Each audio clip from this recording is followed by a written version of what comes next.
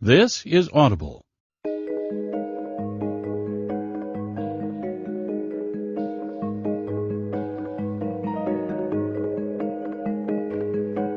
Brilliance Audio presents In the Heat of the Moment by Viveca Sten, translated by Marlene DeLargy, performed by Angela Daw. A sea of white hulls filled the harbor. There were boats everywhere, with people partying like crazy on board. A crowd of drunken teenagers milled around on the jetties in the mild summer evening, but the girl staggering along was so cold she was shaking. There were so many people, but no one she recognized. Everyone was talking and laughing, their voices heightened by excitement. The noise sliced through her, and she covered her ears with her hands to shut it out. On the edge of despair, she screwed up her eyes and peered into the evening light, searching for a familiar face. A large group was barbecuing on the beach, in spite of the notices stating that this was not allowed. Farther away stood several police officers in yellow high-visibility vests, and more had just arrived on a red four-wheeler that had parked by the sailors' restaurant. The girl on the jetty didn't even notice them. Her blonde hair was a mess, her eyes wide. She was limping, and she had lost one of her shoes. Someone pushed her, and she crashed into a trash can. Her eyes darted to and fro. She let out a sob as she leaned against a fire hydrant, but no one took any notice of her. The buzz of conversation and laughter rose and fell all around her, and the loud music drowned out the whimpering sounds coming from her throat. "Gotta find the boat," she whispered.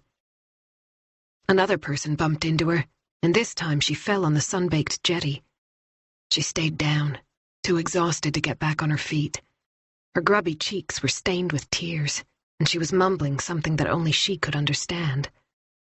She shuddered, then wrapped her arms around her body in an attempt to get warm. A middle-aged couple stopped in front of her. "Are you okay?" asked the woman, gently placing a hand on her arm. The girl leaped to her feet and ran along the pontoon adjoining the quayside, far away from the couple.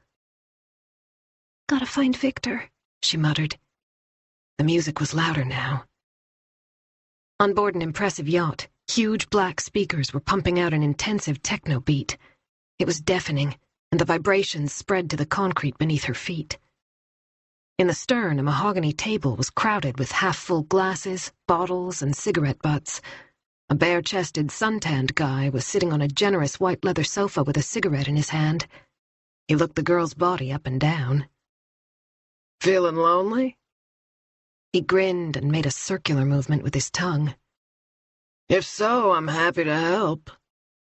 She recoiled, backed away, and ran in the opposite direction. She was faced with a forest of white masts, and she stared helplessly at the boats in front of her. "Victor," she whispered as the tears began to flow once more. "Where are you?" Then her legs gave way, and she collapsed on the sand. Chapter 1. Monday, June 16th, 2008. "It'll be lovely to visit the Larssons over midsummer, don't you think?" Madeleine Ekengren turned to Victor, but he didn't bother to answer his mother. It was almost 7 o'clock in the evening. The sound of a car outside the window indicated that his father's Jaguar had just turned into the driveway. Madeleine glanced at her reflection in the stainless steel refrigerator door and adjusted her blonde hair. "Who do you think you're kidding?" Victor thought. "Even with your highlights and all that Botox in your forehead, nobody thinks you're 35, no matter how hard you try."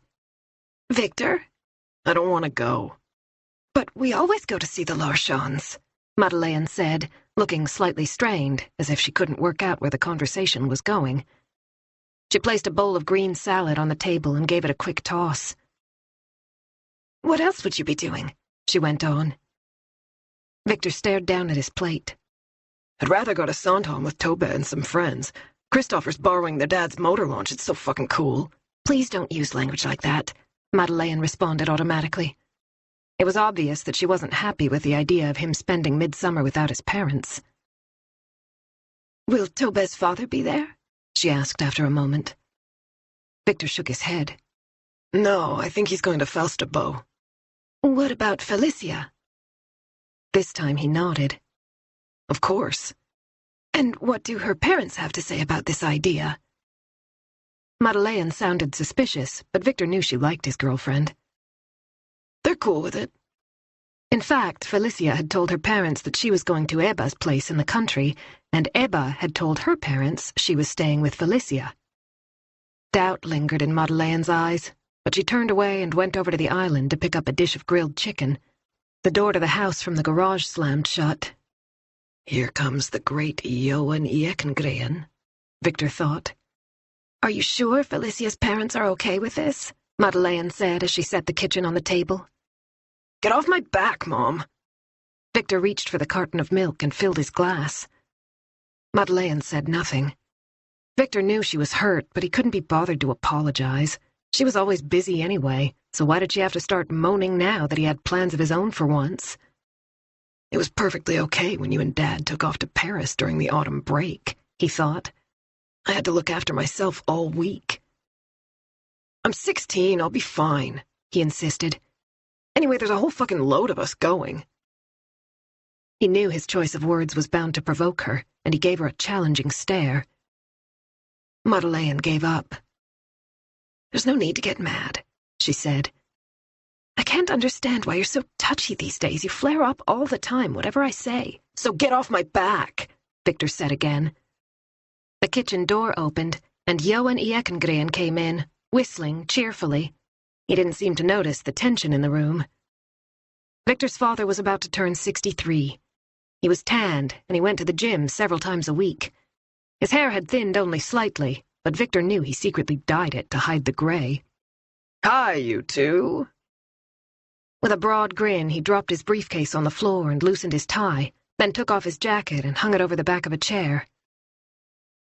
Victor says he's not coming with us at midsummer, Madeleine said, the look on her face making it clear that she expected her husband to have a serious word with their son. Why not? Johan turned to Victor, but before the boy had a chance to speak, Madeleine went on. He wants to go to Sandhamn with his friends instead of celebrating with the Larssons. Johan laughed, and Madeleine's expression froze. He's growing up, honey. He wants to party on Sandhamn like everyone else. I would have liked to do the same thing at his age. Johan reached for the open bottle of wine on the table and poured himself a glass. He automatically sniffed the wine before tasting it. Not bad, he said, inspecting the label. Listen to me, Johan, Madeleine snapped, wiping the drainboard with rapid, irritated movements. So can I go, Dad? Victor chimed in before Johan had the chance to speak. Geez, he'd really lose it if his mom put a stop to his Sandhamn plans. He had plenty of money. His father had given him an envelope containing several thousand kroner as a reward for his final grades, which had been pretty good, in spite of everything. He'd be able to have a really good time at midsummer. He's not old enough. His mother gave it one last shot. He just turned 16. It's too soon to let him go off on his own.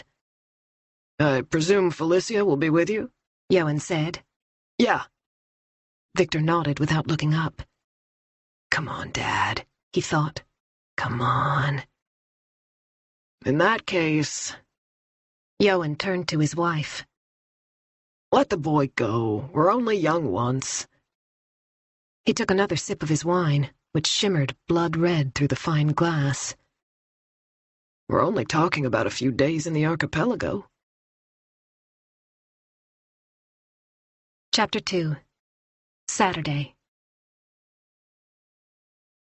Nora Linda couldn't suppress a sharp intake of breath when Vilma Schuld came down the stairs in the Brand villa. The 14-year-old had a thick line of kohl around her eyes, and she was wearing so much mascara that her lashes had stuck together. Her denim skirt was so short that it looked more like a pair of shorts, and her bra was visible through her thin white top. With great effort, Nora refrained from making a comment. Vilma was only in 8th grade, but with the makeup she looked much older. Nora had to remind herself that it was Jonas's job to deal with his daughter. After just 8 months together, she could hardly start disciplining his daughter as if Vilma were her own child. All through dinner, the girl had sat there as if she were on pins, as if every minute she was away from her friends was sheer torture. As soon as she'd been allowed, she had disappeared up to the bathroom to get ready. Vilma walked past Nora into the dining room, where Jonas was at the table with Adam and Simon. Adam had finished, but Simon was still working his way through his new potatoes. He loved the first tender crop in June and had opted for a third helping. "I'm going, Dad," Vilma said. "I'm so late." Nora had followed her, but stopped in the doorway, leaning on the frame. She could see that Jonas was taken aback at the sight of his daughter. Sometimes Nora got the feeling that he didn't want to acknowledge the fact that she was growing up. "Aren't you going to take a jacket?" Nora said tentatively. "It's bound to get chilly later. You know what it's like out there in the archipelago." Vilma acted as if her dad's girlfriend hadn't spoken and took a couple of steps toward her father.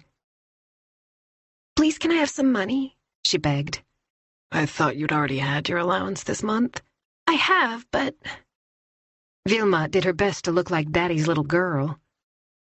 "It's all gone." Jonas raised his eyebrows, but he reached into his back pocket for his wallet. He opened it, then hesitated, wondering if it was a good idea to give his teenage daughter extra cash. "Please, Daddy, it won't be any fun otherwise." Vilma leaned over the back of a chair, suddenly sounding like a child. For a second, Nora could imagine what she must have looked like when she was small, with her hair in pigtails and a gap between her teeth. Inevitably, Jonas capitulated. He took out 300-kroner notes and handed them to his daughter. "But if there's any left over, I want it back," he said. Both the tone of his voice and Vilma's smug expression suggested that wasn't going to happen. Adam glanced up from his plate and gave Vilma a long look. There was only a year between them, but so far Adam hadn't shown much interest in going out in the evenings. Instead, he preferred to stay home and play computer games, with or without his friends. Nora knew it was only a matter of time before he would want to go out partying, but she was perfectly happy with the current situation. The divorce from Henrik had more or less coincided with the onset of puberty for Adam, and neither had been straightforward. "Can I at least get a hug before you go?" Jonas said as he put his wallet away. Vilma walked around the table and bent down briefly. Then she straightened up and said in a suspiciously nonchalant tone, "Is it okay if I'm home by 2?" Jonas frowned. "We said 12. You know perfectly well that's what your mom and I agreed on." "But, Dad, it's midsummer. Everyone else will be staying out way later. I'll be the only one who has to go home early. That's so unfair." Don't give in, Nora thought. She couldn't help feeling relieved that she didn't have to join in the fight. She had enough troubles of her own. She stayed where she was, waiting for Jonas to respond, but without getting involved. Even Simon kept quiet for once, concentrating on his potatoes. "Please, Daddy." Vilma tilted her head to one side, trying to look even sweeter than before. Jonas pushed his plate away. "Okay, let's say 1 o'clock, but just this once. I don't want to hear any talk of late nights for the rest of the summer." Vilma's face was a picture of conflicting emotions. Should she keep pushing and risk annoying her father, or settle for a partial victory? Evidently, 1 o'clock was better than nothing, because she did a little dance and said, "I promise. Thanks, Dad. You're the best." She leaned over and gave Jonas another hug, this time with considerably more sincerity. He tried to stroke her hair, but she slid away. She even managed to smile for Nora as she passed by. "See you tomorrow." "You take care now. Have you got your cell phone?" "Yes." The tone was impatient, the skinny teenage body already on the move.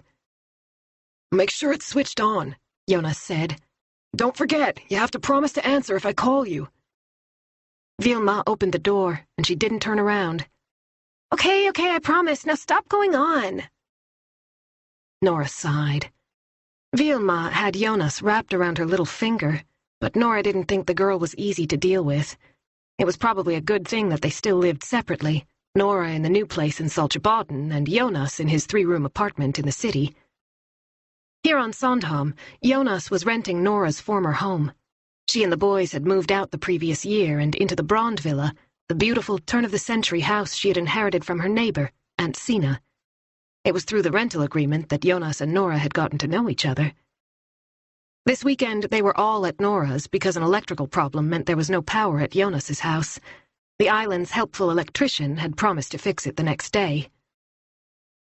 The front door slammed behind Vilma, and she was gone. Chapter 3. Vilma was smiling with satisfaction as she left, not bothering to close the gate. Her cell phone buzzed. It was a message from Malena. "Are you on the way? Am already at the harbor." She quickly tapped out an answer. "All good. Am on the way." She had absolutely no desire to celebrate midsummer on Sandhamn with her father and Nora, but when she found out that her friends from the city were coming over, she suddenly started to look forward to the weekend, in spite of Nora and her kids. To be fair, Simon could be quite cute. He liked Vilma to watch cartoons with him. But Adam was useless. He just sat at the computer playing boring games, with or without his equally useless friends. Dad and Nora were even worse, pawing each other all the time when they thought no one was watching. Ugh, disgusting. Why did he have to meet her? Her phone buzzed again. "Got anything?" Vilma smiled as she patted her bag. There were several boxes of wine in Nora's old potato cellar. Vilma had discovered them by chance and had helped herself to 2 bottles from the box in the back corner. All week she'd been thinking about what to wear and had repeatedly tried on every single item she owned. Eventually, she had decided on a short white denim skirt with a simple tank top. She wanted to look good without going too far. In H&M, she had found a new mascara she couldn't really afford. She had slipped it into her pocket when no one was looking. She knew it was wrong, but if no one caught her, then they had only themselves to blame. Vilma had started hanging out with a new gang during the spring semester. Everyone in her class was so immature. They were always messing around. The boys were pimply and ridiculous. One minute they were talking in deep voices, the next in falsetto. The new crowd was much more exciting, especially Matthias. He was the brother of her friend Malena, who was in the same grade in school. There were 2.5 years between the siblings, and Matthias attended an inner-city high school. He was tall and dark, and he had let his hair grow down below his collar. He would tuck it behind his ears so that it curled into his neck. Vilma longed to run her hand through those curls. He wore a silver chain, and she loved the way he dressed in ripped jeans and suede loafers. He was so much cooler than the boys in her class, with their ugly hoodies and sneakers. They reminded her of a troop of monkeys. It hadn't taken long for Vilma to fall for Matthias, but so far it seemed he hadn't noticed. He hardly spoke to her, in spite of her best attempts to attract his attention at every opportunity. Whenever she saw him, Vilma would sit for hours afterward, going through everything he'd said. She analyzed each sentence and the way he'd said it, the way he looked at her when he spoke. She knew she wasn't the only one who liked Matthias. He always had various girls hanging around, and his cell phone buzzed constantly. Now and again he would laugh and show the message to the other guys, sometimes with an ironic comment. Vilma licked her lips, checking that her lip gloss was still in place. It was called Spring Blossom and was kind of a pinky orange. It, too, had been slipped into her pocket in H&M, and she thought it made her look older and more experienced. Tonight, Matthias was going to notice her. Vilma could feel it in her body. Tonight he would realize that she wasn't some little kid his sister had dragged along. The wine bottles in her bag were her trump card. She would show him she was on the money, that she, too, could be a part of his gang. She was ready to do whatever it took. "Shall we have coffee down by the jetty?" Nora suggested. The sun was still high in the sky, even though it was almost 8 o'clock. It had been a long time since the midsummer weekend had brought such good weather, and it was lovely to feel the heat after a long, dark winter. Jonas pulled her close and murmured into her ear, "We've got the house to ourselves." Nora rested her head against his, enjoying the feeling of intimacy. "The boys are with their friends, and Vilma won't be back for hours," Jonas went on, a smile playing at one corner of his mouth. Nora felt herself respond, warmth spreading through her belly and her body beginning to tingle. With her mouth half open, she met Jonas's lips. Then she stopped herself. What if Adam and Simon come back? That would be awkward. She twisted out of his arms, pretending not to notice the disappointment in his eyes. "We'll have plenty of time later," she said, bending down to get a tray. She set out 2 mugs, sugar, a bar of dark chocolate, and a jug of milk. Would you like anything with your coffee? She asked. A celebratory cognac, maybe? Jonas didn't seem to have taken offense. Instead, he gave her such an inviting smile that she almost changed her mind. She couldn't help appreciating him as he stood there leaning against the kitchen countertop in jeans and a green V-neck sweater with deck shoes on his bare feet. Only the thought of the boys held her back. Coffee's fine by me, he said. But don't let me stop you. Nora thought for a moment. Did she want a cognac or something else? Maybe a drop of Armagnac. They had shared a bottle of red wine over dinner, but it would be nice to have a little digestif. She poured herself a small measure, then picked up the tray and carried it through the glassed-in veranda and down the long flight of steps leading to her favorite spot by the water, which was still bathed in warm sunshine. The sound of laughter could be heard from the property next door, where several visiting sailboats had berthed by the jetty. The neighbors had laid an impressive table, and the aroma of barbecue lingered in the air. Nora could make out the harmonies of a drinking song ending with a robust "Skål!" She smiled as the schnapps glasses clinked together. This was exactly what a typical midsummer on Sandhamn should be. Everyone sitting in their gardens with good food and drink. She put down the tray on the white wooden table, and while Jonas unscrewed the lid of the thermos, Nora set out the mugs and broke the chocolate bar into pieces. A sudden rush of wings made her look up, and she saw a flock of swallows way up above her head. The soaring birds were a sure sign of high pressure. Hopefully the warm weather would hold for at least the next few days. Nora sat down contentedly and picked up her coffee. This is almost too good to be true, she thought. Chapter 4. Eowyn was lying on her back, her little mouth clamped around a pacifier that was moving in time with her breathing. The tiny fingers, which had been clenched in anger and waving around in the air, now rested peacefully on the thin blanket. A teddy bear was tucked in one corner of the crib, and a mobile of colorful butterflies dangled above her pillow. Detective Inspector Thomas Andreasson stood beside the white crib in his summer cottage on the island of Hara, contemplating his daughter. A narrow strip of light seeped in through a gap in the blackout curtains they had put up to help her sleep, enabling him to make out her delicate features. Her eyebrows were so pale they were barely visible, and wisps of hair curled above her ears.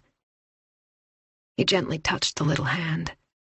The nails were pink and lovely, incomprehensibly small compared to his own. Her chest rose and fell with reassuring regularity, and Thomas felt himself relax. His daughter was sleeping, and she was fine. When her older sister Emily died at the age of 3 months, the grief had been so overwhelming that he had almost gone under. His marriage to Pernilla hadn't survived the loss. They were driven apart by a despair they just couldn't handle, and it was only last year that they had found their way back to each other.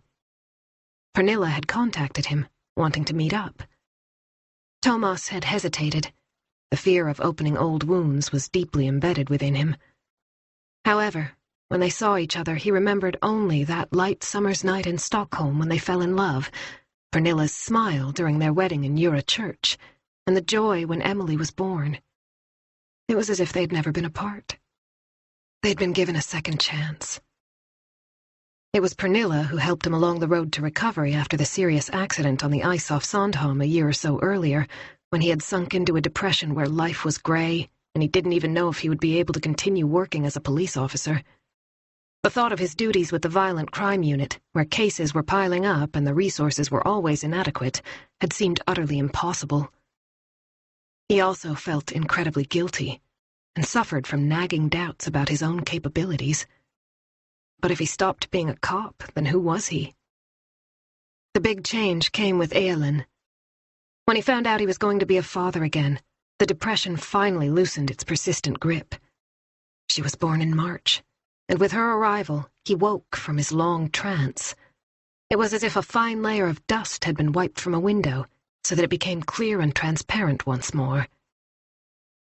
She would soon be the same age as Emily had been on that night when she died in her sleep, and left Thomas and Pernilla helpless and grieving.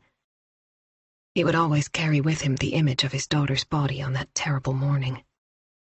"Thomas, where are you? Your coffee's getting cold," Pernilla called from the veranda outside. Thomas noticed that his grip on the bars of the crib had tightened involuntarily. With enormous effort, he loosened his fingers and gently stroked Ellen's soft cheek. She whimpered, and the pacifier almost popped out of her mouth. Thomas quickly pushed it back in, and his daughter continued sucking happily. With one last lingering look, he went to join Pernilla. Chapter 5. Adrian Carlsson adjusted his belt, which was heavy with the weight of his police radio, baton, and the holster containing his service weapon. The belt alone weighed over 10 pounds. Altogether, the equipment and his uniform weighed well over 30. When he had put it on for the first time, his knees had almost given out, but now he appreciated the feeling of having everything he needed within easy reach. Today, however, he was sweating like crazy in his dark blue uniform. It was made to keep the heat in, rather than enabling him to keep cool. This wasn't the first time he'd been sent over to Sandhamn for the midsummer weekend, but he'd never experienced such good weather. It felt like the height of summer, even though it was only June 21st. His shirt had been soaked through for hours, and his back was wet with perspiration. Even the roots of his cropped light brown hair were damp. He was standing on the promenade with his colleague, Anna Miller, in front of the row of red-painted stalls and kiosks. It was past 8 o'clock in the evening, and he'd been on duty since 10 in the morning. The only break they'd had was a quick lunch, followed by an afternoon coffee in the police outreach contact center, which was at their disposal over the weekend. Anna was a constable and had completed her training at the academy only a few years earlier. She was 27, 5 years younger than Adrian, and just a few inches shorter than his 6'2". Her Korean ancestry was evident in her narrow eyes and stick-straight black hair, which she wore in a ponytail. In spite of her youth, she had quickly found her way. Today she used a smile to allay any aggression from those who were stopped, cheerfully deflecting one barbed comment after another. The consumption of alcohol in public areas was banned on Sandhamn during the midsummer weekend, and whenever they encountered someone carrying an open bottle, they instructed the owner to pour out the contents. Adrian and Anna were pleasant and polite, but the message was clear. You need to pour it out right now. The youngest individuals they came across were no more than 13 or 14. It was depressing to see them staggering around. For some reason, it had become a tradition for young people from Stockholm to come over for midsummer. They had just one goal: get as drunk as possible, either on a boat or elsewhere on the island. On Midsummer's Eve, they went over to Muja, in the northern part of the archipelago. On Midsummer's Day itself, they moved south to Sandhamn. Like a swarm of grasshoppers, invading the area one island at a time. This was the worst day of the year on Sandhamn. The thumping beat of pop music from the harbor just about reached Nora's jetty. Since early afternoon, a constant stream of motor launches, mostly overfilled with youngsters, had passed through the sound, heading into Sandhamn. Every time Nora had glanced up from her book, it seemed as if more and more boats were on their way. As long as there wasn't any trouble. The previous year, a serious fight had broken out, and a young boy with a punctured lung had been airlifted to the hospital. He'd arrived in the nick of time. The image of Vilma came to Nora's mind. Her jacket was still hanging in the hallway. She'd gone out in her thin tank top with no outdoor clothes. She would look after herself, wouldn't she? As if he had read her mind, Jonas said, "Do you think I give in to Vilma too easily?" Nora picked up her coffee before answering. She tried to choose her words carefully. She didn't want to spoil the relaxed mood. "You give her a lot of leeway," she said eventually. You mean I spoil her? Jonas leaned back in his chair with a faint smile, as if he was all too aware that he wasn't strict enough with his daughter. Nora hesitated. "Well, yes, you could say that." She fell silent, gazing out across the water. The sun was approaching Hara, where it would sink behind the trees in a couple of hours. A few gulls were circling over the jetties, looking for something to eat. Another ringing "Skål" came from the neighboring garden. Vilma knows exactly which buttons to press in order to get what she wants. She's quite... Nora searched for the right word. Precocious. She was going to say challenging, but she didn't want to push it. Then she reminded herself that she wasn't talking to Henrik, her ex-husband, whose mood could change in a second. Things were simpler with Jonas. She realized she had unconsciously tensed her muscles before she opened her mouth. Old habits were hard to break. Jonas interrupted her train of thought. You're right, of course, but it's not easy to keep her on a tight leash all the time, especially now. He leaned over, took Nora's hand, and turned it palm upward. He ran his forefinger gently over the parallel lines, his skin soft against hers. She needs time to get used to the situation. There's a lot for her to take in now that you're a part of my life. Nora looked at Jonas in the evening sunlight. His light brown hair was longer at the nape of his neck, and his brown eyes held a hint of green. His expression was open. There was nothing complicated about him. The age difference had bothered her at first. She would soon turn 41, and he was 7 years younger. However, she hardly ever thought about it now. The circular movement on her palm increased, giving her a tingling feeling in her belly. Why had she insisted on coffee? They'd had a perfect opportunity. Why did she always have to be so goddamn practical? With 3 kids around, you have to seize the moment. This is a big change for her, Jonas went on. And for my boys, too. Nora could hear that her voice was sharper than she'd intended. Softening her tone, she said, "They all need time, I understand that.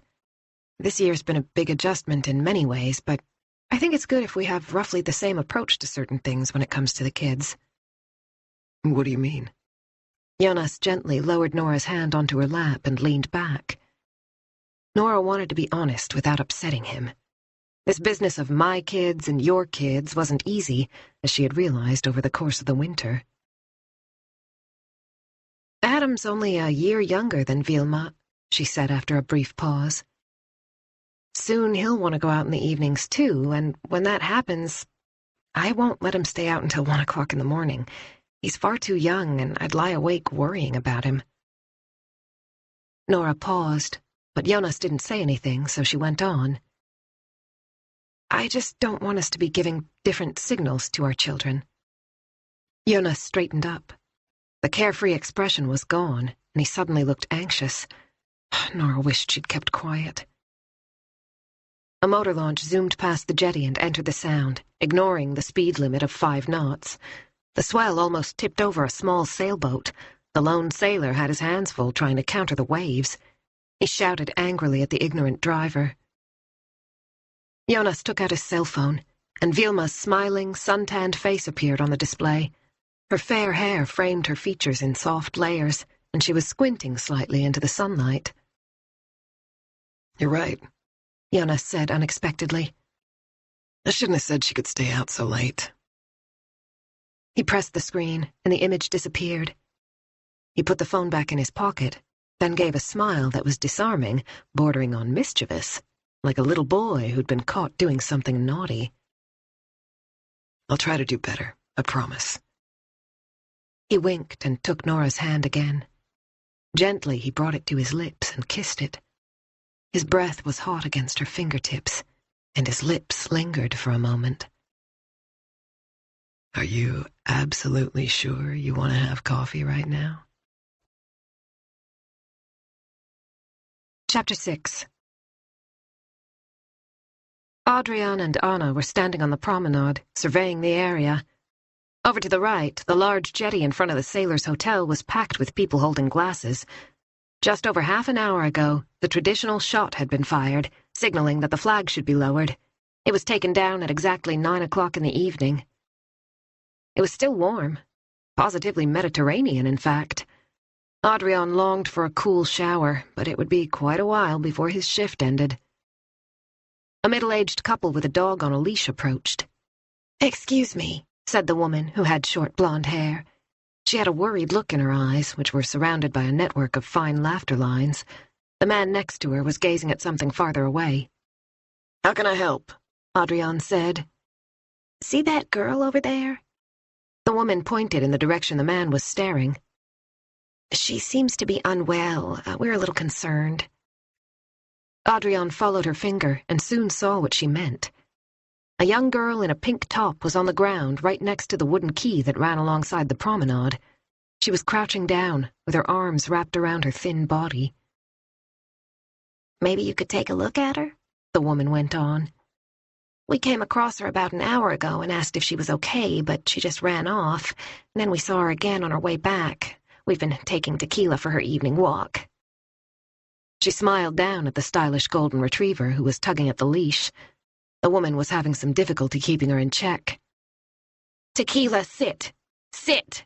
she said firmly, and after a couple more exhortations, the dog, obediently, sat down beside her. "Good girl, you're such a good girl." Adrian looked at the teenager in the evening sunlight. There was something about her posture that caught his attention.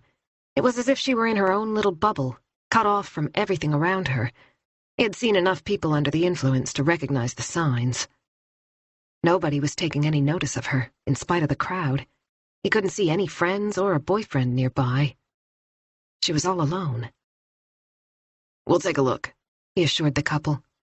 "Thanks for letting us know." "I hope it's nothing serious," the woman said, patting the dog. "Oh, she's very young. I've got sons of my own around her age. You don't want anything to go wrong, especially on a night like this." Adrian nodded to Anna, and they set off toward the girl. When they were a few yards away, she collapsed. It was a protracted, unreal movement, like a film running too slowly. Her body lost any semblance of stability, and she tipped over onto her side, her legs outstretched. A drunk guy who happened to be passing by tripped over her foot, then kept on going. The girl remained lying there by the wooden quay, her left cheek resting on the sand, and her blonde hair spread around her head like an angel's ragged halo. Chapter 7. Sunday. Nora turned over in bed. Something had woken her. She reached out for Jonas, but he wasn't there. Through the gap between the roller blind and the windowsill, she could see that it was dark outside. She glanced at the old clock radio on the bedside table. The digital display glowed white. It was 1:15. Vilma was supposed to be home by now. She closed her eyes and listened. Had Vilma come back? She couldn't hear any voices. After a few minutes, she sat up and grabbed her robe, then padded barefoot to the top of the stairs and listened again. Nothing. The door of Simon's room was ajar, and she peeked in. She could hear him breathing softly. As usual, his teddy bear was firmly tucked under one arm. She could just make out his round cheeks. He would be 9 in October. She peeped into Adam's room. He, too, was fast asleep, lying on his back with the covers pushed down to his stomach. He no longer wore pajamas and slept in his underpants instead. The guest room was opposite Adam's, but even before she looked in, she knew it would be empty. Nora went downstairs and glanced into the kitchen, but no one was there. She found Jonas in one of the wicker chairs on the veranda, staring out to sea with his chin resting on one hand. She could just see the outline of a cloud bank on the horizon, and far away, the regular, reassuring flash of the Yetholmen lighthouse. She stopped in the doorway and pulled her robe more tightly around her. "Are you okay?" she said. "Vilma hasn't come home." Nora went over and knelt beside him. She gently put her hand on his arm. "Maybe she hasn't noticed the time. It's easy to do when you're having fun." Jonas rubbed the back of his neck. He was wearing jeans and a t-shirt. She caught the smell of him, and she thought back to the time they had spent together earlier that evening. "She was supposed to be back by now," he said, and Nora could see the tension in his face. "Have you tried calling her?" "There's no answer. I've tried at least 5 times. Well, she might have left her cell phone somewhere. Vilma doesn't move one single step without her phone." "Maybe it's dead?" Nora knew exactly how she sounded, and she also knew how Jonas was feeling. If it had been Adam, she would have been equally worried. "And it just happens to need charging tonight?" Jonas slammed his hand down on the arm of the chair. This is not okay, and I'll make that very clear to her when she does come home.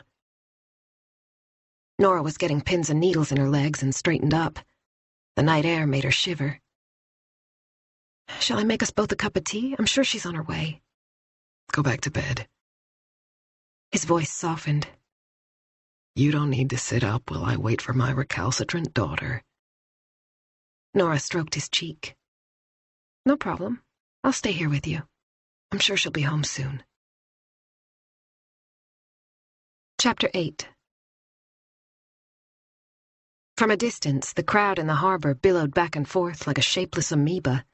It would spread out from time to time, then immediately contract, as if the component parts couldn't bear to be separated for long. It was significantly colder now, a reminder that it was still early summer. The air was chilly and damp. Thin veils of mist could be seen in the beam of the Sailors' Hotel's floodlights. The music from the club reverberated through the summer night, the bass notes pulsating and the whole area throbbing with the harsh beat. A long line of hopefuls waited to get in, with two grim-faced doormen keeping a close eye on the situation. Adrian and Anna had been on duty for over 15 hours. They had taken the young girl to the police outreach center and handed her over to a woman from Moms on the Move, then set off into the chaos once more. The police were patrolling in twos. Adrian and Anna had spent the last few hours walking up and down the promenade, between the Verdshuset restaurant and the Royal Swedish Yacht Club. Their presence seemed to have a calming effect, and they covered the 500-yard stretch over and over again. Adrian stopped and adjusted the heavy belt. His body was suffering from the long shift, and his hips were aching. Anna couldn't help noticing. Are you okay? He let go of the belt, and they set off toward the restaurant once more.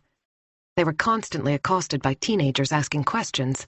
What time's the last ferry? Are you sure there's an extra sailing at 2 o'clock? Where are the toilets? They had just reached the kiosk by the steamboat jetty when their earpieces crackled.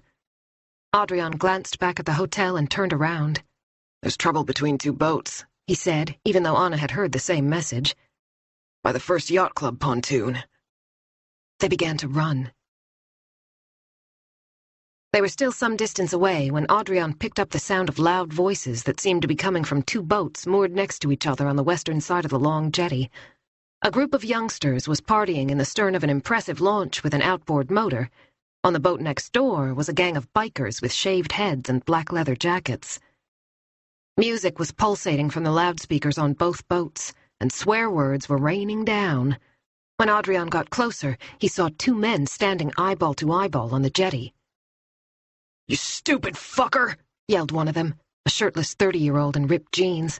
His black hair was tied back in a ponytail. His opponent was significantly younger, around 20, if that. His legs were planted wide apart, both fists up as if he were used to boxing. His body was tensed in a defensive posture.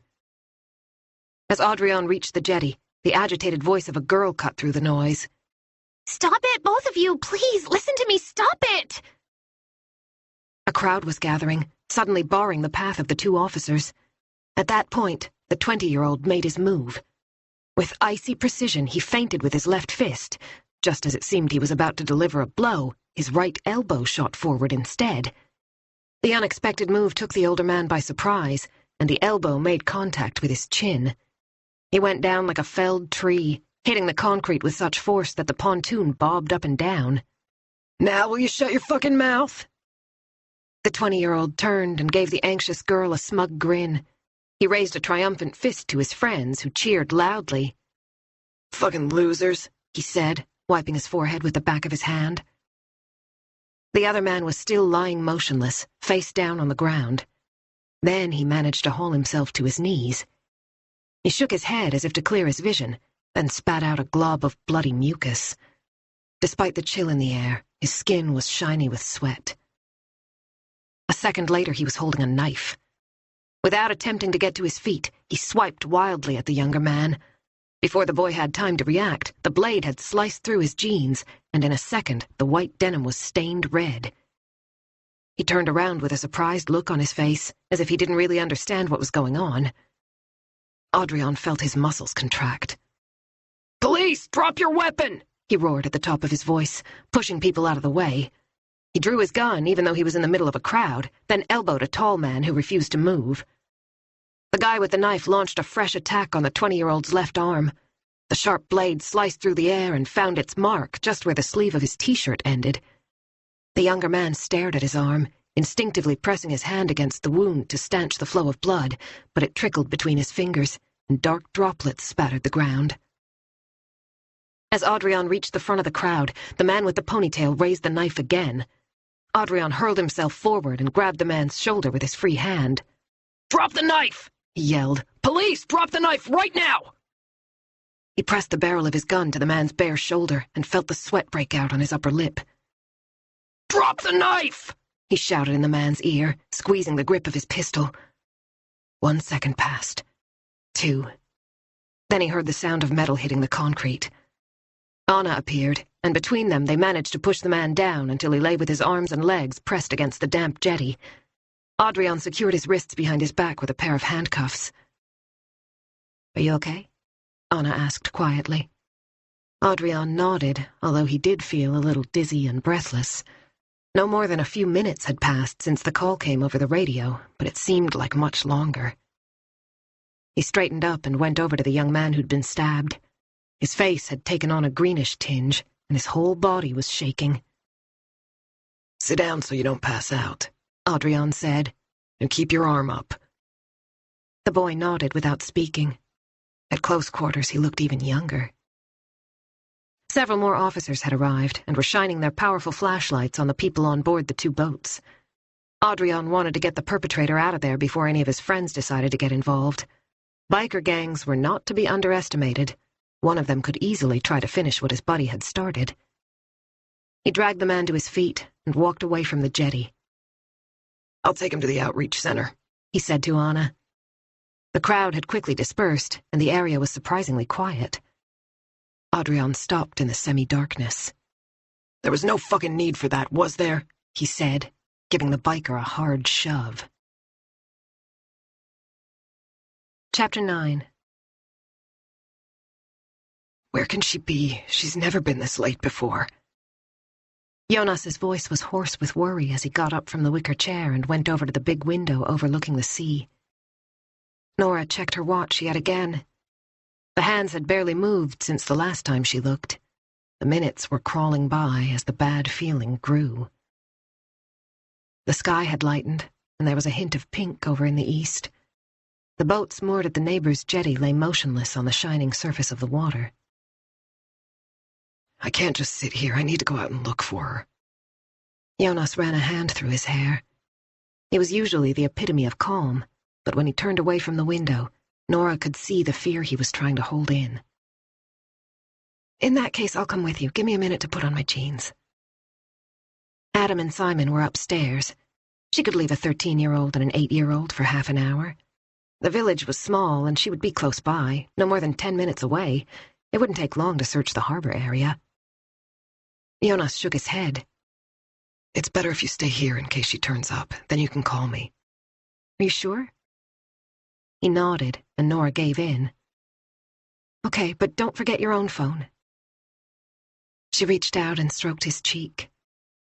She was well aware of all the drunk kids hanging around on the island. Most of those who lived on Sandhamn avoided the harbor on this particular night.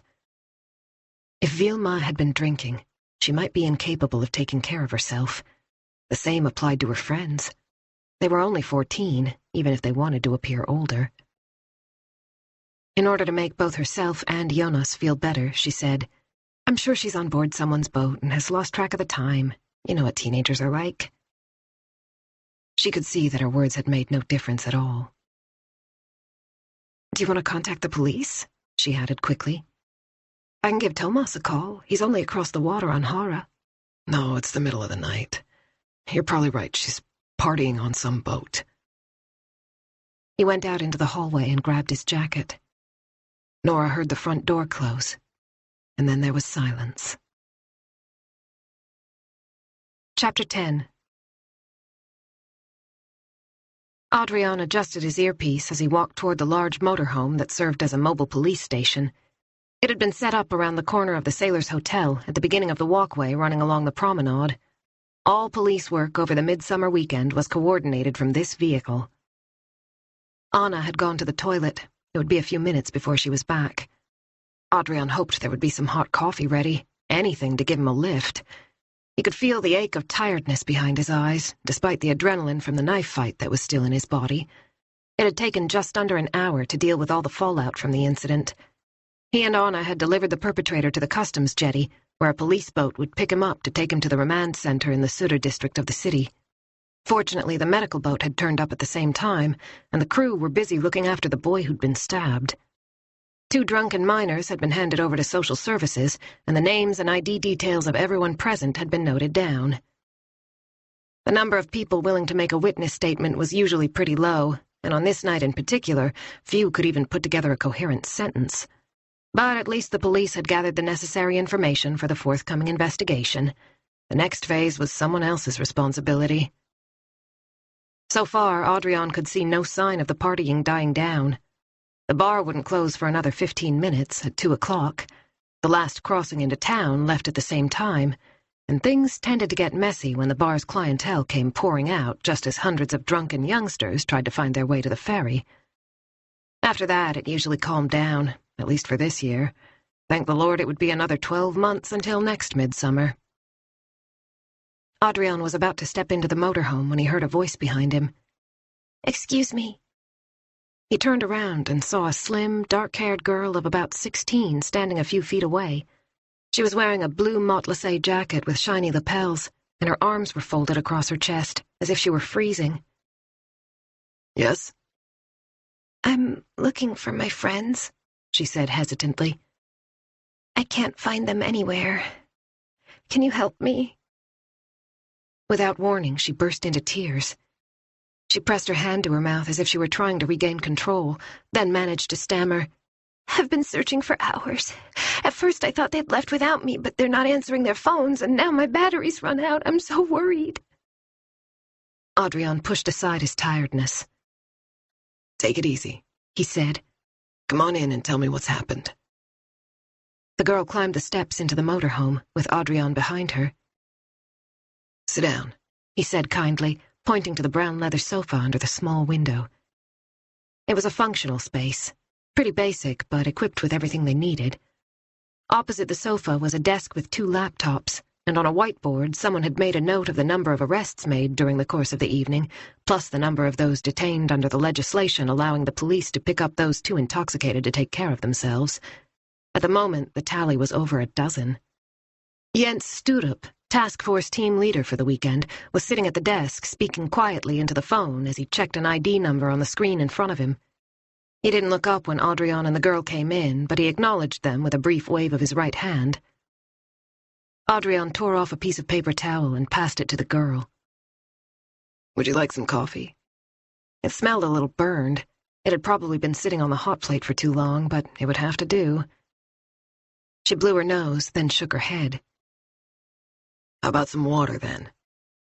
She nodded, and Adrian filled a plastic cup and handed it to her. "What's your name?" Ebba Halvorsen. "And how old are you, Ebba?" 16. I've just finished 9th grade. Adrian sat down beside her on the only available chair. "So, what's happened?" The girl was still on the verge of tears, but she took a few sips of water and pulled herself together. Her voice was quiet as she began. "We came over yesterday on Midsummer's Eve on the boat." "Whose boat? Yours?" "No, it's Christopher's, or rather his dad's. We were allowed to borrow it for the weekend. It was fantastic at first. We went to the Midsummer Pole and danced and had a picnic on the grass." She was holding the cup in an iron grip. "And then we partied, but not like too much. It was really cool. For a while, anyway." Adrian's expression was thoughtful as he watched her. She had tucked one leg under her body, and her hair was loose and messy. "When did it stop being cool?" he asked her gently. "The boys just kept on drinking. There was no talking to them. In the end, I got sick of it and left." "What time was this?" Ebba turned her head away. I'm not sure, maybe 6 or 7. Where did you go?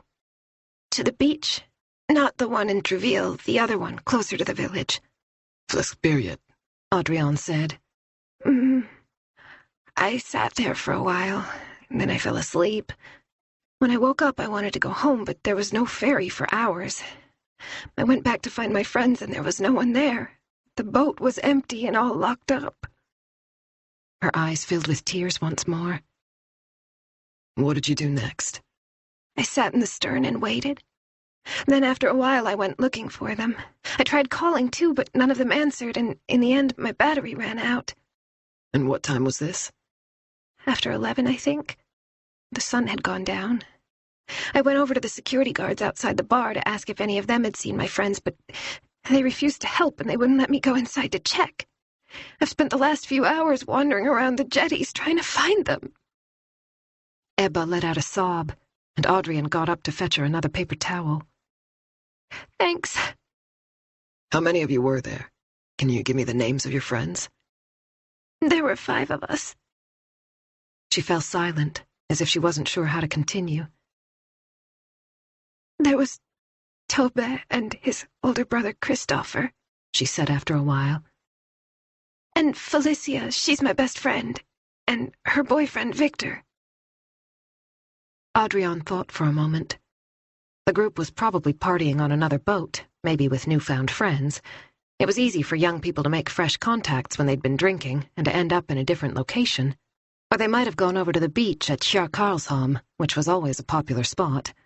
The police checked the area regularly, but there'd been no reported incidents there this year. If they were very drunk, maybe they hadn't even heard their cell phones ringing, wherever they were. However, it was odd that they'd all disappeared at the same time. Anna appeared in the doorway, and Adrian explained the situation. This is Ebba. Her friends seem to have gone missing. She hasn't seen them for several hours, since about 6 o'clock. Ebba wiped away a tear with the back of her hand. Don't worry, Anna said. There are so many people around this weekend, it's easy to lose track of friends, especially when it's dark. She leaned against the doorframe. Could you give us a description? We might have come across them during the evening. Tobbe has red hair. You'd notice him right away, Ebba said. It's really curly and kind of sticks up. Christopher's 20. He has reddish-brown hair and it's straighter, but they look a lot alike. And the others? Anna prompted her. Ebba ran her fingers over the leather sofa. Victor's tall and fit with blonde hair. Felicia's blonde too, but she's shorter, about the same height as me. Victor looks a lot older. People always think he's in college. What was Felicia wearing? Anna asked. A denim skirt, I think. Do you remember what else? A pink top and a white denim jacket. Anna exchanged a glance with Adrian, which Ebba noticed. Her eyes widened. Did something happen? She whispered. Chapter 11. Nora had dozed off in the wicker chair. When she woke up, the sun was noticeably higher in the sky. A couple of hours must have passed since Jonas set off to look for Vilma. She's probably had too much to drink and doesn't dare come home until she's sobered up, Nora tried to tell herself. The hard knot of anxiety in her stomach had grown bigger. Maybe she's fallen asleep somewhere.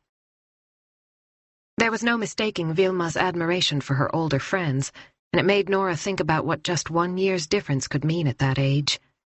When you were in 8th grade, everyone in 9th grade was much more exciting than your own classmates. The right clothes and the right gang to hang out with were more important than ever. She got up and went into the kitchen. The birds were singing outside the window, but apart from that, everything was quiet. The roller blinds were pulled down in the Falu red houses down below the Brond villa. No doubt the neighbors were sleeping at this time of day. Simon had dropped his bicycle on the other side of the fence, even though she had reminded him to put it away so it wouldn't get stolen. It was a beautiful morning, but Nora felt chilled to the bone and ill at ease. The house was cool, but that wasn't why she was shivering. Suddenly, the shrill sound of the telephone sliced through the air. Jonas came out into the harbor area by the Strindbergsgården cafe, This was where the locals had their berths. The boats were considerably more modest than the luxury vessels moored by the Royal Swedish Yacht Club. There wasn't a soul in sight. However hard he looked, Jonas couldn't see any sign of life. His lungs were aching with the effort, and he bent forward to catch his breath. It was after 4 a.m, and the air was chilly, but he was still sweating. He had started with a quick circuit of the harbor. Then he had checked out the narrow alleyways in the old part of the village. He had moved on to the area around the mission house, the churchyard, and over as far as Fleskberget. However, when he got there, the shore was deserted. All he could see was a few empty beer cans bobbing back and forth on the water's edge. On the way back, he cut across Adolf Square, where the midsummer pole had been raised 36 hours earlier.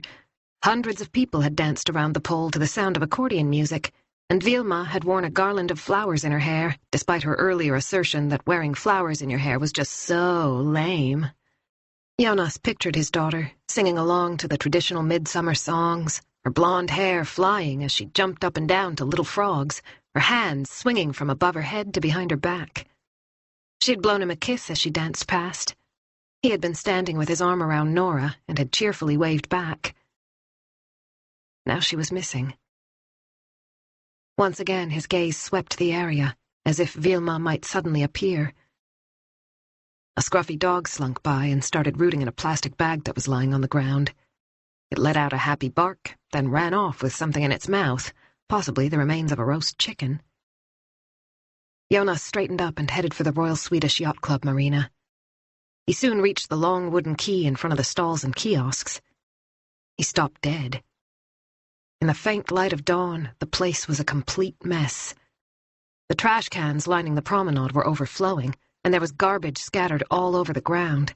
Empty cans, fast food wrappers, and discarded coffee cups lay everywhere. The air stank of stale booze. He sat down on a bench and tried to think. Hadn't Vilma said that her friend's boat was moored at the Via Mara jetty at the edge of the marina? He frowned, trying to remember these friends' names. Vilma had only used their first names. Without more information, he could neither call their parents nor get someone's cell phone number. He swore to himself. How could I be so naive? He thought. I have nothing to go on, nothing. The fact that she has her cell phone with her is no use if she won't answer it. Her battery might have run out. Maybe it was nothing more serious than that. She could have lost it or left it behind somewhere. But however hard he tried to focus on logical explanations, all kinds of disturbing images kept coming into his head. Should he ring Margaret? No, he had to find Vilma first. Waking his ex and scaring the life out of her wouldn't help. A movement by one of the jetties made him turn around. A boy in his underpants had staggered sleepily to the stern of a yacht to take a piss. Jonas ran over.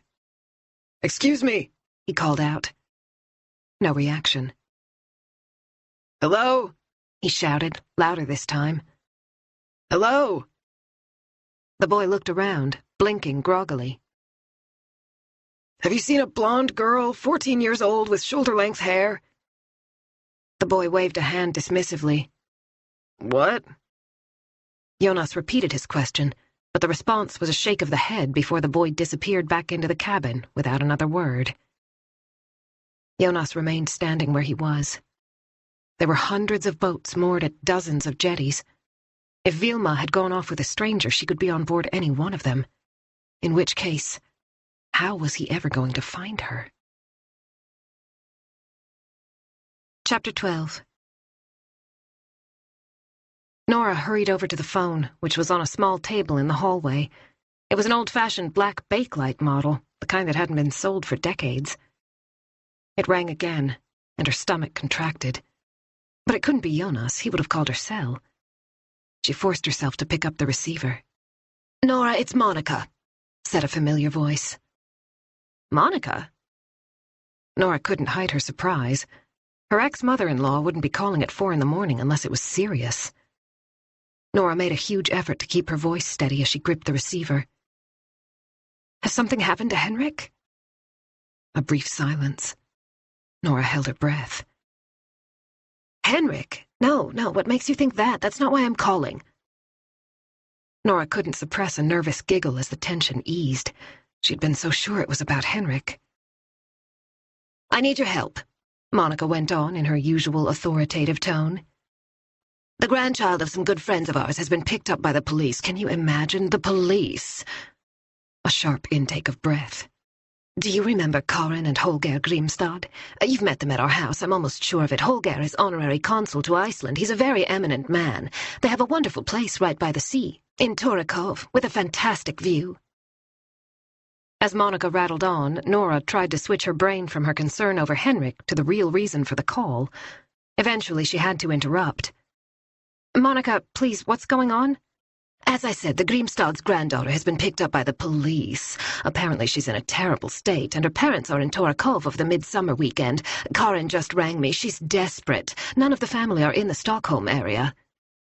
"Oh." Nora still had no idea what Monica wanted. "I need you to contact the police and take care of the girl until her parents can get there. She has a friend with her at the moment." Monica paused for breath, but before Nora could speak, she went on. "Karin's daughter and son-in-law are catching the first available flight today, but apparently the service from Ängelholm to Stockholm isn't exactly frequent." "Are you saying the girl's on Sandhamn?" Monica sighed impatiently, and Nora closed her eyes. Just as so many times in the past, Monica had made her feel stupid. She was an expert when it came to diminishing the people around her. Nora had learned that during her marriage to Henrik. "Of course she's on the island. Why else would I ring you?" Nora wished she could make allowances, but as usual, she just felt irritated. It wouldn't even occur to Monica to apologize for calling at such an early hour. As far as she was concerned, it was obvious that Nora, along with the rest of the world, should dance to her tune. "Now listen to me," Monica went on before Nora could protest. "The girl can't look after herself, and you're the only person I know on Sandhamn at the moment." An audible sigh. "It would have been so much easier if you and Henrik were still married. I could have relied on him to deal with this unfortunate business." Nora thought about Vilma and about Adam and Simon.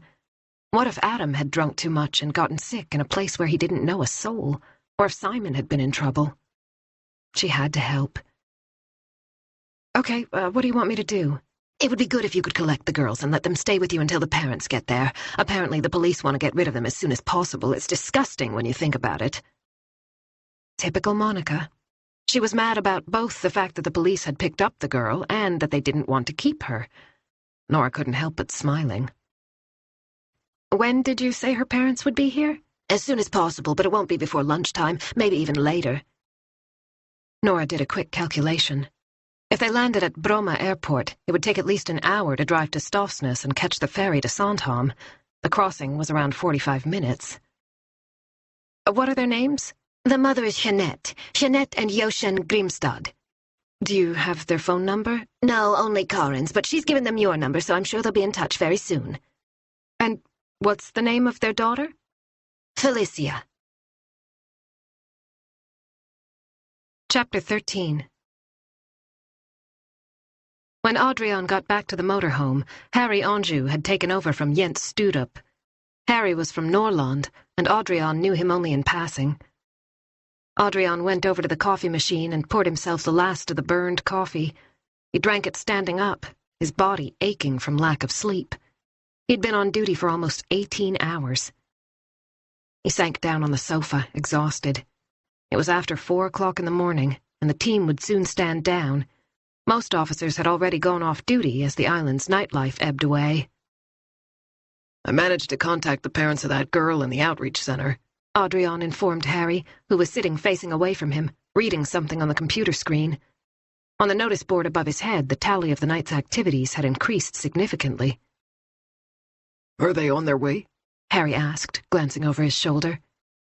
Adrian shook his head. "They're on the other side of the country, down in the south, but they know someone who has a house on the island. She's promised to come and collect the girls as soon as possible. Anna's over there waiting for her." "How is the girl?" When Ebba was reunited with her friend, she had started crying again.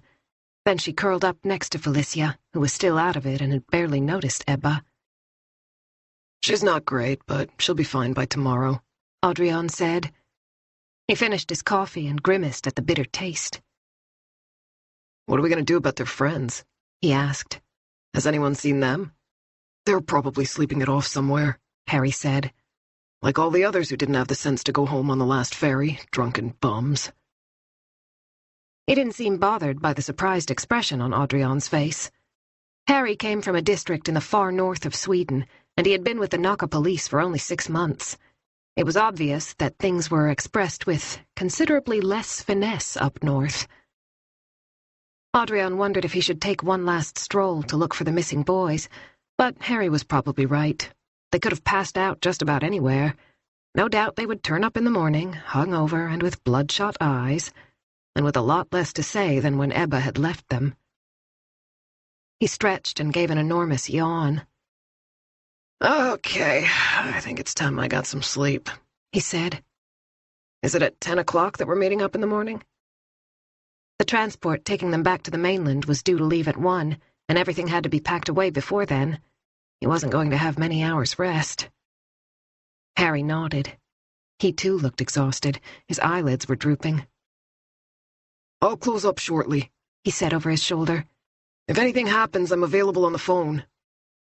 He pointed to the cell phone on his belt. Audrian couldn't suppress another yawn. He stood up and put his mug by the sink. See you tomorrow. He glanced at his watch. Or rather, in a few hours. Okay, Harry said, without taking his eyes off the screen. Chapter 14. Molly had been whimpering for quite some time. Eventually it became impossible to ignore, and Pelle Forsberg pushed back the covers with a sigh. His eyes felt gritty, and he shook himself in an attempt to wake himself up. It was only 4 o'clock in the morning. Come on, then, he said in a voice that sounded kinder than he was feeling. It was far too early for a morning walk, but Molly was getting old, and she was finding it more difficult to control her bladder. They'd stuck together for many years, but deep down, Pelle knew it was only a matter of time before they'd have to take that last visit to the vet. He couldn't bear to think about it. Sometimes, like during the divorce, when he and Linda had done nothing but quarrel, the dog had been his greatest consolation. His only consolation, if truth be told, when mother and daughter ganged up on him. The glint in Molly's eye when she realized he'd given in made him smile. Okay, little girl, you win, he said, patting her soft head. We'll take a walk. He tried to adopt a stern expression. But then we're going back to bed, you hear me? Molly wagged her tail, and Pelle pulled on his jeans. He grabbed a sweater from the back of a chair and stuck his feet into a pair of worn sneakers.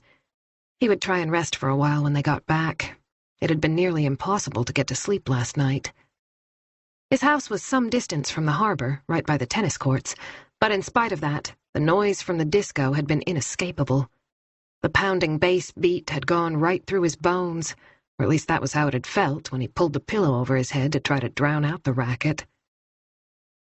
He picked up Molly's leash, but let her run free. It wasn't a problem at this hour. Nobody would mind. However, he made sure he locked the door behind him. He didn't usually bother, but on this particular weekend, it didn't do any harm to be a little more careful. Molly raced off toward the shore at Skarlshamn, and it wasn't long before she squatted down. Her relief was obvious, and Pelle was a little ashamed of having made her wait so long. Now that he was fully awake, he could see that it was a beautiful morning. The sun was rising behind Korsjö Tower. It was going to be another glorious day. The air was fresh with a tang of salt. As Molly sniffed around, he stopped and fumbled in his pocket. He lit a cigarette and enjoyed the first drag. He closed his eyes for a moment, then set off after his dog at a steady pace. Let her run, he thought. Let her have fun. We can sleep for a while when we get home. He had to smile at his own sentimentality. From a distance, he noticed a number of tents in the sparse pine forest. The gray fabric blended well with the surroundings, where blueberry bushes and yellow-green moss grew in abundance. The vegetation looked like islands in the sand, often with a stunted pine tree as the center point of an area about 3 feet square that was strewn with fallen cones and needles. He went down toward the sea and turned right. A few hundred yards away, where the shore ended, he could just see a fence that ran all the way down to the water.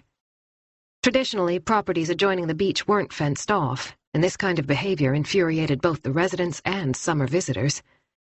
In Pella's case, it simply increased his desire to cut demonstratively straight across the garden.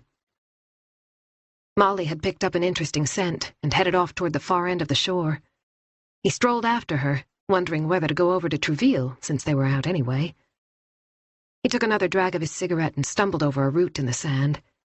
When he straightened up, he heard the dog start barking frantically. She was a short distance away in front of a lush alder with a thick trunk, just where the sand gave way to rocks, around 20 yards before that irritating fence. The sound shattered the peaceful morning. "Shh," Pella called out as quietly as he could. "Hush, Molly, be quiet. People are still sleeping." He hurried toward her, clambering over a thick root system sticking up out of the sand. Molly kept on barking. "Quiet, Molly." Pella raised his voice, and the sharpness in his tone made her stop. Instead, she began whining, a sound that came from deep in her throat. She stood her ground. She had no intention of moving. Pella edged closer. He could make out something white among the greenery. He pushed aside a couple of branches, then knelt down to get a better look. Suddenly he understood why the dog had reacted as she did. On the ground, beneath the foliage, he saw a pale face with lifeless eyes. Molly's cold nose against his cheek got Pella up on his feet. His heart was pounding as he ran back home, where he had left his cell phone on the bedside table. Chapter 15. Nora picked up her sailing jacket. Both boys were still fast asleep. They probably wouldn't wake up while she was gone, but just to be on the safe side, she left them a note in the middle of the kitchen table. She was hungry, but didn't think she had time to make a sandwich. Instead, she poured herself a glass of yogurt and drank it as she stood by the sink. Then she closed the front door behind her and opened the white wooden gate, noting in passing that it would soon need repainting. As she hurried away from Kvernbera, she took out her cell phone and called Jonas. He answered right away. "Has she come home?" Nora's heart sank as she heard the hope in his voice. He must be so worried about Vilma by this stage. "I'm afraid not," she said, pressing the phone to her ear. "That's not why I'm calling. Something else has happened." She quickly explained the situation. "I'm on my way to the police outreach center. That's where the girls are. I've promised Monica they can come back to my house for the time being."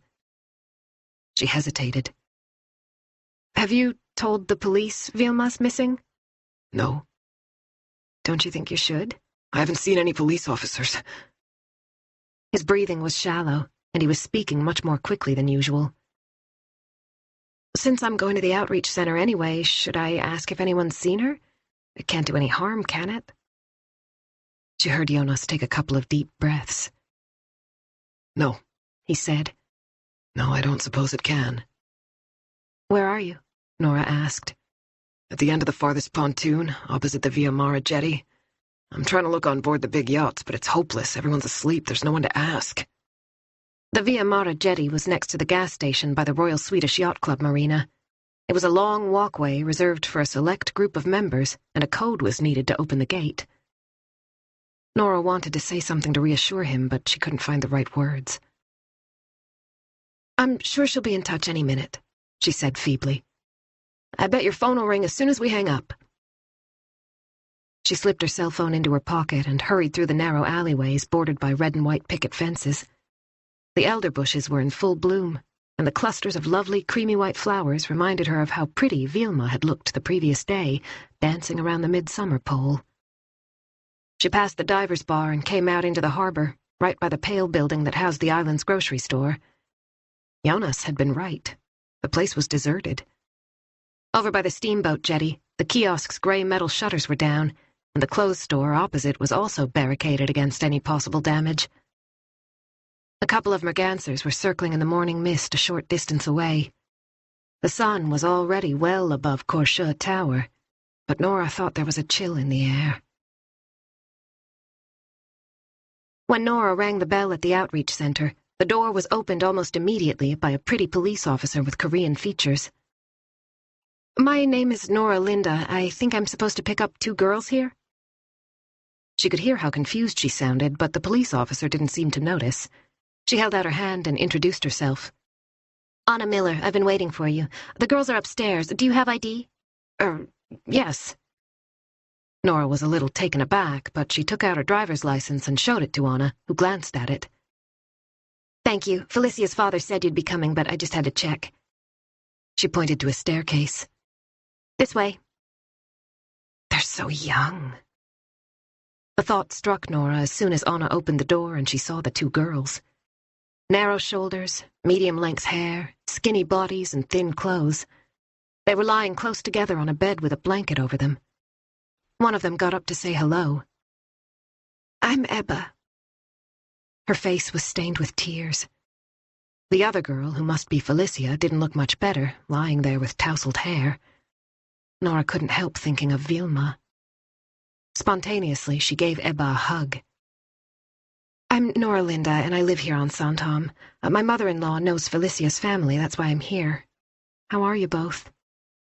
Not great, Ebba said quietly. Nora stroked her hair, just as she did with Simon when he needed comforting. You're going to come home with me and sleep for a while until your parents get here. Everything will be all right, you'll see. Don't worry. Ebba nodded, but said nothing. Felicia was awake, though her eyes were clouded, and when Nora tried to talk to her, she simply mumbled something unintelligible. Okay, so they're all yours, Anna said. A few strands of dark hair had escaped from her ponytail, and she loosened the bauble, caught them up, and refastened it. Do I need to do anything in particular? Nora asked, suddenly unsure about what she had taken on. Just let them sleep and recover. It would be good if you could get them to eat and drink something eventually. Is she suffering from alcohol poisoning? Nora asked quietly, nodding in Felicia's direction. It wasn't quite that bad, otherwise we'd have sent her to the hospital. But she's definitely had too much to drink. She was completely out of it when we found her. I understand, Nora said, even though she didn't. These girls were barely older than Adam. Could he end up like this? Brought in by the police, incapable of looking after himself? She couldn't even imagine her son being tipsy, let alone in this state. Do they really start so young? She asked against her better judgment. You have no idea. We come across kids from junior high who are completely incapacitated thanks to wine and beer. How is that possible? Where do they get the alcohol? Anna looked at Nora as if she lived in a different universe. They steal it from their parents, or they get their older siblings to buy it for them. There are also professional suppliers that hang around outside schools on Fridays. She gave Nora a sympathetic smile. Do you lock away your alcohol at home? She asked, as if she already knew the answer. Nora shook her head, feeling embarrassed. Quite the opposite. There were wine bottles on the kitchen countertop, in a carved olive wood box that she'd bought in Spain, and there was an open box of white wine in the refrigerator. She hadn't even thought about putting it away, even when Vilma was getting ready for her night out. Stupid. Ebba interrupted them. Sorry, she said shyly, but I was wondering if you found our friends? I'm afraid not, Anna said. But don't worry. I'm sure they're just fast asleep somewhere, as you two should be. The girl looks exhausted, Nora thought. Her lips were dry, her eyes dull. Nora touched Anna's arm. I wanted to ask you about something else. They moved over to a north-facing window so that Ebba and Felicia wouldn't overhear. She broke off. What should she call Vilma? Stepdaughter didn't sound right. She didn't even live with Jonas. She tried again. My boyfriend's daughter didn't come home last night. Her father's out looking for her. We're pretty worried, as I'm sure you can understand. Anna's frown made Nora realize she'd been hoping for a different reaction. A warm smile, a few reassuring words about teenage girls who went out partying and failed to keep an eye on the time. Nothing to get stressed about. Instead, Anna asked, When did she go missing? She was supposed to be home by 1. Have you tried calling her? She's not answering her cell phone. Anna gave Nora a searching look. Don't take this the wrong way, she said. But it would be helpful to know if you'd had an argument before she left, if there's any reason why she'd want to stay away. Absolutely not, Nora said with more force than she'd intended. She was just going to celebrate midsummer with some friends. Are you sure about that? Definitely. There was nothing accusatory about Anna's tone, but the question still made Nora feel guilty, as if she should have been more aware. Anna went on. There were no signs of anything unusual. She wasn't angry or upset for any reason. No, I've already told you. Nora could hear the defensiveness in her voice, but she couldn't help it. Okay, Anna said. What does she look like? Does she have any distinguishing features? Nora described Vilma's appearance as best she could, including her hair color and clothing. I guess the three of them are pretty much alike, she concluded, glancing over at Ebba and Felicia. She thought about the photo of Vilma that Jonas had as the background on his phone. The carefree smile, the blonde hair. Their friends are missing too, Anna said thoughtfully. What did you say her name was? Vilma Schuld. Her father's name is Jonas Schuld, and he's renting a house from me. Why she added that last piece of information she had no idea. There was no reason to tell the police that Jonas was her tenant. How old is she? 14. Does she know her way around the island? I'm not sure. So she's only 14, Anna repeated. Nora didn't like her tone. Chapter 16. Adrian had told Harry Anjou that he was going to get some sleep, but instead he took a walk over to the pontoon where Ebba's friend's boat was moored. He wanted to check it out one last time, in case someone had come back by now. The boat was almost at the far end. It was a 42-foot Sunseeker with a large sun deck and white leather furniture in the stern. The first thing Adrian saw was a stain on the deck, presumably red wine. Ebba had said the vessel belonged to the father of one of her friends. No doubt he would be less than amused when he saw it. It looked as if the door was slightly ajar. Was someone there? He climbed on board, pushed the door open, and peered inside. "Hello?" he called out. No response. When his eyes grew accustomed to the dim light, he saw a galley and dining area. The decor was high-end, with shining wooden surfaces and a beautiful mahogany floor. There were empty beer cans in the sink and several bottles on the table. An energy drink had rolled into the corner. A boy was asleep, lying on his stomach on the generous sofa. He had curly red hair and was fully dressed. "Hello," Adrian repeated, louder this time. No reaction. After a brief hesitation, he went down and inspected the spacious cabin. A bookcase contained a number of titles associated with sailing, and the floor was strewn with cushions with a design of signaling flags. A door with a brass handle led to a double berth in the bow. When Adrian peeped in, he found a couple who were also fast asleep. The girl was wearing only her panties. The sheet had slipped down and was entangled between her legs. The boy next to her was on his back, his mouth open. The narrow space stank of booze. Adrian backed out and turned around. He went over to the teenager on the sofa and gave him a gentle shake. When nothing happened, he did it again, less gently this time. "What the fuck?" muttered the boy, opening his eyes. When he registered Adrian's uniform, he blinked. "I haven't done anything," he said immediately. He sat up, totally bewildered, with his red hair sticking out in all directions. "What do you want? Has something happened?" Adrian realized he'd frightened the boy and moved back a couple of steps. "What's your name?" Tobias Högström. "Do you know a girl called Ebba Halvorsen?" The boy nodded, still confused. The rough fabric on the sofa had left stripes on his cheek, where a bruise extended toward one ear. "Yeah, we're in the same class." "Are you aware that she spent all night looking for you and your friends?" "Why? She was the one who took off." "But you came here together. Surely the right thing would have been to call her and let her know where you were going. She contacted us because she was so worried." "She went to the cops? Is she crazy?" Adrian wasn't sure how to react to this outburst. "So, where have you been?" he asked instead. Tobbe yawned and scratched the back of his neck. "We were partying on another boat with some friends of my brother." "Were you there the whole time?" "Think so." Another yawn. It didn't occur to you to call Ebba? No, Tobbe said, looking blank. When did you get back here? Don't know, can't remember.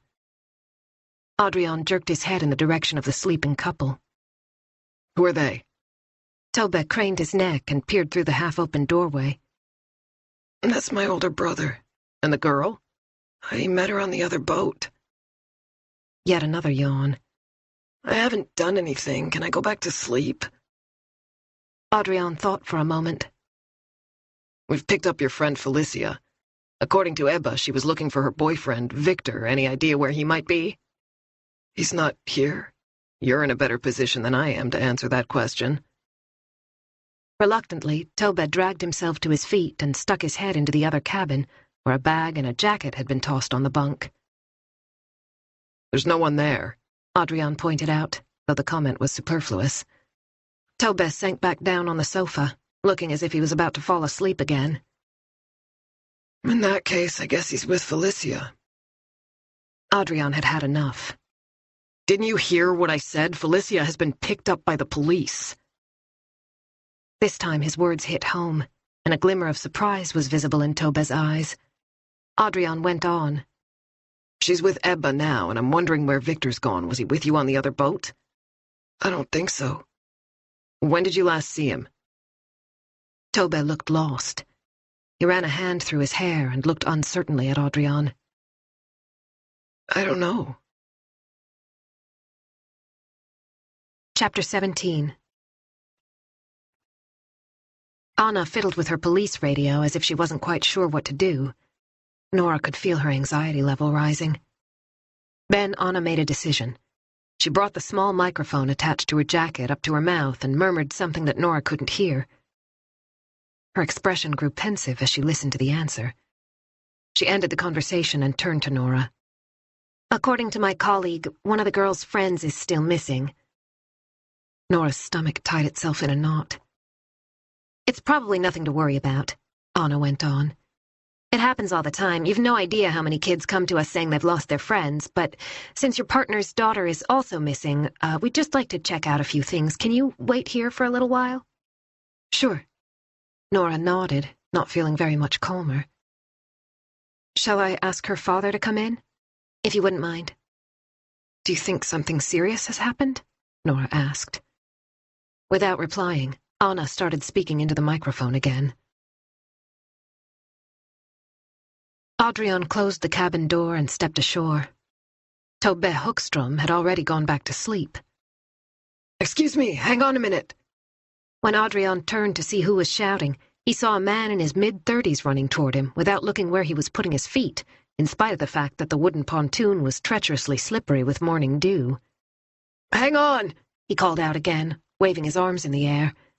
By the time he reached Adrian, he was so out of breath that he could barely speak, but still the words came pouring out. Excuse me, can I talk to you?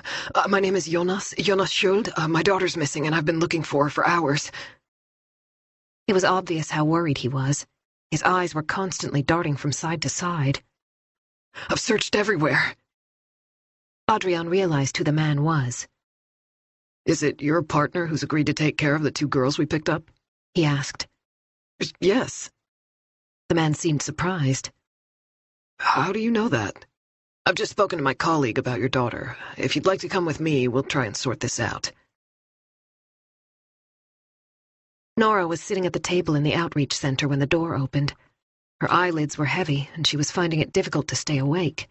The table was littered with dirty coffee cups that nobody had the energy to clear away. The girls were still upstairs. Nora had explained that they'd be coming to her house very soon, but first she had to sort something out. They hadn't protested. Ebba had lain down beside Felicia once more, and now they were dozing under the blanket. A tall police officer came in. He was about 30, with light brown hair and a pleasant face.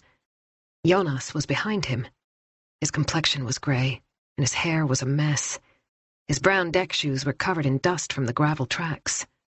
Nora immediately got to her feet and gave him a hug. He managed a little smile, but said nothing. Anna came down the stairs.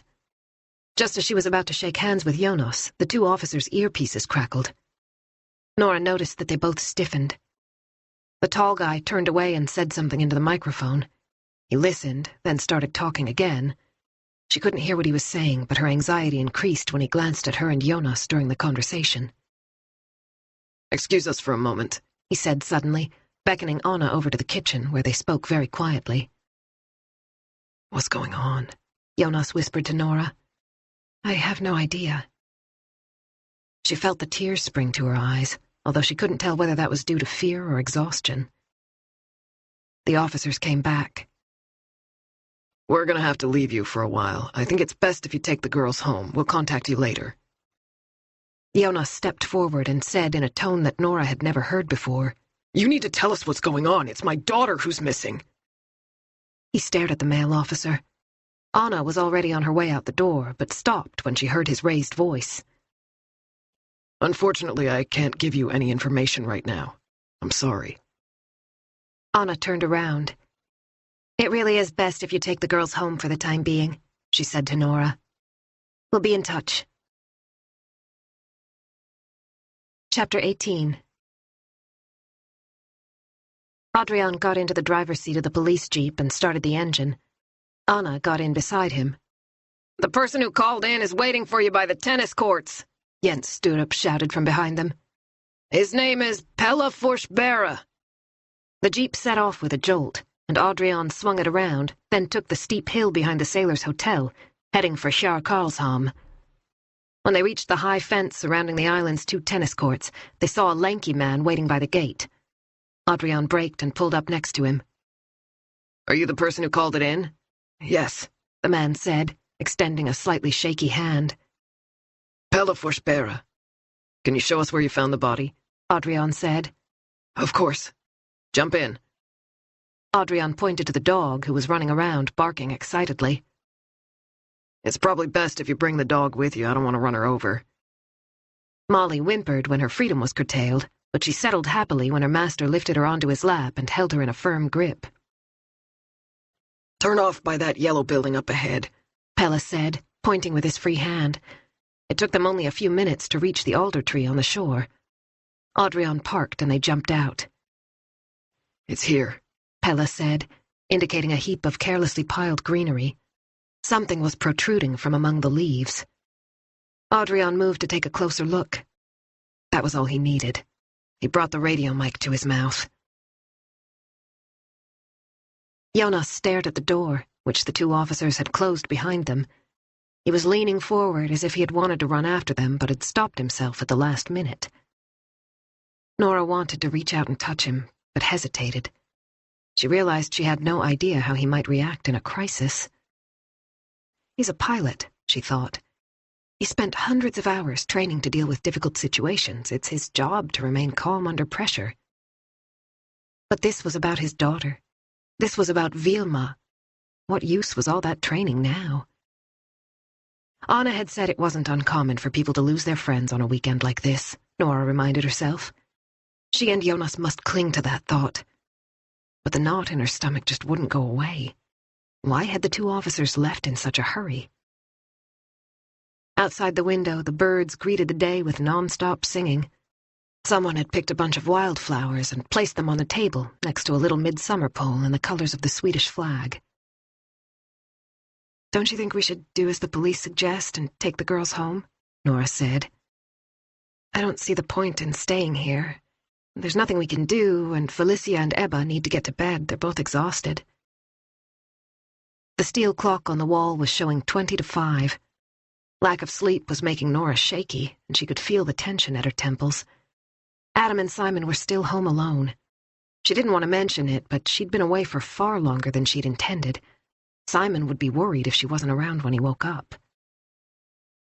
Jonas perched on the edge of the table and linked his hands behind his head, as if he were trying to think. His face was gray. Nora hated seeing him like this. He sighed and bent his head forward. "You go home with the girls. I'm going to keep searching for Vilma." When the phone rang, Thomas sat bolt upright.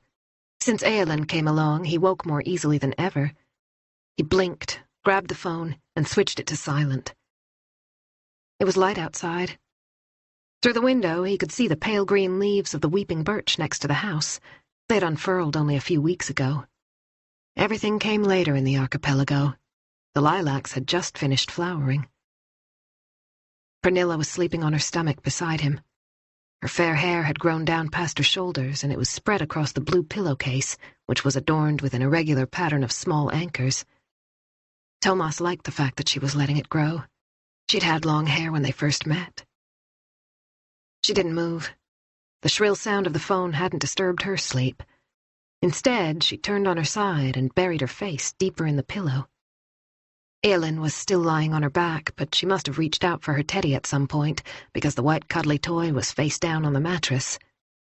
She, too, remained fast asleep. Thomas went out onto the veranda, closing the door behind him. He had been on call all weekend and was ready to deal with whatever had come up. He listened for a minute or two and realized there would be no more sleep for him. Chapter 19. With heavy steps, Nora headed for the veranda, put the tray down on the table, and sank into the wicker chair. She closed her eyes. Every movement was an effort, but there was no point in trying to sleep now. She was far too agitated. Instead, she'd made herself a mug of tea and a sandwich. She took a bite of the sourdough bread. Maybe the snack would make her feel better. The girls had fallen asleep in the guest room, sharing the bed where Vilma should have been lying hours ago. The two had dropped off immediately, curled up together, before Nora had even had time to pull down the blind and shut the door. Felicia's father had called almost immediately, followed by Ebba's mother, Lena Halvorsen. She, too, was several hours from Sandhamn, but would be there as soon as possible. Both parents had sounded strained, as if they were relieved that both girls were okay, but embarrassed at the same time. "I'm so sorry you've been put to so much trouble," Lena had said over and over again. "I was sure Ebba was staying over with Felicia's family. I had no idea she was out in the archipelago." Nora had assured her it was no problem and that she was happy to help. "I have 2 boys. I know how it feels. The girls will be absolutely fine until you get here. They're both sleeping. See you in a few hours." With a sigh, Nora tucked her legs underneath her body. Jonas wasn't back yet. She didn't want to think about how worried he must be. She felt chilled and out of sorts, and she wrapped her hands around her mug to warm them. Through the morning mist, she saw a boat approaching from the northwest. It seemed to be heading straight for her jetty. She put down her tea and stood up to get a better view. It looked like Thomas's outboard, a 16-foot buster with a shimmering gray aluminum hull. Her chest suddenly felt as heavy as lead. Something serious must have happened if the presence of her childhood friend was required. She couldn't think of a single reason why he would be coming over to Sandhamn at this hour if it didn't have something to do with his work. It had to be about Vilma. Once again, Nora thought back to the way the 2 officers had left her and Jonas so abruptly. Oh, God. She grabbed her shoes and jacket and ran down to meet Thomas. She reached the jetty just as he cut the engine. The boat slid smoothly alongside, and Thomas looked up and saw her. He was clearly surprised, but raised a hand and waved at her. "Catch!" he called out, throwing the bow rope to Nora, who quickly made it fast around a bollard, then automatically checked that it was secure. Thomas stepped ashore and fastened the stern rope. "Have you found Vilma?" Nora asked immediately. "Is she hurt?" She gazed searchingly at him. Was that sympathy she could see in his eyes? Or something worse? A wave of panic unexpectedly flooded her body, and she yelled, "Why hasn't anybody contacted us? Thomas, you have to be straight with me." He took a step back. The stubble on his chin revealed that he had left home on short notice. Nora seized him by the shoulders. "You have to tell me why you're here, please, Thomas." Without saying a word, he pulled her close, and the panic drained away just as quickly as it had come. Nora relaxed against his chest, forcing herself to breathe more slowly. "What's happened?" Thomas said once he was sure she'd calmed down. She mumbled into his jacket. "Vilma's been gone all night and we can't find her. I'm so scared that she's hurt, or worse." Thomas gently pushed her away so that she could see his face. "Vilma's missing? I didn't know." He sounded as if he was telling the truth. "Jonas isn't here. He's still out looking," Nora said. "He's been searching for her all night, and when I saw you, I was so frightened." Her voice broke, and she swallowed hard. After a few seconds, she regained control. "Sorry," she whispered. "I'm just so stressed. It's been one hell of a night. You have no idea." Thomas put his arm around her shoulders, and they set off toward the house, while Nora told him about the phone call from Monica and the fact that she'd collected Felicia and Ebba from the police outreach center. Thomas stopped. "Listen," he said. "I don't know any more about Vilma than you do at the moment, and I really have to go now, but I'll be in touch as soon as I can." Lack of sleep, Nora thought. That's why I'm overreacting like this. I just need to lie down for a few hours and I'll be fine. "Will you be okay?" Thomas asked. Nora nodded, although her legs were still a little shaky. "Is it all right if I leave the buster there for a few hours?" Thomas went on. "It's so difficult to squeeze it into the harbor at this time of day." Nora managed to summon a smile. "No problem, you don't even have to ask." She walked as far as the gate with Thomas. He looked down at her with concern. "Have you had any sleep at all?" "Not really." "Try and get some rest, and I'll call you later. Promise." He strode away, and only then did Nora realize he hadn't told her why he was on the island. Chapter 20. The quickest route from the Brand Villa to Sandhamn led past the old school. The gravel crunched beneath Thomas's feet as he walked by the mission house and then cut across the hill above. His cell phone rang, and the display told him it was the police communications center. "Andreasson." A male voice with a faint Gotland accent replied. "Malmqvist here. I thought you'd like to know that the tech team is on their way. The helicopter took off 20 minutes ago. They should be there soon." "Me too. Who's coming over?" "Let me check. Staffan Nilsson and Paul Anderberga." Thomas had worked with Nilsson before. He was an experienced forensic technician who knew Sandhamn pretty well. He'd been called in on a nasty case involving a dismemberment the previous year, and the two of them had spent many frozen hours together in the forest. "Good," Thomas said. "Tell the pilot to head straight for Sandhamn. There's no point in landing on the helipad." Sandhamn's official helipad was by the customs post right next to the restaurant. If Nilsson and his kit were dropped off there, it would take them at least 15 minutes to reach the scene of the crime. It made more sense to land on the shore. Admittedly, it meant that everyone in the area would be woken up and would realize that something had happened, but they'd soon find out anyway. It was impossible to keep anything secret on a small island like Sandhamn. "Okay, no problem." "Thanks." Soon, Thomas heard the familiar sound of an approaching helicopter. When the din was so close that his ears were throbbing, he saw the chopper fly over his head and on toward the scene. He increased his pace. The open landscape of the sandy plain had given way to pine forest. The ground was covered with low-growing blueberry bushes, soft green moss, and heather studded with tiny pink flowers. Thomas knew that 100 years ago it had been possible to see right across the island, but it was hard to believe that these days. He might as well have been in the deep forests of Småland. The pine trees were so densely packed. When he reached the tennis courts, he noticed a jeep, and a dark-haired police officer waved to him. He was expected. He made his way over to his colleague and realized they'd met before. "Jens Sturup, task force team leader for Sandhamn and Muja over the weekend," the younger man said, holding out his hand. "They said you were on your way, so I came up to meet you. I'll show you where the body is." Thomas looked around. They were standing by a fence surrounding a large and beautiful merchant's villa. Down below them lay Sandhamn, the island's northeastern shore, with Korsud directly opposite. Many residents came here to avoid the more famous Trouville beach, where the tourists hung out. The place was also popular with windsurfers. Thomas could see several boards drawn up a short distance from the water's edge. Walking along the shore was hard work, and after only a few steps, Thomas had sand in his shoes.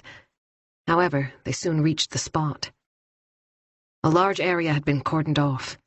The blue and white police tape was looped around a series of tree trunks, enclosing an area of a few hundred square yards. A child's abandoned orange life jacket lay in the shadow of a pine, making Thomas think of Eowyn. Life and death, side by side. The helicopter had already taken off again and was now no more than a small dot in the sky on its way back to the mainland. Thomas and Sturup ducked under the tape and joined Staffan Nilsson, who was standing in front of a flourishing alder. He was holding a camera. The other technician was busy examining the area. Morning, Nilsson said. Shall we take a look? Chapter 21. When Nora heard the front door open, she hurried into the hallway. Jonas was standing there with his head down, and she went over and gave him a big hug. They remained there for a little while in silence. Then she let go and stepped back. "Have you found her?" she asked, even though she already knew the answer. No. He took off his jacket, went out onto the veranda, and sat down in one of the wicker chairs. Suddenly he slammed his fist into the arm of the chair. Where the hell is she? He yelled. Nora reached out and stroked his cheek. "I'm sure she'll be back soon," she murmured without a shred of conviction. I have to call Margot, Jonas said gloomily. She'll go crazy. He sighed. Have you gotten any sleep? He went on, reaching for Nora. He pulled her close, and she perched on the armrest and leaned her head against his. Jonas's light brown hair was slightly damp and smelled of the sea. Nora shook her head. "I had a little rest on the sofa, that's all. It's not easy to switch off." She pointed to the jetty where the buster lay, tugging at its moorings as the swell from the morning's first ferry came rolling in. "Thomas is here. That's his boat." Thomas is here. Jonas straightened up. Why? He reacted exactly as she had done earlier. The anxiety was only just below the surface. "I don't know," she whispered. "He didn't say." She glanced at the clock. Almost 7:30. Less than an hour had passed since she spoke to Thomas. Jonas shifted around as if the nervous energy made it impossible for him to sit still. "I asked if he'd heard anything about Vilma," Nora went on. "But he didn't even know she was missing. He promised to keep in touch." Do you know when he's coming back? "No." Jonas got up and went over to the window. He stared at Thomas's boat without speaking. Nora went and stood behind him. She wrapped her arms around his waist and gently nuzzled the back of his neck. "Why don't you try and get some sleep? You've been out all night. You must be exhausted." I don't know if I can. "Well, how about something to eat then? A cheese sandwich?" That would be good. Jonas shook himself. Then he said quietly, as if he were speaking to himself and didn't care whether Nora heard him or not. That goddamn kid.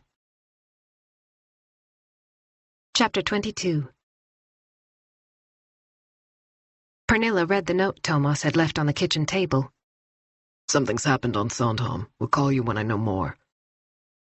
The untidy scrawl made her smile. It was terrible, bordering on illegible, but over the years she had learned to interpret it. Something on Sandhamn, what could that mean? Admittedly, Thomas had been on call over the weekend, but so far he hadn't been contacted, against all odds. They had spent a lovely midsummer together on Hara. Eilin had gone back to sleep after her morning feed, and Pernilla was enjoying the peace. Every moment with Eilin was precious, but Pernilla was only too well aware that she wasn't a young mom. She would be 41 in November, and the sleepless nights took their toll. Thomas did his best to help, but she was the one with the food supply. The chance to sit down and take time for herself was something she longed for, even though she hardly dared admit it. Having that desire felt like a betrayal of both Eilin and Emily. She switched on the coffee machine and took a mug out of one of the old-fashioned cupboards. The summer cottage was a converted barn on a piece of land that had been part of the property belonging to Thomas's parents. A few years ago, when they had been designing the conversion, the open-floor layout with the spacious loft bedroom and views over the water had seemed perfect. Now, with a small baby, it was clear that they were going to have to come up with a way to make proper bedrooms for themselves and Eilin. Pernilla heard the coffee start dripping into the pot and took a carton of milk out of the refrigerator. During the difficult years, when she and Thomas had been driven apart by their grief for Emily, she hadn't allowed herself to think about the house on Hara. They had spent the best of times here, and when the divorce went through, she decided she would never come to Hara again, nor to Sandhamn. It was too close. Her heart ached every time she heard the name of the place. Thomas had kept the summer cottage, and Pernilla had taken the apartment in Stockholm. It had been a natural division, and neither of them had wanted to prolong the painful process by arguing about possessions. She had rented out the apartment and moved to a new job as project leader with an advertising agency in Gothenburg.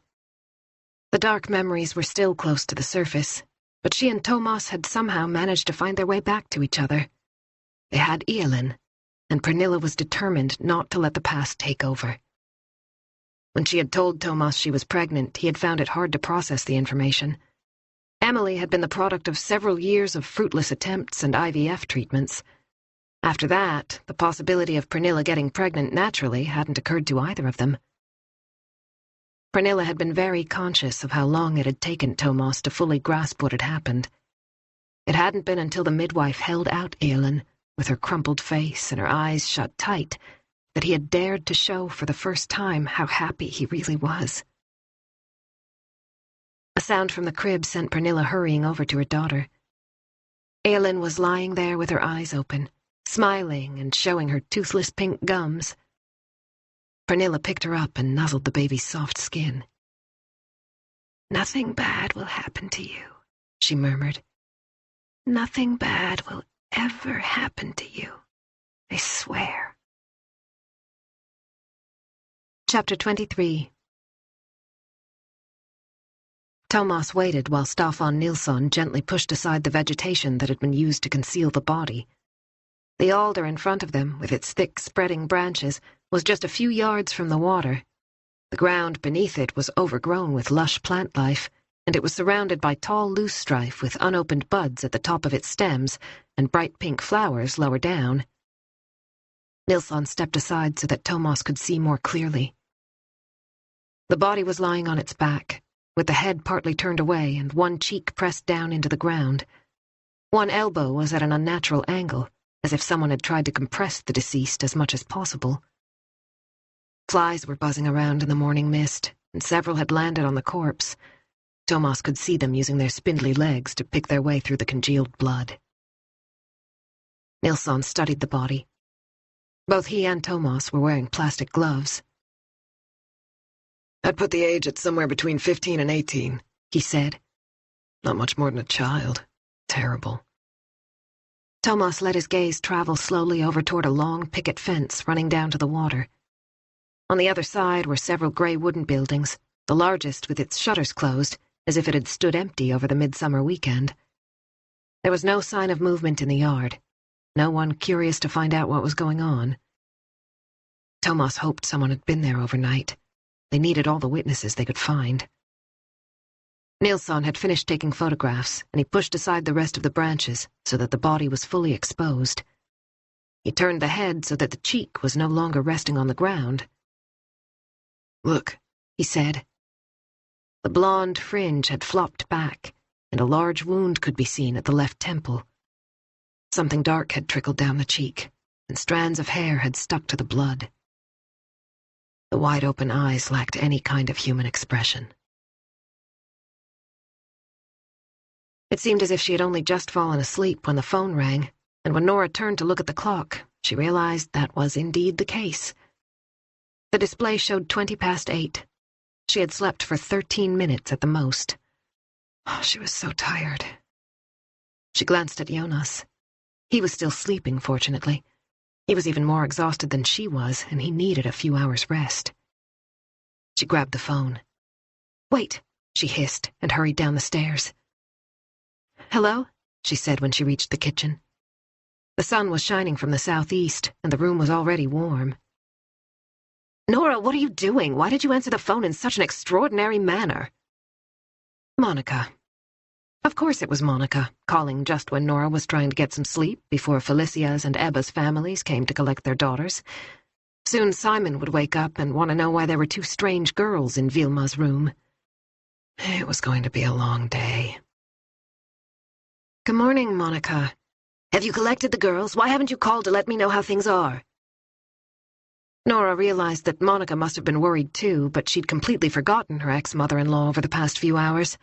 Their relationship was still fractious after the divorce, and Nora tried to avoid her as much as possible so that all the bad memories wouldn't come flooding back. With her right hand, she pushed open a window to let in some fresh air. "The girls are asleep upstairs, and I've spoken to their parents," she said. "Everything's under control out here." "I'm disappointed that you didn't call me. Don't you realize I sat up all night waiting to hear from you?" There was an acerbic comment on the tip of Nora's tongue, but she took a couple of deep breaths and said, "I didn't mean to upset you, it's just that it's all been a bit much." "I've just spoken to Henrik, and he can't understand why you didn't call me back." The woman had dragged Henrik into this. "Monica, I really don't see what any of this has to do with Henrik. I'm doing my best right now. You'll just have to trust me." "We'll be over on the 11 o'clock ferry. It's the least I can do under the circumstances. I owe it to my dear friends." "You're coming over?" Nora pulled out a white kitchen chair with dried-on stains that spoke to Simon's fondness for ketchup. "Of course. Harold and I are happy to help, and it will be lovely to see Adam and Simon as well. We're so looking forward to seeing you all. Please don't go to any trouble. A light lunch with a glass or two of white wine will be perfectly adequate." Nora tried to come up with a pleasant but firm way of stopping her ex-mother-in-law from coming to the island. "Listen, Monica, there's really no need. The girls' parents will be here in a few hours, and I honestly don't think that the situation will be improved by you and Harold coming all the way to Sandhamn." "Nonsense, my dear. We've already made up our minds. It would be nice if you could meet us from the ferry at 12. Monica ended the call. Nora closed her eyes and tried in vain to find some sense of inner peace. Chapter 24. Thomas crouched down and looked at the dead body. "Do you recognize him?" Staffan Nilsson asked. "I have no idea who he is." The teenage boy had fair hair and blue eyes. The straight nose was a little red, as if he'd spent too much time in the sun, and he was wearing a beige Lacoste polo shirt. His Bermuda shorts were covered in grass stains, and there was a watch similar to a diver's watch on his left wrist. "Expensive," Nilsson said, nodding in the direction of the timepiece. Mm-hmm. Thomas straightened up and moved around to get a clearer look. Then he stepped back a yard or so and turned and looked up at the rocks on the other side of the tree, where Nilsson's colleague, Paul Anderberga, was meticulously examining the ground. Thomas went over to him. "We've found a towel with vomit on it," Anderberga said. "It's too early to say whether there's a connection, but it doesn't smell great, so it's pretty fresh." "Okay. There is something here," Anderberga went on, pointing to an isolated stone sticking up out of the ground around 18 inches from the rocks. It was about 30 inches tall and 15 inches wide, and the top tapered to a point. Several dark stains could be seen on the gray granite. "Is that blood?" Thomas asked. "Looks like it." Thomas bent down and peered at the surface. "If the boy fell or was pushed, he could have hit his head on this stone," he said, "which might explain the wound on his temple. It's on the left-hand side, so he must have been standing with his back to the water." Thomas stood in the same position and looked all around. The large gray house was situated diagonally to the left, and in front of him was the pine forest. "Then what?" he said pensively. He turned back to Anderberga and answered his own question. "The boy dies, or at least he's badly injured, possibly knocked unconscious." Thomas took a few steps toward the alder. The vegetation had been flattened, as if someone had dragged something heavy across the ground. The marks stopped exactly where the body lay. "So the perpetrator hauls the boy under the tree to hide him." "Seems that way," Anderberga agreed. "Would you hide a body if it was a pure accident?" Thomas pondered out loud. "Surely you'd call for help." "In my opinion, it's a very slapdash job," Anderberga said. "It was only a matter of time before the body was discovered. In a couple of days, the plants and leaves used to hide it would have withered and the camouflage would be gone." "In other words, it wasn't well planned." "Not particularly." "Which also suggests that the perp was in a hurry," Thomas said, "both when it came to hiding the body and getting away from here." Frowning, he studied the ground. "Any chance of securing footprints?" "Let's hope so, but the conditions are far from ideal. I'll do my best." Nilsson was still on his knees by the body. "Thomas, come here a minute," he shouted. He had moved the body so that the back of the head was now visible. He pointed to another bloody indentation slightly higher up, above the right ear. "Several blows," he said. "The perpetrator made a considerable effort to kill his victim. The wound to the temple wasn't enough. He hit him with something hard as well." He took out a magnifying glass and examined the injury. "This isn't just from that rock. I'd bet a month's salary on it." "So what do you think it might be?" Thomas asked. The forensic technician sounded hesitant. "Hard to say, but presumably a blunt object, maybe the butt of a gun." Thomas's gaze fell on the pebbles at the water's edge. They were everywhere on Sandhamn, in every conceivable size and shape. A lot of people used them in their gardens as ornamental edging. "Could it be an ordinary pebble, a decent-sized one?" "It's not impossible." Thomas stared out across the water. "I wonder if he threw it in the sea afterward. That's what I'd have done."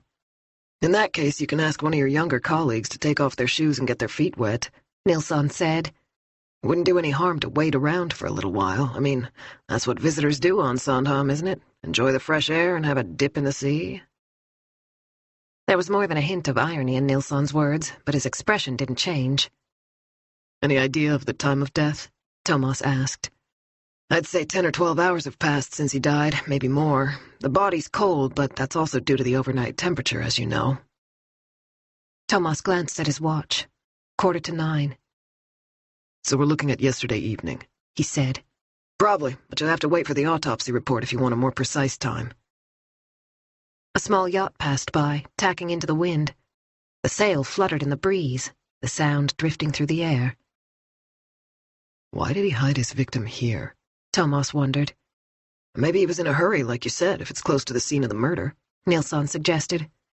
"It's pretty isolated." Thomas turned his head. On the way down, he had passed a group of tents, but now he realized they couldn't be seen from where he was standing. This spot was well hidden, except from the vacation homes a short distance away. If you wanted to hide a dead body in Sandhamn, there was probably no better place.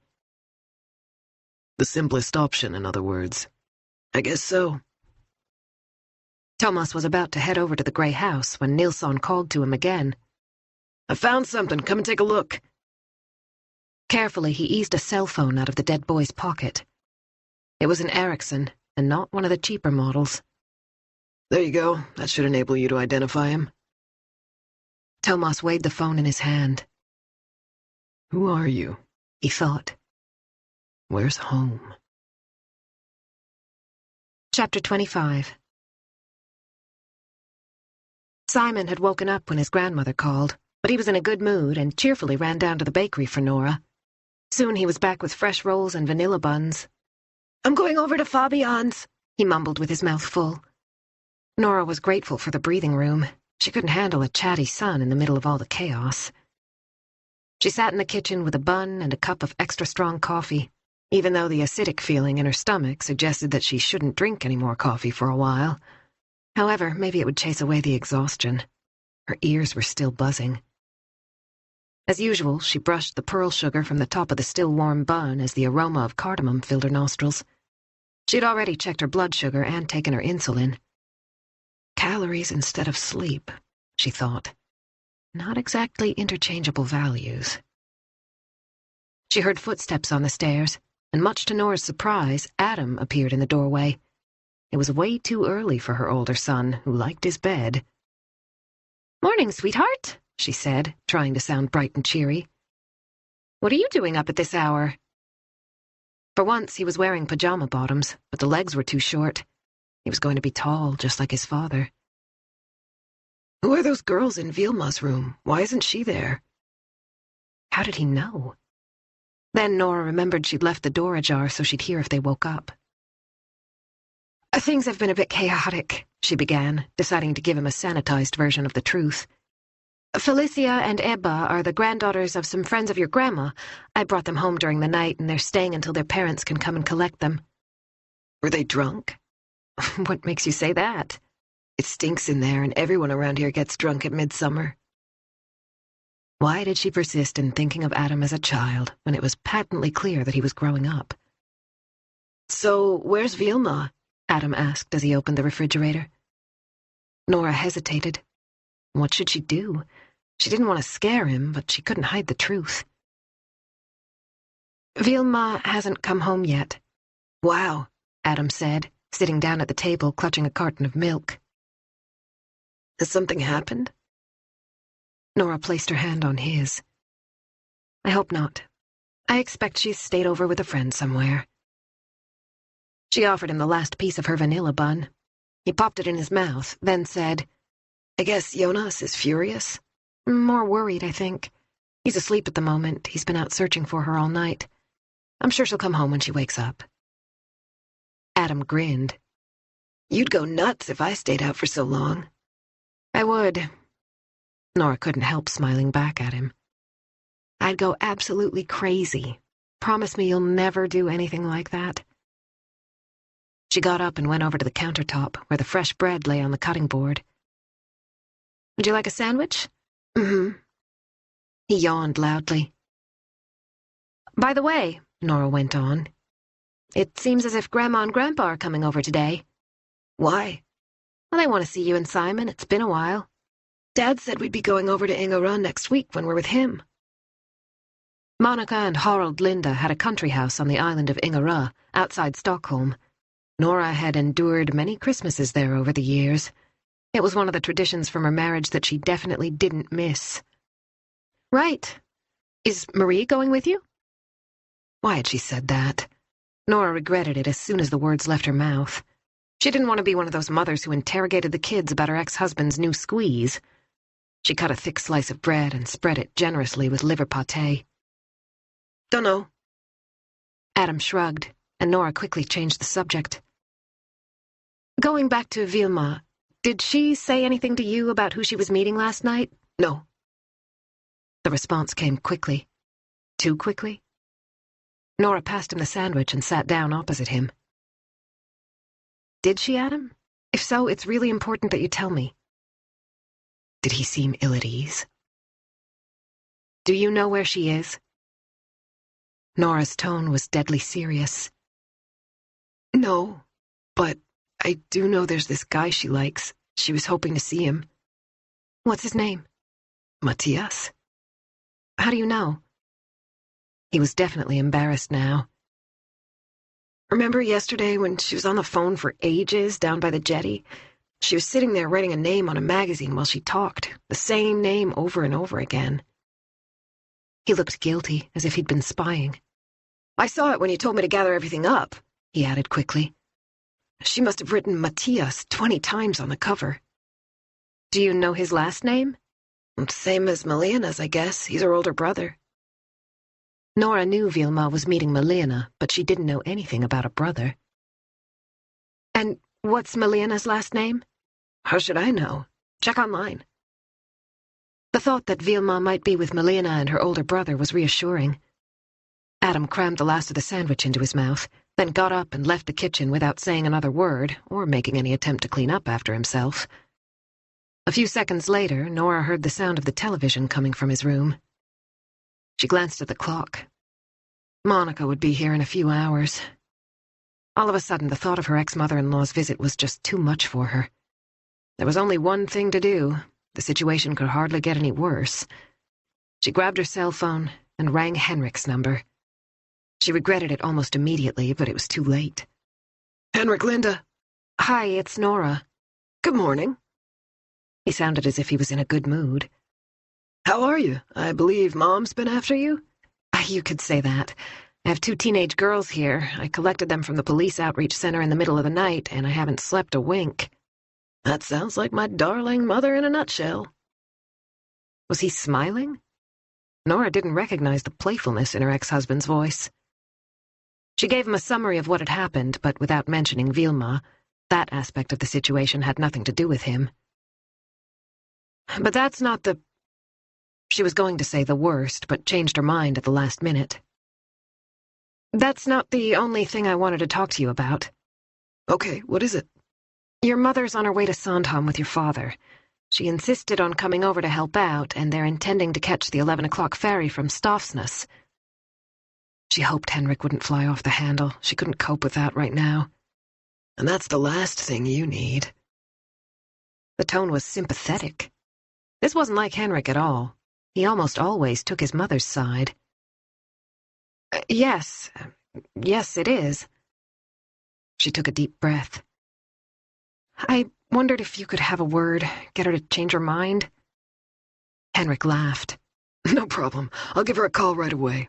How are the boys?" Nora smiled when she thought about her sons. "Absolutely fine. Simon's gone over to see Fabian, and Adam's chilling out in front of the TV. Do you want to speak to him?" "No, don't disturb him, but give him my love. And don't worry about Mom. I'll persuade her to stay home." Nora put the phone down on the kitchen table, stared at it. Had Henrik really taken her side? Just like that? Chapter 26. When Thomas opened the door of the police outreach center, Jens Sturup was already there, together with Staffan Nilsson and Paul Anderberga. There was a plate of pastries on the table, and the room was filled with the aroma of freshly brewed coffee. The hands of the clock were approaching 11. They could hear the weekend duty team upstairs, packing away the last of the equipment to be shipped back to the station. The motorhome had already been driven to the steamboat jetty to wait for the ferry. Just as Thomas sat down at the table, the door opened again, and Adrian Karlsson came in, followed by Anna Miller and another officer with dark stubble. Jens Sturup nodded in the direction of the stranger. "This is Harry Anjou. He'll be working with you on the investigation team starting tomorrow. He's on a rotation, and he's finished his 6 months with us." Harry shook hands with Thomas.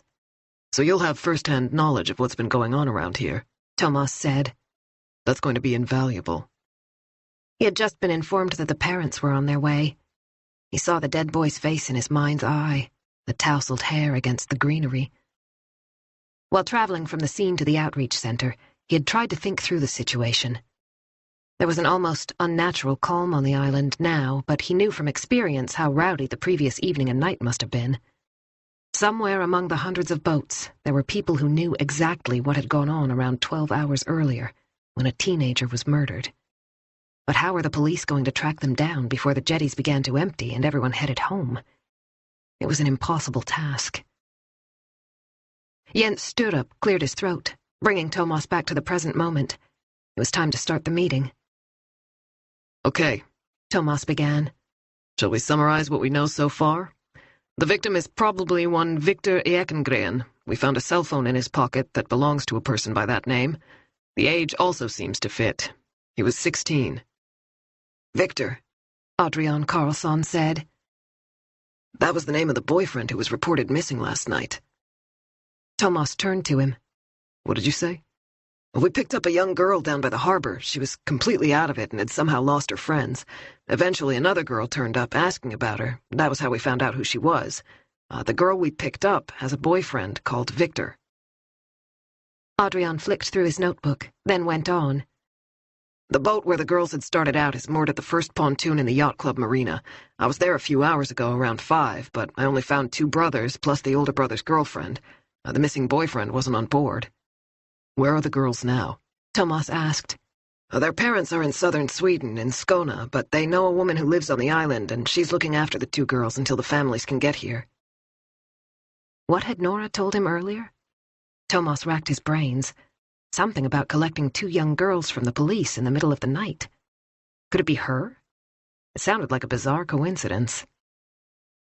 "We need to make sure none of this group leaves the island until we've spoken to them," he said. Adrian got to his feet. "I'll go right to the boat." "Good," Jens Sturup said. "Take Anna with you and bring in everyone you find on board." "We need to speak to all of them," Thomas reiterated. He had just received a text message informing him that Margit Gronkvist, his partner in the Nacka police force, was on her way to Sandhamn. Until then, he would have to rely on the colleagues who were already there. Adrian paused in the doorway. "There was a knife fight last night involving a biker gang. Shouldn't we check them out in view of what's happened?" "When was this?" Thomas said. "Around midnight," Sturup said. "I'll make sure you have all the documentation." Thomas nodded and made a note, then turned to Staffan Nilsson. "Anything you'd like to add?" "We've carried out a forensic examination of the area where the body was found, which is also the scene of the crime. It's clear that Victor Ekengren died as a result of multiple blows to the head. Death occurred at some point yesterday evening. We don't yet have an exact time. Our preliminary estimate would be before 2200 hours. Where's the body now? Sturrup asked. We've moved it from Sandhamn. The Sailors' Hotel has put a chalet at our disposal. The Maritime Police are ready to transport it to Stofsness, but I'm thinking it might be better to carry out formal identification here on the island. He looked around as if he was expecting objections, but when none came, he went on. I mean, by the boy's parents, of course, not his friends. I'm not trying to traumatize teenagers for life. He turned to Thomas. Didn't you say the family's on the way? I did. They have a place on an island to the north of Sandhamn. They should be here within half an hour. Poor bastards, Paul Anderbergia muttered. He was a kindly man, approaching 60. His hair was thinning, and his bald patch was beaded with sweat. We're going to need to contact everyone who lives nearby to check if they saw or heard anything, Thomas said. There were several people camping in the forest, so we need to question them before they disappear. Are there any eyewitnesses? Harry Anjou asked. Not as far as we know at the moment. The scene of the crime is well hidden from view. Thomas glanced up at Sturrup. Can you deal with the neighbors and campers? Make sure someone has a word with them and gets their contact information? I need to see the parents as soon as they arrive. Then I want to speak to Victor's friends. Can we use the outreach center as our base? No problem. Our overtime figures are going to go through the roof, but we'll deal with that later. Sturrup gave a wry smile. Is there a priest on the island? Thomas asked, looking around the table. It would be good to have someone with me when the parents get here. I have no idea, Sturrup said. Okay, I can check with a friend, Thomas said. Nora might know if it was possible to find a priest.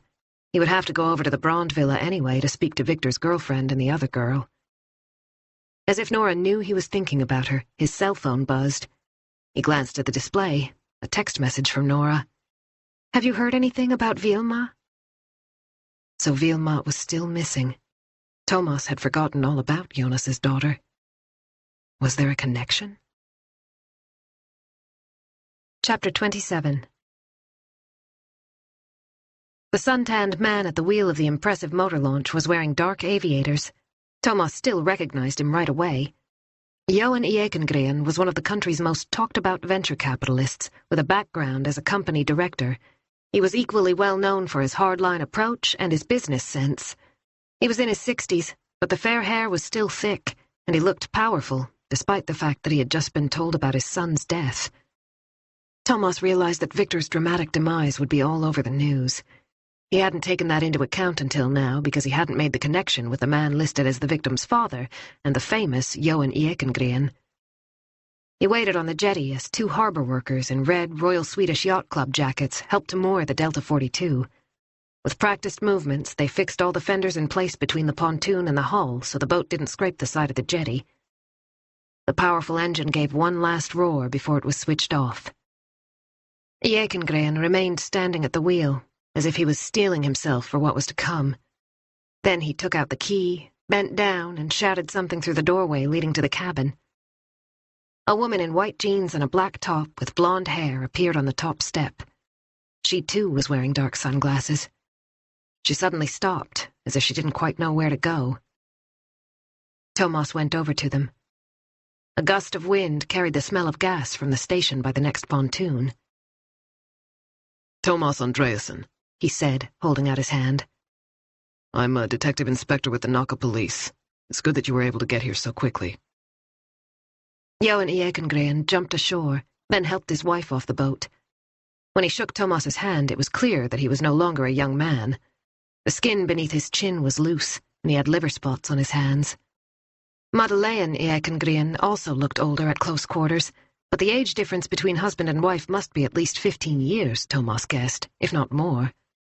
Madeleine let out a sob and clutched Johan's arm. She lowered her head to avoid meeting Thomas's gaze in spite of the dark glasses. Are you sure it's him? Johan said hoarsely.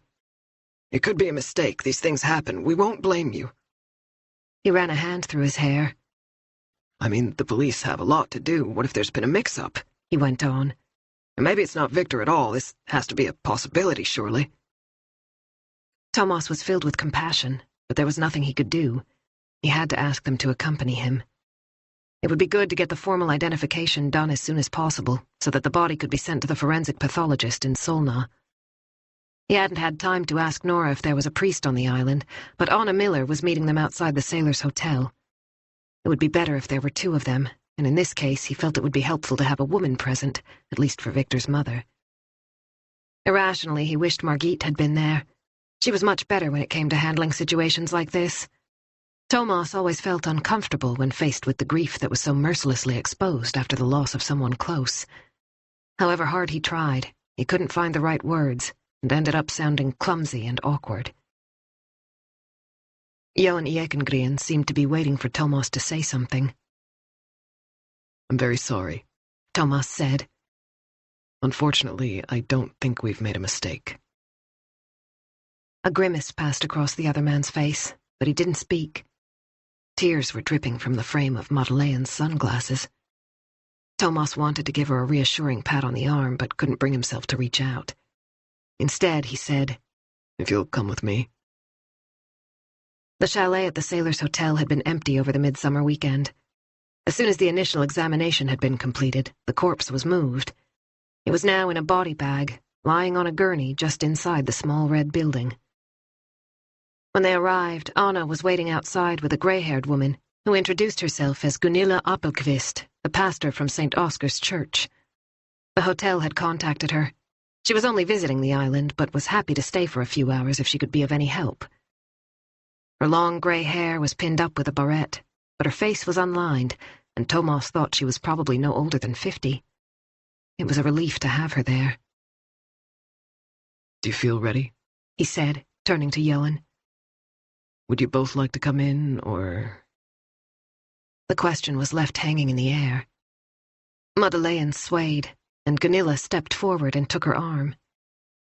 "Maybe you'd prefer to wait here with me?" She pointed to the bench by the corner of the chalet. "We can sit down for a little while, give you the chance to collect your thoughts. I think that might be for the best." Johan agreed. "Good idea. You stay here." Thomas gave them a minute, then looked at Johan, who patted his wife on the cheek before taking a deep breath. He nodded to Thomas, who put the key in the lock and turned it. The door opened. Although it was sunny outside, the light in the compact hallway was dim. A faint smell was emanating from the dark shape on the gurney, or was that just Thomas's imagination? Johan hesitated in the doorway, then stepped inside. Thomas opened the zipper running the length of the rubbery body bag. Gently, he folded back the top part, revealing the boy's face. He moved to one side so that Victor's father could see. Johan reached out to touch his son, but his hand stopped in midair, the fingers grasping at nothing. Then he doubled over. Thomas remained standing in the background. There was nothing he could say or do to ease the despair that filled the room. After a few seconds, Johan grabbed the gurney and sank down on his knees beside it, his head close to his son's lifeless face. "Victor," he whispered, his voice thick with grief. "Daddy's here now." He leaned forward, and with a trembling hand he traced the features of his son's pale face, the chin, the mouth, the nose, and the cheeks. He paused at a recent mosquito bite, then allowed his fingers to move on, as if he were caressing a newborn baby who was about to fall asleep and needed to be soothed. He looked up at Thomas with 1,000 questions in his eyes before focusing on Victor once more. "Why did it have to be you? Why you?" he whispered, pressing his lips to the boy's forehead. At that point, the dam burst, and the tears came. He pushed a clenched fist against his mouth in an attempt to pull himself together. Thomas waited. "You mustn't show him to Madeleine," Johan managed to say. "She can't see him like this. Promise me." Thomas nodded. Johan suddenly became aware of the deep wound in Victor's head. He frowned, pushing back the fair hair that was sticky with congealed blood, following the dark trail down the boy's cheek and ear onto the stained collar of his polo shirt. With his fingertips, he read the blow that had taken his son's life. His eyes darkened, and he clenched his fists so tightly that the knuckles turned white. He's going to regret this, he breathed into Victor's ear, so quietly that Thomas could only just make out the words. I swear to you, Victor, whoever did this is going to regret it. Johan Ekengren was stooped as he made his way out into the sunshine to rejoin his despairing wife. Madeleine had jumped up as soon as her husband appeared, and she began to scream before he could speak. No, no, no, she yelled, rushing toward the door. When Johan tried to stop her, she slapped him across the face. Her wedding ring broke the skin, and her husband's blood colored the inlaid stones. Let go of me, I have to get to Victor. I want to see him. He held her tightly until she stopped struggling. Gradually the tears came, heartrending and inconsolable. Gunilla Appelqvist tried to hug her. Johan was weeping too. Thomas stayed in the background. I don't know what to do, he thought. Chapter 28. Jonas was still sleeping when Nora crept into the bedroom to retrieve her laptop. Should she wake him? No, it had been a difficult night. Better to let him sleep. It was 12:05, and Vilma was still missing. Thomas hadn't been in touch, even though Nora had texted him twice. Neither Ebba nor Felicia was showing any signs of life when Nora peeped in. Their parents would arrive on the Vaxholm ferry in just over 2 hours, at 2:15. Nora carried the laptop down to the kitchen and plugged it in. It took quite a while for the slow modem to connect. Reception in the archipelago left a great deal to be desired. Eventually, the computer came to life. Adam? She called out. He was still lying on the sofa in front of the TV, but right now she needed his help. Adam, can you come here, please? What for? Just come here instead of yelling. You're yelling too, he shouted back, but a few seconds later he appeared in the doorway. Are you friends with Vilma on Facebook? Nora asked him. Adam shook his head. No, why would I be? Nora's heart sank.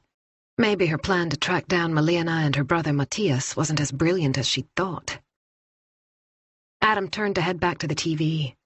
Nora could hear the theme music for an American series he liked. But Simon is, he said over his shoulder as he disappeared. Are you sure? Think so. Wait, Adam, come back. Adam reappeared, the look on his face making it clear that he wasn't happy. What now? You're friends with Simon, I presume? Yes. In that case, this will work if you do me a favor. We need to be Facebook friends. Adam was horrified. But you're my mom. I can't have you on there. I know, sweetheart. Don't be difficult. I promise you can unfriend me as soon as I'm done, okay? Adam was still suspicious. What's going on? Nora explained. If Adam did as she asked, she would be able to access Simon's Facebook friends, one of whom was Vilma, which would lead her to Malena's surname. It was the only way of getting in touch with Malena's family that she could think of. Margot might have known the name, but Jonas hadn't managed to contact his ex. Her cell phone had been off yesterday. Okay, then. Nora moved to let Adam sit down. He quickly typed in his password and added Nora as a friend. Can I go now? Yes, thank you. Nora sat down, her fingers hovering over the keyboard. Please let this work. Chapter 29. Tobias and Christopher Hookstrom had been brought in by the time Thomas arrived back at the outreach center. Harry Anjou was sitting opposite them at the conference table, but as soon as he saw Thomas, he stood up and came over. The older boy is 20, he said quietly. We might not have to wait for the parents if we speak to them both together. Minors weren't supposed to be interviewed without a parent or guardian being present, but then, this wasn't a real interview, more of a conversation, Thomas reasoned. And it was urgent. Soon all the midsummer revelers would be gone from the island. He made up his mind and went over to say hello. Would anyone like some water before we start? He asked, turning on the faucet in the kitchenette. Yes, please, said the younger brother, who had introduced himself as Tobe. His curly red hair resembled a woolly hat pulled down tight. A fresh bruise was clearly visible on his right cheekbone and was spreading toward his ear. Who gave you that? Thomas wondered. The older brother's hair was more wavy, but there was a definite resemblance between the two boys. They had the same chin, the same scattering of freckles on the nose. They seemed at a loss, as if they had no idea why they were here. Thomas handed a glass of water to Tobe and pulled out a chair. We need to speak to both of you about a death that occurred on the island last night. The brother stared at him. Why? Christopher asked. There was no way of making this any easier. Unfortunately, I have to inform you that your friend, Victor Ekengren, has been found dead. Victor? Dead? Tobe stammered. Are you crazy? I'm afraid it's true. His body was discovered this morning. Thomas said calmly. But we were together yesterday, Christopher protested, leaping to his feet. It's impossible. He was with us yesterday. You're wrong. I really am sorry. Please sit down. Thomas got up and fetched more water. There you go, he said. Have a drink. Christopher took the glass with his left hand. He stared uncomprehendingly at Tobe, who looked as if he'd been turned to stone. His expression was completely blank. Suddenly, Tobe pressed both hands to his stomach and bent over the table. Do you feel sick? Thomas asked. Yes, Tobe mumbled.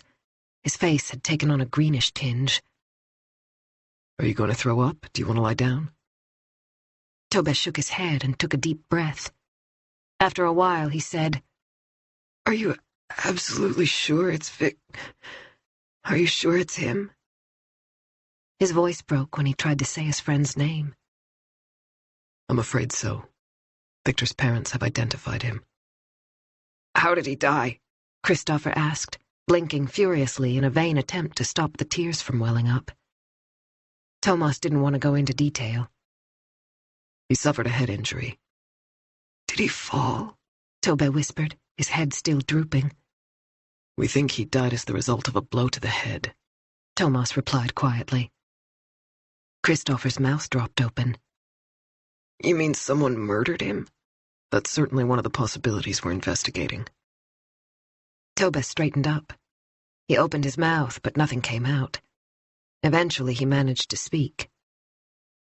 Do you know who did it? We don't, unfortunately, which is why it's so important for us to speak to you. We'll be contacting everyone who was with you yesterday so that we can find out what Victor did before he died. We have to understand what happened during those final hours.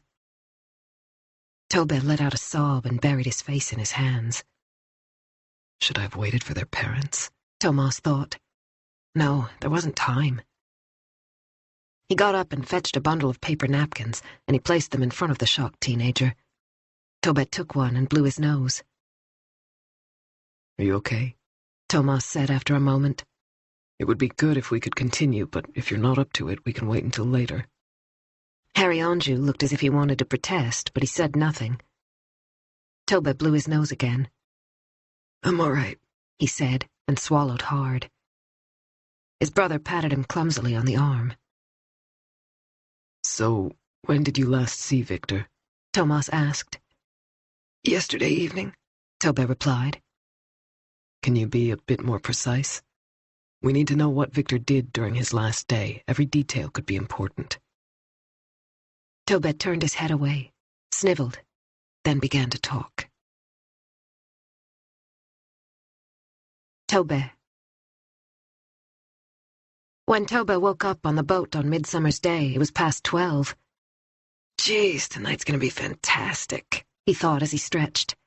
He was sweating despite wearing only pants, but he was in a down-filled sleeping bag, and the sun was shining in the cabin windows. The girls were already up and dressed, while Victor was still in bed in the cabin in the stern. Come on, guys, Felicia shouted from the deck. Let's go down to the bakery and get some breakfast. I'm starving. By the time they got back, the harbor was filling up with boats. Victor and Tobe high-fived each other when a large yacht with several hot girls in bikinis on board moored up a short distance away. The afternoon drifted by as they hung out on deck. Later on, they would turn up the volume on the outdoor speakers and switch to harder, faster dance music that would raise the temperature, but for the time being, they were happy with good old summer songs mixed with Coldplay and Beyoncé. From time to time, someone's cell phone would beep. text messages from friends who were also heading for Sandhamn. The table filled up with bottles and glasses. At some point, maybe around 4:30, someone shouted from the jetty. When Tobbe looked up, he recognized 3 girls from school. They asked if they could come aboard for a while. They'd only just finished 8th grade, but they were seriously cute. Victor grinned at the new arrivals and made an inviting gesture with his hand, in spite of the fact that Felicia clearly didn't like it. Victor could be pretty brutal when he'd had a few drinks. The girls joined them and sat down. There was plenty of room in the stern. They'd come over at lunchtime on the Vauxholm ferry and were using the guest cottage at a friend's house on the island. They kept on chilling out. It was so nice sitting there in the sun. The boat was right in the middle of all the action. There were people everywhere. It was as if the harbor had been transformed into one great big festival, like Stockholm Week on Gotland or even Båstad in July. Tobbe raised his glass in a toast with Victor. The new arrivals giggled at almost everything. The one who had the most to say for herself, Tesson, was hot. She was wearing a red bikini top with narrow straps and frayed denim shorts. He noticed her checking him out. After a while, she offered him a cigarette, and could he light hers? As he struck the match, she moved to sit next to him. She inserted the cigarette between her lips and leaned toward Tobbe's hand. Her breasts bobbed every time she moved.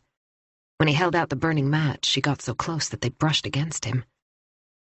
Victor was following the performance through half-closed eyes. Felicia was sitting beside him, obviously far from happy. Tesson took a drag and leaned back, her thigh pressing against Tobbe's. Her skin was warm and suntanned. She blew out a long stream of smoke and smiled at him, eyes hidden behind her sunglasses. Just like him, she was wearing a pair of dark aviators. Ebba was sitting closest to the cabin, looking increasingly sour and glancing angrily at Tobbe from time to time. He still liked her, even though they'd broken up. She'd been so difficult lately. He hadn't actually expected her to come with them to Sandhamn, but no doubt Felicia had talked her into it. They did everything together. Tesson was definitely up for it. She kept accidentally touching him, and when she'd stubbed out her cigarette, she asked him if there was anything to drink. No problem. Christopher had brought some booze, and Tobbe had stopped by the vodka car, an alcohol delivery service, before they left town. He fetched a red Fanta from the galley and fixed himself and Tesson a strong drink. He didn't bother with Ebba. She could get her own. The hours passed. He didn't really feel drunk, just a little woozy. But of course he was drunk. When he stood up, he had to lean on the table for support, but he didn't fall over, so that was okay. After a while, Tesson ended up on his lap. They kissed a few times. He had his arm around her, one of her breasts pressed against his chest. It was soft. She turned him on. The heat of her body was making the sweat trickle down his back, and it was so good, sitting there in the sun with her. He could see that Ebba was furious because he was making out with Tesson. She kept making nasty comments about little girls who would do anything for older guys. What the fuck? He wasn't the one who'd started acting weird. But if she didn't want to be with him, obviously there were others who did. Like Tesson. The thought made him smile, and he kept on kissing her. Part of him was enjoying the fact that he was doing it in front of Ebba. Tesson was only too happy to go along with it. She was starting to get pretty drunk, but that wasn't exactly a disadvantage. Suddenly, Ebba had had enough. "You're so disgusting," she yelled at him. "You are so fucking vile." Tesson had no idea what was going on. She simply sat there on his lap, staring at the other girl. In a second, Ebba had jumped ashore and disappeared among the crowds. Felicia made as if to go after her, but Victor reached out and stopped her. "Let her go," he said. "She's just pissed because Tobbe's scored." Victor was drunk, too. He'd been drinking all afternoon, and his movements were uncoordinated. He tried to pull Felicia onto his lap, but Ebba's departure had put her in a bad mood. She kept going on about her friend until eventually Victor told her to shut the fuck up. Then he moved over to sit by Tesson's friend, turning his back on Felicia. It was all going wrong, which made Tobbe feel kind of sad. They were there to party and have fun. Why did everything have to be so complicated? Felicia was furious. She wouldn't stop nagging Victor. He ignored her at first, but after a while they were shouting at each other. Tobbe had seen it all before. Victor had become increasingly moody during the spring. It didn't take much for him to lose his temper, and when Felicia had been drinking, she also had a pretty short fuse. "You're so fucking stupid, you crazy bitch!" Victor yelled at Felicia. And you're sick in the fucking head. Victor looked as if he were about to hit her. "Shut your fucking mouth!" You shut your fucking mouth. Victor slammed his glass down on the table so hard that it cracked. He stood up and left the boat. Felicia burst into tears. Victor, wait! She called out and ran after him. Tobbe had no idea what was going on. It was so unnecessary, messing everything up like this. Sometimes he couldn't cope with Victor, or Felicia. A while after their argument, Christopher came back. He'd brought some fast food with him. Their father had given him money before they left home. A gang of his friends from college had turned up in their boat. Tobbe was welcome to come along and bring the girls. Why not? Tobbe thought. Tesson and the others were more than happy with the invitation, and to be honest, he couldn't care less about Victor and Felicia. No doubt they were sorting out their shit somewhere, and if Ebba wanted to go off and sulk, that was her problem. He took a swig of his drink. Then he pulled Tesson close, and his lips found hers. When they'd eaten their burgers, they grabbed some booze and went over to the other boat. It was by the Via Mara jetty. Christopher had been given the code for the gate, so they had no difficulty getting in. He stayed there until the music stopped at the sailors' restaurant and more or less passed out as soon as he got back to the boat. He woke up to find a cop standing in the cabin. Chapter 30. Tobbe avoided meeting Thomas's eye. Instead, he started chewing a fingernail. Thomas noticed that all his nails were bitten down to the quick. There was so little of the actual nails left that the tips of his fingers looked swollen. It was obvious that Tobbe would rather be anywhere but here. His expression was both distrustful and unhappy. So a group of 5 young people had arrived on Sandhamn to celebrate midsummer. During the course of a few short hours, 3 of them had left the boat, and the evening had ended in disaster. Thanks to Tobbe, Ebba had stormed off in a rage and had ended up wandering around on her own. Felicia had collapsed down by the harbor, and her boyfriend had been killed over in Sharkarlshamn. Meanwhile, the 2 brothers sitting opposite him didn't seem to have noticed a thing or even wonder what might have happened. Instead, they had kept on partying with their new friends. Thomas couldn't help being struck by their self-absorbed attitude, but he didn't say anything. Harry Anjou was more outspoken. "Didn't you wonder where Victor and the girls had gone?" he asked sharply. "Or was it just that you were drunk and didn't give a shit?" Tobbe shrank down in his chair. His voice was trembling when he spoke. "I tried to get a hold of the others to tell them we were hanging out with Christopher's friends, but nobody answered their phone. I texted Victor, but he didn't get back to me. I didn't forget about him or the girls. We're friends." He looked as if he was on the verge of tears. "How could I know he was dead?" he went on. "I thought he was with Felicia and they'd be back later, I swear." His thumbnail, or what was left of it, disappeared into his mouth. "If I've understood you correctly, Ebba, Felicia, and Victor were missing from around 7 o'clock in the evening on Midsummer's Day," Thomas said. "Neither of you wondered whether something had happened to them?" He looked inquiringly at the older brother. Christopher's shoulders were broad beneath the green polo shirt, forming a sharp contrast to Tobbe's slighter frame. But his eyes were empty. Harry Anjou directed his next question to Christopher. "Shouldn't you have reacted when so many of your group took off? Your brother and his friends have only just finished high school. You were the only adult, after all." Now it was Christopher's turn to shake his head. "I didn't even think about it. There were so many people around. Everyone was partying. I didn't realize they'd gone." He swallowed hard. "I mean, I wish I'd done something, but I assumed they were okay. I thought they'd turn up eventually." There was no point in making the brothers feel even more guilty. They could do that for themselves. Thomas leaned forward. "The important thing now is that you help us. Do either of you have any idea where Victor could have been during the evening? Where he might have gone?" "No," Tobbe said immediately with a rapid glance to the side. Thomas caught the movement. Had Tobbe sent his brother some kind of signal, or was it his imagination? Before he could say anything, Harry Anjou jumped in. "Did Victor owe anyone money? Had he fallen out with anyone?" "I don't think so," Tobbe said. That bruise on Tobe's cheek. Had the boys gotten into a fight? Where did you get that bruise? Thomas asked. Tobe's hand flew up to his face in an involuntary movement. I fell. How did that happen? I slipped on a rock. I see, Thomas said. He waited for Tobe to go on, but the boy just stared down at the desk. Andrew had had enough. There must be something you can tell us, he snapped. Thomas saw how Tobe reacted to his tone of voice. He gave Andrew a look to tell him to take it easy. There was no point in upsetting the brothers even more. However, Andrew didn't seem to pick up his signal. Your best friend has been murdered, he went on. Help us instead of sitting there mumbling. You must know something. Tobe grabbed his stomach again, and Thomas decided it was time to stop. You can go now, but we need you to stay on the island in case we have more questions. Christopher stood up. When Tobe didn't move, he gave his brother a push. Come on. Silently, Tobe followed him to the door, but just as he was about to leave, he turned and gave Thomas a pleading look. Are you absolutely sure he was murdered?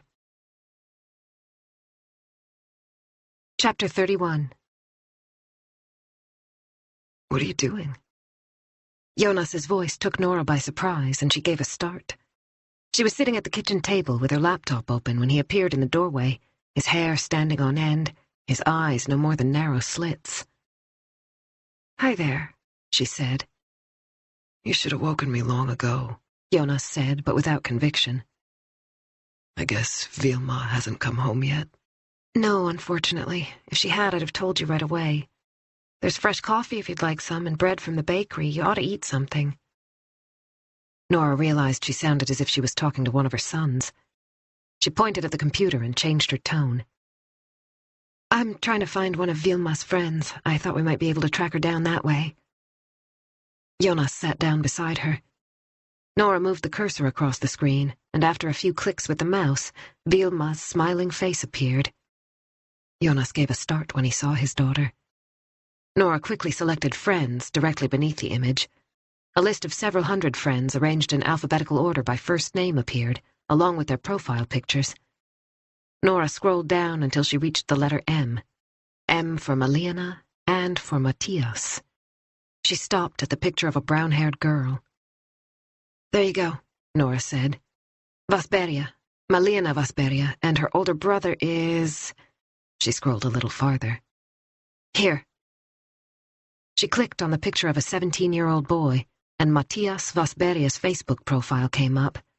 According to the information on the screen, he played basketball and attended Östra Real, a high school in inner-city Stockholm. He also had hundreds of friends and was a fan of bands Nora had never even heard of. She had to admit he was good-looking, even if the glint in his eye suggested that he was well aware of his charms. She could imagine how popular he was with teenage girls. Was that why Vilma had been so besotted with him? He was 17. Vilma was only 14. 3 years was a huge difference at that age. She felt a little pang of anxiety in her stomach. Do you recognize any of her friends? She asked Jonas. No, they're not the old crowd. He scratched his chin. I used to know most of the kids she hung out with and their parents, but that changed when she moved up to high school. It's a totally different ballgame. Now I have far less contact with both her classmates and their families. Nora opened another window, clicked on a search engine, and typed in Malena Vasberia. Nothing. She tried Matthias Vasberia and found 25 individuals, 4 of whom lived in the Stockholm area. Bingo, Jonas said. He got up and poured himself half a cup of coffee. Would you like some? I'm fine, thanks. I've already had too much. I'll end up with an acid stomach if I have any more today. Nora reached for the phone. Shall we give it a go? Without waiting for a response, she keyed in the first number on the list, then switched to speakerphone so Jonas could hear. An answering machine kicked in. Hi, you've reached Matthias. Please leave your name and number and I'll get back to you. He sounds middle-aged, Jonas said. Nora left a message just to be on the safe side, asking the man to call her. The next Matthias Vasberia turned out to be a father who had no idea what Nora was talking about when she mentioned Vilma Schuld. She apologized politely and hung up. "Two left," she said. Jonas was still standing by the coffee machine. She tried the third number. No answer. Nora was expecting to be able to leave a voicemail message, but then the call was cut off. "That's weird. Shall I try again?" Yes. She pressed redial and listened to the ringing. Just as she thought the call was about to be cut off again, a young boy answered, sounding as if he'd just woken up. Hello? There was something in the background. Birds? Gulls, maybe? If he was in the archipelago, this could be the right person. Nora quickly introduced herself. "I'm wondering if you know a girl called Vilma Schuld. I'm trying to find out where she is." Vilma, no idea. There was silence, then a click, and he was gone. Nora stared at the phone. Hopeless. For a moment, she thought that was the right Matthias Vosberga. Slowly, she keyed in the last number. After a few seconds, an elderly man answered, his voice a little shaky. Vosberga? Nora felt like a deflated balloon. "Sorry," she said. "Wrong number." Jonas turned to put down his coffee cup on the countertop, but he placed it too close to the edge, and it crashed to the floor and broke. "Oh, for fuck's sake!" he shouted. Shit. Nora closed her laptop and stood up. "I'm going down to the outreach center to find Thomas," she said. "It's time the police did something." Chapter 32. Harry Anjou and Thomas had stayed in the center after the Hookstrom brothers had left. It was lunchtime now. "Those boys are doing their best to look innocent," Anjou said. "but it's obvious they're spoiled brats. It's fine to get drunk on Daddy's motorboat, but they can't be bothered to get their act together to help the police." He rubbed his eyes, then stretched his arms. "And what about that bruise on the younger kid's face? I wouldn't be surprised if he'd been in a fight with the Ekengren." "You mean something got out of hand?" Thomas said. Anjou shrugged.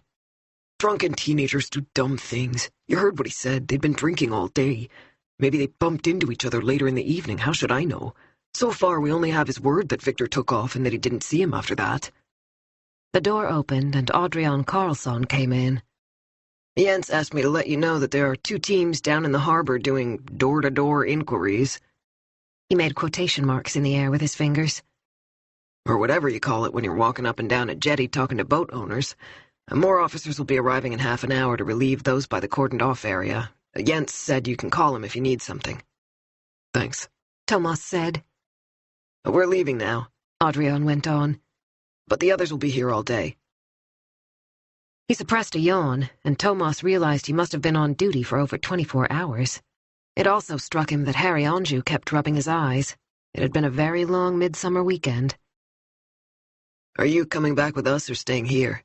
Adrian asked Anjou, who seemed torn between exhaustion and a sense of duty. He hesitated, and before he could answer, Thomas made the decision for him. "You've been up all night. Go home and get some sleep, and I'll see you first thing tomorrow morning in Naka."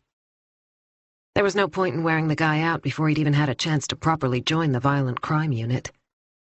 Thomas checked his watch. Margit would be here shortly. As soon as she arrived, he wanted to go over to Nora's house and speak to Victor's girlfriend and the other girl, Ebba. He stood up and stretched. "I'll come down to the jetty with you. I'm meeting a colleague from the ferry in a few minutes." They were about to leave when the doorbell rang. He opened the door to find Nora standing outside. She was pale. Her hair was caught up in a messy ponytail, and her t-shirt was tucked into faded shorts. "Thomas!" she burst out, grabbing his arm. "Vilma's still missing. We've tried to find Matthias Vosberga, a boy we think she was hoping to meet up with yesterday, but we can't get a hold of him. You have to do something. It's been almost 12 hours since she was supposed to be home." Nora took a step forward and realized Thomas wasn't alone. "Sorry," she said, overcome with embarrassment. Adrian raised a hand in greeting. "We met last night when you came to pick up the girls," he said. "Of course, I'm sorry I didn't recognize you." She shook hands with him and Harry Anjou. "It's all been a bit much over the last few hours," she went on. "My partner's daughter is missing, and we can't get in touch with her." "I was just on my way over to your place," Thomas said. "Why?" Fear leaped into her eyes, and Thomas could see that she'd misinterpreted him. It's nothing to do with Vilma, he reassured her. I still think she's just had too much to drink and is sleeping it off somewhere. You've no idea how often that kind of thing happens, Anju said to Nora. You're not the first parent who's contacted us this weekend. We've had an incident overnight, Thomas went on. I need to speak to both Ebba and Felicia as soon as possible. What kind of incident? Nora asked. Her voice was shaky, and Thomas understood that he hadn't reassured her at all. He pulled out a chair for Nora and sat down beside her. I don't want this spread around the village, but a teenage boy was found dead in Sandhamn this morning, he explained. Nora let out a cry of horror, and her hand flew to her mouth. It seems to be Felicia Grimstad's boyfriend, which is why I was coming to see you. We need to talk to her. Nora's face had lost all trace of color. Are you okay? Thomas said. Are you sure this has nothing to do with Vilma? What if something's happened to her as well? The last few words were swallowed up in a sob. Thomas realized he'd made the situation even worse, but there was nothing more to say. He had to trust his instinct, which told him that Vilma was all right. Adrian Carlsson got to his feet and picked up a black overnight bag from the corner of the kitchenette. We need to go, he said. Anju nodded to Thomas and followed Adrian out into the sunshine. Thomas stood up. It would be good if we could go over to your house, he said to Nora. Margit's ferry will be arriving at any minute, and she'll come along too. He gave her an encouraging pat on the cheek. Where's Jonas, by the way? Back home. He's trying to call Vilma's friends to see if anyone's heard from her. I really hope you're right. The doubt still lingered in her voice. I hope so too, Thomas thought. Chapter 33. Margit was the first to disembark. Her short hair looked redder than usual in the bright sunshine. She waved when she caught sight of Thomas and Nora, who were waiting a little bit behind the crowd around the landing stage. Hi, Nora, Margit said when she reached them. I can't believe you've been dragged into all this. What a mess. It's always difficult when young people are involved. Nora nodded. She had met Margit many times in the past and knew how much Thomas valued his down-to-earth colleague. They set off for the Brand Villa, while Thomas quickly summarized the morning's events for Margit's benefit. Fragments of the conversation reached Nora as she walked a few steps ahead of them. The knot in her stomach grew. How could Thomas be so sure that nothing had happened to Vilma? What if he was wrong and she was mixed up in all this? They turned off by the Verdshuset restaurant and took the narrow alleyway past Barnberget, a hill well known for the track made by thousands of kids sliding down on their bottoms over the years. The surface was perfectly smooth, and several 4-year-olds were whizzing down as they passed by. Their joyous laughter made Nora feel even worse. The contrast was too great. She slowed her pace and joined Thomas and Margit, trying to think about something else. They soon reached the Brand Villa. Jonas was in the kitchen when Nora opened the door. As soon as he heard them, he came into the hallway. Nora saw the look on his face when he registered the presence of Thomas and Margit. The same fear that had flooded her body when Thomas told her about the boy's death was there in his eyes. She quickly reassured him. This has nothing to do with Vilma. Thomas and Margit are here to talk to the girls about something completely unrelated. Thomas shook Jonas's hand and gave him a friendly pat on the shoulder. They had met on a few occasions during the winter, but since Elin was born, they hadn't had the chance to get together. In fact, Nora and Thomas had only spoken on the phone in recent months. There'll be plenty of time during the summer, Nora had thought, when the baby's a little older and they've established their routines. She couldn't have imagined that they'd meet under these circumstances. Unaware of what was going through Nora's mind, Thomas turned to Jonas. I just told Nora that Vilma's probably fallen asleep somewhere. There are hungover teenagers everywhere today. Jonas seemed to relax just a fraction, much to Nora's relief. She was supposed to be home by 1, Jonas said. Goddamn kid. But I hope you're right and she'll soon come slinking back. She won't be getting an allowance for the next few years after this. A wan smile, but it was a start.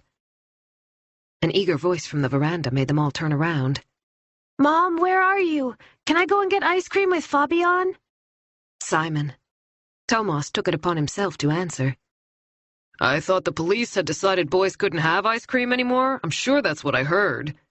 Thomas? Simon shot in and ran over to his godfather, who gave him a big hug. Thomas took his wallet out of his back pocket. Allow me, he said, handing over 100-kroner note. Can I buy ice cream for everybody? Simon asked, beside himself with delight. Yes, treat your brother, too. Thanks, Thomas! Simon glanced at Nora just to check that he was allowed to accept the money, and she gave him a thumbs up. He grinned and ran back outside. You spoil that boy, Nora said. Thomas shrugged apologetically, but didn't look the least bit sorry. Margit cleared her throat. Shall we talk to the girls? Maybe we can sit on the veranda, if that's all right with you, Nora. No problem, but they're still asleep. Shall I go and wake them? Please. Thomas is going to have to tell the girls what's happened, Nora thought as she went upstairs. The next few hours were going to be difficult for them. She paused on the top step as something struck her. Unless they already know. Chapter 34. When Nora opened the door of the spare room, Ebba was already awake. She was lying on her back, staring up at the ceiling. Felicia was asleep with a duvet pulled over her. All Nora could see was a small amount of her hair and the white and yellow daisies on the cover. The sun was shining in through the thin white roller blind, which did little to keep out the light. Nora heard the Vauxholm ferry give a warning blast on its horn before passing through the sound. Ebba gave a start when she saw Nora. How are you feeling? Nora asked, perching on the edge of the bed beside her. The girl still seemed lost, and Nora wished she could make her feel better. The news she was about to hear would shake her up even more. Are you hungry? She asked. A bit. Ebba sat up. Would you like something to eat? Yes, please. There was an attempt at a smile. What time is it? Nora glanced at her watch. Almost 1:30. So late? Yes. Your mom will be here in around 3/4 of an hour. Felicia's parents are also on their way. Ebba looked down at the covers. Are they mad at us? She said quietly. Nora reached out and gently patted the girl on the arm. I should think they're relieved that you're both okay more than anything. I wouldn't worry too much if I were you. Ebba shifted uncomfortably. We need to wake Felicia, Nora said quietly. There are 2 police officers here. They need to talk to both of you. Police? But why? Ebba looked horrified. It's best if they explain, and it would be great if you could get dressed and come downstairs as soon as possible. Nora stood up and pointed to the fresh towels she'd brought with her. There's a bathroom opposite if you want to get cleaned up. I've put out a new toothbrush for each of you. She turned to go, but a whisper behind her back made her stop. Thank you for being so kind. Nora went downstairs and set out a tray with mugs and a plate of buns, plus 2 cheese sandwiches for Ebba. The everyday task calmed her. It was a relief to be making coffee instead of worrying about Vilma. Nora felt as if she was at the breaking point. The house was full of people who needed taking care of in one way or another, and her concern for Vilma was constantly in the back of her mind. She needed to focus on one thing at a time, otherwise she would lose the plot. Adam had been sent out into the village to search for Vilma, and Jonas was in the bedroom, calling her friends. The last time Nora peeped in, his expression was so grim that she went away without disturbing him. She knew there was no point in mentioning it to Thomas again. He had his hands full trying to find out what had happened to the dead boy. But Nora felt as if she was living in a madhouse. She could hardly believe she'd managed to sound so calm when she was talking to Ebba. With mechanical movements, she wiped the drain board. One thing at a time, she thought, wringing out the dishcloth and draping it over the faucet. Then she dried her hands on a red and white tea towel that had been there since Sina's time. It was embroidered with her initials, S.B. Thomas and Margit had decided to start with Ebba. Meanwhile, Nora would try to rouse Felicia. The girl needed to have a shower and get dressed. Her parents would be here soon. Nora had promised to meet them at the jetty. She had to hold it together for a little while longer. Chapter 35. Felicia was throwing up in the bathroom. Nora could hear her through the door and didn't quite know what to do. Should she leave the girl in peace or go in and try to help her? One last retch, then the sound of the toilet being flushed. "Are you okay?" she called out. I'll be out in a minute, Came the faint reply.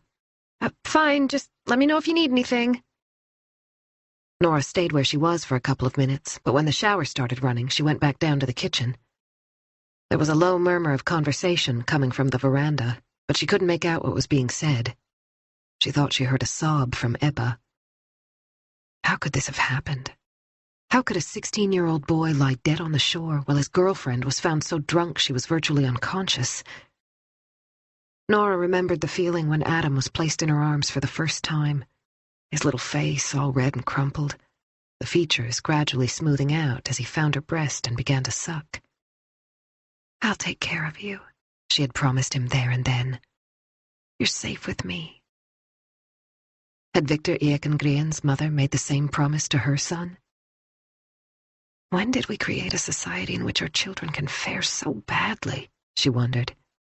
We want to protect them from all the bad stuff, but we still fail. They're drawn to danger like moths to a flame. How do we guide those who don't want our guidance? Nora's eyes grew damp, and she rested her forehead on the cool refrigerator door. She heard footsteps on the stairs, and she quickly opened the fridge and pretended to be looking for something as she blinked away the tears. Felicia came into the kitchen. "Let's find you something to eat," Nora said, swallowing hard. She turned around to pass Felicia the plate of sandwiches she had made, and in her haste almost knocked over the little vase of yellow and white flowers Simon had picked for her on Midsummer's Eve. That was only 2 days ago, but it felt like an eternity. "Would you like a cup of tea?" she asked Felicia. "Or would you prefer hot chocolate?" Tea, please. Felicia perched on the very edge of a chair. Nora had lent her a top, but the bright turquoise merely served to emphasize her pallor. The girl contemplated the sandwiches without enthusiasm. I'm not sure if I can eat anything. I don't feel too good. "That's fine, but you really ought to try. Everything seems better when you've got some food in your stomach." I sound like my mother, Nora thought. Felicia took a tiny bite, then put down the sandwich. Mom and Dad must be so mad. Her bottom lip trembled. I told them I was going to celebrate Midsummer with Ebba at her family's place in the country. She said the same. "I'm sure it'll all work out," Nora said, wondering how many times she had repeated a version of that cliched sentiment during the past 12 hours. She poured a little milk into a dark brown mug, then added a tea bag and hot water. "There you go. A hot drink will help." Thanks. A hint of dimples could be seen in Felicia's cheeks, but she looked far from happy. She pushed the sandwich around her plate, but didn't eat anything. After a little while, she said shyly, I was wondering if you knew where our friends are, Victor and Tobe. Do they know we stayed here last night? Nora was saved by Jonas calling to her. She quickly got to her feet, grateful for being spared the need to answer. "I'll be back in a minute." She took the stairs 2 at a time. Jonas was standing in the bedroom with his cell phone in his hand, holding it out so she could see the display. "This just arrived from Vilma." Nora read the message, 1 word. Sorry. Thank God. Nora realized she'd been fearing the worst without daring to admit it to herself. The tension was still etched on Jonas's face, but he took a deep breath. Yes, thank God. He sank down on the unmade bed with his back to the wall. Nora sat down beside him and cuddled up. After a moment, Jonas whispered almost to himself, "But where the hell is she?" Chapter 36. Ebba had said hello to Thomas and Margit, then sat down on one of the wicker chairs. Thomas pointed to the plate of sandwiches. "Help yourself, those are for you." Ebba glanced at the plate. Without saying anything, she picked up one of the sandwiches and took a bite, then reached for the mug of tea Nora had made her. She drank a few sips, then put it down and kept eating. Thomas and Margit had no intention of rushing her. When she'd finished and had a little more color in her face, Thomas said gently, "We'd like you to tell us what happened yesterday evening, before you went to the police." The top Ebba had borrowed from Nora was slightly too big. The sleeves came down over her knuckles, but she still seemed chilled to the bone. "I already told the other man everything," she said. "The one who found Felicia by the harbor." "It would be really helpful if you could tell us too," Thomas said, "so that we can build our own picture." Ebba didn't raise any more objections, but she held the mug in front of her as if she were trying to hide behind it. Outside the wide veranda window, leisure craft were passing by in a steady stream on their way back to the mainland. "Start from the beginning," Margit said calmly. "Try to give as much detail as you can. It's important that you don't leave anything out." The girl sucked in her lower lip as if she was afraid to ask a question. Then she took courage. "I was wondering if you'd found our friends yet?" She hesitated, then added, "Tobe, he's the one with red hair. Do you know where he is?" There were 1,000 hopes contained in those words. Thomas and Margit exchanged a glance. "Yes," Thomas said, "but we'd like to hear what you have to say first." Ebba's smile disappeared. "So, what happened yesterday evening?" Margit prompted her. Ebba. Ebba hadn't known anything could hurt as much as when Tesson sat on Tobe's lap. It was worse than when she was 10 years old and her parents told her about the divorce, when her dad said he was moving out. It had felt as if she no longer existed, as if she were a drawing that had been balled up and thrown away because it hadn't turned out quite right. Her dad had lifted her onto his lap and assured her that she and her little sister would always be as important to him as they'd always been. It was just that he and Mom didn't love each other anymore. He had hugged her, and in the end, she had dared to believe that he was telling the truth. He had kept his promise, but right now there was no one to console her. Ebba recognized herself only too well in Tobe. They both had divorced parents, and both their fathers had remarried and started new families. However, at least she and her sister spent every other week with Dad. He hadn't abandoned them like Tobe's dad had. Tobe never talked about the split, apart from the odd comment here and there. He would sometimes say that as the child of a broken marriage who also happened to have red hair, he was doomed to fuck things up. He would grin, half joking and half serious, but she knew the bitterness lay just beneath the surface. The two of them had started hanging out during the spring of 8th grade, but she'd had her eye on him for a long time. She hadn't had a serious boyfriend before Tobe, only some random flings at parties, but there was something special about him that aroused her interest. He was so funny, it was impossible to be miserable in his company. They'd officially gotten together after the summer vacation. 9th grade was tough going in many ways, but Ebba woke up every morning with a tingling sense of anticipation in her tummy. Even if Tobe was crazy, she loved his jokes and being swept along by his carefree attitude. When he looked at her, she felt warm all over. He was her first real boyfriend. Then came the evening when Victor and Felicia hooked up. They'd been checking each other out for a while. Felicia could hardly talk about anything but Tobe's best friend, how fit he was, how hot. Victor's parents were in Paris, so he had the place to himself. They were all in a party mood. Tobe's backpack was clinking, and as soon as they walked in through the door at Victor's, Tobe jerked a thumb over his shoulder. "I fixed up some cool stuff." The red hair had been tamed with gel. He grinned, kissed Ebba on the lips, and shrugged off his jacket. They went into the living room and sat down on the white leather sofa. "We need glasses," Tobe said to Victor. Felicia jumped to her feet. "I'll help you," she said. Tobe winked at Ebba as Victor headed for the kitchen with Felicia right behind him. It was over half an hour before they came back with glasses and 2 bowls of chips. A while later, music was pulsating through the ground floor, and there were people everywhere.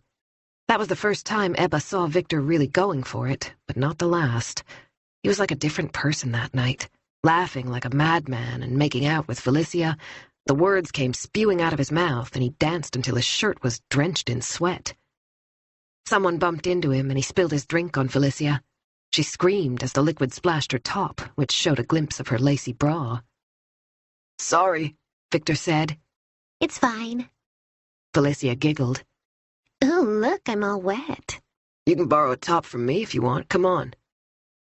Victor grabbed Felicia by the hand, and Ebba got a brief smile from her friend before they disappeared up the stairs to Victor's room. After that weekend, the four of them hung out together all the time. During the winter, Victor and Tobe partied more and more. Victor was usually pretty steady, almost shy, but when he was under the influence, he changed completely, just like Tobe. Tobe lost all his inhibitions, while Victor became aggressive and argumentative. On a couple of occasions, Tobe did something really dumb. He walked along the train tracks even when the barriers had come down, and one night he simply sat down in the middle of the road.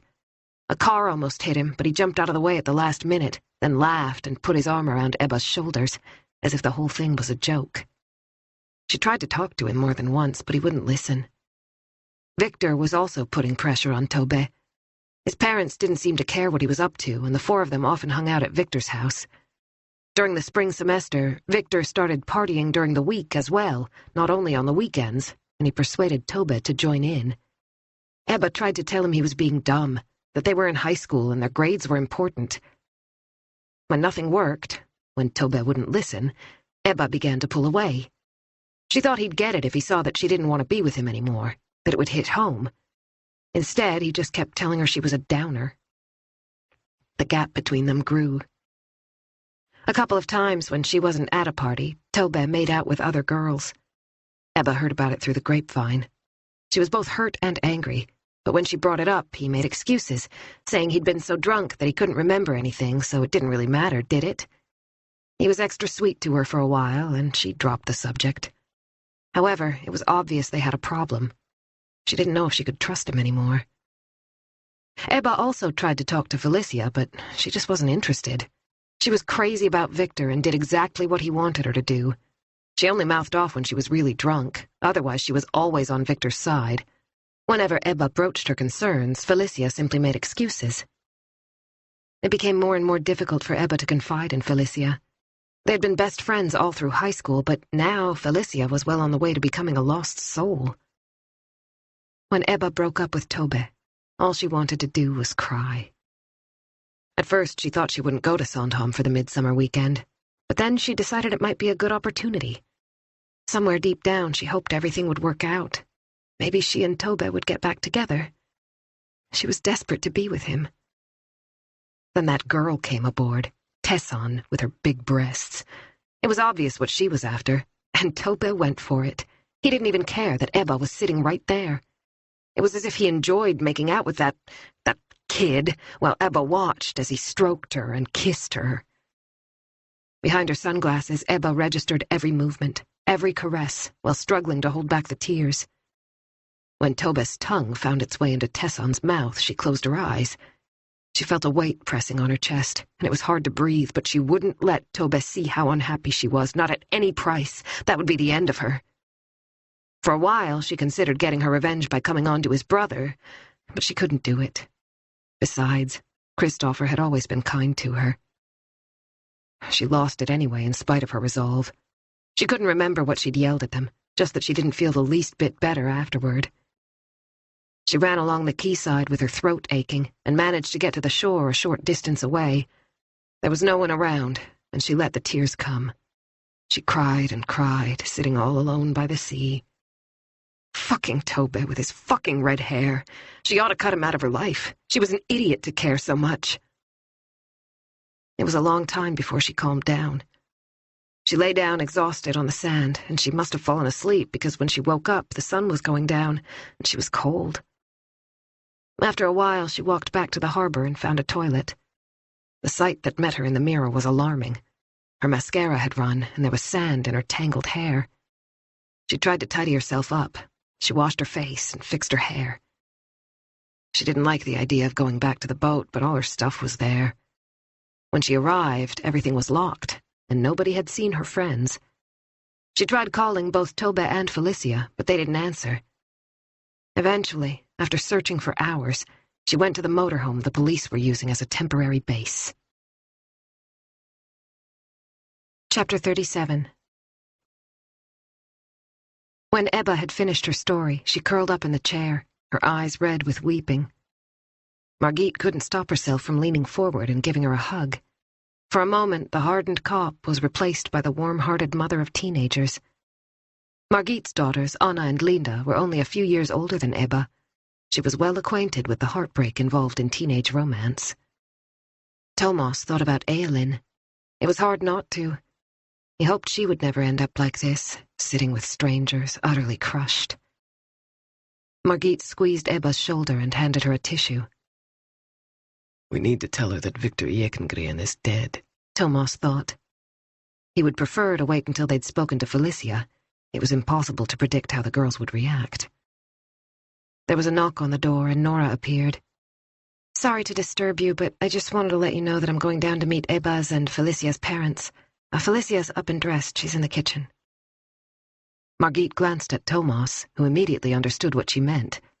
Should they talk to Felicia before her parents arrived? He gave a slight nod. Ebba was clutching her mug of tea.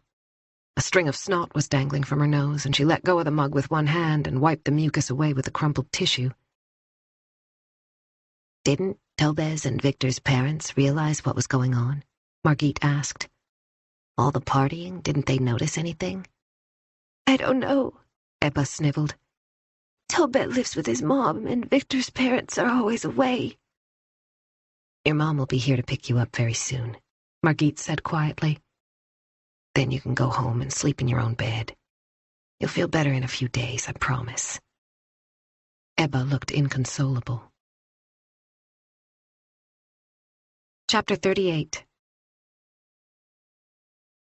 Adam was back. He dumped his bicycle by the fence and reached the gate just as Nora opened the front door. Hi, sweetheart. I guess you didn't find her? Adam shook his head. Thanks for trying. It was really kind of you. Adam lingered by the gatepost. Why is Thomas here? He needed to have a little chat with the girls who stayed overnight. There are loads of cops over by Sandhamn, and there's police tape around a whole bunch of trees. Nora ignored the unspoken question. I have to go and meet the girls' parents from the ferry, she said instead. She grabbed her own bicycle and patted him on the cheek in passing. Jonas is upstairs in my room, she said. He's still trying to call Vilma's friends to see if she's with one of them. Adam was drawing lines in the gravel with one foot. Is Vilma involved in whatever's happened in Sandhamn? He asked. Is that why she hasn't come home? Nora couldn't shake the bad feeling as she cycled down to the harbor. The seating area outside the Ved Shuset restaurant was crowded with people and strollers, and a line had formed by the small staircase leading up to the wooden deck. There were glasses of beer and rosé wine on the table, but the two police launches moored by the customs post provided a sobering reminder of the previous night's events. The idea that Thomas and Margit were sitting on her veranda questioning Ebba and Felicia just didn't seem real. Nora's head was pounding, a combination of stress and the lack of sleep. She'd need to take a painkiller as soon as she got home. The anxiety wouldn't go away. Could Vilma be involved in Victor Ekengren's death? What if someone had taken her cell phone and sent that message to Jonas? Someone who was holding her against her will? Stop that, she thought. There's no point in getting upset, especially when Thomas doesn't seem worried at all. Nora reached the steamboat jetty just as the white Vauxholm ferry passed through the sound. It was Sandhamn, one of the largest ships serving the island. When she came over with Jonas and the kids last Thursday, it had been packed with excited midsummer revelers. From a distance, she could see there were already lots of people on the jetty. The line of passengers waiting to travel back to the mainland snaked all the way past the kiosk, then continued for at least another 50 yards. Nora recognized several Sandhamn residents. The ferry hove to, and the crew lowered the gangway. There weren't many arrivals, but 3 people immediately caught Nora's attention. 2 women and a man about her own age, impatient to disembark. Both women were wearing white jeans and carrying large purses. The man was in blue pants and a white polo shirt. Nora realized they must be Ebba's mother and Felicia's parents and waved so that they'd see her. What was she going to say to them? Should she tell them about Victor? Was she even allowed to do that? Felicia glanced up at Thomas and Margit. Ebba had gone to the bathroom, leaving her alone with the two police officers. "Can't we wait until Mom and Dad get here?" she said. "They won't be long." Thomas wished she hadn't asked. It would have been better to question the girl without her parents, then blame time pressure. There was a significant risk that she wouldn't talk freely otherwise, but he knew the rules. The sound of the front door opening settled the matter. A woman's voice called out, "Felicia?" and the girl flew out of her seat. "Mom!" Felicia threw herself into her mother's arms. She started sobbing loudly. Her mother tried to calm her, but Felicia couldn't control herself. Behind them stood a broad-shouldered man of about 45. That must be Joshin Grimstad, Thomas thought. Felicia bore a strong resemblance to her father.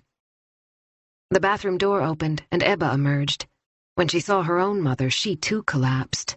"I'm sorry," she sobbed. "I'll never ever do anything like this again. I'm so sorry." 10 minutes later, the equilibrium had been restored, and Thomas had managed to get them all sitting down in Nora's dining room. When Nora appeared with yet another tray of coffee, he felt a pang of guilt. Her home had been turned into a temporary police station. Nora looked exhausted, to say the least, and he was reminded that she had her own problems to deal with.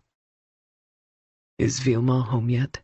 he said quietly when she came back from the kitchen with a jug of milk and a plate of cookies. "No, but she's texted Jonas." "Good." Thomas exhaled. In that case, she'd probably had a little too much to drink and had fallen asleep somewhere, just as he'd suspected.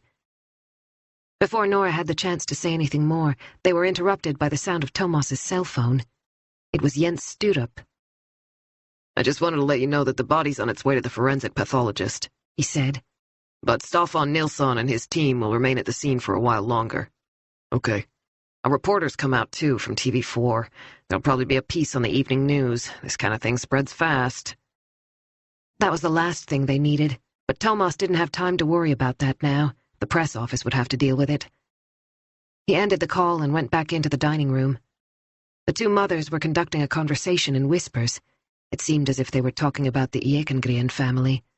Apparently one of them had tried to call Madeleine, but without success.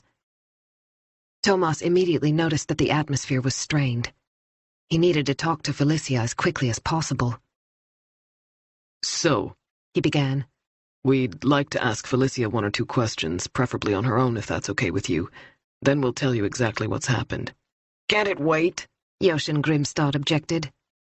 "I'm afraid not. We'd like to speak to her right away." "My daughter's worn out, as you can see. We'd prefer to take her home," Joshin said, putting his arm around Felicia's shoulders and giving Thomas a look, as if he suspected that something serious had happened and was about to demand that the police put their cards on the table. Thomas weighed the pros and cons of telling the truth. Once again, he reached the same conclusion. It would be better to question Felicia before she knew the situation. If she didn't already. Margit spoke first. "It won't take long, and we really would appreciate your cooperation. We've just had a chat with Ebba, and a few minutes alone with your daughter would be great help if you don't mind." Felicia pushed her hair back from her forehead and stood up. "It's fine," she said. "Just as long as you promise I can go home when we're done." Thomas nodded reassuringly, and Felicia led the way to the veranda. Felicia. Why had she yelled at him like that? She loved Victor, didn't she? She was crazy about him. But she had never seen him so mad before, and it terrified her. When he left the boat, she ran after him. He was moving very fast, and she almost lost him, but then she spotted his back in the crowd. He was walking away from the harbor, toward the mini-golf course. He passed it and headed up a steep hill. "Victor!" Felicia shouted. "Wait for me!" She caught up with him at the top of the hill. "Slow down!" It sounded as if he hissed, "Fucking cunt." But she hoped she'd misheard. "Victor!"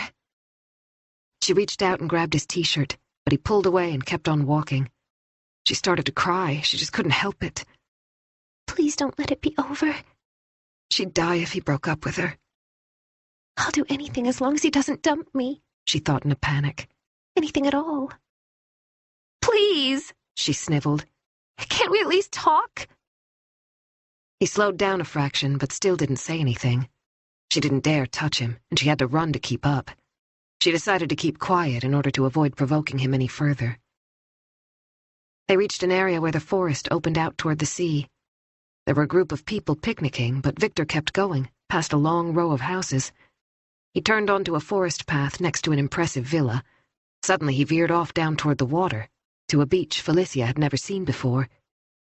He kept on walking until almost the end of the sandy shore.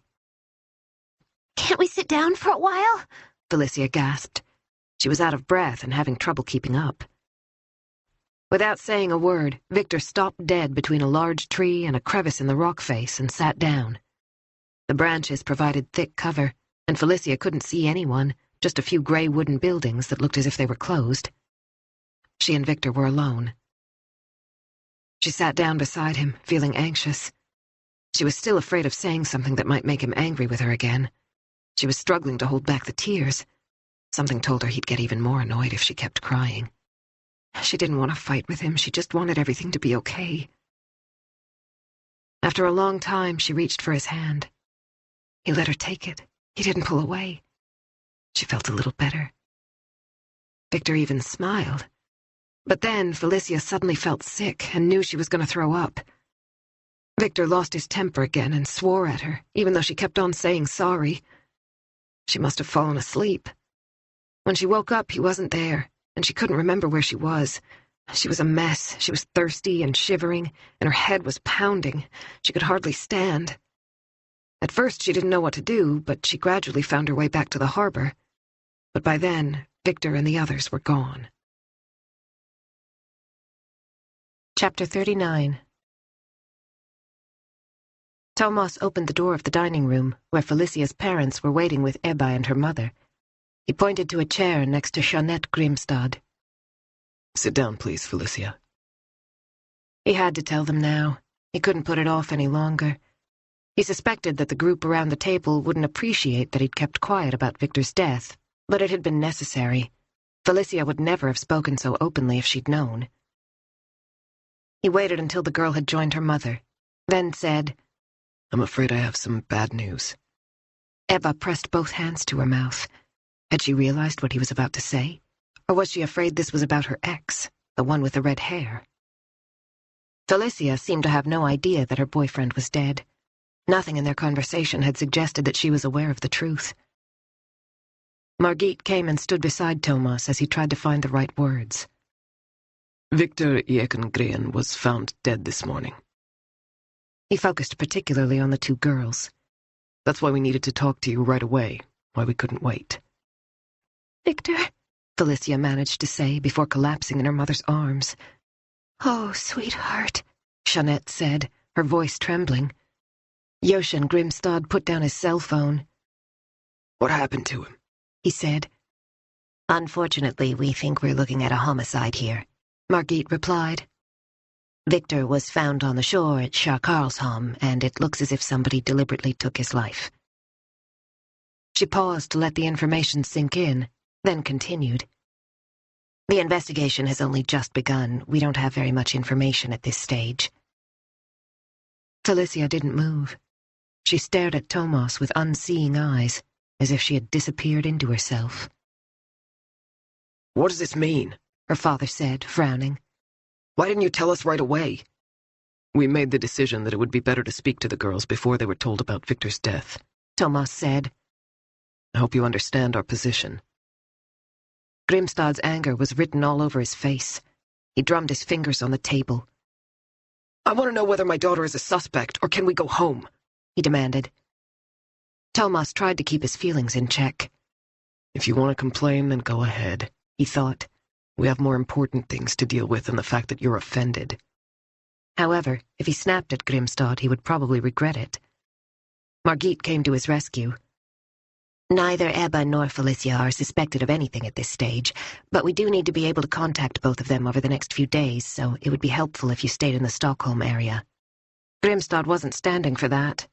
"We'll be at our country property on Vindelsjö. The number's in the telephone directory. If you want to get a hold of us, you can look it up. And now we're leaving." Ebba's face was chalk white. what about Tobe? She whispered. He and his brother are still on the boat, Margit reassured her. They're fine. Thomas saw the relief in Ebba's eyes before she lowered her head. Nora had offered to walk down to the harbor with the group, but Felicia's father had insisted there was no need. She couldn't help wondering why he was being so unpleasant, bordering on rude. Even if he was embarrassed because his daughter had gotten drunk and been picked up by the police, there were worse things to worry about. He could try putting himself in the Eken Grien's shoes, for example. Then again, maybe this was his way of dealing with the shock. He had barely exchanged 2 words with Nora, and he certainly hadn't wasted any effort on small talk while they were waiting for Felicia's interview to be over. Now he was hustling his wife and daughter along, desperate to get away as quickly as possible. Ebba's mother, Lena Halvorsen, was much nicer. "I don't know how we can ever repay you," she said as they were leaving. "I'm so grateful that you took care of my daughter when she needed it. You're a wonderful person." Nora managed a wan smile. It was impossible to tell the truth, however tempting it might be. Instead, the white lies came tripping out of her mouth. "It was nothing. I have a teenage son of my own. I'm just happy I was able to help. Let's hope both girls can get some rest now. It's a lot to deal with at their age." She reached out her hand to say goodbye, but Lena leaned forward and gave her a warm hug. "We must find a way to thank you, I insist, but we'll come back to that." "There's really no need," Nora reiterated. She turned to Ebba and hugged her. "Bye, Ebba. You take care of yourself." Ebba tugged at her mother's sleeve. "My stuff's still on the boat. We need to collect it before we leave." "Do we have time?" Lena asked. Nora looked at her watch. Almost 4. There was a ferry at 5 and another at 5:30. "It depends which crossing you were aiming for, but there's one almost every hour today." "Please," Ebba begged, shifting anxiously from one foot to the other. "Can we at least check if Toba and Christopher are still in the harbor?" Chapter 40. Thomas and Margit had left the Brand Villa and returned to the police outreach center. The yellow building was empty when they arrived, and it was a relief to sit down in a quiet space after the clamor of angry voices at Nora's. Before they left, Joshin Grimstad had once again criticized them for deliberately withholding the information about Victor's death, as he put it. There was no doubt that he was looking for someone to take out his frustration on, but Thomas couldn't help being annoyed. He felt drained and nodded in the direction of the kitchenette. Coffee? For once, Margit said no. "We don't have much to go on," she said pensively, taking out her notebook and a ballpoint pen, which she shook before clicking the button. "Either Victor met the killer while his girlfriend was out of it, in which case he was probably already dead and hidden under the tree when she woke up. When she couldn't find him, she panicked and made her way back to the harbor without realizing her boyfriend was only a few feet away." She drew a tree, a circle, and an arrow. "Or he came back later and encountered his killer," Thomas said. "Maybe he was looking for Felicia. They could have missed each other." "I'm wondering if Felicia's lying," Margit said. "Do you think she might have made the whole thing up because she's mixed up in this?" Thomas frowned. "She would never have managed to drag him under that tree. She's barely strong enough to carry a heavy bag. If that's the case, she must have had help." "Ebba?" Margit speculated. "You mean they're both involved?" Thomas found it difficult to imagine that the girls would be so cunning. "What if Felicia's story is partly true?" Margit went on. "She was with Victor to try and make up, but instead they fought, and it all went wrong." "So Ebba saw her best friend fighting with her boyfriend and tried to help her?" "Something like that. Victor was too strong, and in the end, one of the girls picked up a stone and hit him. I'm sure they didn't intend to kill him, but when they realized what they'd done, they got scared and hit him as best they could." Margit stood up, went over to the window, and opened it. It was good to feel fresh air pouring into the warm room. "Felicia left the beach, just as she said, but later, after Victor's death, she just switched the time around." "And Ebba?" "What did Ebba do?" Margit sat down again. "She wandered around in a state of shock, just like Felicia. They somehow lost each other, and after a while she got desperate. She went to the police, which also provided her with an alibi." "Is it possible to be so calculating at that age?" "We've seen worse," Margit said dryly. Thomas knew she was right. It didn't happen very often, but there were examples of teenage killers who had committed terrible crimes. So where do the boys fit in? He asked. Let's think about them for a moment. The Hookstrom brothers? You were the one who interviewed them. They provide each other with an alibi, Thomas said. He remembered how shattered the younger brother had seemed. Had he just been playing to the gallery? Harry Anjou had had his suspicions about the boy almost immediately. Where had that bruise on Tobé's cheek really come from? Would a young kid kill his best friend? Thomas said. It happens. Too much booze, an argument about some girl. Ebba said the boys were partying way too much, so did Felicia. Margit put down her pen and scratched the back of her neck. It could be a similar scenario, she went on. What if it was Tobé who found Victor and Felicia fighting? He tried to stop his friend and went too far? Tobé had seemed deeply shaken when Thomas told him that Victor was dead, but was that because he hadn't known, or because he suddenly realized the gravity of what he'd done? Both alternatives were possible. Thomas knew that according to all the statistics, the victim and the killer usually knew each other. An unknown attacker was highly unusual. What else have we got? He said. Not much at the moment. Margit pulled a face. The striking color of her hair intensified rather than softened the sharp lines between her nose and mouth. Her deep-set eyes were troubled. A 16-year-old boy is dead. We haven't a clue what happened. I can't even decide which is harder to believe, the idea of an unknown perpetrator, or the suggestion that one of his friends is responsible. The air in the room suddenly felt oppressive, despite the open window. Chapter 41. Nora was sitting on the veranda.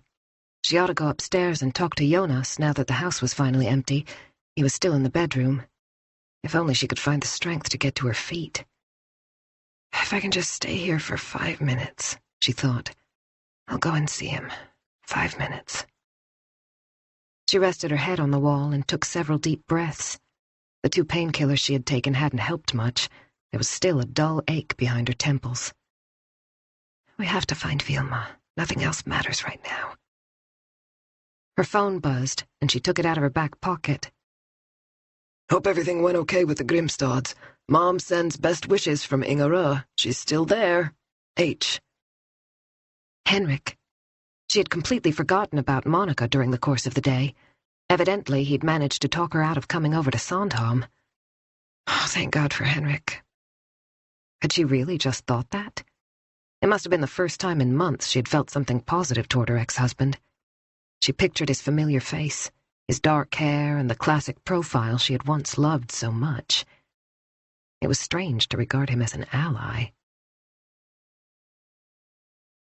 As they walked toward the Royal Swedish Yacht Club marina, Ebba imagined how Tobé would react when he saw her. First of all, he would be surprised. Then she would see the gratitude in his eyes. She'd come back. He would be so relieved when he realized she was prepared to forget about that business with Tesson. Victor's death brought a different perspective. Everything was terrible, horrific, but they would be able to console each other. Victor had been Tobé's best friend. Now Tobé would be able to give way to his sorrow with Ebba. They would grieve together. She would be there for him. Who else did he have? Not his father, who had dumped both Tobé and his brother. Ebba wanted to curl up in Tobé's arms. She was ready to forgive him everything. So much had changed. The boat's over there, Mom. Ebba pointed to a sunseeker still moored at one of the yacht club's jetties. By this time, the marina was less than half full, with big gaps along the pontoons and the wooden quayside. A couple of workers in red jackets were busy emptying the trash cans. Is Tobé still on board? Ebba wondered. Does he even know that Victor is dead? It hadn't occurred to her to ask the police, but surely he must know the truth by now.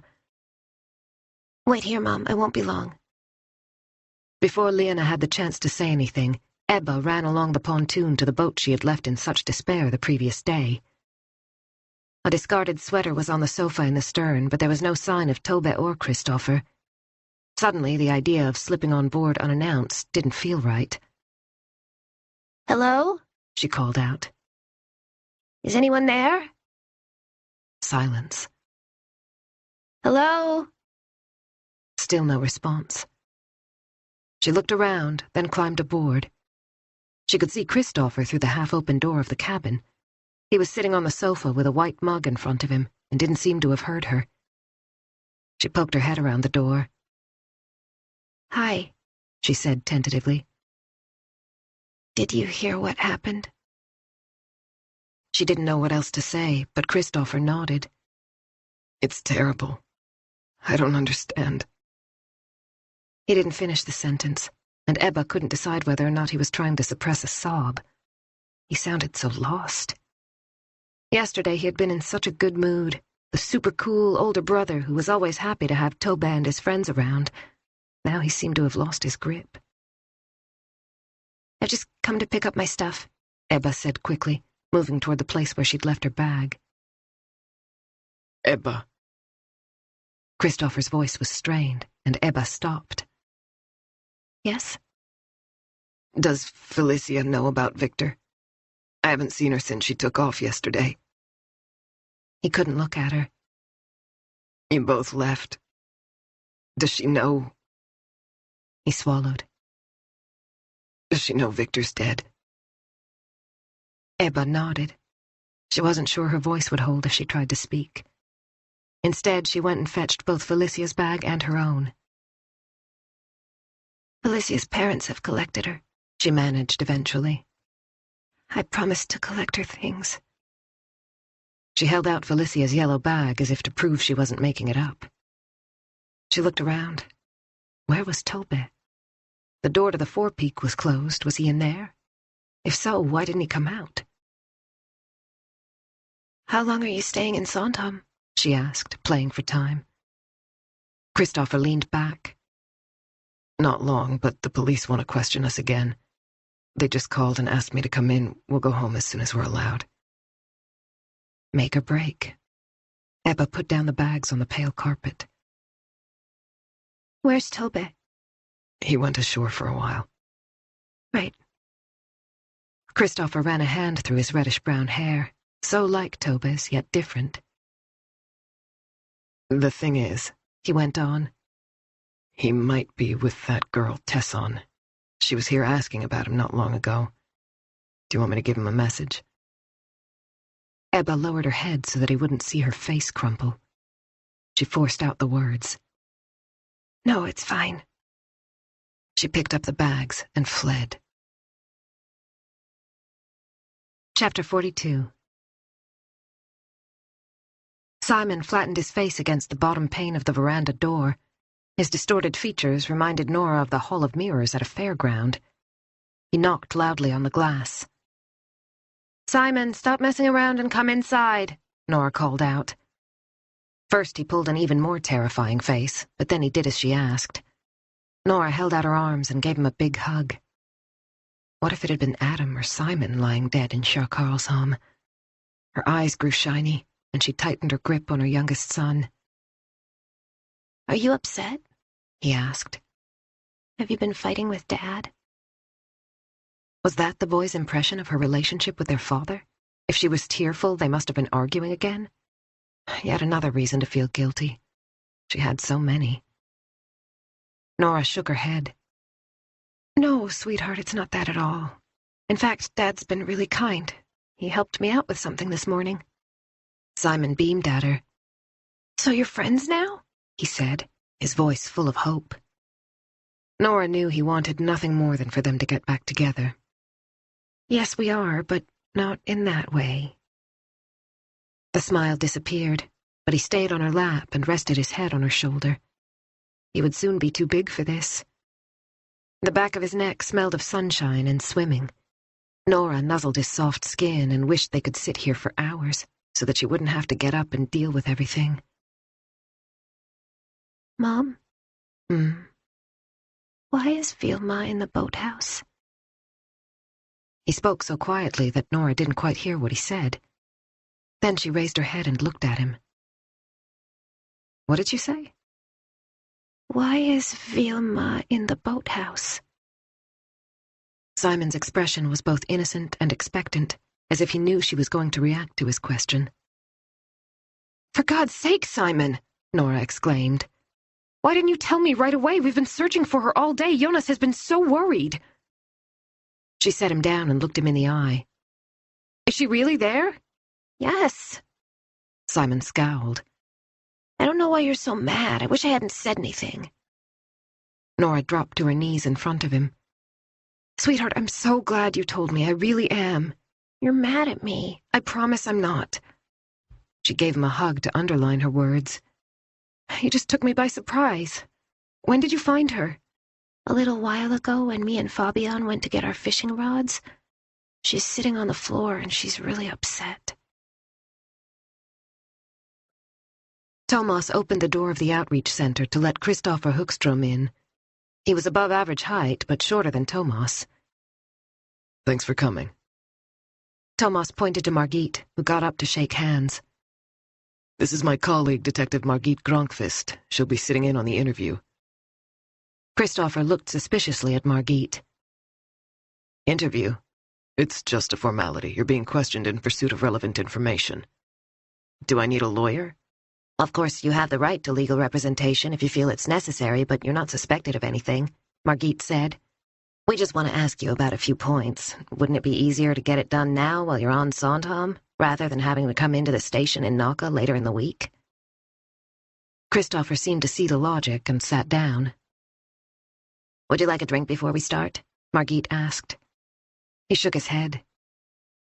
Thomas studied the 20-year-old. This morning he'd been hungover, maybe still a little drunk, and obviously in shock. Now he was showered and clean-shaven, and had put on a fresh polo shirt. A pair of light brown chinos with a plated leather belt completed the outfit. He was still affected by what had happened, but was considerably more together. His eyes were thoughtful. He appeared to be more serious than his brother. Who looked after you when you were little? The thought came from nowhere. Thomas remembered what Ebba had said about the absentee father. Can you tell us how you spent yesterday? Margit began. Christopher folded his arms. What do you want to know? As much as possible. How come you were on Sandhamn with your brother and his friends? I've always taken care of Tobe, Christopher said without hesitation. Ever since we were kids. Any particular reason? You could say that. Christopher looked away. Christopher. The squad car parked outside the house was one of Christopher's earliest childhood memories. He must have been almost 4 years old. They'd gone out to the country to celebrate midsummer. Johanna was 2.5. A neighbor's daughter was supposed to be looking after them while Mom and Dad went to do some shopping for the weekend. For some reason, Christopher didn't want to stay home. He mouthed off until they agreed to take him with them. The babysitter and her friend took Johanna to the beach. They never came back. Christopher saw the police officers through the kitchen window. He could still remember how excited he'd been when they rang the bell. He'd run to the front door, desperate to get there first. He no longer recalled what his little sister had looked like. There were no photographs on display. Tobe was born just over a year later. His parents never let him out of their sight, but Tobe didn't let that stand in his way. It was as if he were trying to live both his own life and Johanna's. He learned to walk at 9 months and was crazy from the get-go, and he was constantly having to have bandages applied to his knees and elbows. When he was 7 years old, he broke his arm after climbing a tree to steal apples from the neighbor, even though their own garden was full of apple trees. He once broke a toe and had to use crutches for a while. At a sailing camp, the boom hit him on the forehead, and he had to be airlifted to the hospital. The following year, he split open his eyebrow at the same camp. Their mother was always afraid something might happen to Tobe. She constantly told him to be careful, and right from the start, Christopher felt it was his responsibility to take care of his kid brother so that their mom wouldn't worry. When Christopher was 9 and Tobe 5, Arthur became joint owner of a large legal practice. He was earning good money, and they moved to a bigger house. The brothers were each given a room of their own, and Arthur had a spacious study in the basement. No one was allowed in. He often spent time there in the evenings. Mom gave up her teaching job. She was always home when they got back from school, and Christopher remembered her doing lots of baking when he was little. Gradually, however, she started to spend more and more time in bed. "Mommy needs to rest," she would say. "Be a good boy and pick Tobe up from daycare." In the bathroom cabinet there were white bottles. The labels had a red triangle on them and tiny writing. Sometimes it was obvious that Mom had been crying. Otto began to travel more because of his job. When he wasn't away, he worked late. Once, when Christopher was 13, he had gone outside to empty the trash and had come across his father talking on the phone by the garage. He hadn't meant to eavesdrop, but he couldn't avoid hearing the voice around the corner. It was only a brief conversation, but it was clear that Otto was talking to someone he really liked. His voice was different from when he spoke to Mom. Gentler. Happier. Christopher hated him for that tone of voice. The business trips grew longer. The number of white bottles in the bathroom cabinet increased. Tobe hung out with his friends. He'd always formed friendships easily, starting in his daycare group. He often stayed over with his best pal, Victor. Sometimes he went on vacation with the Ekengreens or to their summer cottage in the archipelago, which was a good thing in Christopher's opinion. The pressure eased when Tobe was away and he could stop worrying about his brother. The anxiety was always there, just below the surface. Tobe didn't seem to notice the tense atmosphere at home. It was as if he couldn't be serious, not even for a second. Or he didn't dare. Christopher couldn't wait to graduate from high school and leave home. He avoided his parents, his father's clumsy attempts to get along with him, and his mother's air of quiet desperation when he went out. During his final year, he studied non-stop. He needed top grades to get into the Stockholm School of Economics. Concentrating on his work was a relief. He could fill his head with physics and math and keep everything else at bay. He was going to move out as soon as he graduated. A week after he finished school, Christopher was woken by the sound of his mother hysterically weeping. She was sitting in the kitchen in her nightgown with the telephone beside her. Arthur had just called. He wanted a divorce as soon as possible. He'd told her over the phone. From then on, she stayed in bed. She stopped bathing, and her hair was greasy and disgusting. Her bedroom started to smell bad. Christopher seethed with rage whenever he tried to help her. "Pull yourself together," he wanted to yell. "I'm not your parent, I'm your son. I can't do this." He despised her, while at the same time he was ashamed of his feelings. Somehow they found an apartment for rent in a block nearby, and the three of them moved in August. Christopher packed everything up as best he could and carried the boxes to the moving truck. The area was known as the divorce dump because it was largely populated by all the divorced wives who could no longer afford to live in their fine houses, and now they lived there too. When Christopher asked why they had to move, Arthur lost his temper. "How the hell do you think your mother would be able to afford to stay here?" he bellowed. "She doesn't work. I have to support her. I should at least be able to live in my own house. I'm paying for it, after all." Christopher hated him even more after that. He'd gotten into the School of Economics, but there was no way he could leave home now. Mom wouldn't be able to cope. He would hang out in the library after lectures to avoid going back to the three-room apartment. Sometimes he worked as a bartender at a club in Stureplan, and he would let Tobe come along if he promised to stay in the background. His kid brother thought it was cool, and Christopher liked to make him happy. When Tobe hooked up with Ebba, things calmed down. She was good for him, and Christopher was pleased that Tobe had found a girl who had an air of stability about her. Ebba's parents were divorced too, but seemed to get along pretty well. Occasionally, Arthur would give them some money or offer to lend Christopher the car. Christopher suspected that he had a guilty conscience. His new woman, Eva, had moved into their old house, and her belly was already swollen. He would have a half-sibling 20 years his junior. The idea repelled him. He often rejected the call when Arthur tried to contact him. They didn't see one another very often. Christopher and Tobe were too old to spend alternate weeks with each parent, and in any case, Christopher refused to be a guest in his former home. He even took the long way around to avoid seeing the place. The two brothers had had dinner with Eva and Arthur just once. They had gone to a fine restaurant, but the evening had been strained, to say the least.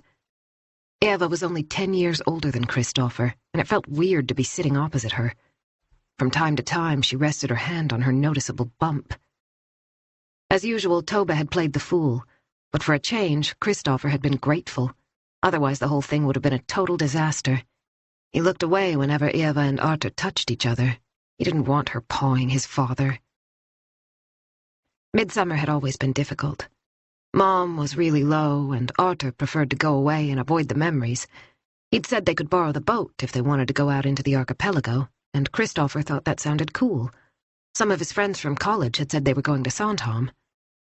He told Tobe that he and his friends were welcome to come along. At least that would mean he didn't have to worry about what his brother was up to. During the winter, Christopher had noticed that Tobe was partying hard, and sometimes he wondered if it might have gone too far. Tobe's clothes stank of smoke, and he was often hungover on the weekends. Then he broke up with Ebba. He shut down completely when Christopher tried to find out what had happened. There was also bad blood between Tobe and Victor, even though they'd been friends for so many years. One evening they almost got in a fight, and afterward Tobe wouldn't say why. Christopher thought Victor was different too.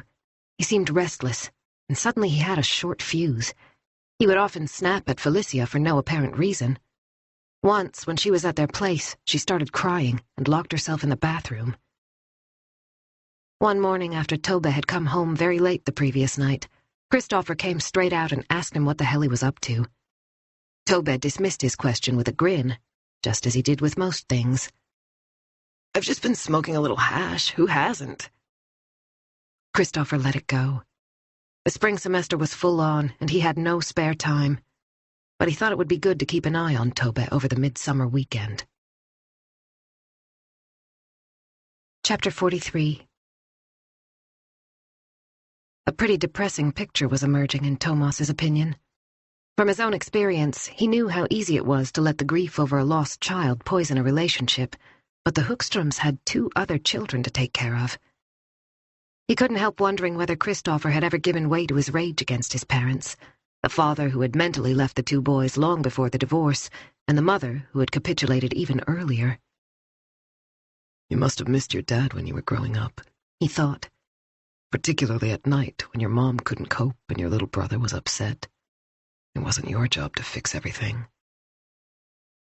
Do your parents know what's happened? Margit asked, trying to make eye contact with Christopher.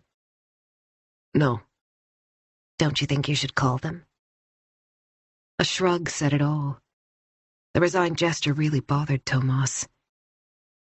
I think it would be best if you spoke to your father, he said. It would make the situation easier for us as your brother is a minor. Okay.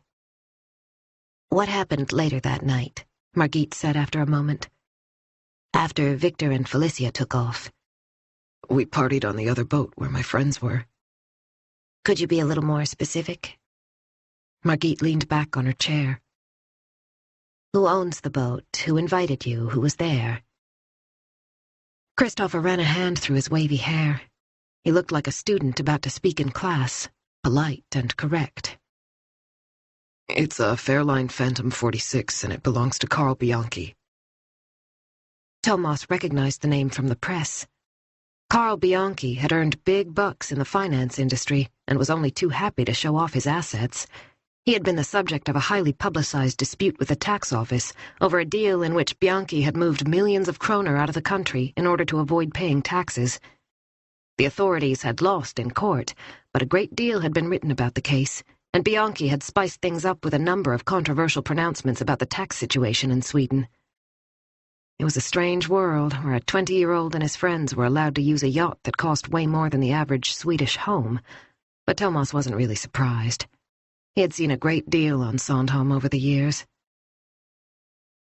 It's fantastic. It has an amazing flybridge and powerful engines, Christopher said, temporarily animated, as if the memory of the yacht had chased away the angst. Flybridge? Margit repeated. It's a kind of open deck on the roof above the cabins, Thomas explained. It means you can sit outdoors and steer, plus it provides an unobstructed view when you want to heave to. Right. Margit didn't seem to get it, but decided to move on. What time was it when you went over there? I'm not sure, maybe 8:30. I went and picked up some burgers around 7:30, and we left when we'd finished eating. Who left? Me and Tobe, Tesson and her friends. Victor, Felicia, and Ebba had already gone. We didn't know where they were. Did you go and look for them? Christopher shook his head.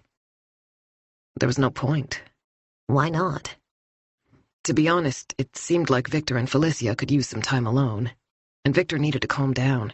He'd been a fucking pain on Midsummer's Eve, looking for the slightest excuse to pick a fight. And Ebba? Margit asked. Christopher kept his eyes down. That was kind of complicated. She and Tobe had hooked up for a while, but... He broke off. I didn't feel it was my job to keep an eye on her. She's only 16, and you're 20, Margit said. Ebba was distraught when she left. You told us that before. Don't you think one of you should have taken some responsibility? Maybe followed her to make sure she was okay? A faint flush crept up Christopher's cheeks. You're right, I just didn't think about it at the time. You're pushing at an open door, Thomas thought, giving Margit a look. Harry Anjou had already taken the same line. Margit seemed to pick up on his silent signal because she changed tack. You mentioned that Tobe and Victor had fallen out during the spring. Christopher shuffled uncomfortably. It only happened once. The answer was instant. Thomas tried to read his expression. He had a strong feeling that Christopher wished he'd never mentioned the incident. So what was it all about? Margit said. I don't know, I got home from a party and found him outside the door of the apartment block. Were they fighting? A stiff shrug. Not exactly. They were yelling and pushing each other around. It was late at night and they were both far from sober. So what happened? Thomas asked. I told them to pull themselves together. Victor went home and Toba came in with me. A few days later they were friends again. Christopher suddenly sounded exhausted. Could I have a glass of water? Of course. Margit got up and fetched him a drink. Thomas waited until he had taken a few sips. What did you do when you got to Carl Bianchi's boat? We partied. There was music, plenty to drink, a great atmosphere. Christopher seemed relieved at the change of subject. There were people everywhere, on the foredeck and up on the flybridge. They were mostly friends from college. We'd arranged to meet up. We're going to need their names and contact information, Thomas said, and Christopher nodded. So you arrived there around 8 on Saturday evening. How long did you stay?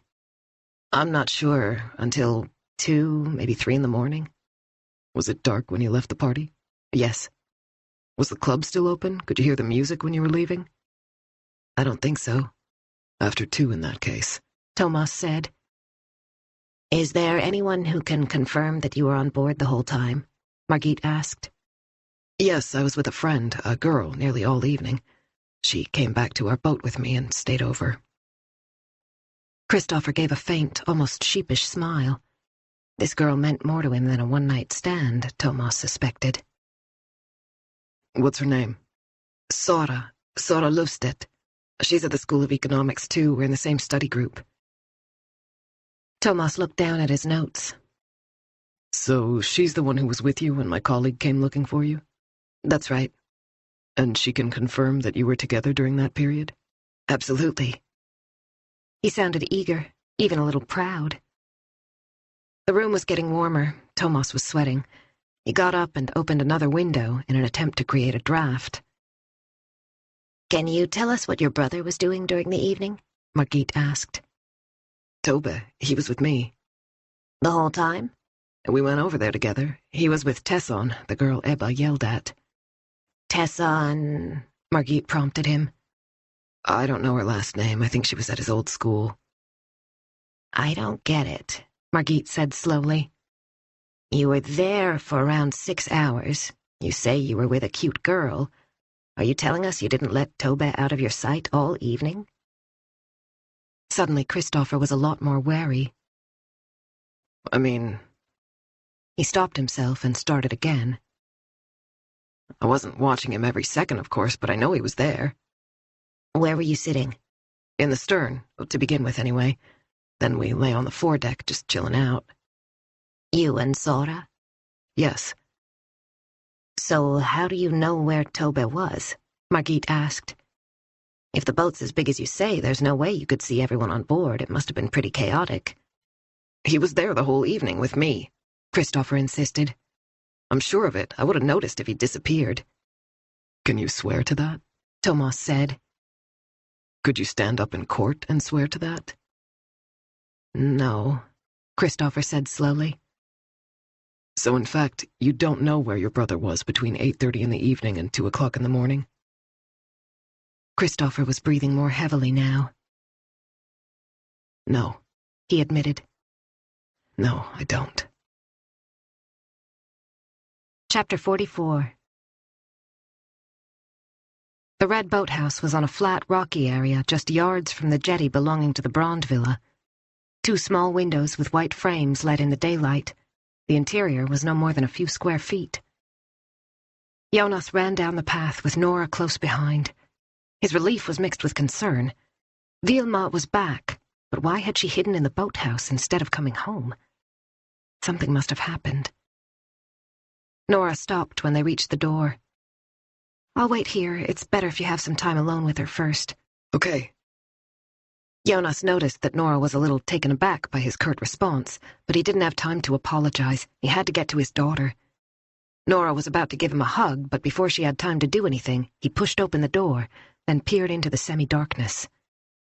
There she was, sitting on the floor with her back against the wall, below old perch nets hanging on hooks. Her legs were drawn up to her chin, her arms tightly wrapped around them. In spite of the gloom, Jonas could see that Vilma's face was swollen from crying. "Sweetheart," he exclaimed. "What are you doing in here?" Daddy. He crossed the floor in a second and crouched down in front of her. I'm sorry, Daddy. I didn't mean to do it. I'm so sorry.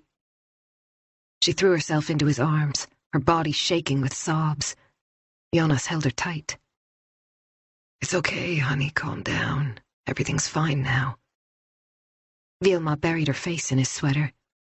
There was sand in her tangled hair, and her feet were bare and dirty. Her clothes stank of vomit. "Let me have a look at you," Jonas said gently. He lifted her chin so that he could see her properly, but Vilma turned her head away. She seemed so shaken and upset. Her face was ashen against the unpainted walls of the boathouse. Jonas sat down on the dusty floor and gently stroked her cheek. He could see a scrape on her elbow, with gravel stuck to the surface of the wound. "What happened?" He could hardly bring himself to admit what he feared the most, but he had to ask the question. He squeezed his daughter's hands in his. "Sweetheart, has somebody hurt you? You know you can tell me anything, whatever it might be. Did someone attack you? Physically, I mean. How do I make her understand that whatever it is, it's not her fault?" He thought frantically, forcing himself to sound calm. Vilma let out another sob, and Jonas steeled himself. No, she whispered. I swear, Daddy, it's not what you think. Are you sure? He still couldn't quite relax. You don't need to be scared of telling me. I swear, she whispered again without looking at him. With tears in his eyes, he pulled her close and hugged her again. You're still so little, he thought. You can't fight back if someone out there wants to harm you. The minutes passed. Jonas rocked Vilma like a small child. His legs went to sleep, but he didn't move. Where have you been? He said eventually. In the forest. In the forest?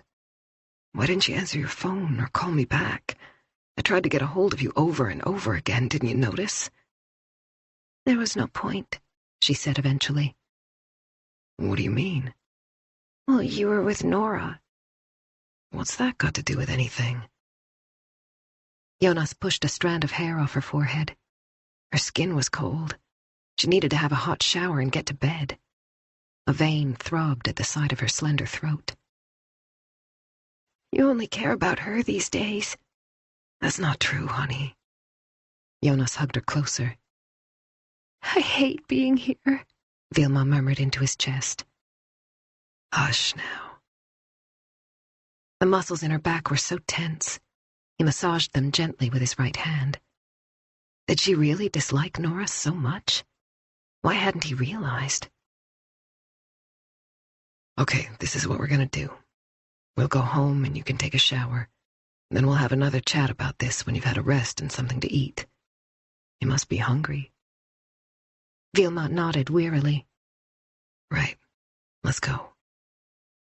Jonas stood up and helped Vilma to her feet, but she stopped him before he could open the door.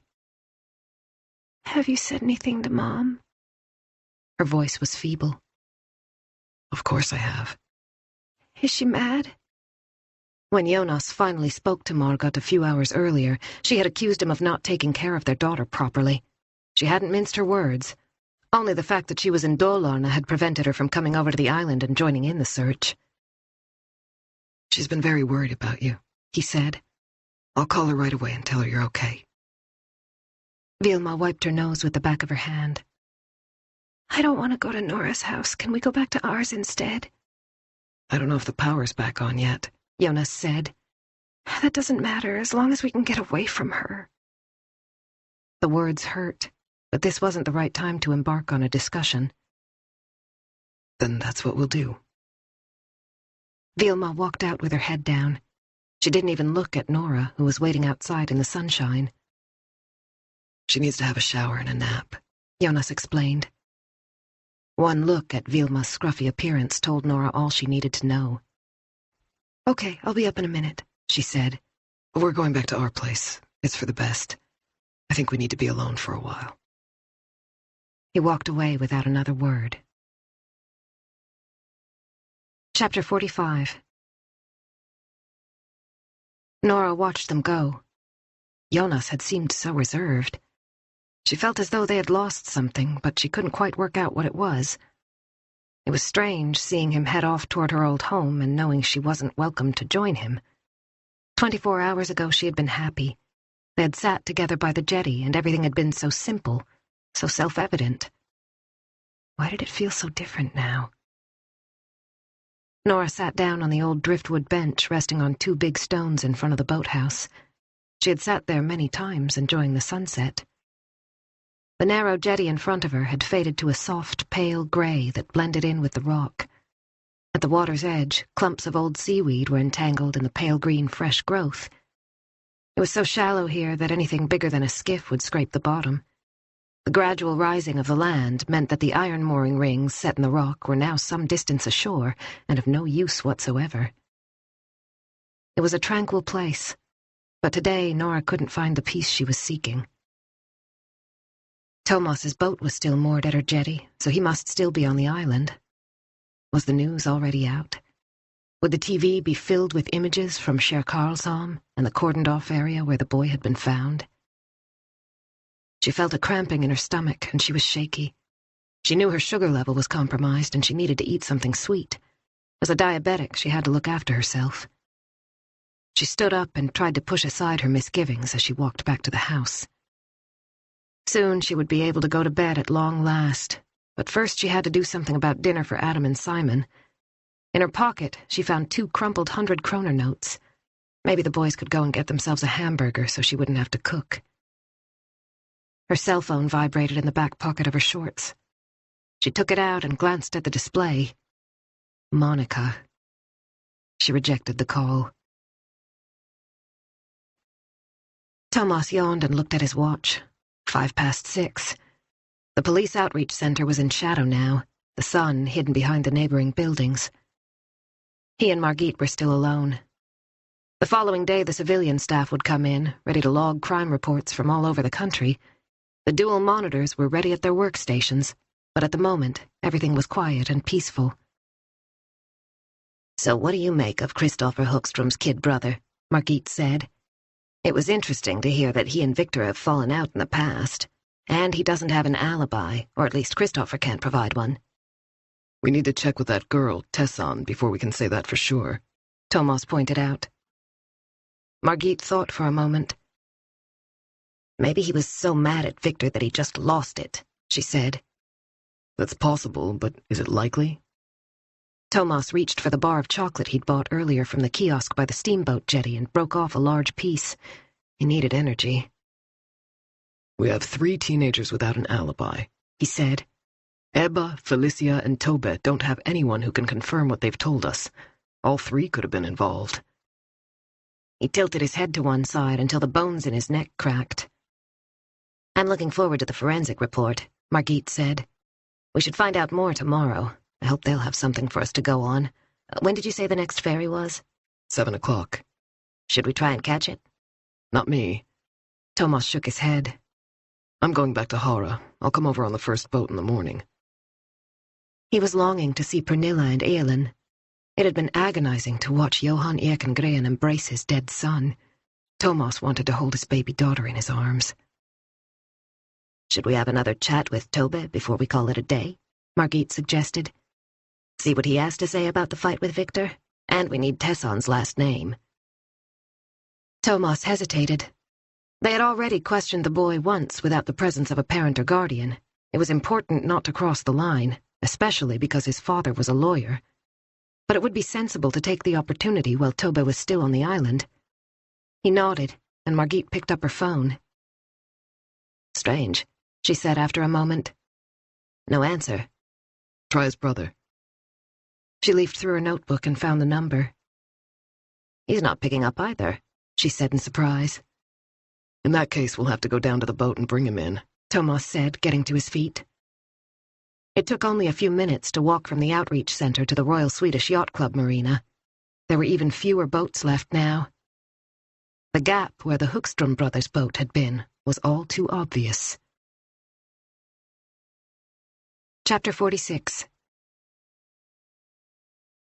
Johan Ekengren was sitting at the table in the villa on the island of Lidingö. Everything looked the same as it always did in the large kitchen. Potted plants on the windowsills, a row of fresh herbs in the bay window. The fruit bowl was filled with peaches and nectarines, and Madeleine had arranged beautiful cut flowers in a vase. Everything was exactly the same as usual, except that Victor was dead. Johan wrapped his arms around his body and rocked back and forth as a low whimper forced its way out of him. He couldn't erase the image of the body lying there on the gurney, his son's lifeless face, the congealed blood in his hair. The refrigerator hummed quietly in the background. It was the only sound he could hear. Madeleine was asleep upstairs. A good friend who was a doctor had prescribed strong sleeping tablets, for which Johan was very grateful.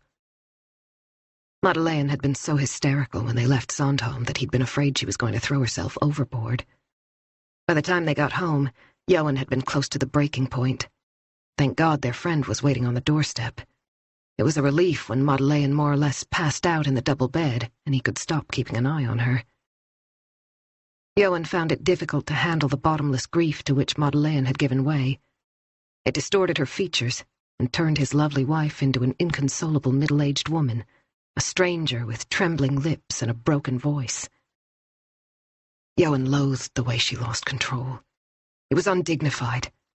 His own grief was no less devastating because he held it in check. He couldn't release the roar of pain that threatened to tear him apart. He didn't dare. He was exhausted. He got up and poured himself a glass of ice-cold water from the dispenser in the refrigerator door. He took a few sips before returning to his chair. He put down the glass and rested his head in his hands. The kitchen was in darkness. Long shadows crept along the walls, but he didn't have the energy to switch on the lights. He must contact Eleanor before it got too late. She had spent the midsummer weekend with friends in Skåne and wasn't due home until tomorrow.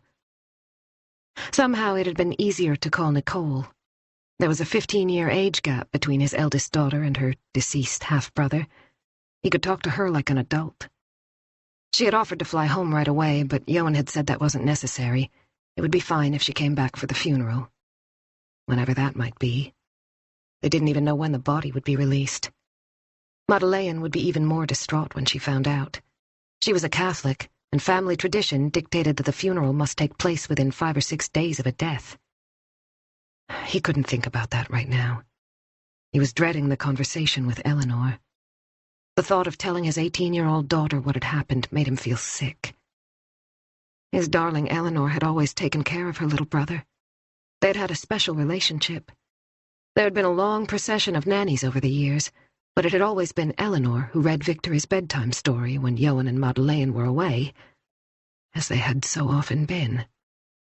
Since Eleanor started at Lundsberg's boarding school, Victor had to spend his evenings alone. Johan looked around the spacious kitchen. The white walls and shining surfaces were so impersonal. It was beautiful, elegant, but hardly cozy or homely. How many times had Victor sat here all by himself, with food he'd warmed up in the microwave, while Johan and Madeleine were off traveling? The guilt overwhelmed Johan, and his face crumpled. He slammed his fist so hard on the oak table that his hand went numb, but the physical pain was more bearable than the anguish in his heart. There were so many things they could have done differently, so many choices he now regretted. He felt the salty tears on his upper lip, but didn't bother wiping them away. There was no point. Nothing could fix this. After a long time, he took out his cell phone. He couldn't put it off any longer. His fingers shook as he keyed in Eleanor's number. Deep down, he hoped she wouldn't answer, that he would be given a stay of execution, but his daughter picked up almost right away. Hi, Dad. She sounded so happy. For a moment, he felt as if he couldn't breathe. I can't, he whispered, his chest heaving with suppressed tears. Then the pressure eased. Eleanor, I have some very bad news. Ebba was in bed. There was nothing she wanted more than to sleep, to escape from everything that had gone on over the past 24 hours, but her hands were clenched beneath the covers, and the muscles in her neck were so tense that they ached. She couldn't settle. She tossed and turned, but couldn't find a comfortable position. Her pillow felt lumpy, and the duvet was too thin. She was shivering in spite of her warm flannel pajamas in the mild June evening. After a while, she got up and fetched a quilt, but it didn't make any difference. One image after another passed through her mind. Tobe making out with Tesson, Victor slamming his glass down on the table, and Felicia sobbing. Ebba remembered the sunshine on the shore, the feeling of being the loneliest person in the whole world. How could it all have gone so wrong? She longed for Tobe, but she knew it was a waste of time. Was he back home or still on Sandhamn? It didn't matter. He didn't care about her anyway. Her cell phone was on the bedside table. Should she muster the courage to send him a text? She reached out, then changed her mind. He didn't want anything to do with her. Ebba closed her eyes, but all she could see was Victor lying on the sand, with blood on his face and empty, staring eyes. Victor was dead. Nothing could change that. He was dead, and it was too late. Chapter 47. Christopher recognized the figure from some distance away as the boat swung out of the inlet and the pontoons came into view. Their father was waiting on the jetty. He slowed the engines. He was only a few hundred yards from the harbor where the Sunseeker was usually moored between two fixed Y-beams, 5 minutes' walk from home. It had taken them almost an hour and a half to make the crossing from Sandhamn.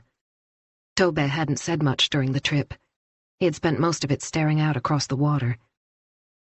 They had ended up in a procession of leisure craft on their way back from the midsummer celebrations. It had taken Christopher's full concentration to navigate while keeping a safe distance from the other boats.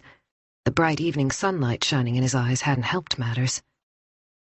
After his interview with the police, he had reluctantly called his father, just as Thomas had suggested.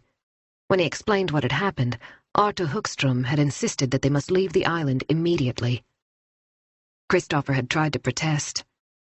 The police said we have to stay. I think they want to speak to Tobe again. Listen to me, Arto said, cutting him off. You leave Sandhamn right now. There's nothing to discuss. Christopher swallowed. What had he expected? His father had sounded stiff and cold, as though he were in the courtroom. Christopher had no choice but to obey orders. And now Arto was standing there, waiting for them. He couldn't see what his father was thinking. Dark glasses concealed his expression, but he didn't look happy. With only 50 yards to go, Christopher shouted to his brother over the throbbing of the engines. "Can you go to the bow and take the mooring ropes when we heave to?" Tobbe didn't react, and Christopher reached out with his left arm and gave him a shove. Like a sleepwalker, Tobbe stood up and clambered over the windshield and up onto the foredeck. His eyes were red-rimmed. Christopher reduced his speed even more, until the engines were idling. They were getting closer and closer. The hull slipped slowly between the Y-beams, and when they were almost there, Christopher switched to reverse so that the boat stopped around 18 inches from the edge of the jetty. Tobbe crouched down by the gunwale and grabbed the mooring ropes that Arthur was holding out. When he'd made them fast, he jumped down and landed in front of his father. "What did you say to the police?" Arthur said without a second's hesitation. He sounded angry, and his voice was loud enough for Christopher to hear all the way back in the stern, where he was busy fastening the last rope. He remembered when Tobbe had broken the neighbor's window. Arthur had hit the 9-year-old so hard that he fell over.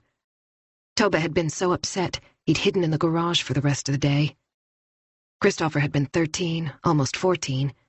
Even though he was growing up, he hadn't dared intervene.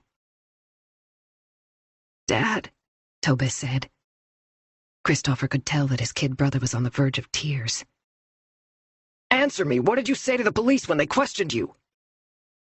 Arthur grabbed him by the shoulder and shook him. He seemed as if he were about to hit the boy. Christopher dropped the rope and moved forward. His father's face was no more than an inch from Tobbe's. "How the fuck could you be stupid enough to talk to the police without me?" Arthur yelled. Chapter 48. Jonas had sat on the end of Vilma's bed until she fell asleep. Before he knew it, he had dropped off too, with his head resting against the wall. When he woke up, it was almost 10 o'clock at night, and dusk had begun to fall. The sun would go down in half an hour. Drowsily, he shook himself. Vilma was sleeping deeply, with the covers pulled up to her chin. Jonas patted her cheek. No reaction.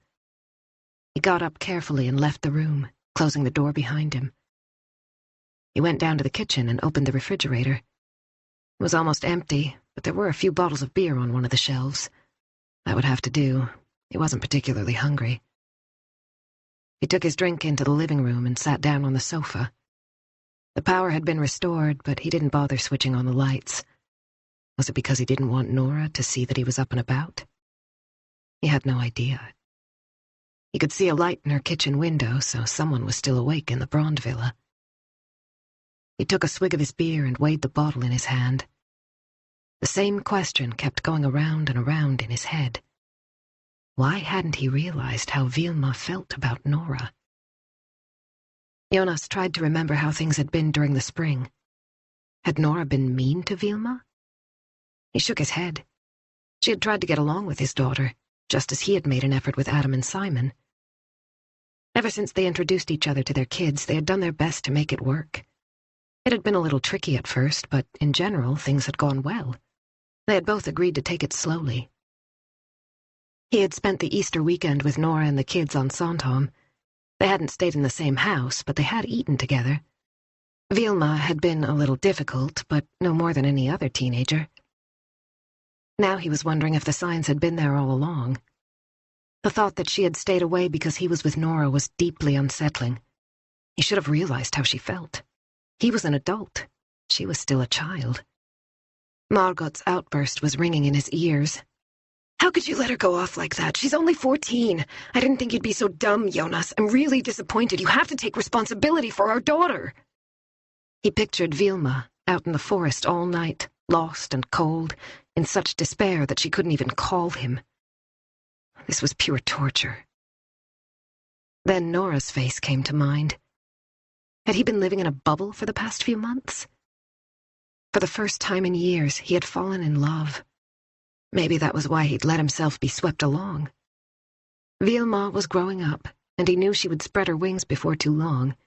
She would move out, make a life of her own. What would become of him then, when he was almost 40 years old and his only child had left home? He hadn't even turned 20 when she was born. He became a father long before his friends. He had been out of step then, and he was out of step now. They were complaining about sleepless nights and colic while he was wrestling with teenage problems and puberty. He had built his life around Vilma for 14 years, but the longing for something more permanent had begun to grow inside him, something different from the brief encounters with various women over the past decade. He had opened himself up to Nora in a way that he hadn't done for what seemed like an eternity. It had been fantastic to give in, to let himself fall head over heels in love. Nora. The very thought of her made him yearn to be with her, but he couldn't allow his new love to take precedence over his daughter. Thomas sat up in bed. He had broken out in a cold sweat, and the thin summer sheet and pillow were damp where they touched his skin.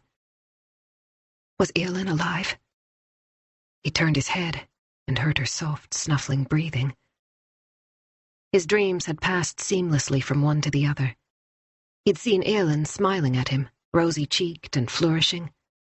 The next minute she had turned into Emily, gasping and blue in the face. When Thomas tried to help her, nothing happened. She kept on fighting for breath in spite of his attempts to blow air into her little mouth. He was already beside himself when the daughter in his dream slid from his grasp and disappeared. The image of the baby suffocating in his arms was still only too real. Thomas forced himself to slow his breathing. It was only a dream. It wasn't real. It was still dark, but he could make out his family. Eilin was safe in her crib, and Pernilla was asleep on her side. Everything was fine. The numerals on the alarm clock shone out at him. Only 3 hours until he had to get up in order to catch the first ferry back to the mainland. He really needed more sleep, but the fear wouldn't let go. His heart was pounding. He adjusted his pillow, turning it over so that the dry surface was on top. He tried to make himself relax and lay on his back with one hand under his head.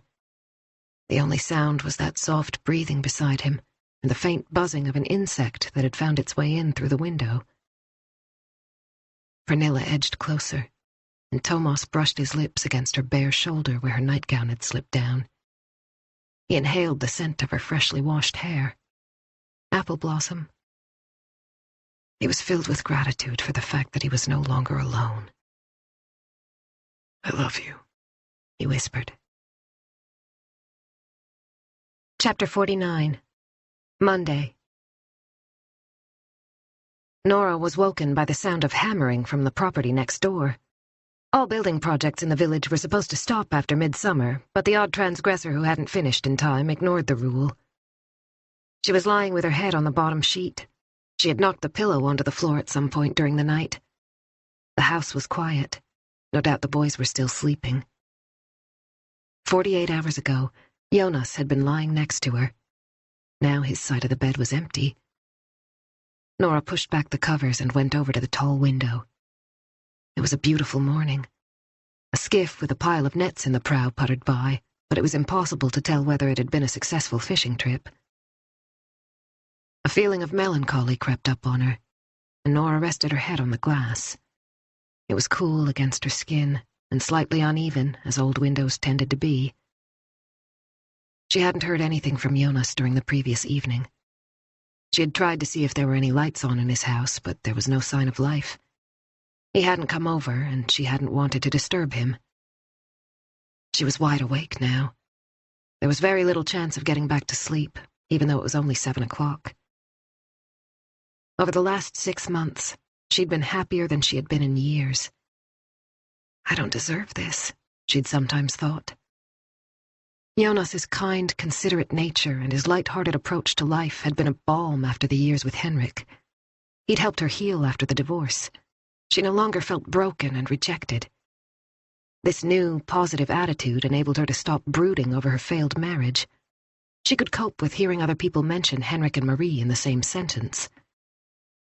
With Jonas, she began to believe there was another way, a life where both she and Henrik could be happy, each in their own space.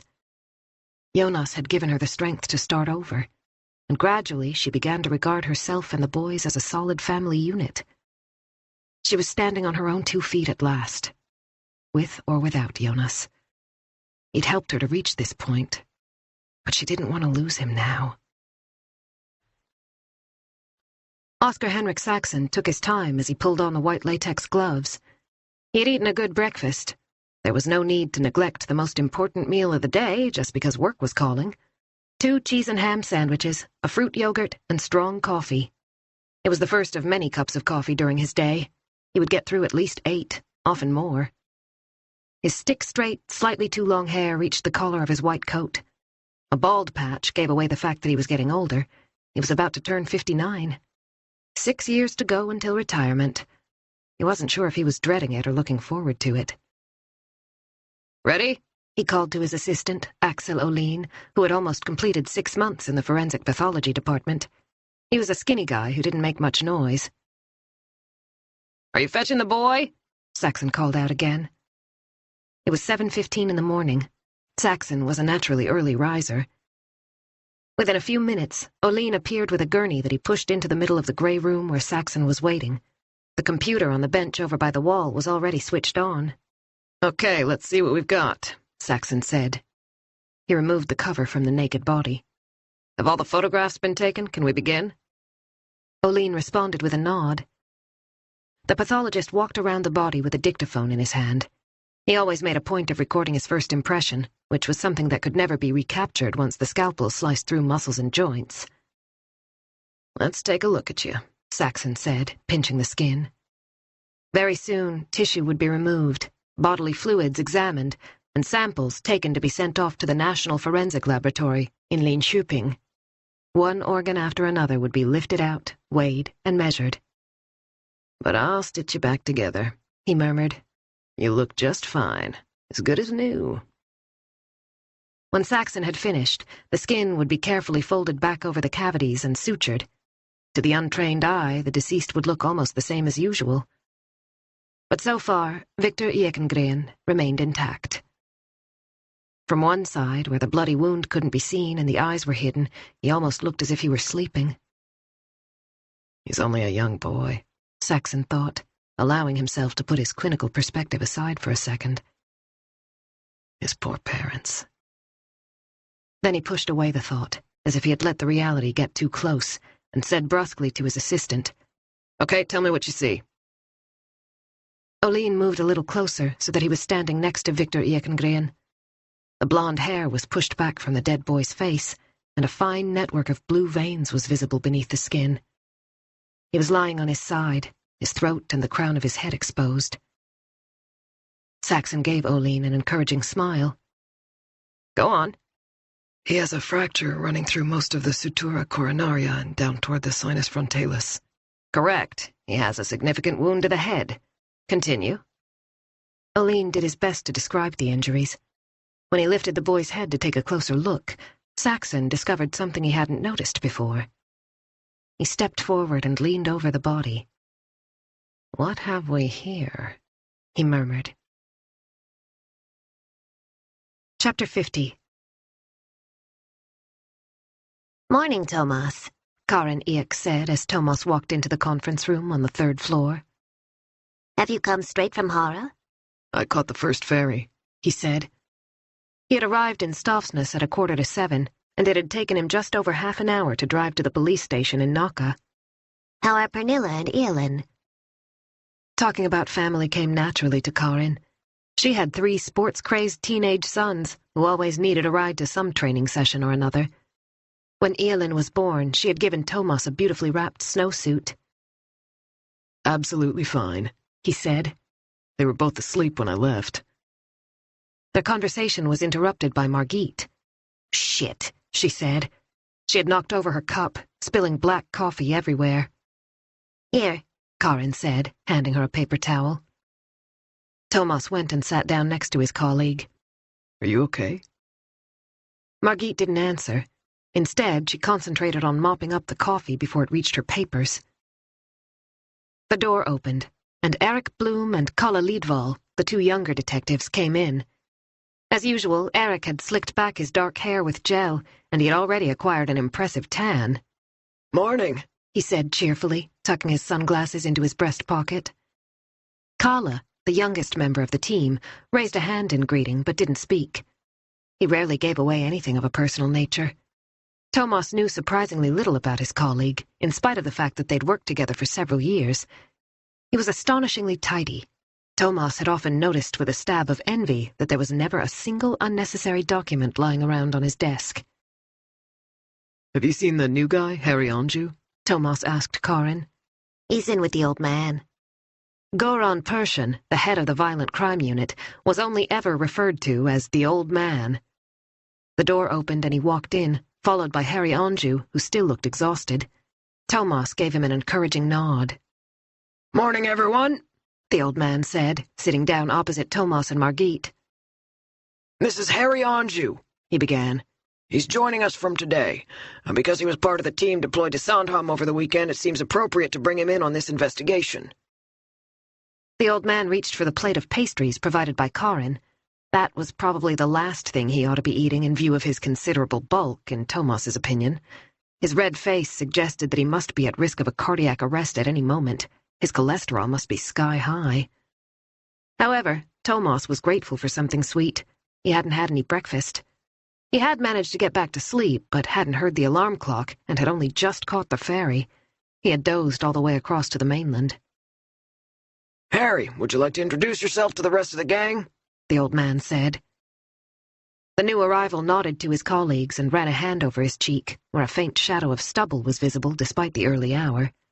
Thomas thought about the Walloons who had emigrated to Sweden in the 17th century. Both the name and the stocky body hinted at that kind of heritage.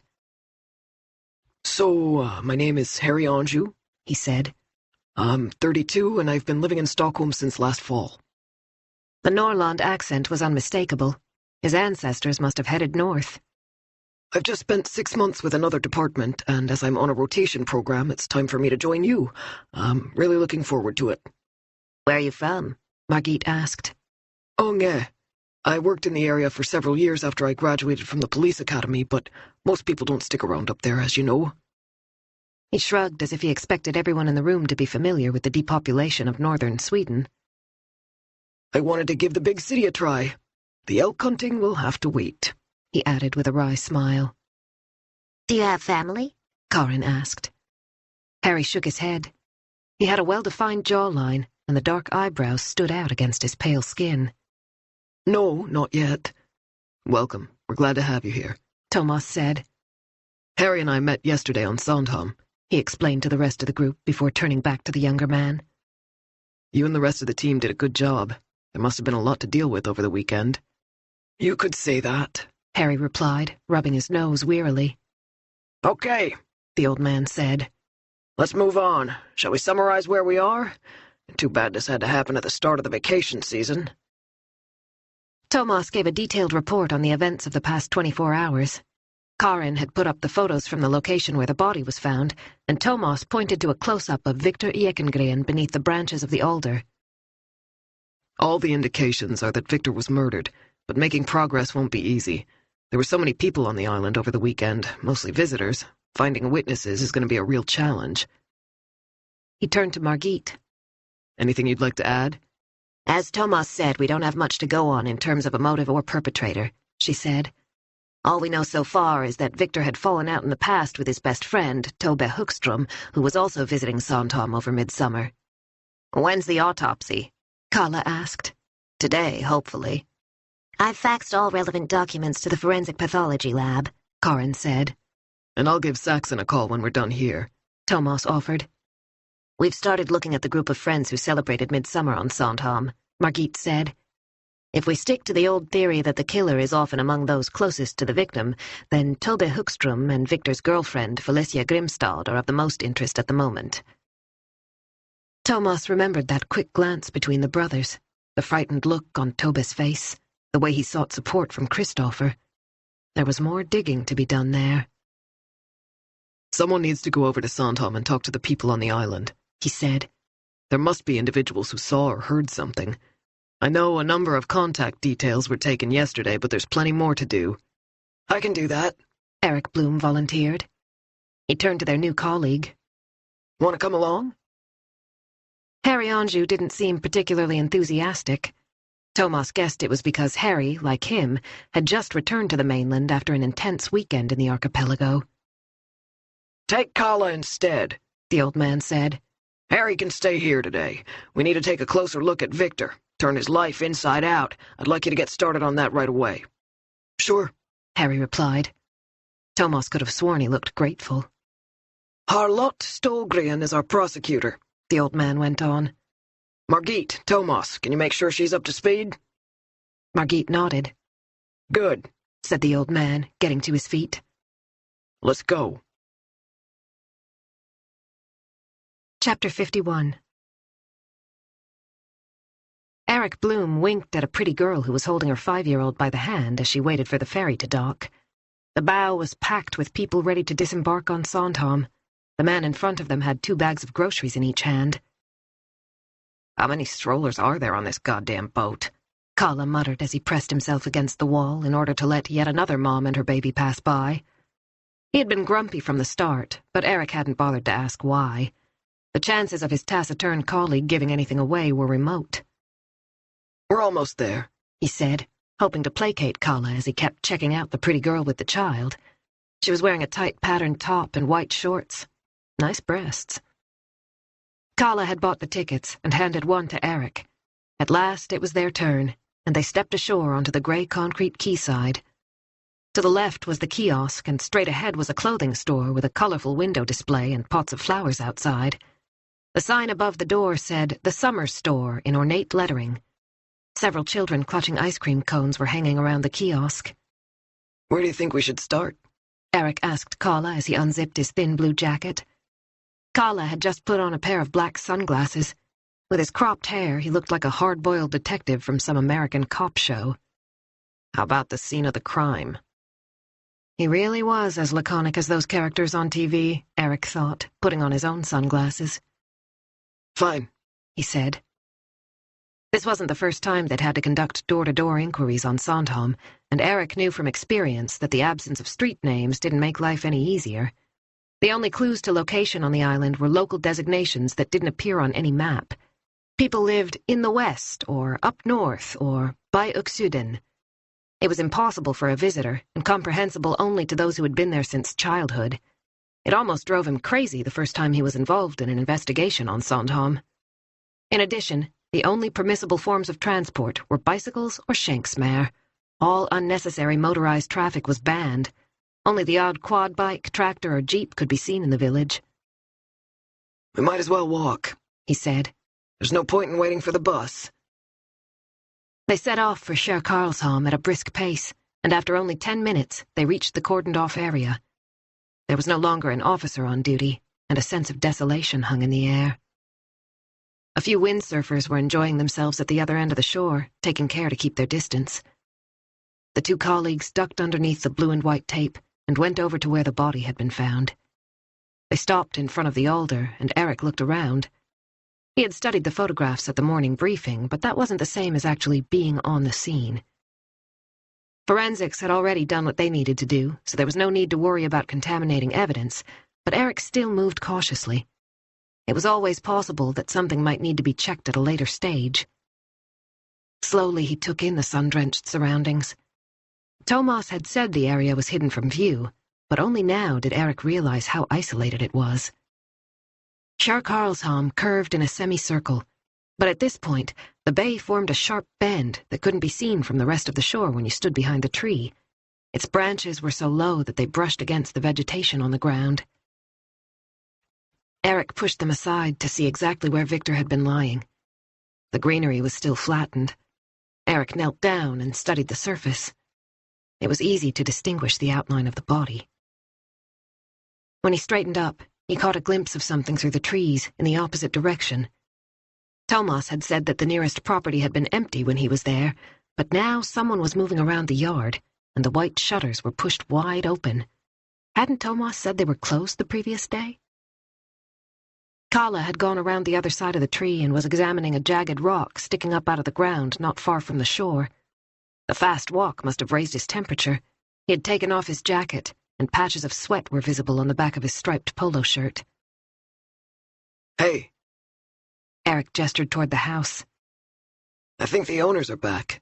Let's go and have a word with them. Chapter 52. Eric and Kala made their way over to the fence and searched in vain for a gate. Eventually, they realized that the fence stopped a yard or so from the shore. There were piles of washed-up brown seaweed around the last post.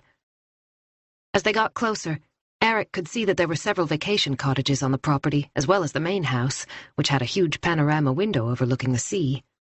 A tall, sinewy woman in her 60s was repotting a pelargonium on the wooden deck in front of the house. Her roomy shorts were streaked with dirt, and she was wearing gardening gloves. "Hello," Eric called out, taking off his sunglasses. The woman gave a start and dropped the plant. "Nothing to worry about," he added hastily. "Police. We'd just like a little chat if that's okay." The woman put down the pot on a garden table and came down the wide steps. She wiped the sweat from her forehead and managed to get soil in her hair. Eric and Kala introduced themselves and showed their ID. "I'm Sophie Carleon," she said, taking off one of her gloves before offering her hand. "I don't understand why you're here. I haven't made a report this year." She folded her arms. "I mean, one ought to, of course. The way people behave just gets worse and worse, and no one takes you seriously unless you really push it.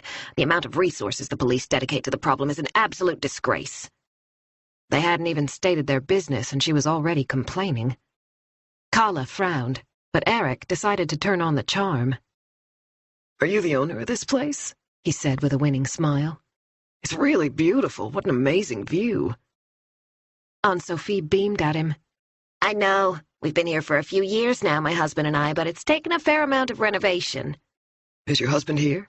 Eric asked, still smiling. "No, he's gone to the village to do some shopping. Our grandchildren are coming to visit." Aunt Sophie's pride was unmistakable. "We have 2 daughters," she continued eagerly. "They both have children, and our eldest is coming over this afternoon with her girls." She pointed to the shore and a narrow strip of pale sand alongside the jetty from which the seaweed had been cleared. "They love playing down there." Kala cleared his throat with such force that Eric could see his Adam's apple moving. "We have a few questions regarding the events that took place over the midsummer weekend," Kala said. "I'm not surprised," Aunt Sophie exclaimed. "Look at the state of this place. There's trash everywhere, and the council does nothing. It's disgusting." She stopped to catch her breath. "And what's with the police cordon? What's going on out there?" Her expression changed from indignation to suspicion. "Maybe you 2 can tell me?" It was obvious that Aunt Sophie hadn't heard about the deaths in Karlshamn. Eric had seen the news in the morning papers, but they hadn't made as big a splash as the police had feared. A serious traffic accident in Dalarna with several fatalities and many people injured had dominated the headlines. The front pages had been filled with articles about the dangers of driving at midsummer, with close-ups of what the journalists had dubbed the highway to hell. "There's been a death on the island," he said. "What?" Aunt Sophie was shocked. "A young man died on the shore over the weekend," Kala explained. "On Midsummer's Day, in fact. That's why the area's cordoned off. We're trying to establish whether anyone in the neighborhood saw or heard anything." "How terrible," Aunt Sophie said, with an equal measure of horror and curiosity in her voice. "Was it a local resident?" Kala waved his hand dismissively. "No, it was someone who'd come over by boat." Aunt Sophie's chin lifted a fraction. "Well, I can't say I'm surprised, given the way people carry on at midsummer. It was only a matter of time before something dreadful happened. I assume he was drunk." Eric decided to ignore the question. "We're wondering if anyone was home on the day in question and might have noticed something." "I'm afraid not," Aunt Sophie said, shaking her head. "We've been away all weekend. We only got back this morning." "We're looking for witnesses who might have seen something from 7 o'clock on Saturday evening," Kala said patiently. "You didn't have any guests staying here?" He inclined his head in the direction of the cottages, which seemed big enough to accommodate a couple of families. "I'm sorry. As I said, we haven't been here. We always go away over midsummer. It's just too noisy on the island. I wouldn't dare step outside my own yard with all those drunks camping and lighting fires in the forest." The Carleons' property was the only one with a clear view of the scene of the crime, and Eric wanted to be absolutely sure he'd covered all the bases. "So there was definitely no one at all here over the weekend?" Aunt Sophie had pushed her sunglasses up onto the top of her head. She took her time readjusting them on the bridge of her nose before she answered. "That's what I said." She pulled on her gardening glove, as if she were suddenly in a hurry. You must excuse me. I have a great deal to do before my grandchildren arrive. Eric glanced at Kala. Was she hiding something? Kala moved closer to Anne-Sophie. He was almost a foot taller. This is a police matter, he said in an icy tone. A young man has lost his life. If someone was staying here over the weekend, then we need to know about it. Anne-Sophie seemed flustered. She opened her mouth as if to speak, then closed it again. Eric had a strong feeling that she had something on her mind. I'm afraid I can't help you, she said, turning away and heading back to the house. Eric strode after her. If you have information that could be relevant to our investigation, you really need to tell us. Anne-Sophie stopped and slowly turned around. I don't know if this is of any significance, but it seems as if someone's been in one of the cottages. What makes you think that? Eric made an effort to sound as pleasant as possible. Kala had been a little too curt. Has there been a break-in? No, but it smelled weird when I went in. She grimaced. Disgusting, actually. I'd gone to get the place ready for my daughter. The bedclothes were a mess, too. They don't usually look like that. She pursed her lips, no doubt regretting that she'd said anything. It's probably nothing, and I don't want to get mixed up in any trouble. Could we take a look? Eric asked.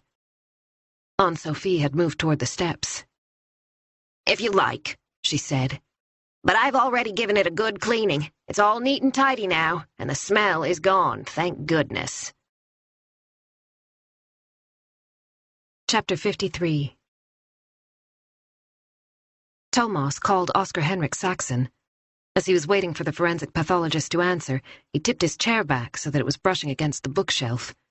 When the afternoon sun was at its height, the room became unbearably warm, but so far he still had some shade. Oh, came the eventual response. Was it Oscar Henrik? He sounded as if he had a mouthful of porridge. What are you doing? Thomas asked. Chewing. I'm in the staff room. We decided to have a slice of apple cake when we'd finished. Is there a law against that? No. So have you had a chance to look at Victor Ekengren? Don't worry, we examined your boy this morning. We'll get around to the paperwork later. Much appreciated, Thomas said. What can you tell me? The cause of death was a massive blunt force trauma to the head. He has contusions everywhere, a fractured skull, brain damage as a result of the trauma, plus bleeding in the cerebral membranes. Death must have been pretty much instantaneous. To put it simply, there wasn't much left when the perpetrator finished with him. Can you outline the course of events? Someone battered this young man on the head with a round, hard object. Could it be the kind of large, smooth stone you find on the shore? Thomas asked immediately, thinking back to the shoreline at Sandhamn. That's not impossible in view of the indentation. It was as Thomas had suspected, which meant the killer had probably acted on the spur of the moment. There were other head wounds, he said. True, but the earlier injuries wouldn't have been fatal. The one to the temple is neither particularly deep nor dangerous. It just looks bad, as that kind of wound often does. Would that blow have been enough to render him unconscious? Thomas said. Possibly, but only for a short time. My guess is that he would have been dazed rather than knocked out. If nothing else had happened, he would have been fine within a short time. Thomas tried to piece together the puzzle. So, Victor Ekengren falls or is pushed over and hits his head on the rocky ground. That gives him a bleeding wound on the temple, and he ends up either unconscious or groggy. Exactly. Now it sounded as if Saxon was loading the dishwasher. Thomas could hear crockery clinking against metal in the background. I've gone through the photographs from the scene, and the superficial wound could well have been caused by the rock where traces of blood were found. The surface and the jagged edge match the physical injury, Saxon went on. But you're saying that something else occurred that led to his death, Thomas said. Precisely. Are we talking about a fight? More than likely. There are abrasions on his face, not deep, admittedly, but they are there. There are also contusions on his upper arm, as if someone has grabbed hold of him with a certain amount of force, plus a contusion in the middle of his chest. What do you think happened? It's up to you to figure that out. Saxon fell silent for a moment, then went on. But how about this? The first injury could have been inflicted by accident. The subsequent blows were not. It would have taken at least 2 blows to cause Victor Jekengrien's death, possibly 3. Homicide, then. Was it deliberate? Can you tell me anything about the perpetrator? Thomas asked. Someone pretty strong. The skull is badly damaged. Thomas pictured Ebba and Felicia. Neither girl was much over 5'4", and both were slim, with weak wrists. Everything pointed to a man, but in desperate situations, women were capable of more than you might think. Is it possible to figure out the angle from which the blows were delivered? That's tricky, Saxon said. But I think the victim was face-to-face with his killer. The stone, if it was a stone, struck him at an angle behind the right ear. It looks as if it came from the side, so the two of them could have been lying down. The right ear, Thomas repeated. That means the killer would have been holding the stone in his left hand if they were facing each other? Correct. Left-handed? Thomas jotted down in his notebook. He tried to imagine the scene. Had Victor been too dazed to defend himself after the initial attack? How long had it taken the perpetrator to find a big enough stone with which to kill him? A firm grip, a raised arm, a fatal blow followed by several more. That was all it took. Anything else? Thomas asked, glancing at his watch. He was due to meet Margit in 5 minutes, but it wouldn't be the end of the world if he were late. Yes, actually. Saxon cleared his throat. The chemical analysis isn't ready yet, as you know. It'll take a while before the National Forensic Laboratory gets back to me. However, I have found something else that I believe will be of interest to you. Yes? It appears that your victim had been using drugs for a considerable amount of time. Cocaine, to be more specific. I found faint traces of white powder in his nasal cavity, and there are corroded patches of skin inside. It's virtually invisible to the naked eye, but the septum has definitely been affected. In addition, there is significant pooling of both blood and fluid in the lungs, so it's possible that he'd taken something else as well, although I can't say what that might be until I hear from the lab. Cocaine, Thomas repeated as he absorbed this fresh information. Victor Jekengrien had been using drugs. Nobody had mentioned that during the interviews. Chapter 54. Margit was at her desk, peeling a slightly overripe banana when Thomas arrived in her office. I've just spoken to Saxon, he said. He carried out the autopsy this morning. Excellent. What did he tell you? Thomas sat down and summarized the conversation.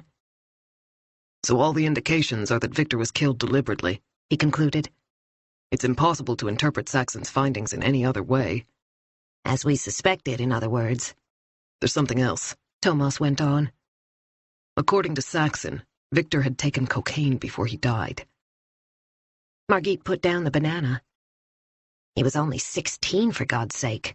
That's early to start on cocaine, particularly in view of his affluent background. I would have thought it was particularly prevalent in the posh suburbs. Thomas couldn't help himself, but he smiled to take the sting out of his words. Margit chose to ignore the comment. Cocaine. It's a party drug. But it can also make users aggressive, especially if they take it often, combined with alcohol, Thomas said. Victor had been knocking back vodka all day. The others all said so. According to Tobe, Victor was pretty far gone. He just failed to mention there was something else involved, Margit said, drumming her fingers on the desk. Booze and drugs are a brilliant combination. Saxon also thought he'd taken something else, but it's too early to know specifics. It doesn't have to be an illegal narcotic, of course. It could be some kind of medication. Thomas thought for a moment. Cocaine is expensive. If Victor's supply ran out, maybe he went for a cheaper option? That doesn't exactly improve the situation, Margit pointed out. No. Thomas remembered a case some years earlier when a guy mixed hard alcohol with strong painkillers and then attacked his family and smashed up his house. He had been completely crazy by the time Thomas and his colleagues arrived on the scene. It took 3 men to subdue him. The following day, he didn't remember a thing and couldn't believe he'd gone berserk. By the way, Margit said, I managed to contact the girl named Tesson, the one who was with Tobe Hookstrom. Her full name is Therese Almblad. She's 14 years old and she's just finished 8th grade, as Christopher said. I spoke to her a few minutes ago. It was clear from Margit's expression that she had useful information. I'm listening, Thomas said. She says she and Tobe parted company not long after they went over to the other boat. Is she sure? Yes. According to Therese, they arrived together at about 8 and went and sat in the stern with everyone else. Apparently it was pretty crowded. They'd brought a couple of bottles of vodka and started mixing drinks, but after a while, Tobe said he was going ashore to find a toilet. According to Therese, he never came back. In the end, she got tired of waiting and hooked up with someone else. So, what time did he leave? Between 8 and 8:30 in the evening. So the boy was off the radar for several hours. Exactly. He doesn't have an alibi, plus he lied to us. That's interesting, especially in view of what Saxon said. Victor was involved in a fight before he died. Margit frowned. Tobe Hookstrom had a large bruise on his cheek. She picked up the banana skin with 2 fingers and dropped it in the trash can. There is one thing I'm wondering about. Go on. If we assume Tobe tried to stop a fight between Victor and Felicia, surely it would have been enough for him to step in. Why would he have killed Victor, as Saxon described the course of events, and several blows? It doesn't make sense. Thomas tried to picture the scene on the shore. Felicia, desperately calling for help. Tobe suddenly appears. Maybe she'd managed to text him to say that Victor had lost it. Tobe arrives, hears her screaming, and comes running. He pulls at his friend's arm, and in the struggle, Victor falls and bangs his head. I'm wondering if the blow to the head had an effect on Victor, Thomas said slowly. Together with the booze and the drugs. Maybe he became aggressive to the point where his best friend barely recognized him. Tobe might have simply been trying to defend himself. He picked up a stone and... We need to bring Tobe in as soon as possible, Margit said. And Felicia. They've definitely got more to tell us. Thomas looked at his watch. The afternoon team meeting was due to start shortly. First thing tomorrow morning, he said. Chapter 55. It felt as if the air was standing still. Thomas was fanning himself with his notebook, trying to cool off. It was almost 80 degrees in the room. The old man at the head of the conference table had dark sweat patches under his arms, and his forehead was shiny with perspiration. The whole group, apart from Eric and Kalla, who were still on Sandhamn, had gathered for an update before the end of the working day. What can you tell us about the victim? The old man said to Harry Anjou, who had a pile of papers in front of him. Victor Iakengrian was 16 years old, and he'd graduated from high school earlier this month with decent grades, Anjou began. The family lives in a large villa on Lidingö. His father is Johan, his mother is Madeleine, she's a housewife. They've been married for 19 years, and it's the father's second marriage. There's an 18-year-old daughter, plus 2 half-siblings who are considerably older and live overseas. No shortage of money in that family, Margit commented. Maybe that's the problem, Thomas thought. If a 16-year-old can afford to use cocaine on a regular basis. Victor enjoyed water sports and downhill skiing, Anjou went on. I've spoken to several of his classmates who describe him in different ways. Some saw him as a sporty guy, possibly a little shy, while others say he was pretty full of himself and not always a good friend. What do you mean by that? Margit asked. Anjou looked down at his notes. One boy in particular said that Victor Iakengrian was kind of cocky, always throwing his father's name around, for example. He looked around the table. I'm assuming I don't need to explain who Johan Iakengrian is? The old man shook his head, and Anjou continued. Everyone I spoke to said that Victor often fell out with classmates he didn't like. You mean he made enemies? Thomas said. Might be worth following up. Anjou shrugged. Nobody went quite that far, but there were certainly those who didn't like the guy. He was also described as moody and argumentative. He doesn't sound very nice, Karin Eek said from the other end of the table. What about the girlfriend? The old man said, turning to Margit. You were going to speak to her? Her name is Felicia Grimstad. They were in the same class at high school and didn't live far from each other. She has 2 siblings and is generally described as conscientious, maybe a little needy. She hooked up with Victor during the fall, and they've been together ever since. Her father works in recruitment, and her mother is a school librarian. She's coming in tomorrow morning, Thomas chimed in. So is Tobe Hookstrom. The old man wiped his forehead with a handkerchief. The dark patches under his arms had spread, and his face was red. Phone calls? he said. What do we know about his contacts? I've requested his phone records and they'll be here in a day or two, Thomas replied. We're also going through his text messages, but we haven't found anything useful so far. Have we heard anything from Saxon? The old man asked, tucking his handkerchief in his pocket. The autopsy was done earlier today. Thomas reported on the pathologist's findings. He had almost finished when he was interrupted by the wail of a siren slicing through the air outside the window. He waited for the sound to fade into the distance before he concluded. We'll have to wait and see what the chemical analysis tells us. The old man pondered for a moment.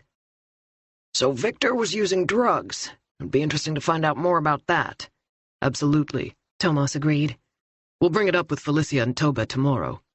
He must have had a supplier, the old man said. We need to find out who it was. Anju leaned forward as if he wanted to say something. Yes? The old man said.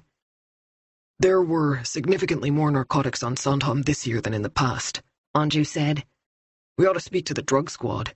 They had 6 undercover officers working there all weekend. I think it's the first time they've run such a big operation over there. The fact is, several known dealers were seen around the harbor area. Anju paused and cleared his throat. Have you ever heard of Goran Milosevic? He asked. He was there on Saturday. Milosevic was a well-known supplier in his 50s with links to various gangs. He had already served time for extensive drug-related crimes as far as Thomas was aware. He's a nasty piece of work, Anju said. Tall and well-built, covered in tattoos. He was on the island with his entourage, celebrating on a boat right in the middle of the harbor. The old man turned to Thomas and Margit. Check it out with the drug squad. It could be worth following up, but make sure you don't lose momentum with Victor's friends. Thomas made a note. There are still plenty of theories, he thought. We need to leave every door open.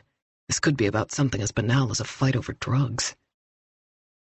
He pushed aside the earlier images from the shore. Every avenue must be explored without prejudice. Nora was standing by the kitchen window. She couldn't help looking toward her old house, where Jonas and Vilma were. The front door was in shadow. It was usually left open, but right now it was closed. She'd heard nothing from Jonas all day, and the painful lump in her throat was growing. She kept on hoping he would appear on the front step so that she could pop over and say hello. Just a brief chat, that was all she needed. Maybe a pat on the cheek or a quick hug. She wanted to touch him. Feel that the physical contact between them was natural and self-evident, that nothing had changed. It would chase away all her misgivings. However, there was no sign of life, and she didn't feel she could go and knock on the door without a reason. There were a few dead flies on the window seat. Nora tore off a piece of paper towel and gathered up the black bodies. She went to put them in the trash can and discovered that it was full to overflowing. As usual, the boys had kept on cramming in as much as possible. A couple of used tea bags and an apple core had fallen out. The last drops from an overturned milk carton had trickled onto the floor.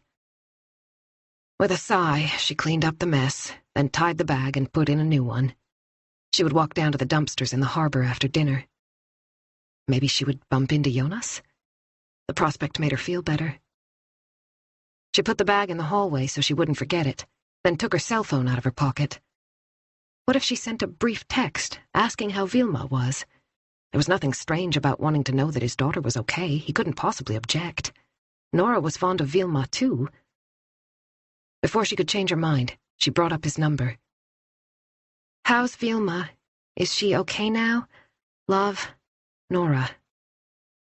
She pressed send. Fingers crossed. Chapter 56. After the meeting, Margit accompanied Thomas to his office and sat down in the visitor's chair. He picked up the phone and called Torbjörn Landin, the senior drug squad officer who had been in charge of the operation on Sandhamn over the weekend. With a bit of luck, he would still be around, though it was technically after hours. A deep voice answered, and Thomas switched to speakerphone. Landin. Only the last name. He didn't need to say more. Hi, I'm calling about the teenager who died on Sandhamn, Thomas said, then went on to explain. We heard that Goran Milosevic was on the island during the midsummer weekend, Margit added. Don't underestimate him, Landin said immediately. What do you have on him? What do you want to know? Even though Thomas knew that Lundin had probably been on duty around the clock for the past few days, he suspected there was something more than lack of sleep behind his weary tone of voice. The widespread sense of frustration within the drug squad was no secret. They carried a heavy load, with far from adequate resources at their disposal. We've got plenty on Milosevic, Lundin went on. He doesn't declare an income, so he doesn't pay taxes like most of his associates.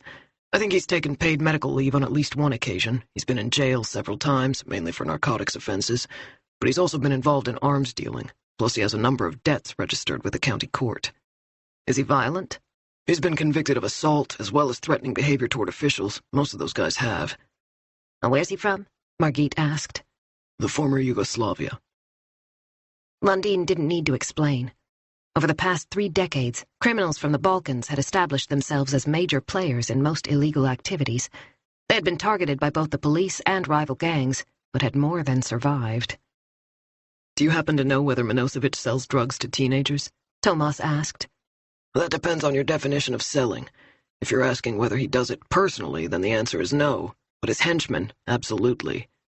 What are we talking about here? Margit said. Most things. Cannabis, benzos, cocaine, of course, particularly in Stockholm, and amphetamines. Ecstasy is also widespread. There's plenty of everything available. For every new drug that's illegal, another one comes along, and there's very little we can do about it. Thomas had felt the same sense of hopelessness on occasion, but not the cynicism behind Lundin's words.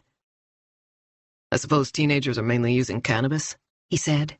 Yes, then amphetamines and cocaine. What about multiple substance abuse, medication and alcohol? Margit asked. Lundin made an unintelligible sound. It's pretty common and extremely dangerous. The user either slows right down or becomes unnaturally lively. There are incidences of poisoning or falling into a coma. People can also become uncontrollably aggressive and violent. It's one hell of a cocktail. But aren't most of these drugs available only as prescription? That's no obstacle. Painkillers like Tradalan and Citadon or tranquilizers like Sobril are easy to get a hold of. Rohypnol or ephedrine can be found online. Unfortunately, the use of this kind of medication is growing fast, especially among teenagers. Thomas realized why. Minors weren't prosecuted for abuse or possession, so the situation was almost impossible to control. That's alarming, Margit said. You could say that. What's the situation with suppliers to high school students? Street dealers? Yes. Lundin snorted. We could keep an army of cops occupied full-time in Stockholm alone. New dealers are popping up all the time, with different phone numbers that are spread among the kids. Some go for booze, others heavier shit. Again, it's something that's increased significantly over the past few years, especially in the suburbs. I assume you had Milosevic and his gang under surveillance on Midsummer's Day, Margit said. Correct. We suspect the victim might have gotten into a fight with his dealer and things spiraled out of control. Thomas explained. It would be helpful if we knew exactly where Milosevic and his cronies were between certain times. In that case, I suggest we meet up first thing tomorrow morning. If you come by at 8, I'll gather the team that was on Sandhamn. Margit had been making notes during the conversation, and Thomas could see that she'd drawn thick lines under the words multiple substance abuse and aggressive. Victor's friends had talked about his changeable moods. The image of 2 teenagers fighting came into Thomas's mind once more. Chapter 57. Tobe was lying on the sofa in the living room. The television was on, but he had no idea what he was watching. He had to go down to the police station in Nacka in the morning. The woman on the phone had spoken in kind of clipped tones. She had sounded like his old German teacher. Why did they want to speak to him again so soon? Maybe they were mad because he and Christopher had left Sandhamn, but that wasn't his fault. Dad had insisted. But Arthur wasn't around when the cops called, of course, and Tobe hadn't dared to refuse. He had promised to be there at 10. There was no one else in the apartment. Christopher was with his friends, and Mom had gone shopping. Yesterday she had been waiting for them with a terrified look in her eyes, but Tobe had walked straight past her without saying anything. She just didn't get it. Arthur had been tight-lipped as he drove them home. Don't say a word to the police without talking to me first. That was his final comment before he drove away. He hadn't even mentioned the fact that Victor was dead, or asked how Tobbe was feeling.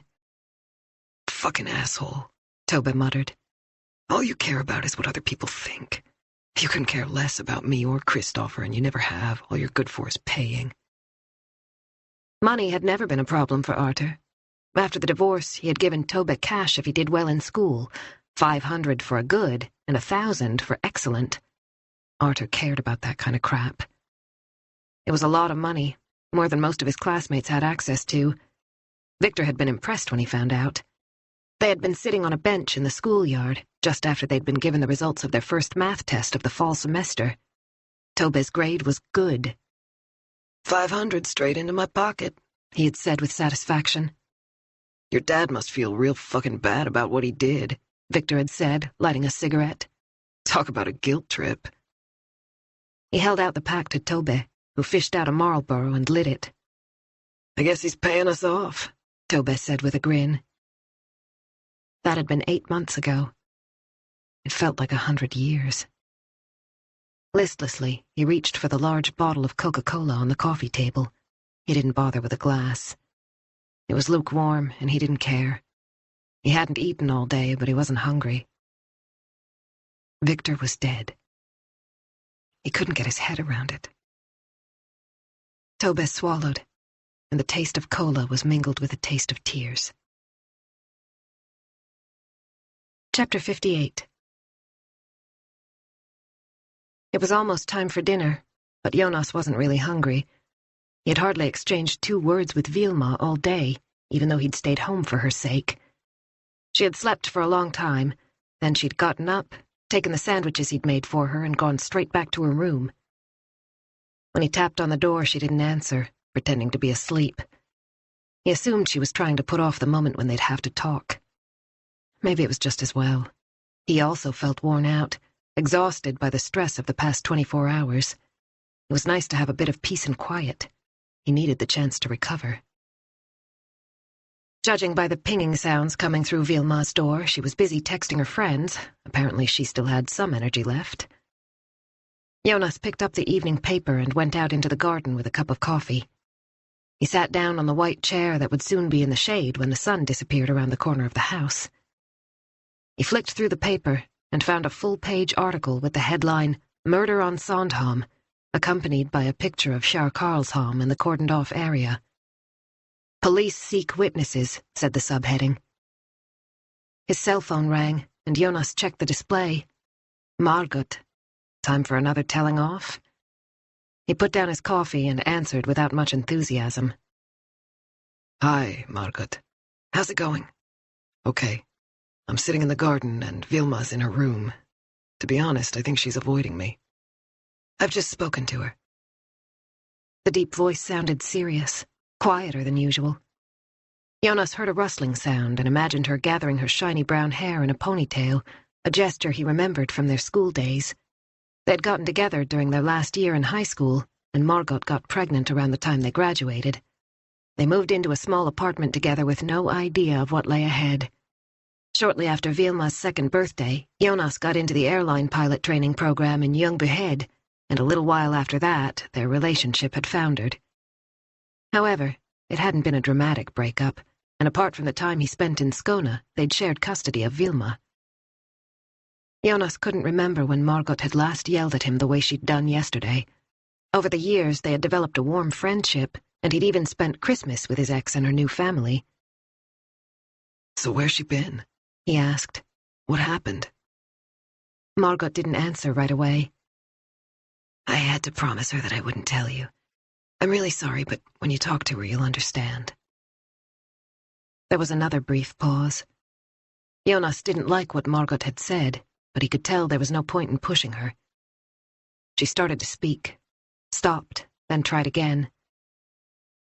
Listen, I'm sorry I yelled at you yesterday. I was just so worried. Jonas couldn't exactly throw the harsh words back in her face when he'd actually agreed with her. It's fine, he said. Let's forget it. But Margot wasn't done. You're a great dad, and you have every right to meet someone new. I'm so pleased that you and Nora have found each other. She seems really nice. Nora had been at Jonas's one evening when Margot came over with a couple of things that Vilma needed. They had chatted in the hallway for a few minutes, with no trace of awkwardness. Margot laughed, but sounded a little strained. Believe me, I'd love it if you made a go of it. Maybe have more kids like me. You're not exactly ancient. The words warmed Jonas's heart, but right now the thought of a new family seemed like a remote prospect. A bumblebee was buzzing happily around the dense red currant bushes growing just inside the fence. The clusters of pale yellow flowers suggested that there would be a good crop this year. Was it Nora who'd planted them? Jonas felt a stab of pain at the thought. Anyway, I just wanted you to know, Margot added. Okay, thanks. Another pause. If I were you, Margot said, I'd leave Vilma in peace tonight, then have a chat with her tomorrow when everything's calmed down. I think you both need some breathing room. It must have been so stressful. The bee took one last swoop around the red currants before setting off for the neighbor's garden. Sounds like a good idea, Jonas said. I'm sure you're right. Without a hint of irony in his voice, he added, as usual. He heard Margot's warm laugh. Take care of yourself, she said, and ended the call. Jonas slipped his phone into his pocket. He would talk to Vilma tomorrow, when they both had had the chance to recover. Chapter 59. Pernilla answered after 4 rings, just as Thomas was about to leave a message. He was still at the station, having spent the last few hours on the phone trying to find out as much as possible about Tobbe Hookstrom. A picture was beginning to take shape. Hello? She sounded breathless, as if she'd rushed to the phone. It was a lovely evening. Maybe she'd lingered down by the jetty in the sunshine. He pictured the tranquil inlet, the spot where the gulls liked to land on the wooden posts, the bathing platform extending out into the water. Hi, it's me. Good evening, kind sir. The old-fashioned greeting made him smile. Typical Pernilla. How's it going? She went on. Let me guess. You're still at work, and now it's too late to catch the last ferry. You're not coming home tonight. She knew him well. Thomas was about to answer when he heard a furious roar on the other end of the line. Elin might be only a few months old, but there was nothing wrong with her lungs.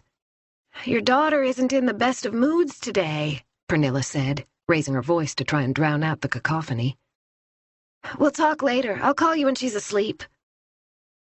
Thomas put down the phone and heard a knock. Harry Anjou stuck his head around the door.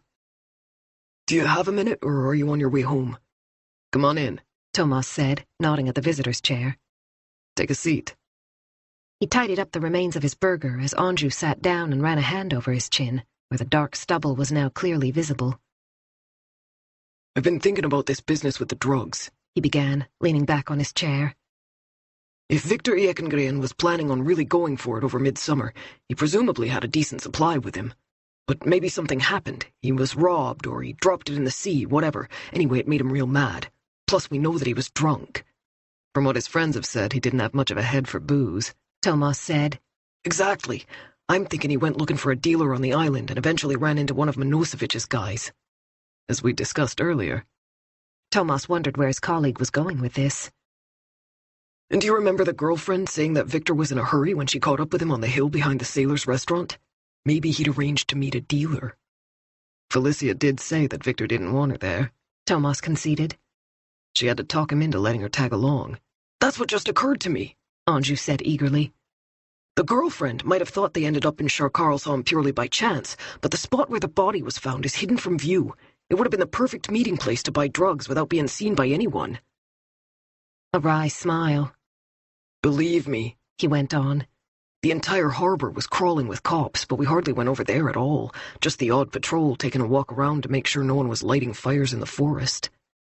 So if we could find out who Victor had arranged to meet, Thomas said slowly, we might have a witness or even a possible perpetrator. It would be a real bonus if we could track down the dealer. What if Victor refused to pay what he was asking, or couldn't pay? You don't mess with these guys. That's what Lundin said. Anjou leaned forward. Victor starts picking an argument when it's time to come up with the money. They get into a fight, and Victor goes down. The dealer's worried. He doesn't dare take the risk of Victor coming round and deciding to go to the cops, so he kills him." "You mean he killed him to be on the safe side?" Thomas said. "That sounds a bit far-fetched." Anju shook his head. "Not necessarily. Many of these dealers don't have a permanent residence permit. If they're convicted of a narcotics offense, they're almost always deported once they've served their jail time. It's a high price. Many of them will do anything to stay in this country." Anju spread his hands wide. "It's a theory, anyway. Let's see what Londine says tomorrow," Thomas said, stretching his arms in front of him as he thought things over. They had investigated the two men involved in the knife fight and hadn't found a link, but it would be interesting to hear if their colleagues in the drug squad had noticed Victor before he was killed. Anyhow, it seemed as if Anju was settling in. "So how's it going?" Thomas said. "You've certainly been thrown in the deep end." "You could say that, but it's better than shuffling paper. I thought it'd be starting off with minor infringements and so on." Thomas smiled at the image of Anju surrounded by piles of parking tickets. "How do you like living in Stockholm?" "It's okay. The pace is faster than up in Norrland, of course, but I like the city and the fact that people don't feel the need to poke their nose into your business all the time." He pulled a face. "You know what it's like in small towns. All the gossip, everyone has to have an opinion on everything. This environment suits me much better." Thomas looked at his watch. Almost 9:30. He yawned. "Time to call it a day," he said, getting to his feet. Chapter 60. Thomas got in the Volvo and fastened his seatbelt. He hadn't heard from Pernilla, but surely Elin must be asleep by now. He took out his cell phone. "Hi, it's me," he said when Pernilla answered. "Has she gone to sleep?" "Yes, thank goodness," Pernilla said. She laughed softly, then grew serious. "I'm wondering if she's got a touch of colic, given the way she was yelling. Maybe we should try those drops you can get at the drugstore. I can't cope with this for much longer." Thomas's guilty conscience kicked in once more. He should be on Hara, taking care of his daughter. Instead, he was spending 12 hours a day at work. "How's the case going?" Pernilla asked. "Okay, but it's early days. There's a hell of a lot to come to grips with, as usual." "I read about it in the papers. It's impossible not to be affected by this kind of thing, even though I've never met Johan Ekengren or his wife." Thomas heard a door closing, then a boat puttering along in the distance. Presumably, Pernilla had gone to sit by the jetty and was looking out across the water. "Is it hard?" Pernilla's voice was full of sympathy, with not a trace of reproach because he was still in town. Thomas loved her for that. "You know how it is," he said. 1,000 things that need to be checked out and not enough people to do it. We've brought in a couple of officers from elsewhere to deal with information from the public, background checks and so on, but it all takes time. Thomas passed Danvikstol and was approaching Folkungagatan, where he would turn off to reach the apartment in the Söder district of the city. He stopped by the ferry terminal. One of the huge Finland ferries was moored, ablaze with lights. "The autopsy's done," he went on. "We've had various meetings today. From the outside, everything looks fine. The teenagers we're dealing with are all well brought up and financially secure, but when you scratch beneath the surface..." The lights changed to green, and Thomas turned left. "Money definitely isn't everything," he said. "It's pretty depressing." "So what have you been working on?" Pernilla asked. "I've spent the last few hours checking out Victor's best friend, who was with him on Sandhamn. We're just trying to work out the course of events." The picture of Tobbe had gradually filled out as Thomas spoke to his teachers and others who knew him. Most of them described the teenager as a cheerful prankster, always ready with a witty remark, an attention seeker who sought approval. Several people said he probably partied too much, but that he was extremely popular. "Hey, are you still there?" Pernilla said. Thomas realized he'd lost himself in his thoughts. "I was thinking about the kids." "Have you reached any conclusions?" "It's too early to say. We have to follow up with everyone who was with Victor during his final 24 hours, and that's going to take a while." Pernilla sighed. "He was only 16, she said slowly. "That's not very old." "No." In the silence that followed, Thomas knew they were both thinking about Elin. I'll try and come over tomorrow," he said before ending the call. Tobbe came to mind again. Judging by what Thomas had heard, he seemed like somewhat of a lost soul with a weak moral compass. His grades were decent, but according to his teachers, he was too chatty and found it difficult to sit still and focus. It was clear that his parents' divorce had affected him adversely, and during his last year in high school, he had become increasingly restless. Since they now knew that Victor had been using drugs, it was entirely possible that Tobbe was doing the same. Had he, too, become aggressive under the influence? Was Victor dead because two strung-out kids had clashed on the shore on Saturday evening? Chapter 61. Nora and the boys were sitting in front of the television in Sina's old sewing room, which had been turned into a TV room. They had curled up on the fine velvet sofa with its brightly colored woolen Dalarna embroidery. It had been there as long as Nora could remember. This very piece of furniture had once almost suffocated Sina's younger brother when the sofa bed flipped over and he got trapped under the mattress. The story had been told on many occasions, and whenever Nora sat on it, she thought about Sina and her brother. She couldn't help it. To be on the safe side, she had hammered some nails into the mechanism so that it no longer worked. She wasn't going to risk her sons being attacked by a mattress. On the wall above hung one of Sina's favorite pictures, a beautiful oil painting by the well-known archipelago artist Axel Sjöberg. He had lived on Sandhamn for most of his life and was commemorated by a statue in the harbor in front of the museum. It was almost 11, and the summer sky had turned dark blue. The whole house smelled of popcorn. Adam loved it and had filled 2 big bowls. With Simon's head resting on her knee and Adam beside her, Nora was making sure she appreciated this moment. The last 24 hours had been a roller coaster, and now she just wanted to shut out the world and be with her boys. "I love you both so much," she thought, stroking Simon's cheek. He barely noticed. The two of them were totally focused on the movie. Adam never took his eyes off the screen as he worked his way through the popcorn, and as a result, there was a bit of a mess on the rug at his feet. Nora let her hand rest on the nape of Simon's neck. He was slightly sweaty, and she was starting to feel warm too, but she loved the closeness. It made her think back to the days when her sons were babies and lay curled up on her chest like little frogs as they fell asleep, the days when they didn't want to be anywhere but with their mom. Gradually, her tense muscles began to relax. The kerosene lamp on the gray-painted sideboard burned with a warm golden glow, and a few insects that had found their way into the room circled around the flame. The window was ajar, and the thin lace curtains fluttered in the mild evening breeze. Nora was trying to concentrate on the film, but Jonas was there in the back of her mind. He hadn't replied to her text or been in touch all day. Had it been naive of her to believe that everything would work out just because they had fallen in love? Had they moved too fast during the spring? Nora had a feeling that the adjustment had been too much for Vilma. Ebba switched off her bedside light and drew the covers up to her chin. She needed to sleep, but she couldn't stop thinking about Tobbe, wondering how he was feeling, what he was doing. Last night she had lain awake until the early hours of the morning. She remembered his mischievous grin when he tried to get her to smile during boring classes, the warmth when they held hands during breaks, the feeling that it was just the two of them. She remembered when he stayed over for the first time. Mom had been away, and Ebba had said she would spend the night at Felicia's. Instead, she had brought Tobbe home, and they had fallen asleep together in her bed.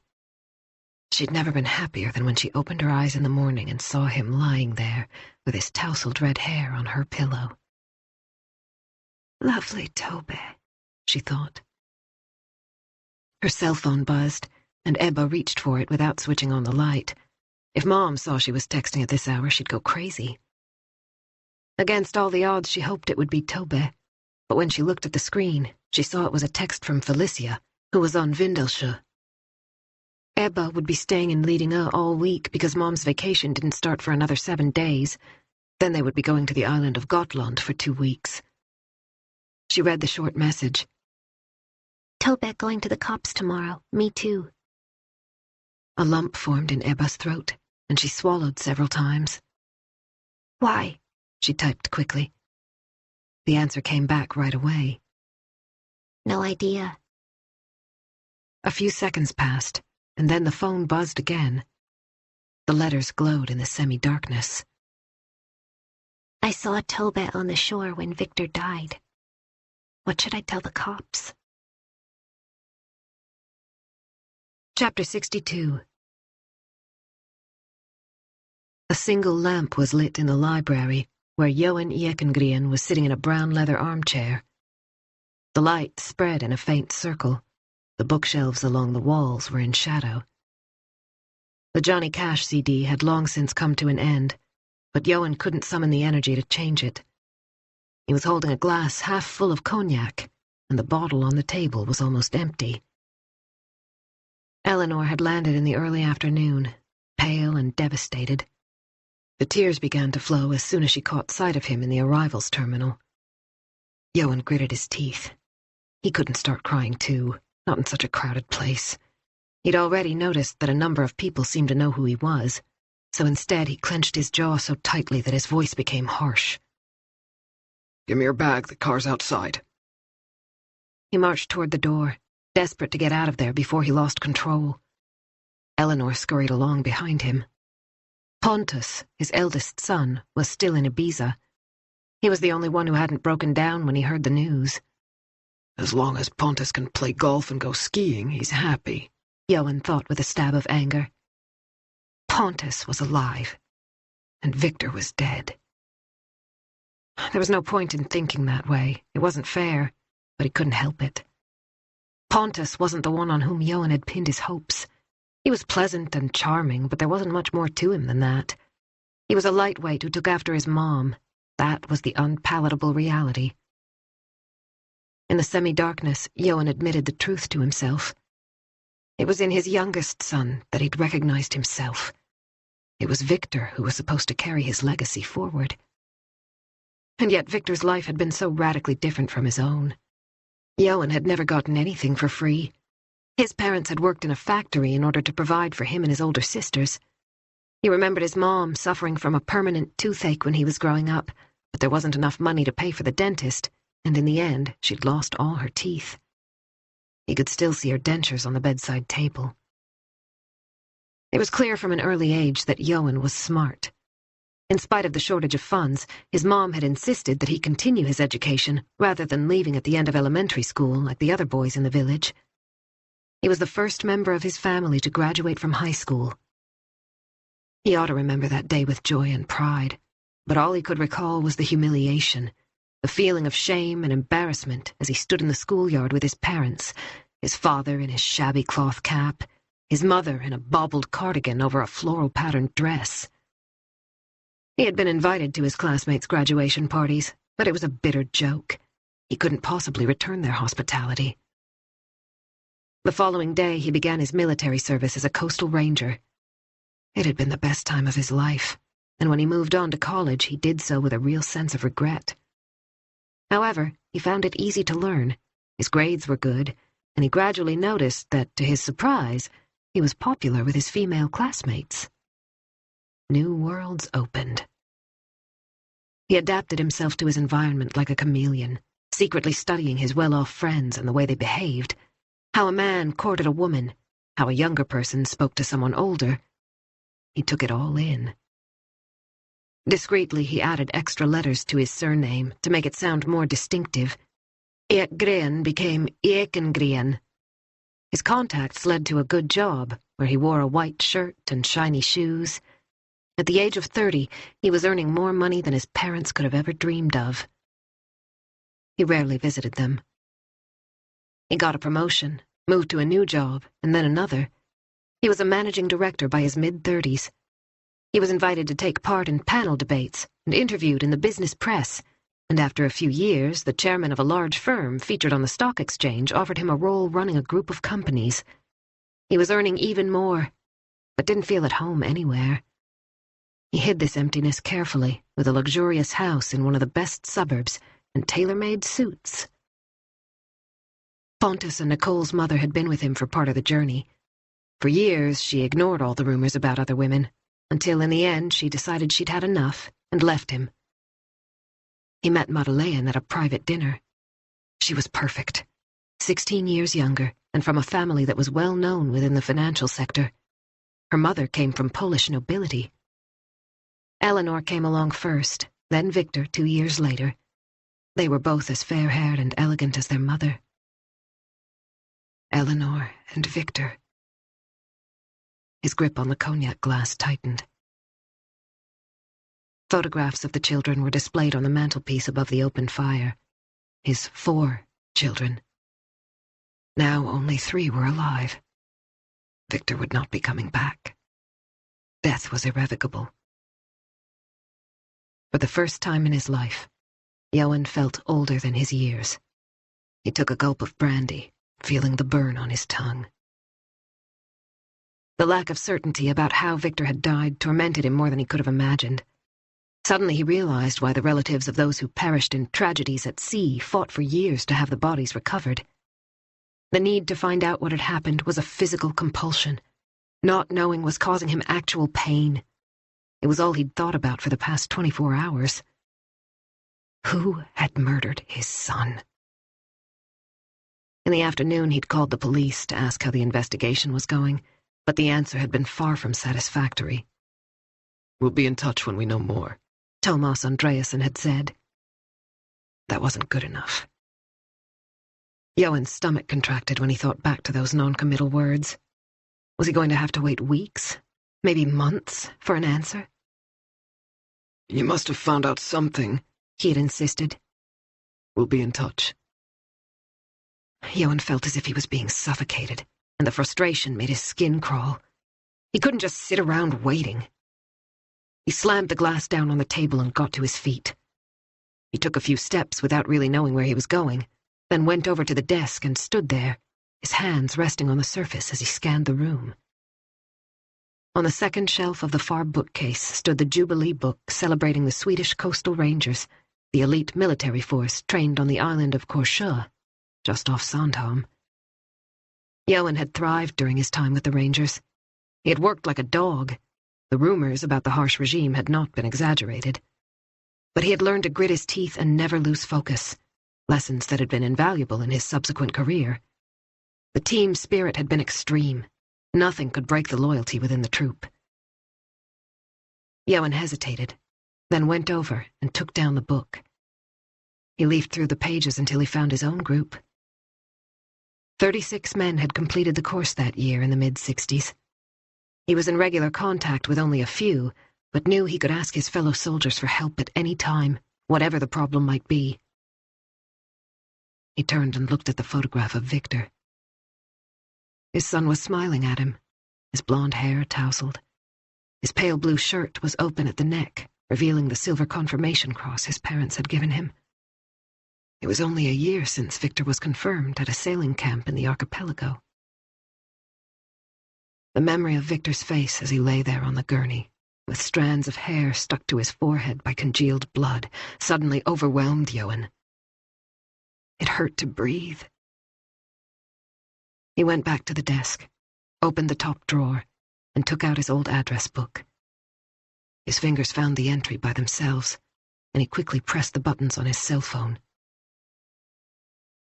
"It's Johan Ekengren. I need your help," he said quietly. Chapter 63. Tuesday. Vilma was still sleeping. Jonas thought it was probably just as well. He'd left her in peace the previous evening, as Margot had suggested, but today they had to talk. Quietly, he closed her bedroom door and went downstairs. With practiced movements, he laced up his sneakers and went outside. The air was warm, even though it was only 8 o'clock in the morning. The Brand villa loomed above him on Kvarnberra, but he avoided looking at the yellow house and set off in the direction of the mission house instead, into the forest. The running track cut across the island along the shore on the southern side, all the way to Trouville and back. 2 circuits took just under an hour, 45 minutes if he pushed himself. It was liberating to be among the fir trees. The tops of the tall pines rustled softly in the breeze, and the only other sound was the pounding of his feet on the needle-covered path that wound through low-growing blueberry bushes and heather. Jonas focused on his rhythm, breathing evenly and trying to clear his mind of everything else. He had tossed and turned all night. Right now, he wanted his body's stress hormones to be eaten up by exercise. He increased his pace and turned toward the southern shore. It was more isolated than the popular beaches at Trouville, and the sand wasn't as fine, but Jonas thought it was prettier. That was where he had talked to Nora for the first time. Really talked.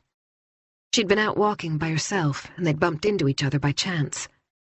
That was in September, 6 months after she'd split up with her husband. She'd seemed so sad her smile didn't quite reach her eyes, and at one point she'd been on the verge of tears. Jonas had found that encounter on the shore very moving, especially the moment when her lips trembled. He had made her smile by skipping stones.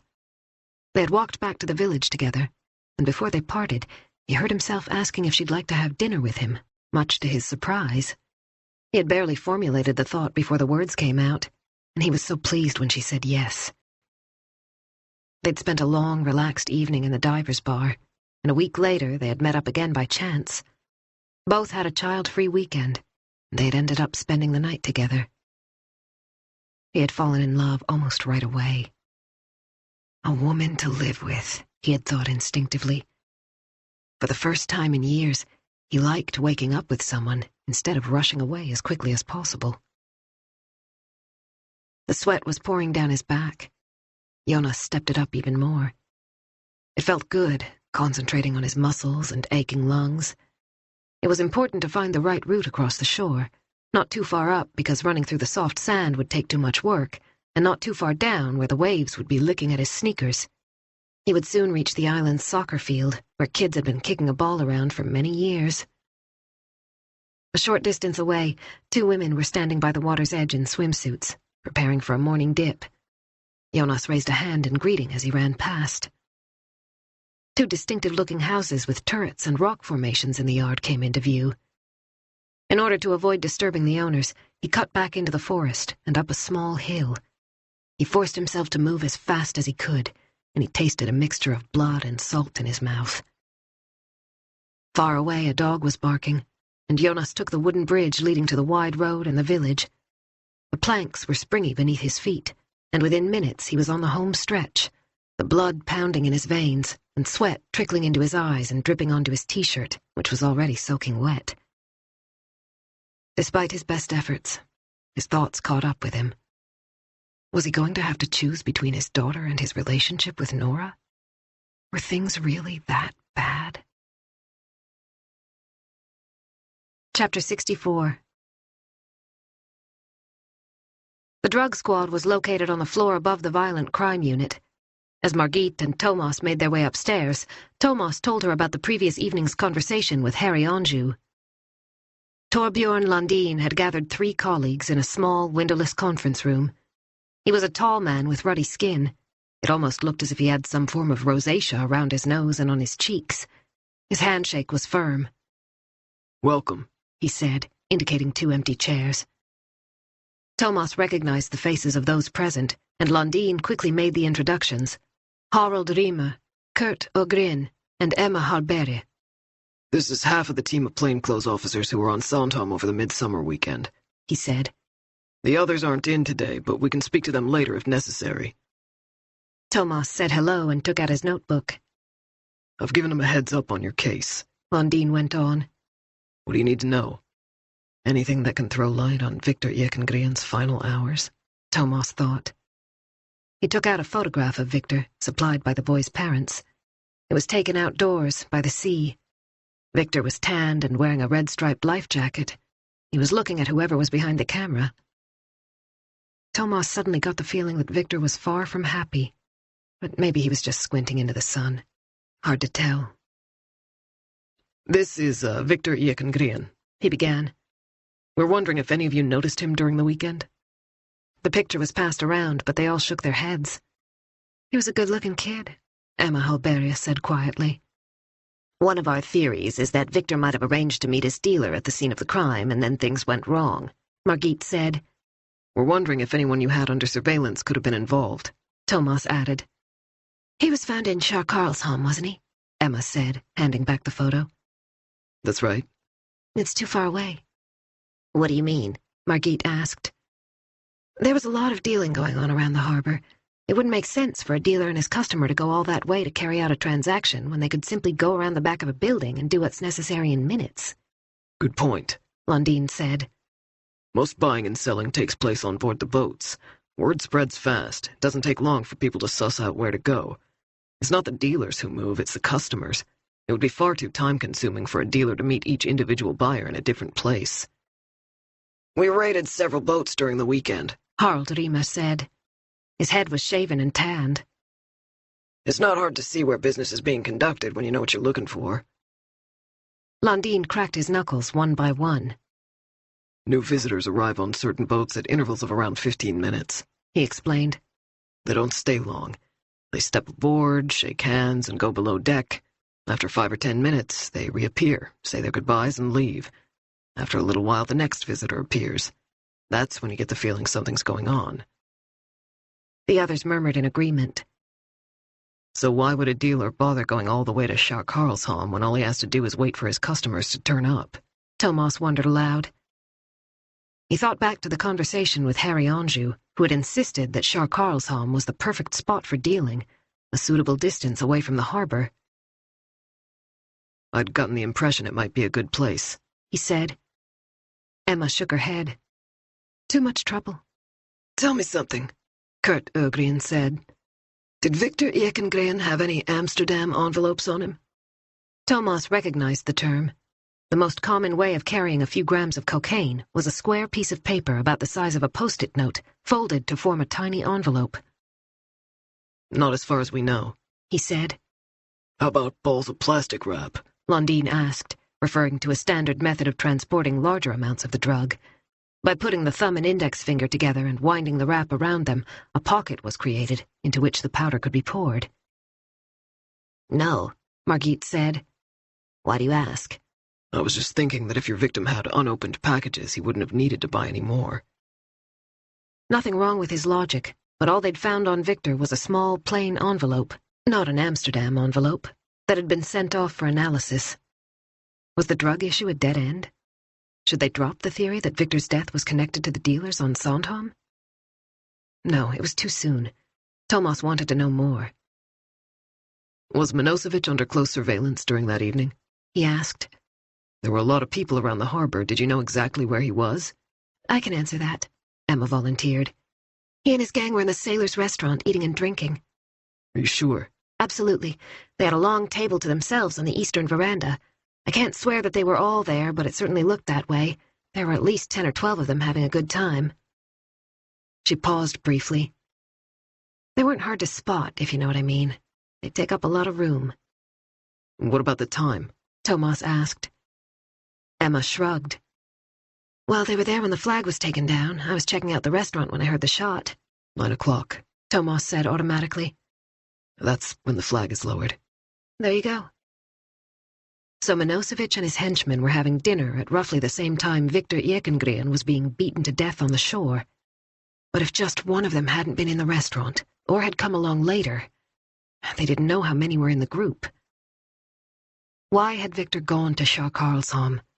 That was still the key question. It could be pure chance, but if not... Margit stepped in. Okay, let me ask you this. Is it likely that one of these guys would kill a teenager because of a dispute over a few grams of cocaine? She turned to Lundin. What do you think? Lundin scratched his nose where the red rash covered his skin. It doesn't sound very plausible, he said. They rarely attack little boys. Nora went down to the kitchen to make breakfast. It was almost 9 o'clock. She had woken later than usual. Her body felt slow and heavy. She had no energy at all. The boys were still asleep, and it would probably be a while before they showed any signs of life. Adam was a typical teenager and would stay in bed until lunchtime unless someone woke him. Simon still liked to get up pretty early, but they'd stayed up until after midnight to finish the movie. The sky was clouded over, but the southwest-facing kitchen was still bright. The house was right on top of the hill known as Kvarnberre, so there was nothing to block the light. From the window, Nora could see almost all the way to Stofsness, or at least that's what she imagined. Over by Iknu, a white Vauxhall ferry was heading for Sandhamn, while behind it, a huge tanker had begun to turn so that it would pass to the west of the island on its way to the Baltic. Nora's cell phone was in the middle of the kitchen table. When she picked it up, she immediately saw that there was a new message. It must have arrived after she'd gone to bed. It was from Jonas. Vilma's doing pretty well. Thanks for asking. We'll be in touch. Jay. She stood there and read the words again. He would be in touch. What did that mean? It was weird. They were living fewer than 50 yards apart, but he couldn't come over and talk to her. How hard could it be? Angrily, she deleted the message. Chapter 65. The sky outside Thomas's office was overcast. It was almost 9 o'clock on Tuesday morning, and Felicia Grimstad would be here soon. Thomas wasn't looking forward to meeting her arrogant father again. He picked up his notebook and looked back at the meeting with Lundin. They ought to speak to the rest of the drug squad team who'd been on Sandhamn. Lundin had said they'd be in on Thursday morning. There was no shortage of things to tackle before then. The phone rang. It was an internal call. Andreasson. It's Nilsson, said the forensic technician. Good morning. How's it going? We've sorted out everything that's going to be sent to the National Forensic Laboratory, but I need to check on something first. We found a scrap of yellow fabric no more than an inch long next to the body. And? I'm thinking it might have come from a high-visibility vest worn by one of the officers patrolling the island over the weekend. Thomas put down his coffee cup. Go on. One of the uniformed guys probably got caught on a branch, but it means collecting all their vests so we can exclude the scrap of material from the analysis. I don't want to send something away unnecessarily, as I'm sure you understand. I'll get Harry Anjou on it right away. He was there, after all. Sounds good, Nilsson said. I'll be in touch. Thomas went along to Anjou's office. He was sitting at the computer with an expression of deep concentration on his face as he clicked through something. A cup half full of coffee stood next to several empty cups and a tin of snuff. Can you help me with something? Thomas said. Sure, Anjou replied, looking up. Staffan Nilsson wants all the high-visibility vests worn by the team on Sandhamn over midsummer. Can you take care of that, please? Okay, but can I ask why?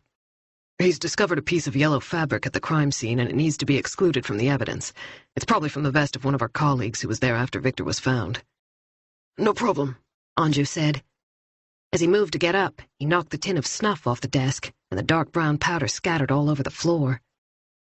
Oh, shit. Thomas tried not to smile. He was saved by the sound of the phone ringing in his office. I have to go. I'll sort out the vests, Anjou said as he tried to scrape together the worst of the mess with his shoe. The call was to tell Thomas that Felicia Grimstad had arrived, and he peeked into Margit's office.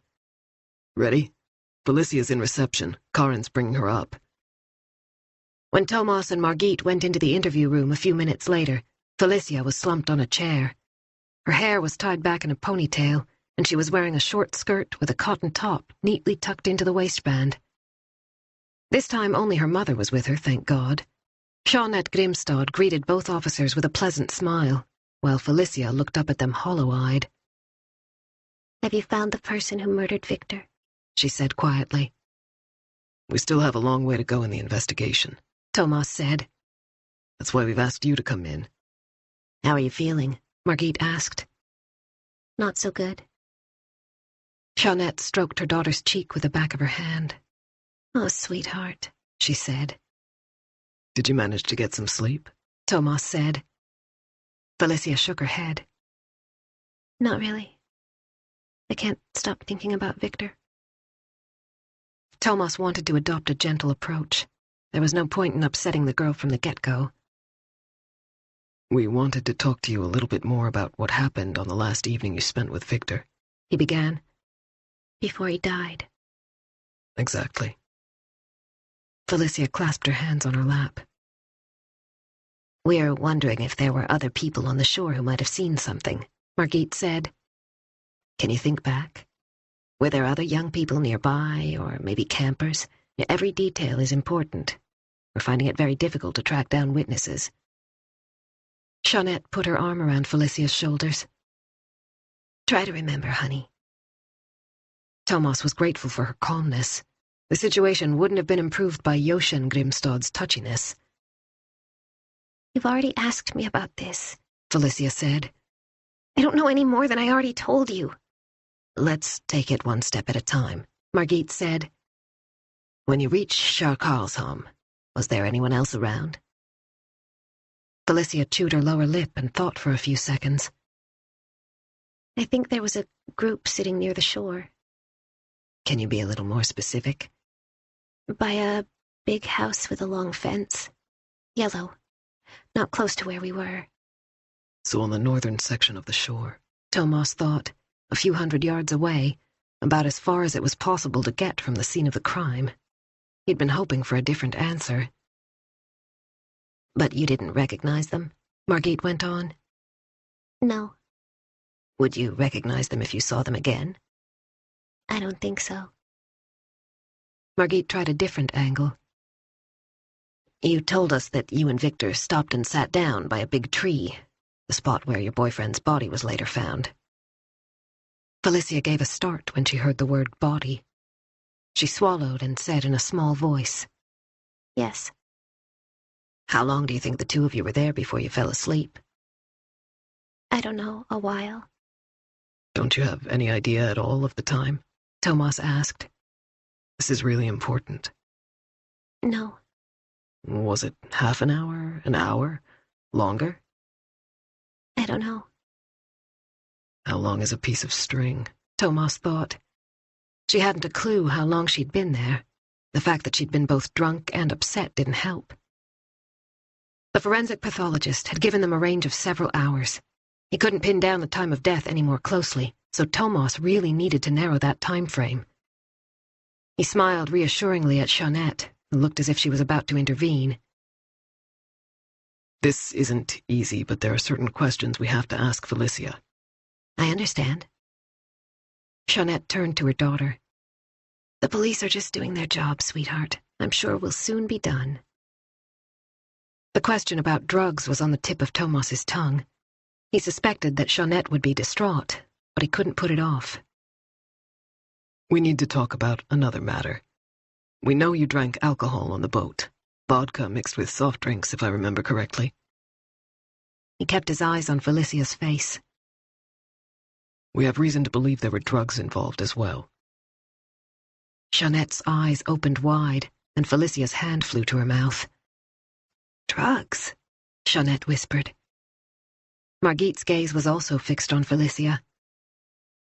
The autopsy shows that Victor had used cocaine the night he died. Did you know about that? Felicia's chin and lower lip trembled. Did you know about that? Margit repeated. Yes. The answer was almost inaudible. Could you repeat your answer for the tape? Yes, Felicia said, lowering her head. You need to tell us the truth now, Margit went on. Have you taken cocaine too? On Midsummer's Day, for example? Yes, Felicia whispered without looking at her mother. Jeanette inhaled so sharply that she started coughing. She covered her mouth with her hand and turned away. It sounded as if the cough turned into a sob, but Thomas couldn't be sure.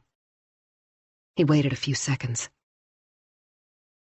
How long had you and Victor been using? He said to Felicia. And what made you start? Felicia. It was the first party after the Christmas break. The temperature had dropped to 14 degrees and there was snow on the ground. The walk from the bus stop was bitterly cold. Felicia's feet were freezing, despite her Ugg boots. The party was at Philip's house, and Tobbe and Ebba were there too. It was almost 11, and the music was pulsating through the whole place. People were dancing in both the living room and the dining room, where the large table had been pushed back against the wall. They dropped their outdoor clothes in the hallway. Felicia wanted to go straight in and join the party, but Victor was restless. He seemed to be searching for something and hardly bothered to answer when Felicia tried to talk to him. He was still tan from the family's Christmas vacation in Mexico. He looked good. I said, shall we go dance? Felicia nudged Victor and adjusted her black dress. It had been a Christmas present, and it was really expensive, but Victor hadn't even mentioned it. Not now, he said, scanning the room. Why not? There's something I have to do first. Like what? Doesn't matter, I'll be there in a bit. Felicia pouted, making sure he noticed. But I want to be with you. She licked her glossy pink lips, trying to capture his interest. There was a sudden glint in Victor's eye, but she didn't know why. Then he shrugged and pushed back his hair, which had grown and now covered the nape of his neck. Felicia liked the new length. It was cool when he tucked it behind his ears. Okay, then, he said. You can come with me. To the right of the living room was a smaller room that was used as a library. The walls were lined with bookshelves, and there were 2 green leather armchairs over by the window. Victor led the way. He closed the door behind Felicia, then went and sat in one of the armchairs. He looked at her as if he were sizing her up. Without saying a word, he took a small mirror and a thin envelope out of his back pocket. Felicia had suspected what he and Tobe were up to when they disappeared from time to time at parties. They always came back with a slightly glassy look in their eyes and a new spring in their step. Suddenly they were in a great mood. However, Victor had never openly revealed what he was doing. He carefully poured white powder onto the mirror and shaped it into a narrow line. Then he leaned over and inhaled it. His body responded quickly. He pulled Felicia into his lap and gave her a passionate kiss. When he let her go, he pointed to the envelope on the table. There's enough for you too. Want some? Felicia was torn between curiosity and her parents' warnings echoing somewhere in the back of her mind. Victor squeezed her breasts through the thin dress and kissed her again. Then he gave her a supercilious smile, tapped her nostril, and pushed the mirror toward her. Aren't you going to give it a try? Felicia hesitated, shifting her body weight on his lap. Come on, Victor said. You were the one who said you wanted to be with me. Okay then, she muttered. With practiced movements, he prepared a new line. Are you sure it's not dangerous? Felicia had thought it was exciting, but now she wasn't so sure. Don't be dumb, I'm fine, aren't I? In fact, I feel fucking fantastic. He pulled her close and kissed her hungrily once more. Felicia melted. She stopped quibbling and lowered her head. She pressed one finger against her right nostril, just as Victor had done, and inhaled through the other one. The tip of her nose was so close to the mirror that it was almost touching the glass. A strange sensation spread throughout her body. Everything was fine now. It wasn't horrible at all. She couldn't understand why she'd hesitated. Victor was watching her expectantly, and she sparkled at him. Chapter 66. Felicia avoided looking at her mother, who was sitting with her hands tightly clasped in her lap. How often did you use cocaine? Margit asked after a brief silence. Thomas saw that the question came as a shock to Jeanette Grimstad. Margit liked to get straight to the point. I mean, it varied. Mostly at parties. Felicia hung her head. Victor and Tobe did it a lot more often than me, I swear. And Ebba? Thomas said. She didn't want to. She and Tobe argued about it before they broke up. How could you afford it? Margit wanted to know. It's not cheap. 700 or 800 kroner a gram, sometimes more. Felicia's head dropped even farther, and her hair fell forward, hiding her eyes. Victor used the money his parents gave him for food. They were away so often, and he told them he bought pizza for the whole gang. I think Tobe managed to get extra money out of his dad, too, somehow. Was that really enough? Felicia hesitated. Victor sometimes took money from his parents. You mean he stole from them? Yes, she whispered. Have you done the same thing? Thomas asked. Felicia shifted on her chair, as if she were trying to move away from her mother. Yes, a few times. Jeanette pressed her lips into a thin line as she looked at her daughter in horror. You took money from my wallet? Felicia didn't even try to defend herself. A tear ran down her cheek and dripped off her chin. Did you use anything else? Thomas asked after a moment. Apart from alcohol. Silence. What was it? Margit said. Her tone was warmer now. She could see that Felicia was at a breaking point. I don't really know. The words were almost inaudible. Victor stole pills from his mom a few times, and sometimes he bought stuff from the drugstore, but I'm not sure what it was. Margit picked up the jug of water and poured Felicia a glass. The girl was swaying in her chair. "Drink this," Margit said. "You don't look too good." Thomas waited while Felicia drank, and when she put down the glass, he said, "Who did Victor buy the cocaine from?" At first it was someone Christopher worked with. Tobit knew him, and I think Victor wanted to be sure he wasn't going to get ripped off. But then he found his own supplier. Were you ever with him when he was buying? Not exactly. What does that mean? I used to wait a little way off. But you know how it worked, Thomas said. What was the routine? Felicia blinked rapidly several times. Victor sent a text. Then this guy would show up in a black car after school. Victor handed the money through the window, and the guy gave him what he'd ordered. It only took a few seconds. Did Christopher know what was going on? Felicia held up both hands. I don't think he had any idea, honestly. He's not into that kind of thing. He doesn't like drugs. "Do you know what Victor bought for midsummer?" Margit said. No, I wasn't with him that time, and I didn't ask. "How come?" Felicia started scratching a scab on her elbow. Things hadn't been too good between us. Plus, he was mad because Ebba was coming over to Sandhamn, but I wouldn't have been able to go otherwise.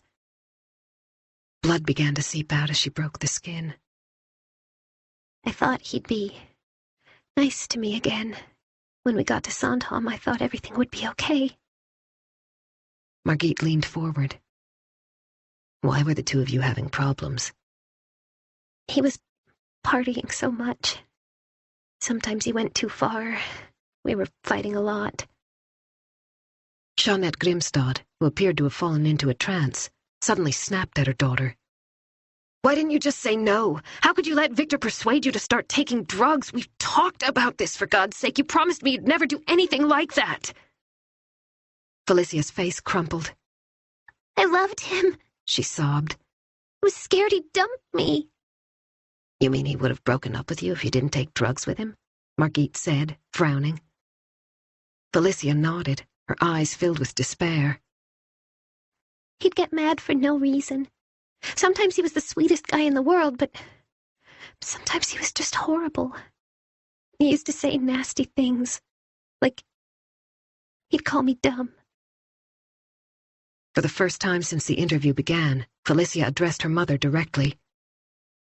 Tobe dumped Ebba when she refused to try. What if Victor had done the same? She rested her arms on the table, hid her head in her hands, and wept. Jeanette stroked her daughter's hair, trying to process what she'd just heard. She looked at Thomas and Margit. This needs to stop, she said. She's had enough. We're nearly done, Margit assured her. Just a couple more questions. It's really important that we get to the bottom of this. There was no fight left in Jeanette. She sat back in her chair and didn't say any more. The two of them were very much alike, Thomas thought, but Jeanette was plumper, with a few strands of grey in her blonde hair. A deep furrow in her brow suggested an unhappy life. Maybe you'd like to blow your nose, Margit suggested, placing a box of tissues in front of Felicia. No response. Felicia, I'm going to ask you a question, and it's essential that you give me an honest answer, Thomas said. He could almost see her trying to disappear behind the table. Was there anyone else on the shore that you and Victor knew? The girl turned her head toward the open window. The previous day's rain shower had done little to cool things down. There were signs of an impending thunderstorm in the air. She's on her guard, Thomas thought. She knows more than she's willing to tell us. Is she protecting someone? When Victor lost his temper and started yelling at you on the shore, did anyone try to help you? We're wondering, did you call Ebba or Tobe and ask one of them to come over? Margit said. Felicia shook her head emphatically. No. Her voice was stronger now. I didn't call anyone, no way. Margit kept going. Did you send a text? No, I swear, definitely not. The sudden change in tone took Thomas by surprise. 1 minute Felicia had seemed lost, and the next she was strong and clear. Then he understood. The way Margit had phrased her question meant that Felicia didn't have to lie. She hadn't called anyone or sent a text message, but she had seen someone on the shore, and she was determined to hide that. Thomas gazed at her until she grabbed a tissue and blew her nose, as if to avoid having to say anything else. You did see someone on the shore just before Victor was killed, though, didn't you? He said. No. A whisper this time, head down, holding the tissue in front of her mouth. No, it wasn't like that. So what was it like? Felicia's eyes filled with tears again. Tell us, Thomas said quietly. He didn't want to frighten her. I saw him. Who? Tobe. Another tear slid down her cheek. I recognized his hair. Felicia. Margit's tone was both measured and determined. She had to make Felicia understand how important it was that she told the truth. Did Tobe try to help you when you were fighting with Victor? I don't know. I can't remember anymore. I've already told you. Look at me, please. Felicia reluctantly met Margit's steady gaze. When you were feeling bad, and Victor lost his temper, was Tobe there then? I don't remember. Jeanette Grimstad was pressing her fist to her mouth in an attempt to stay out of the conversation. Did you really have no idea? Thomas thought. Is it possible to know so little about your own child? He promised himself that would never happen with Irlin. He spoke slowly so that the words would sink in. We believe Victor was under the influence of a combination of drugs and alcohol, and because of that, he was like a different person. He paused briefly, then went on. We think Tobe tried to help you and got into a fight with Victor, and that fight ended with Tobe killing your boyfriend. Is that what happened, Felicia? I don't remember, she said, dissolving into helpless sobs. I told you. I don't know. Chapter 67. Felicia followed her mother out of the police station and over to the white Audi parked on the street. Jeanette opened the car door. She hadn't said a word since they'd left the interview room. I'm sorry, Mom, Felicia said as soon as they got in the car. The seat was warm, and her bare legs stuck to the leather upholstery. She had problems fastening the seatbelt with her sweaty fingers, but at last it clicked into place. Had Mom heard her? Jeanette turned the key. The engine started, and she put the car in first gear, but instead of driving off, she simply sat there with her hands on the wheel. Felicia glanced over. Weren't they going home? Her mom was just staring blankly into space. There were hardly any other cars around. She noticed a gray parking meter a few yards away. A dead fly had gotten stuck between the windshield wiper and the glass. Several minutes passed. Felicia stole another look at her mom. She didn't dare say anything. How could you? She'd never heard Mom sound so hurt and disappointed. I'm sorry, she said again. I'm so sorry for everything. Jeanette wiped her forehead, shiny with the heat. I never thought you'd do something like this. Your father and I have always believed you knew how to behave, how to look after yourself. We trusted you, and you've lied to us, taken drugs, stolen money from me. Her voice died away. Felicia clenched her fists, overwhelmed by her mom's devastated expression, the pain and sorrow in her eyes. I wish I were dead, she thought desperately. Just like Victor. It would have been better if I'd died too. Things will never be right again. She swallowed. Are you gonna tell Dad? Felicia could hear the pathetic, pleading tone in her voice, but she couldn't help it. The fear of how her father would react was like a knot in her belly. He had such a temper. Jeanette gave herself a little shake. She took her hands off the wheel and pressed her fingers to her temples. I need to digest this, she said, half to herself, without answering Felicia's question. I have to try and make sense of what's happened. Without warning, she slammed her fists on the wheel so hard that Felicia jumped. Have you told the police everything? Do you swear there's nothing else I ought to know? She grabbed her daughter's shoulder. It hurt, but Felicia was too shocked to complain. It was Dad who usually went crazy. Mom was the one who stepped in when Dad lost it. She hardly ever raised her voice. Mom, please. Jeanette let go, but continued to stare at her daughter as if she were a stranger. Her mouth was no more than a thin line. She leaned forward, switched off the engine, and pulled out the keys. Tell me about the last time you were with Victor, she said. I want to know exactly what happened that night. No more lies, Felicia. Felicia. They were lying on the sand, sheltered by the tree. Victor was still mad. Felicia started stroking his stomach, her hand working its way down. That was usually guaranteed to put him in a good mood. She tried to quash the feeling that she was behaving like a slut. Just as she unzipped his shorts, Victor pushed her hand away and sat up. Don't you want to? She said in confusion. Let's make it a bit more exciting, he said, taking a small envelope out of his pocket. Felicia's heart sank. He was already so unpredictable. If he was going to do a line now, there was a good chance he would lose his temper again. Do you have to? She said tentatively. Victor's eyes narrowed.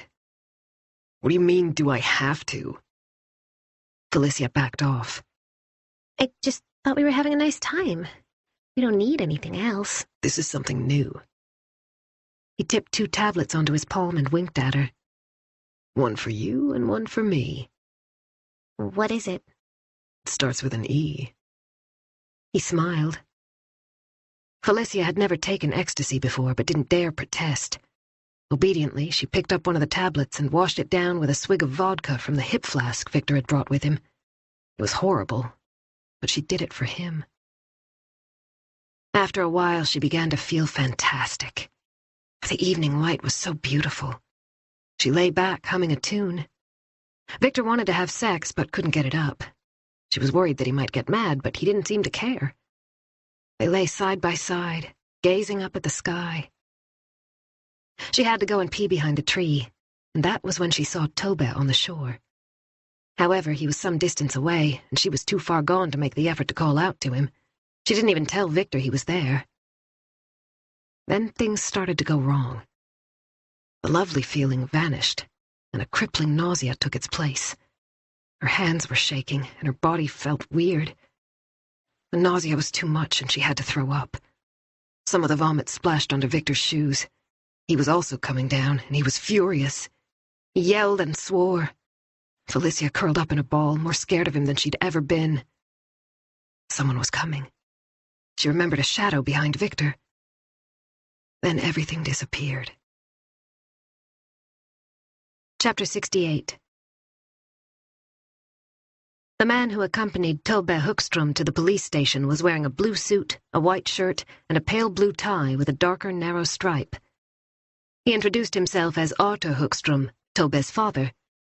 His handshake was firm, and Thomas realized this was a man who was used to getting his way, just like Felicia's father. I'm a lawyer, Hookstrom said immediately. I'm also a partner in Zetterling Legal, maybe you've heard of us. Do you work in criminal law? Margit asked. No, not at all. My specialty is business law, mainly company acquisitions, that kind of thing. He spoke as if that should be obvious. Thomas knew that business law was much higher up the scale than anything involving criminal cases. It was also considerably more lucrative. He'd met Hookstrom's sort before. Stiff-necked lawyers who'd had nothing to do with criminal law since their university days, but who still thought their knowledge was far superior to that of the bumbling cops who were conducting the interview. "Take a seat," Margit said, gesturing toward the 2 chairs on the opposite side of the table in the white-walled room. She quickly read out the obligatory details for the benefit of the tape recorder. Arthur Hookstrom took out his cell phone and placed it in front of him. "Could you put that away, please?" Margit said. "Why?" He raised his eyebrows, but slipped the phone back in his pocket. Margit turned to his son, who slumped in the chair, and patted his hand. "How are you feeling, Tobias?" she asked. Tobe. Everybody calls me Tobe. He mumbled. He was noticeably pale, with blue-black shadows beneath his eyes. "You don't look too good," Margit went on. "Have you managed to get any sleep?" Not much. Tobe attempted to sit up. His jeans had slipped down his hips and appeared to be at least a couple of sizes too big. His underpants could be seen above the waistband, and his white t-shirt hung loose on his body. I've been having nightmares. About what? He shuffled toward the edge of the chair. About Victor. How he died and so on. Whether it hurt when he... His voice faded away. He tried again. When he... It was no good. "Is there any particular reason why you've been having those dreams?" Margit said, holding his gaze. "Is there anything you'd like to tell us?" Tobe's lips moved as he tried to form the words that wouldn't come. His fingers plucked at the fabric of his jeans. "You might feel better if you talked to us about what happened," Margit continued. "Sometimes it's nice to get things off your chest." Tobe turned to look at his father, who stepped in before the boy could speak. "Where exactly are you going with these questions?" Margit sat up a little straighter. "A young man was murdered last weekend. We need to talk to your son about the matter." She turned her attention back to Tobe. "Is there anything you want to say?" The moment was gone. No, not really. Thomas ignored Arthur Hookstrom and focused on Tobe. We'd like to know where you were on Saturday between 8:30 in the evening and 2 o'clock in the morning. Tobe looked blank. I was on the other boat with my brother. I've already told you that. Is there anyone who can confirm your whereabouts? My brother and a girl named Tesson. We were together. Thomas spoke slowly and deliberately. We've spoken to both your brother and Therese Onblad. According to them, you weren't actually on board during the period in question. Therese claims that you went ashore at about 8:30 to go to the toilet and you didn't come back. She says she didn't see you after that. Tobe's shoulders slumped. Tesson said that? She did. He was with his brother, Hookstrom snapped. We've already established that. No, he wasn't, Margit contradicted him immediately. Christopher can't confirm that. He spent the night with a classmate named Sara, and he has no idea where his younger brother was during those hours. In that case, he must be mistaken, Hookstrom said, refusing to concede.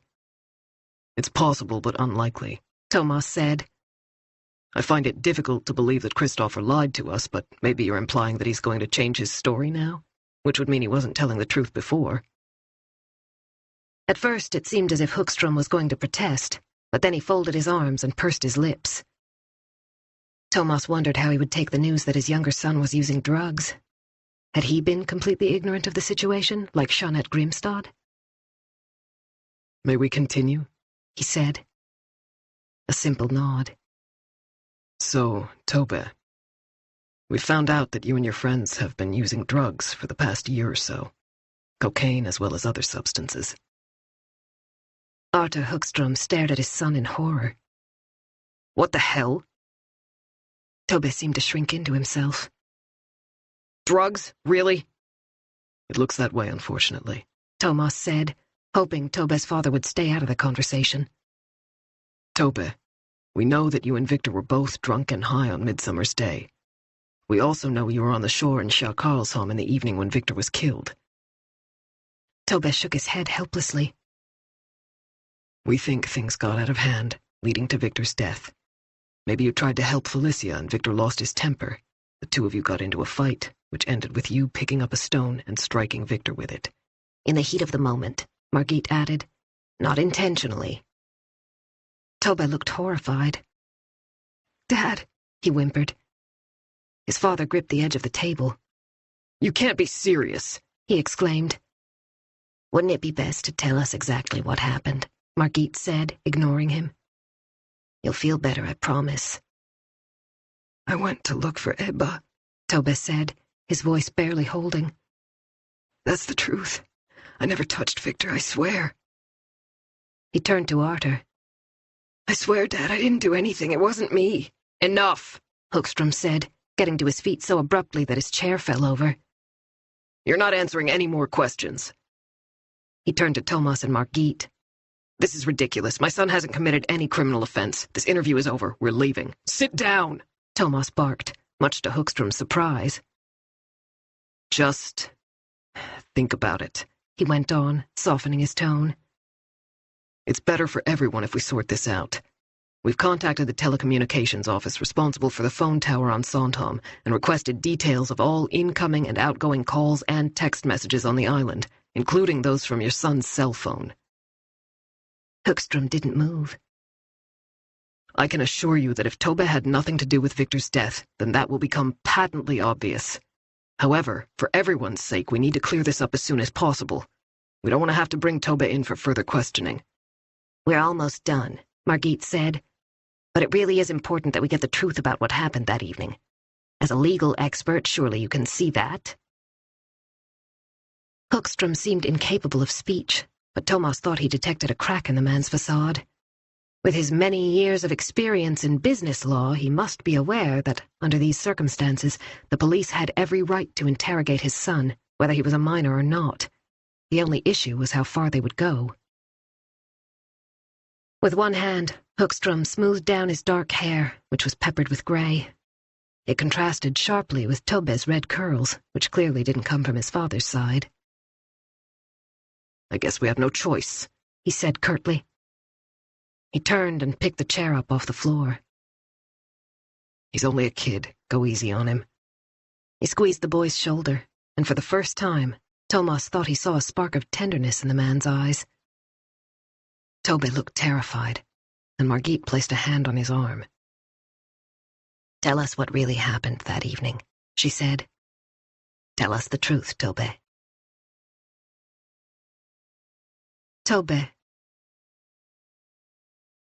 Tobbe went with Christopher to Carl Bianchi's Fairline, which was moored at the Via Mara jetty.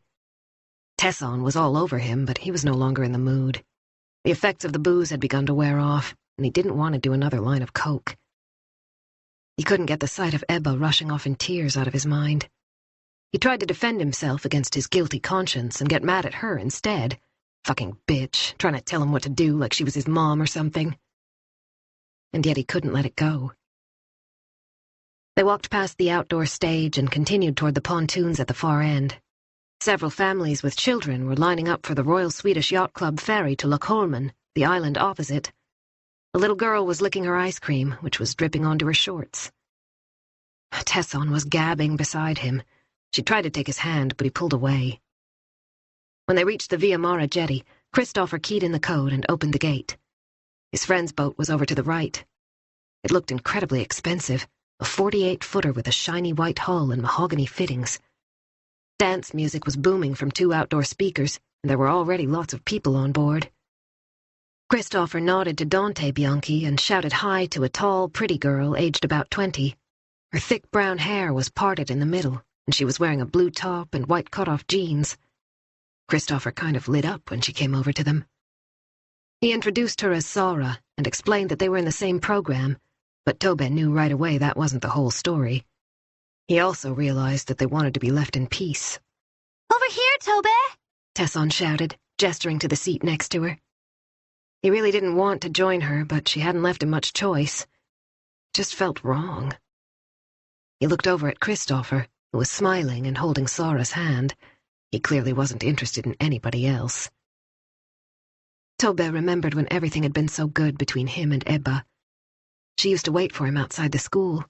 He was always late, so they had to run to get to first period in time. Last winter she'd worn a dumb woolen hat with a fur bauble that bounced up and down when she ran. He'd teased her and told her she looked like his grandmother on a hiking vacation in the mountains. When it snowed for the first time in December, they'd built a snowman in her yard. He'd pushed off her hat and pushed her down into the snow. She'd held out her arms and pulled him close.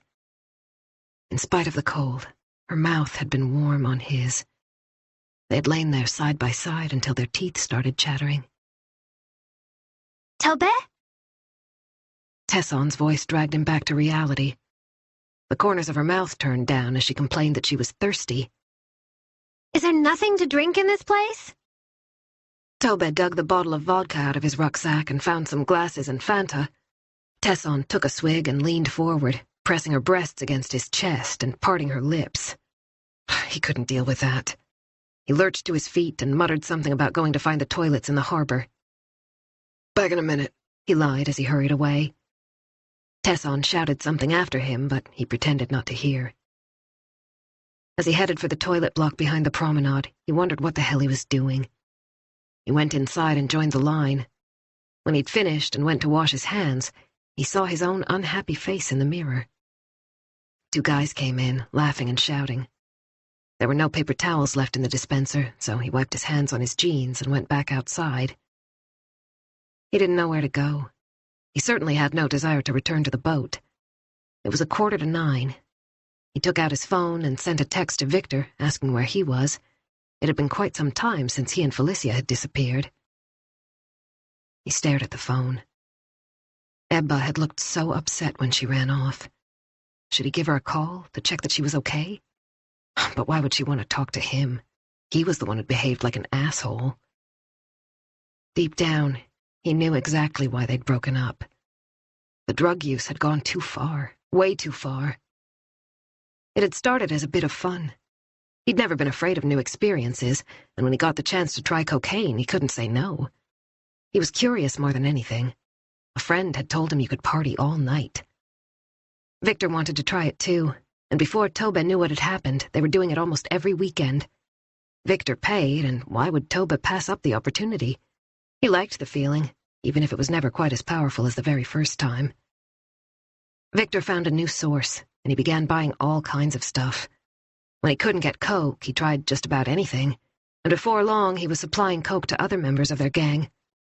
The volume increased, and Tobbe realized that Victor couldn't possibly afford the amount he was using unless he'd started dealing on the side. Sometimes Victor was uncommunicative and miserable. Sometimes he was irritable and bad-tempered. Tobbe thought about stopping, but it was impossible to talk to Victor about it. And anyway, he didn't want to give Ebba the satisfaction. She'd been getting on his nerves all spring. He'd hate to admit that she'd been right. But Victor's behavior was starting to worry him. Dad had rented a house in Mallorca. Both Christopher and Tobbe would be spending a few weeks there. That seemed like a good opportunity to come off the drugs. Midsummer would be the last time he would snort a line of coke, he promised himself.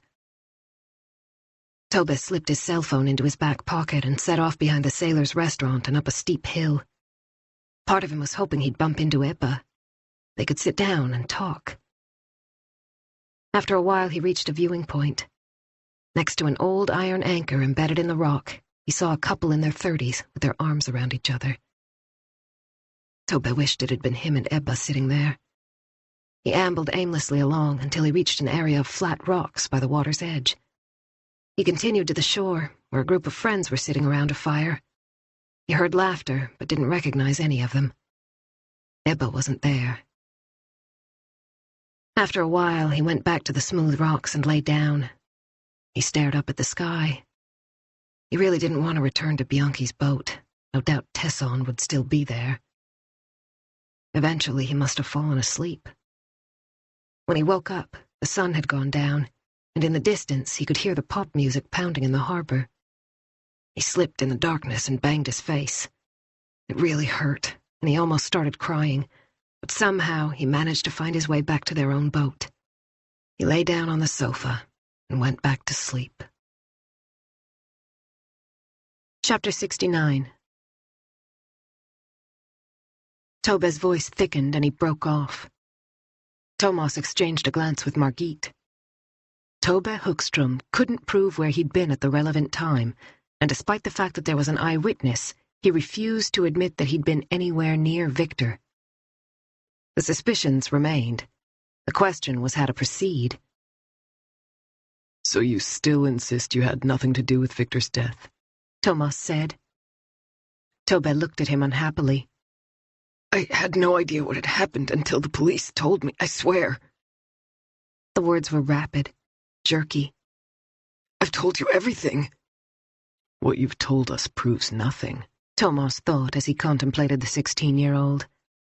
But there's a lot of evidence stacking up against you. As we've already told you, we know you were in Skarlsholm around the time your friend was killed, he said. Felicia saw you. Now do you understand why we suspect you were involved? Tobe glanced at his father, who had gone a shade paler. Neither of them spoke. Do you admit you were on the shore when Victor was killed? Margit said. But he wasn't there when I arrived.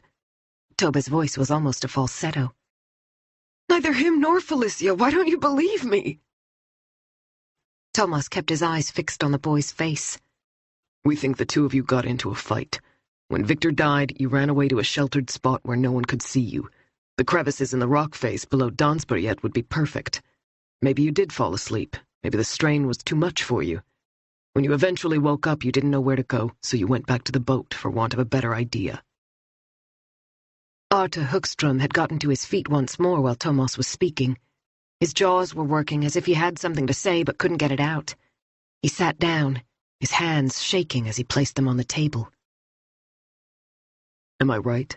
Thomas said. Tobe silently shook his head. His face was blotchy, and the bruise on his cheek was even more noticeable than before.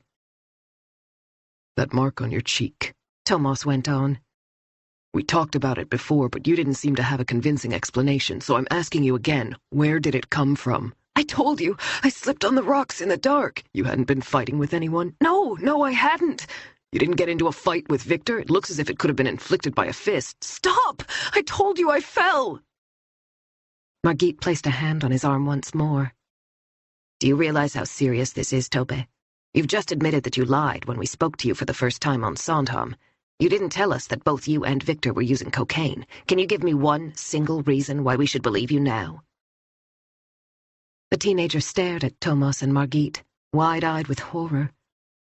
I didn't mean to lie when you asked me before. I just didn't want to say that. His cheeks flushed red. I was trying to find Ebba. Why not? It was my fault she ran off. That's why I said I was on Bianchi's boat with the others. The flush deepened. I felt terrible when I found out she'd gone to the police because she didn't know where we were.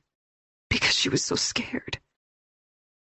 His voice died away, and he started chewing what remained of his thumbnail. I was ashamed of myself, he mumbled. His father leaned forward and gently removed Tobe's hand from his mouth. Leave that now. Thomas observed the interaction between father and son. Things didn't look good for Tobe. He'd lied to them, he didn't have an alibi, and he didn't have a convincing explanation for the bruise on his cheek. On the other hand, there was no forensic evidence. Not yet. They would need to examine the clothes he'd been wearing during the weekend, but in order to do that, they would have to contact the prosecutor. He could tell that Margit was thinking along the same lines. He made a decision. Okay, let's take a break. I'd like to speak to the prosecutor before we proceed. Tobe's face was ashen when Thomas and Margit returned 10 minutes later. They sat down, and Thomas switched on the tape recorder. We've spoken to the prosecutor, he began, then paused as he tried to find the right words. There was only one way to say what he had to say. Tobias Hookstrom, you are hereby informed that you are suspected of homicide or manslaughter. You have the right to representation by a public defender who will be provided by the state. Dad! Tobe called out. Do something, please. Arthur put his arm around his son and pulled him close. At first it seemed as if Tobbe wasn't used to physical contact with his father, but then he hid his face against Arthur's chest, his red hair resting on the fabric of that smart suit. It'll be fine, Arthur said quietly, ignoring Thomas and Margit. It'll all work out, you'll see. As if he were trying to convince both himself and Tobbe, he repeated in a louder voice. It'll all work out. The prosecutor has issued a warrant permitting us to search your home and to bring in the clothing you were wearing last weekend, Thomas explained. You will also be required to give a DNA sample before you leave here. But I haven't done anything. It's in your best interest to cooperate with us, Margit said. The sooner we can clear this up, the better. She leaned forward. We don't believe you did it on purpose, she went on gently. Can't you tell us what happened when you got into the fight with Victor? We know the two of you have fallen out before. Your brother told us. Christopher, Tobbe breathed. Arthur Hookstrom's eyes had taken on a glassy appearance. Thomas had half expected him to stop the interview and demand the presence of a public defender immediately, but he was clearly too shaken to think that way. Victor was my friend, Tobbe stammered. Why would I kill him? As I said, we don't believe it was intentional, Margit said encouragingly. How much did you have to drink on Saturday? I don't remember. Try. Was it 3 vodkas mixed with Fanta or more? How much did you get through that day? Maybe 4 or 5 drinks, no more. And did you take cocaine too? A feeble nod. Yes. When? In the afternoon. What time? I don't know, 4 o'clock. So you were both drunk and under the influence of narcotics that evening. But I didn't kill him. I didn't do it. Tobbe's voice was almost a scream. Are you sure you're remembering correctly? Margit's tone was serious now. If I'd put away half a bottle of vodka and snorted God knows how much coke, I doubt if I'd remember anything at all. Why do you keep lying to us? I didn't do anything. Tobbe sniveled, a string of snot hanging from his nose. Thomas touched Margit's arm. The boy was broken. It was time to stop. I don't think we're going to get much further today, he said. As I've already said, we'll be collecting your clothes, and we also need your cell phone. The air was thick in the small room. I'll speak to the prosecutor again, find out whether you're going to be arrested or not, Thomas said. In the meantime, you and your father will remain here. Can't I go home? Tobbe whispered. Chapter 70. So what do we do now? Margit said to Thomas. They were sitting in his office, trying to analyze the morning's interview. You heard what the prosecutor said. We don't have enough for him to be arrested. The prosecutor, Charlotte Stolgren, had refused permission. She didn't think they had sufficient evidence. If Tobbe was arrested, he would immediately be handed over to social services anyway because he was a minor, so it was better to wait.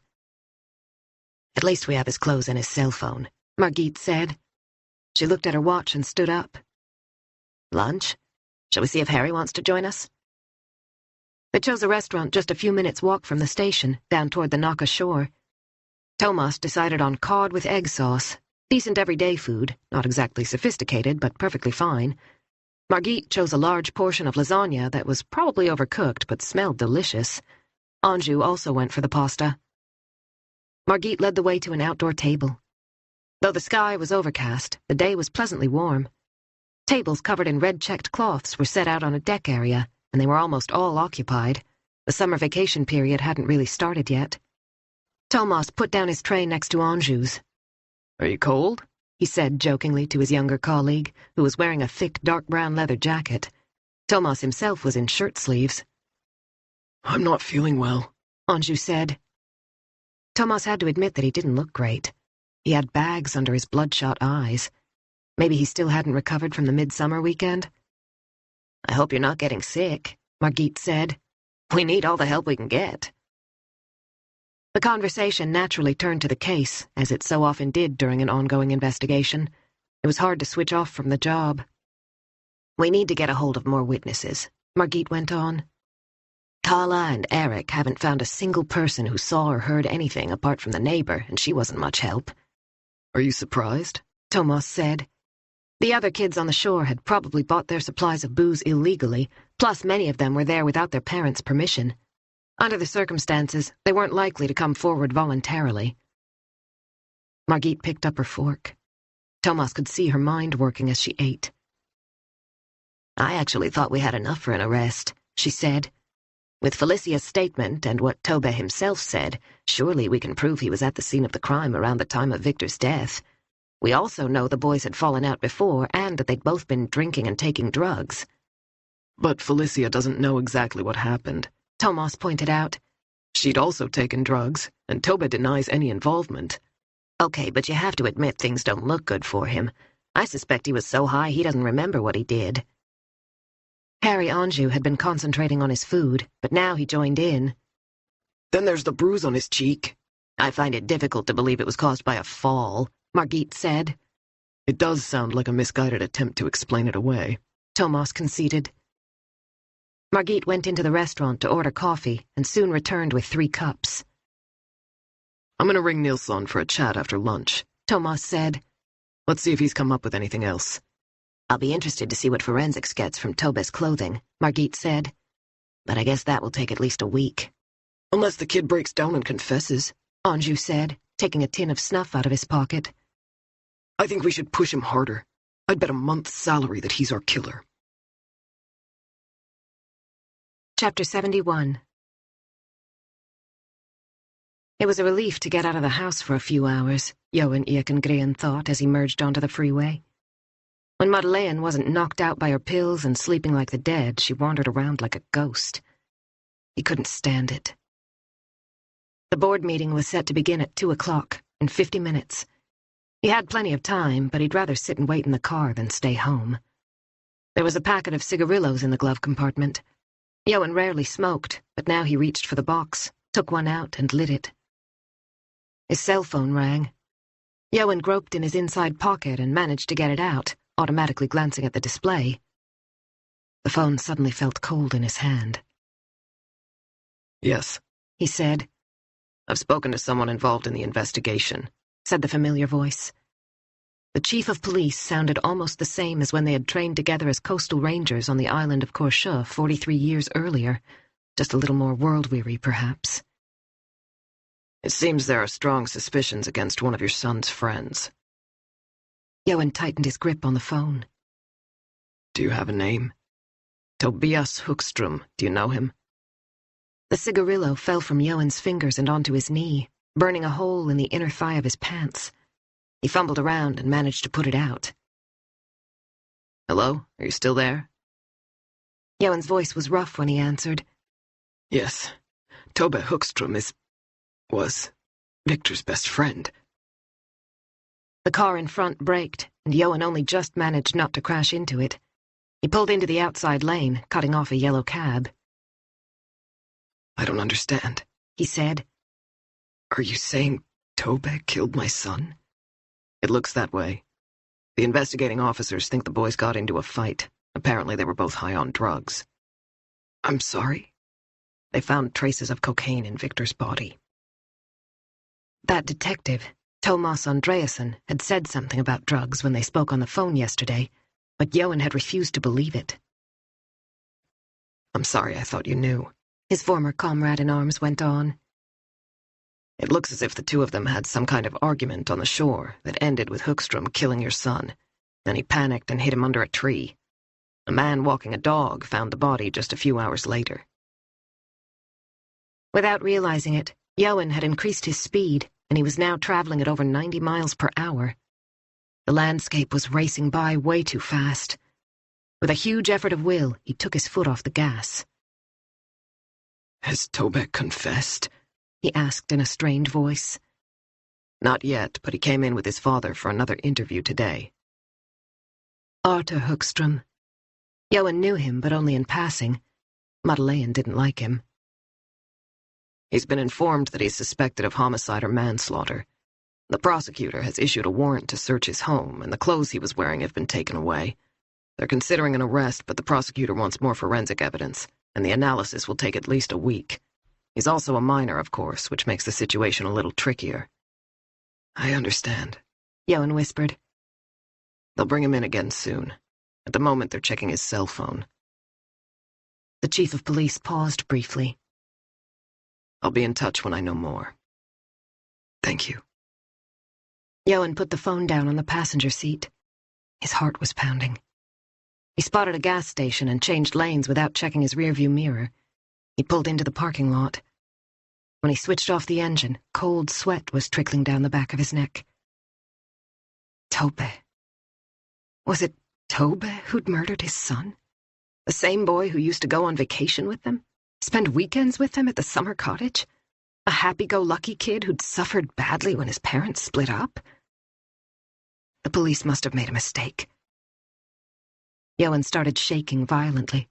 His pulse was racing. He gripped the steering wheel with both hands in an attempt to calm himself. What had Andreasson said? Johan had contacted him to find out how the autopsy had gone and to ask when Victor's body would be released for burial. Madeleine talked about nothing else, insisting that he must be laid to rest as soon as possible in accordance with family tradition. Johan heard Andreasson's voice in his head, loud and clear. I'm afraid your son was under the influence of drugs when he died, which means the examination of the body will take longer. We'll be in touch as soon as we can give you something definite. I hope there won't be too much of a delay. Drugs. Johan had refused to believe it. His boy was no junkie. He had dismissed the idea and hadn't even mentioned it to Madeleine. Admittedly, he'd heard that there were drugs in the neighborhood.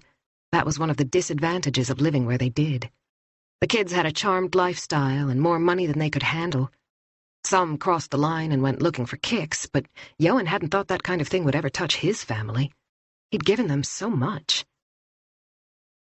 There was a smell of charred fabric in the car from his mishap with the cigarillo. Outside it had begun to rain, droplets of water landing on the windshield and running down the glass. Somebody must have talked Victor into trying cocaine. That was the only reasonable explanation. Johan picked up his phone again. He had to know. Thomas Andreasson? It sounded as if he was outdoors. Johan could hear a car horn in the background. It's Johan Ekengren. You said yesterday that the autopsy showed that Victor was under the influence of drugs. What did you mean? The words came out way too fast. Johan took a deep breath. If he sounded agitated, he wouldn't get the information he needed. I'm afraid the forensic pathologist found traces of cocaine in Victor's body. Are you sure? I don't think he was mistaken. There are also witnesses who've stated that your son took cocaine on Saturday. What witnesses? He was still too frantic. Calm down, he thought. People who were with Victor on Sandhamn. Andreasson was refusing to go into detail. That wasn't good enough. Can you be more specific? Who are these people? Are they reliable? Johan waited on a knife's edge.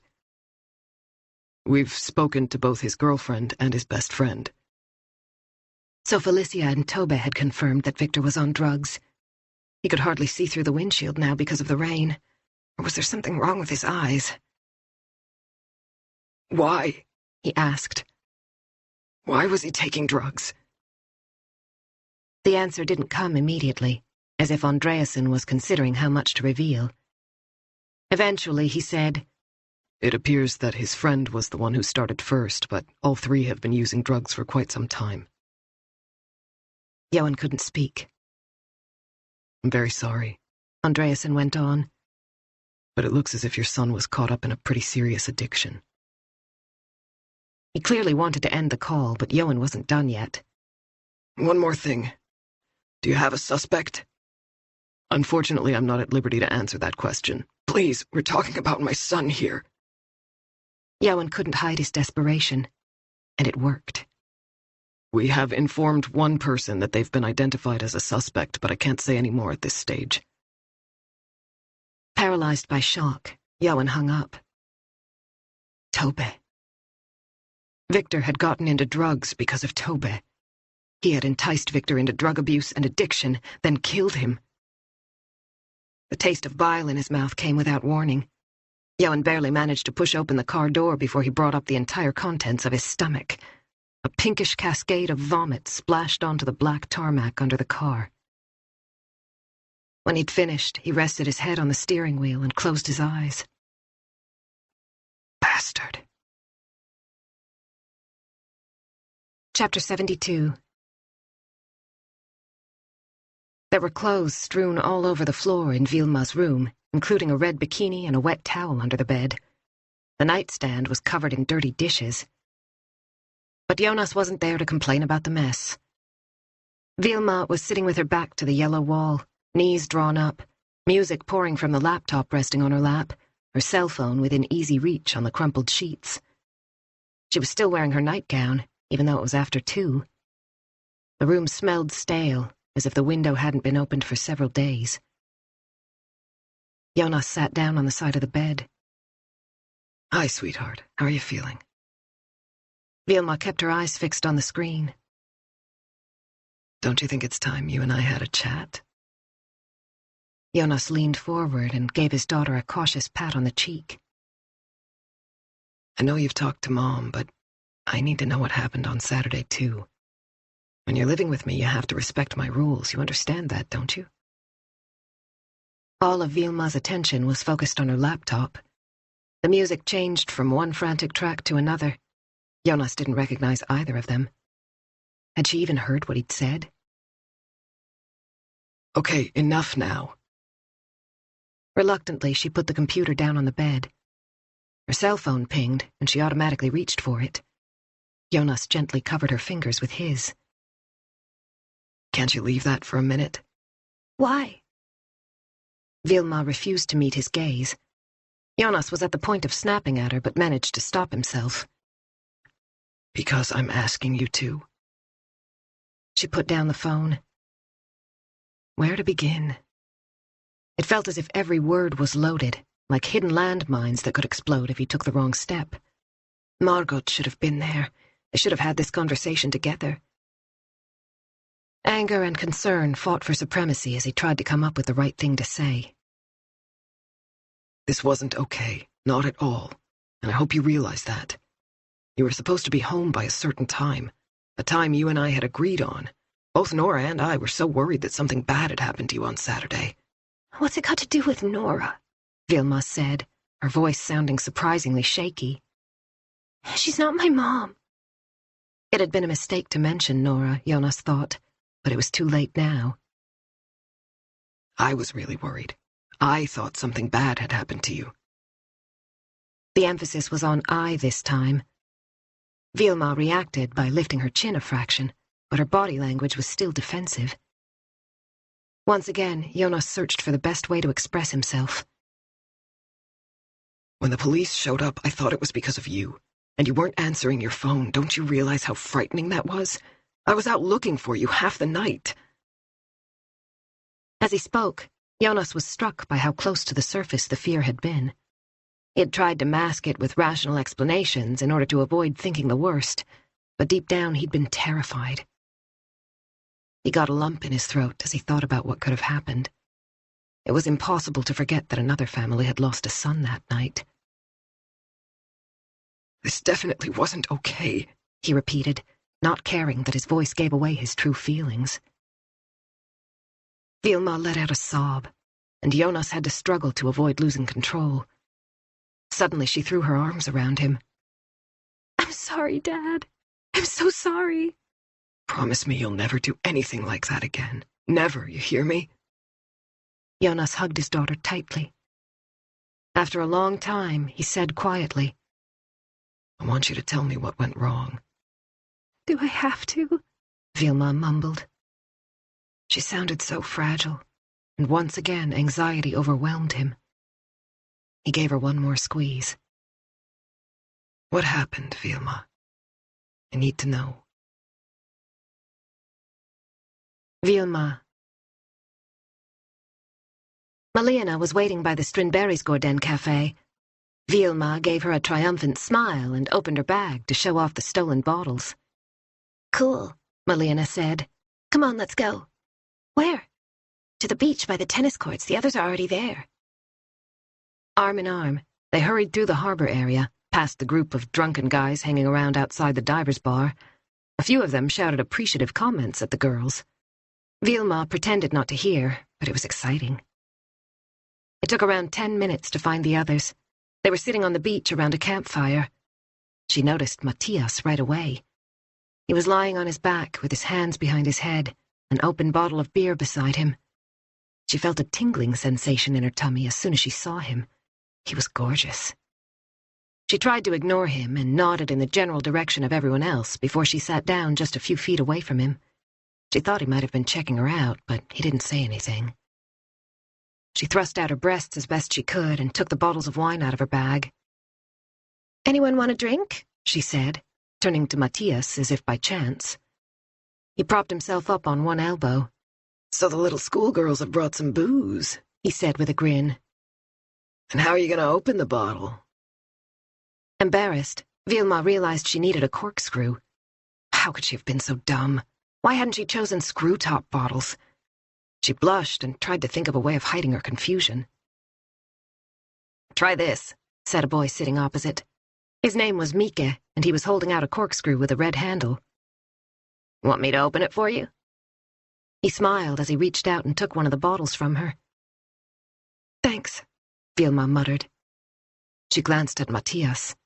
He must be thinking she was a stupid kid who didn't understand anything. She could have kicked herself for being such an idiot, but Matthias had already lost interest.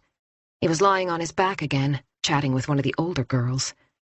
His brown hair brushed against the sand, and Vilma wished she could reach out and touch it. The girl giggled, and Vilma got the feeling they were talking about her, probably making fun of her clumsy attempt to look cool. Mika pulled out the cork and passed the bottle back to her. "There you go." "Thanks." She was still watching Matthias, who wasn't taking any notice of her. Malena gave her a nudge. "Can I have some?" Vilma handed her the bottle and she took a swig. Vilma did the same. She had to make a real effort not to pull a face. Quickly, she forced herself to take an even bigger swig so that no one would realize it was the first time she'd really gone for it in terms of booze. An hour and a half later, both bottles were almost empty. Vilma had edged closer and closer to Matthias, and now she was only inches away. The other girl got up and wandered off into the trees to pee.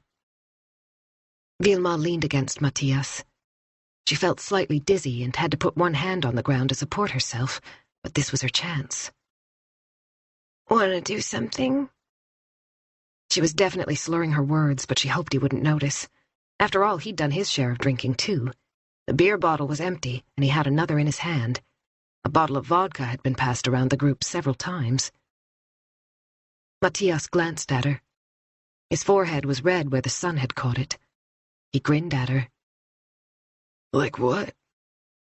She shrugged and tried to smile as invitingly as possible. She hoped the red wine hadn't stained her teeth. "Maybe we could come up with something, you and me," she said. He was looking at her properly now. Vilma could hardly breathe. "Okay, let's go," he said, getting to his feet. Vilma stood up and hurried after him. She felt a bit wobbly at first, but it soon passed. "We'll be back," he called to the others over his shoulder. "See you later." Matthias held out his hand, and Vilma thought she would die of happiness. They walked a little way until the beach came to an end, and they reached a fence with gray buildings on the other side. Matthias clambered over the fence as if it were the most natural thing in the world. Vilma stayed where she was. Her head was spinning, but she tried to concentrate on Matthias. "What are you doing?" she said uncertainly. "My aunt lives here, my dear Aunt Anne-Sophie." Vilma didn't understand. "We're going to visit your aunt?" "There's no one home, and I know where she keeps the spare keys," he said. "Come on." He headed for the main house, and Vilma trailed hesitantly after him. There was a huge log pile to one side. Matthias went over to it and felt around in the corner. Something metallic glinted in the sunlight. "Won't she be mad when she finds out?" Vilma whispered. "Who's going to tell her?" Matthias headed for one of the smaller cottages and unlocked the door. Suddenly they heard a voice nearby. Vilma turned her head to see who it was. "Shit, it's the police," she said quietly. They're all over the fucking island this year, Matthias said. Ignore them. They've nothing to do with us. He pulled Vilma inside with him. Did they see us? She whispered. I've no idea, but it doesn't matter. If they ask, I'll just tell them my aunt lives here. He closed the door behind them and looked out the window for a few seconds. Vilma waited beside him, hardly daring to breathe. It's okay, they're gone, he said. He turned to Vilma and pressed his body against hers. In a second, he'd pulled the white top off over her head, exposing her bra. His fingers found their way to her shorts. He unzipped them and they fell to the floor. Vilma stared down at her feet. Overcome with embarrassment, she stepped out of her shorts but felt stupid standing there half naked. Nice, Matthias said, squeezing her breasts. He started to kiss her but broke off. Do you have protection? Vilma shook her head unhappily. No. An impatient sigh. Vilma was feeling more and more uncomfortable. This wasn't how she'd pictured her evening with Matthias. Everything was happening too fast. She'd thought they'd sit on the beach and talk, get to know each other better, maybe make out a little. 1,000 times she'd imagined what it would feel like when he first kissed her, but her fantasy was never like this, with him kneading her breasts so hard that it hurt.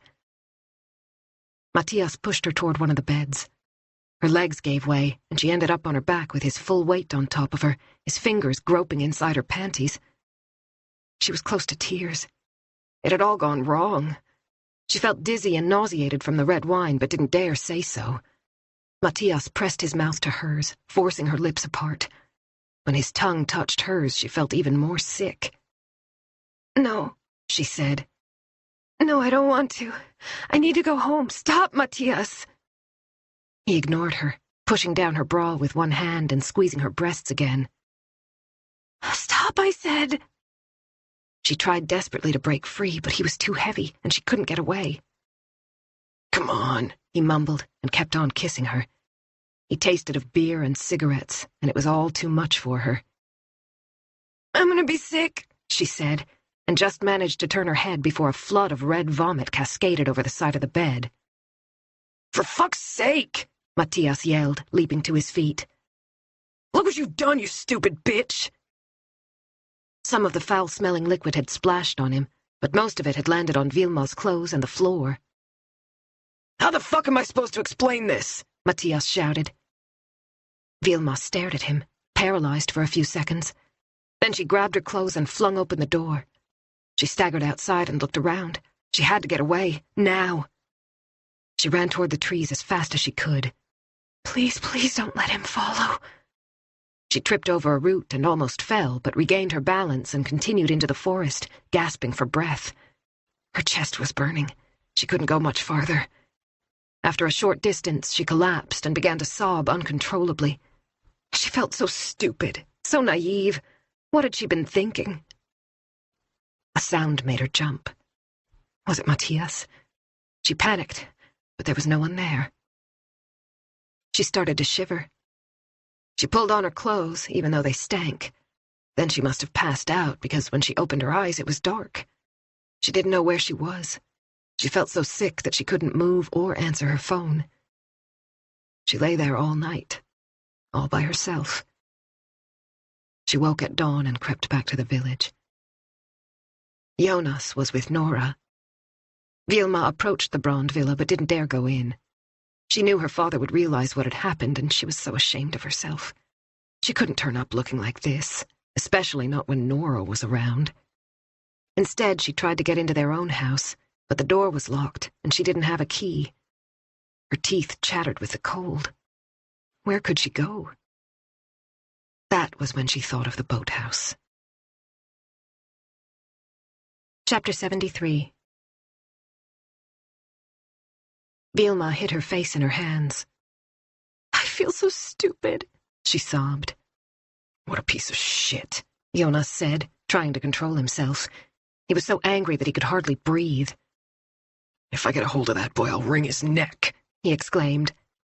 I thought I was in love with him. I thought he really liked me. Vilma's voice was breaking. He had to calm down. The most important thing right now was to take care of his daughter. Jonas forced himself to lower his voice. Sweetheart, he said, pulling her close. How could he make her understand that Matthias was a drunk, horny teenager who needed a punch in the nose? He ought to be reported to the cops. Vilma was only 14. He had assaulted a minor. Jonas couldn't bear to think what could have happened if Vilma hadn't thrown up and run away. it wasn't your fault. None of this was your fault, he reassured her. If they reported Matthias, he knew that Vilma would be subjected to intrusive questioning. It would be her word against his, and she would end up feeling even more embarrassed and ashamed. There was no way he was going to put her through that, but Vilma had to understand that she wasn't responsible for what had happened. Matthias was an asshole, but that had nothing to do with her. Forget that idiot. If he ever comes near me, He broke off. He'll regret it, I can promise you that, he said eventually. He was sitting in an awkward position, and his back was starting to ache. He stood up and stretched. How about you have a shower and get dressed while I tidy up and air out your room? We could eat at the Vertshusset restaurant tonight, just you and me. Without Nora? Jonas sighed quietly. Without Nora. Chapter 74. Johan Ekengren was sitting in the library. He had sent his apologies to the board members for missing the meeting and had driven home, then shut himself in with a bottle of scotch. It had been a while since he'd been sober, but he had no difficulty thinking clearly. He kept going over that short telephone call, the information that had turned his world upside down. He still didn't want to believe it, but his former comrade had been sure of his facts. Tobbe was suspected of having murdered Victor. He felt a lump in his throat as he thought about the betrayal his family had suffered. A memory surfaced. The skiing trip to Chamonix. They had taken Tobbe with them. The boys had been difficult and restless all week, and Victor in particular had been irritable and unable or unwilling to concentrate on anything for long. One evening they'd gone off to a disco, and the following day neither of them had wanted to ski. He'd told Madeleine they'd picked up some kind of stomach bug, but Johan was convinced they were hungover. At the time, he'd smiled to himself at the two boys who couldn't handle their booze. Typical teenagers. Now he knew better. They'd been taking drugs.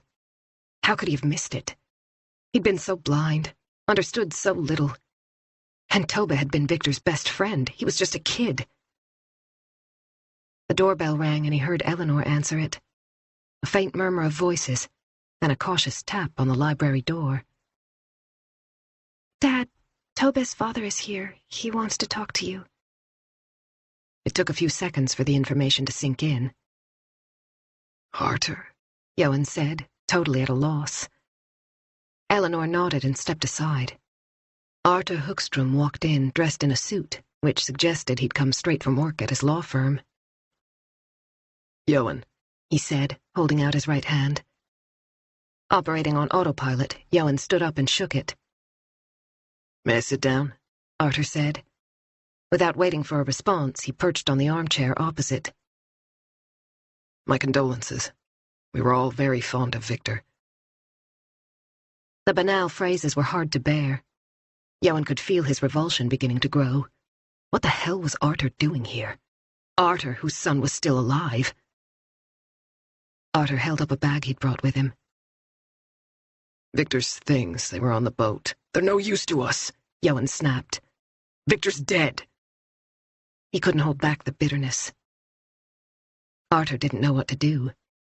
It was as if he'd rehearsed what he was going to say, and now Johan had failed to follow the script. He tried again. I wanted to talk to you about Tobbe. Why? Johan picked up his glass. His visitor seemed to be having some difficulty finding the right words. He was questioned by the police today. I see. I know, he wanted to say. I know everything. It was difficult. Arthur broke off and loosened his tie. His forehead was beaded with sweat. They said Tobbe was on the shore where Victor was found. Apparently Felicia saw him there earlier in the evening, before Victor died. She's been interviewed too. Was that why the police were convinced that Toba had murdered Victor? Because of Felicia's testimony? The revelation made Johan feel sick, but he was determined not to let Arthur know. The police think Toba did it. They think Toba killed Victor. They've even searched our house, taken away the clothes he was wearing. It's ridiculous, of course. Arthur wiped his shiny forehead with his hand.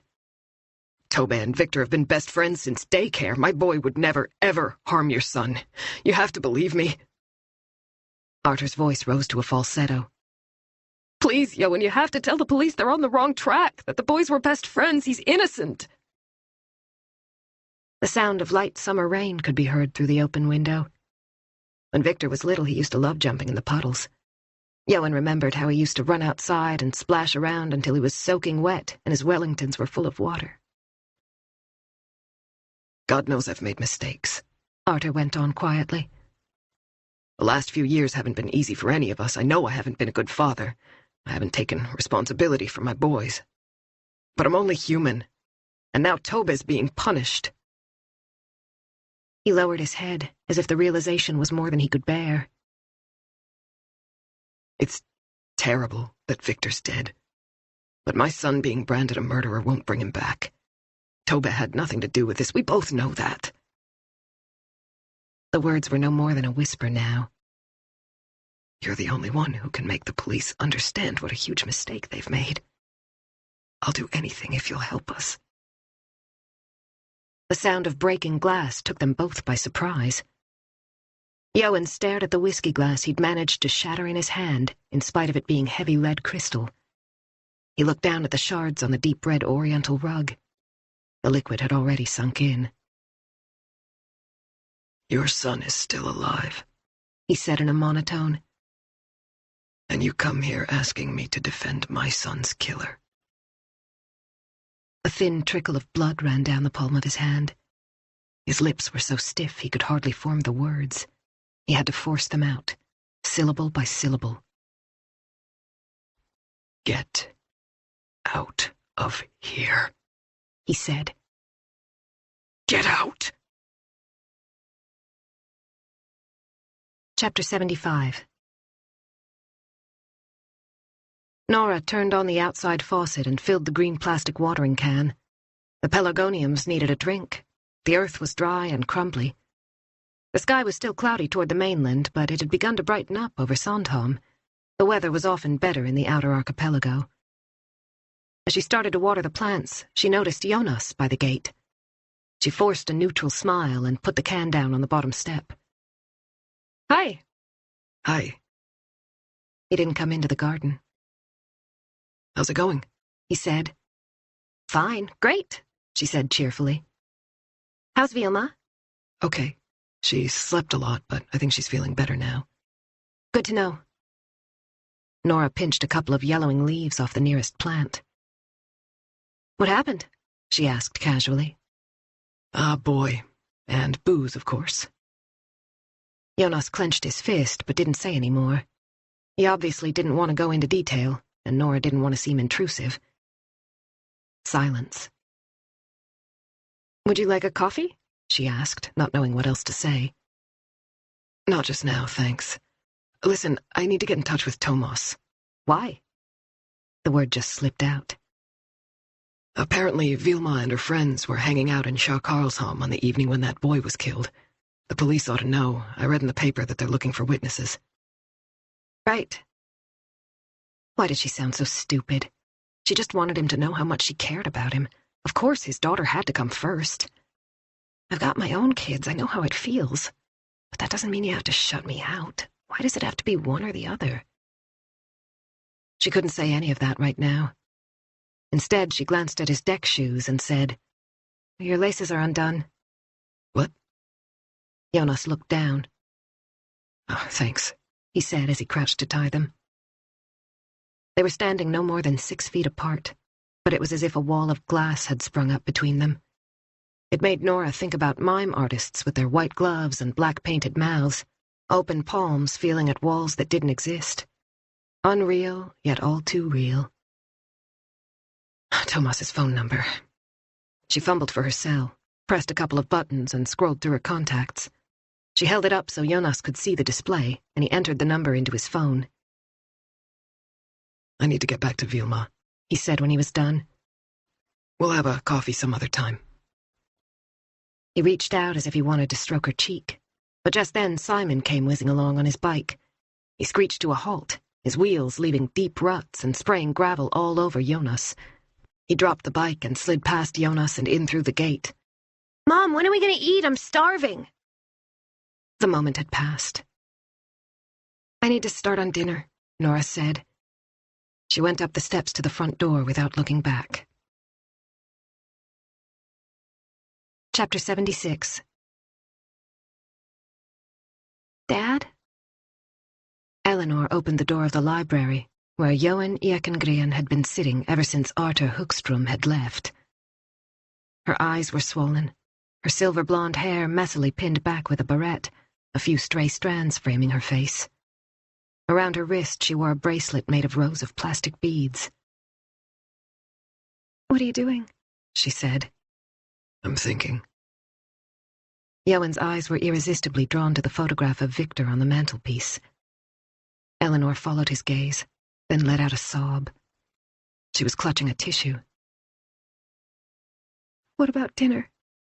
I'm not hungry, sweetheart. You and Mom go ahead and eat. Mom's asleep. Eleanor spread her hands helplessly. And there's no food in the refrigerator. No one's done any shopping. Johan took out his wallet and handed her a 500 kroner note. Could you go down to the market and buy something? Whatever you want. Might do you good to get out for a while. Out of this mausoleum, he thought. Part of him wanted to weep along with Eleanor, but he couldn't allow himself to give way to his grief. Not yet. There were things he had to take care of first. Eleanor tucked the note in the back pocket of her pale blue cropped pants. Don't you think you should eat something? She said, plucking at her bracelet. I have no appetite right now, honey. Okay. She was just about to turn away when Johan stopped her. Wait. I need to ask you something. I spoke to the police earlier, and I'm wondering... What? She had no idea what he was talking about. He could see it in her face. Was it possible that even Eleanor hadn't realized what was going on? They claim that Victor was taking drugs. He went on. They say there were traces of cocaine in his body when he died. Eleanor grabbed the back of the armchair for support. Oh, Dad. Johan didn't take his eyes off her as her face crumpled. Did you know about this? He said. Eleanor. When Victor woke up on New Year's Day, Eleanor was perched on the edge of his bed. Her hair was caught up in a ponytail, and she was wearing her new blue bikini. From outside the window came the sound of distant laughter from the pool area. It was already early afternoon. Victor looked terrible. How much did you drink yesterday? Eleanor asked. She'd never seen her brother as drunk as he'd been the previous evening. Was it just because they weren't at home in Sweden? Over the past few years, they'd gone away to celebrate Christmas. This time, they'd arrived in Mexico in the middle of a heat wave. You two are growing up so fast, their parents had said the first time the subject was raised. Wouldn't it be nice to have a little sunshine instead of this cold? Eleanor knew that Victor would have preferred to spend Christmas in Sweden. He'd always loved Christmas Eve. When he was little, he used to race down to the living room, clapping his hands with delight when he saw all the packages under the tree. He would sit there for hours, shaking the presents and turning them this way and that until the rest of the family woke up. Madeleine would bring a few presents for them to open on the 24th, but it was never the same. Not like snowy, wintry Sweden. You drink too much, Eleanor informed him now. He wouldn't protest. He knew she was right. It was New Year's Eve, he groaned. Oh, please. There were only 20 months between them, but she'd taken care of him ever since he was tiny. However, she'd hardly been home this fall. School had swallowed up all her time. She'd only managed the odd weekend visit, and even those had been taken up with seeing old friends. She hadn't had the chance to chill out with her kid brother. Victor spent far too much time home alone. He often sounded down when she called. It felt as if Mom and Dad were always away. Thank goodness he'd hooked up with Felicia, otherwise Eleanor would have been even more worried. She was a sweet girl, and Victor had some company when their parents were gone. Felicia had been around the last weekend when Eleanor came home to visit before the Christmas vacation. She had secretly given her brother the thumbs up, and when she saw how happy it made him, she had felt terribly guilty. She suspected that he missed her much more than she'd thought. She knew he had to work hard in school and that their father put a lot of pressure on him, but she hadn't realized just how difficult it was for him. Now she was shocked at the amount he was drinking.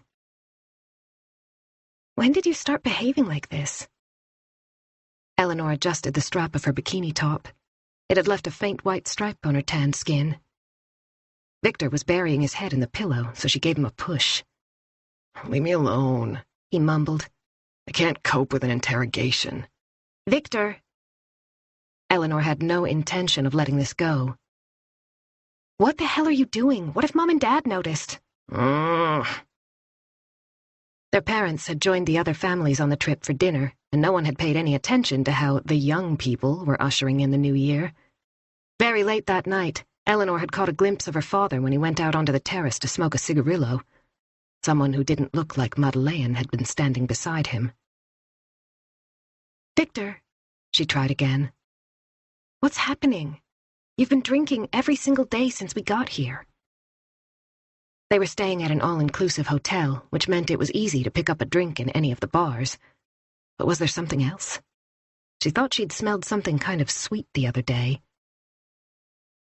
Have you been smoking weed, too? She knew she sounded exactly like their mother. You're only 15. 16 in a month, came the muffled response. Do you do this when you're in school? She softened her tone. I'm worried about you, Victor. Won't do it anymore. In that moment, he sounded sincere. He obviously felt terrible. He could hardly articulate the words. I'm gonna be sick. He jumped out of bed and ran into the bathroom. A second later, loud retching could be heard from behind the door. When he came back, Eleanor was sitting on the bed with her knees drawn up to her chin. She watched him as he lay down. Are you having problems in school? Have you and Felicia split up, or is it something else? I'm just so fucking tired of everything. Why? No reply.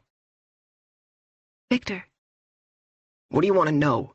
He muttered after a lengthy pause. That Mom and Dad are always busy with some crap or other? That they only care about my grades and couldn't give a fuck about the rest? You have no idea how I feel. He rolled over onto his back and stared up at the ceiling. It doesn't matter. I'll never be as good as you. There's only one person in our family who lives up to their expectations. Oh, Victor. Eleanor was horrified at the bitterness that had come pouring out. She had never heard her brother talk like this. His jaw was rigid, and he looked as if he wanted to punch someone.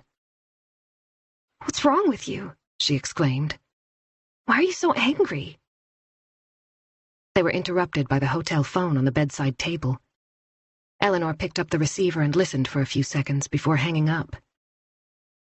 That was Mom. We're having brunch at the golf club at 2. You need to shower. We're meeting in the lobby in 15 minutes. Victor avoided her for the rest of the trip. She never got the chance to talk to him again.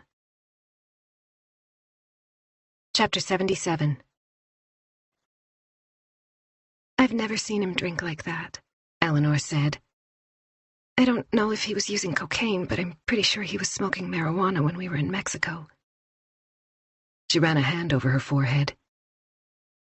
I just don't understand why you and Mom didn't notice anything. I mean, he was drunk nearly every night.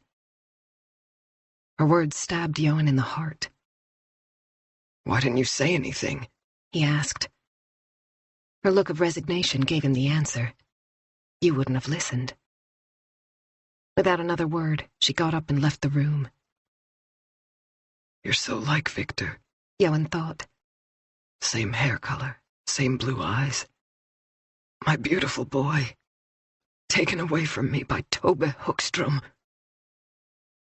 Grief overwhelmed him once more, but he fought to suppress it and focused on his anger instead.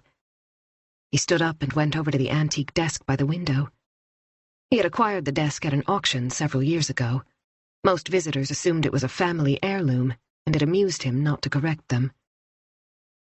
He took his address book out of the top drawer. He knew exactly who he wanted to speak to. Carl Taras, head of security at the company where Johan had been managing director, a former soldier who had opted for a change of career when the military was drastically cut back. He now ran a successful consultancy working with everything from security solutions to personal protection for leading figures. Taras had contacts in every part of society. Johan picked up his cell phone. His hand felt as heavy as lead as he keyed in the number. He ended the call before the signal even rang out. Everything was such a mess. He needed to think. He fetched another bottle of scotch and slowly unscrewed the green cap. He poured himself a drink, then topped it off with water from the jug on the table. He sat down in the armchair again, leaned back and closed his eyes. Once again, he went through the telephone conversation in the car. Word by word, sentence by sentence. His informant had been absolutely certain. Everything pointed to Tobbe Hookström. Arthur himself had told Johan that Felicia had seen Tobbe on the shore, the place where Victor had died. The drugs were at the root of the problem, but it was Tobbe who'd gotten Victor hooked on cocaine. Tobbe was both the cause and the effect. It was only a matter of time before the police arrested Tobbe, a technicality according to the chief of police. Then he would be out of reach. He would probably be given a custodial sentence in a youth offenders institution for a year or two at most. He'd be out in no time, free to get on with his life, while Victor was gone forever. The memory of Victor's dead face came to Johan's mind again. The body lying there on the gurney in that little chalet on Sandhamn.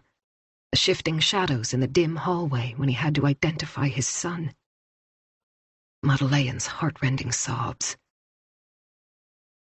They hadn't been there for Victor when he was alive. Johan would have to live with that for the rest of his days. But he couldn't just sit here and do nothing now. There was a debt to be paid. Arthur Hookström had begged for his help, and Johan had wanted to punch him in the face. The rage that flooded his body was more powerful than anything he'd ever felt. It throbbed through his veins and pounded in his head. How the hell could Hookström possibly believe that Johan would lift a finger to help his son? Why should Tobbe live when Victor was dead? Chapter 78.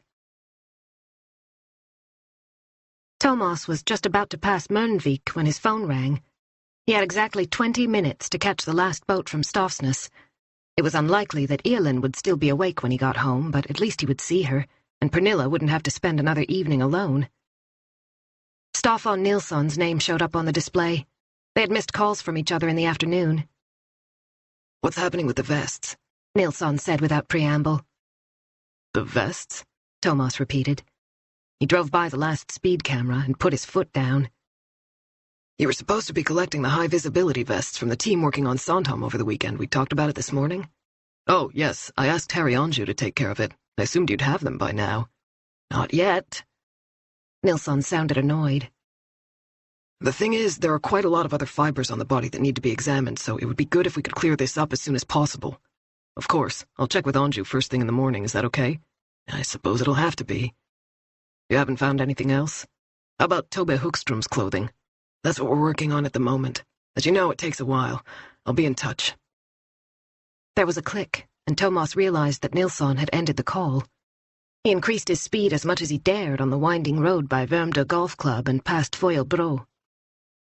The digital clock on the dashboard was showing 7:23 when the road narrowed and the Stroma Channel came into view. A few sailboats were waiting to be let through, but the red barriers hadn't yet come down. The warning signal announcing that the bridge was about to go up sounded as Thomas drove across. At least he was on the right side now. It would take him no more than 10 minutes to reach Stavsnäs. His phone rang again, and this time he answered without looking at the display. Hi, Thomas. It's Jonas Schuld. Jonas? Why was he calling? Thomas hadn't even realized that Jonas had his number. Hi, he said after a second's hesitation. I got your number from Nora, Jonas explained. as if he'd read Thomas's mind.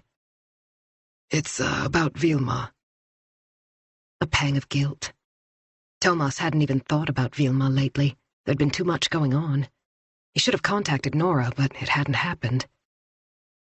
How's she feeling now? Not too bad, Jonas said, clearing his throat. That's partly why I'm calling. Thomas would be in Stavsnäs at any minute, with very little time left to park the car. What's this about? Vilma told me she was in Sandhamn with a group of friends on Saturday evening. I thought you ought to know under the circumstances. I read in the paper that you were looking for witnesses. I understand. Thomas thought fast. The taxi boat to Hara continued to Sandhamn.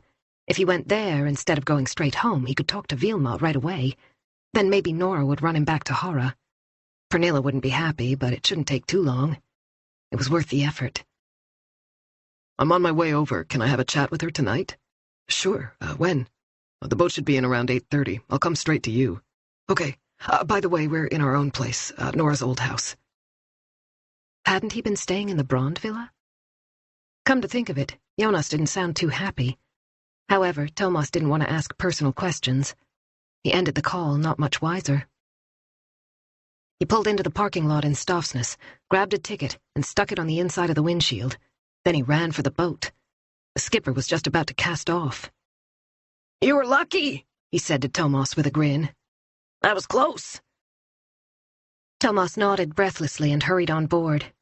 He had no problems finding an empty seat in the lounge as the boat backed away from the quayside. It was nice to have a bit of peace and quiet for a while. It had been another long day. He leaned against the wall and closed his eyes, then realized he had to let Pernilla know he was going to be late.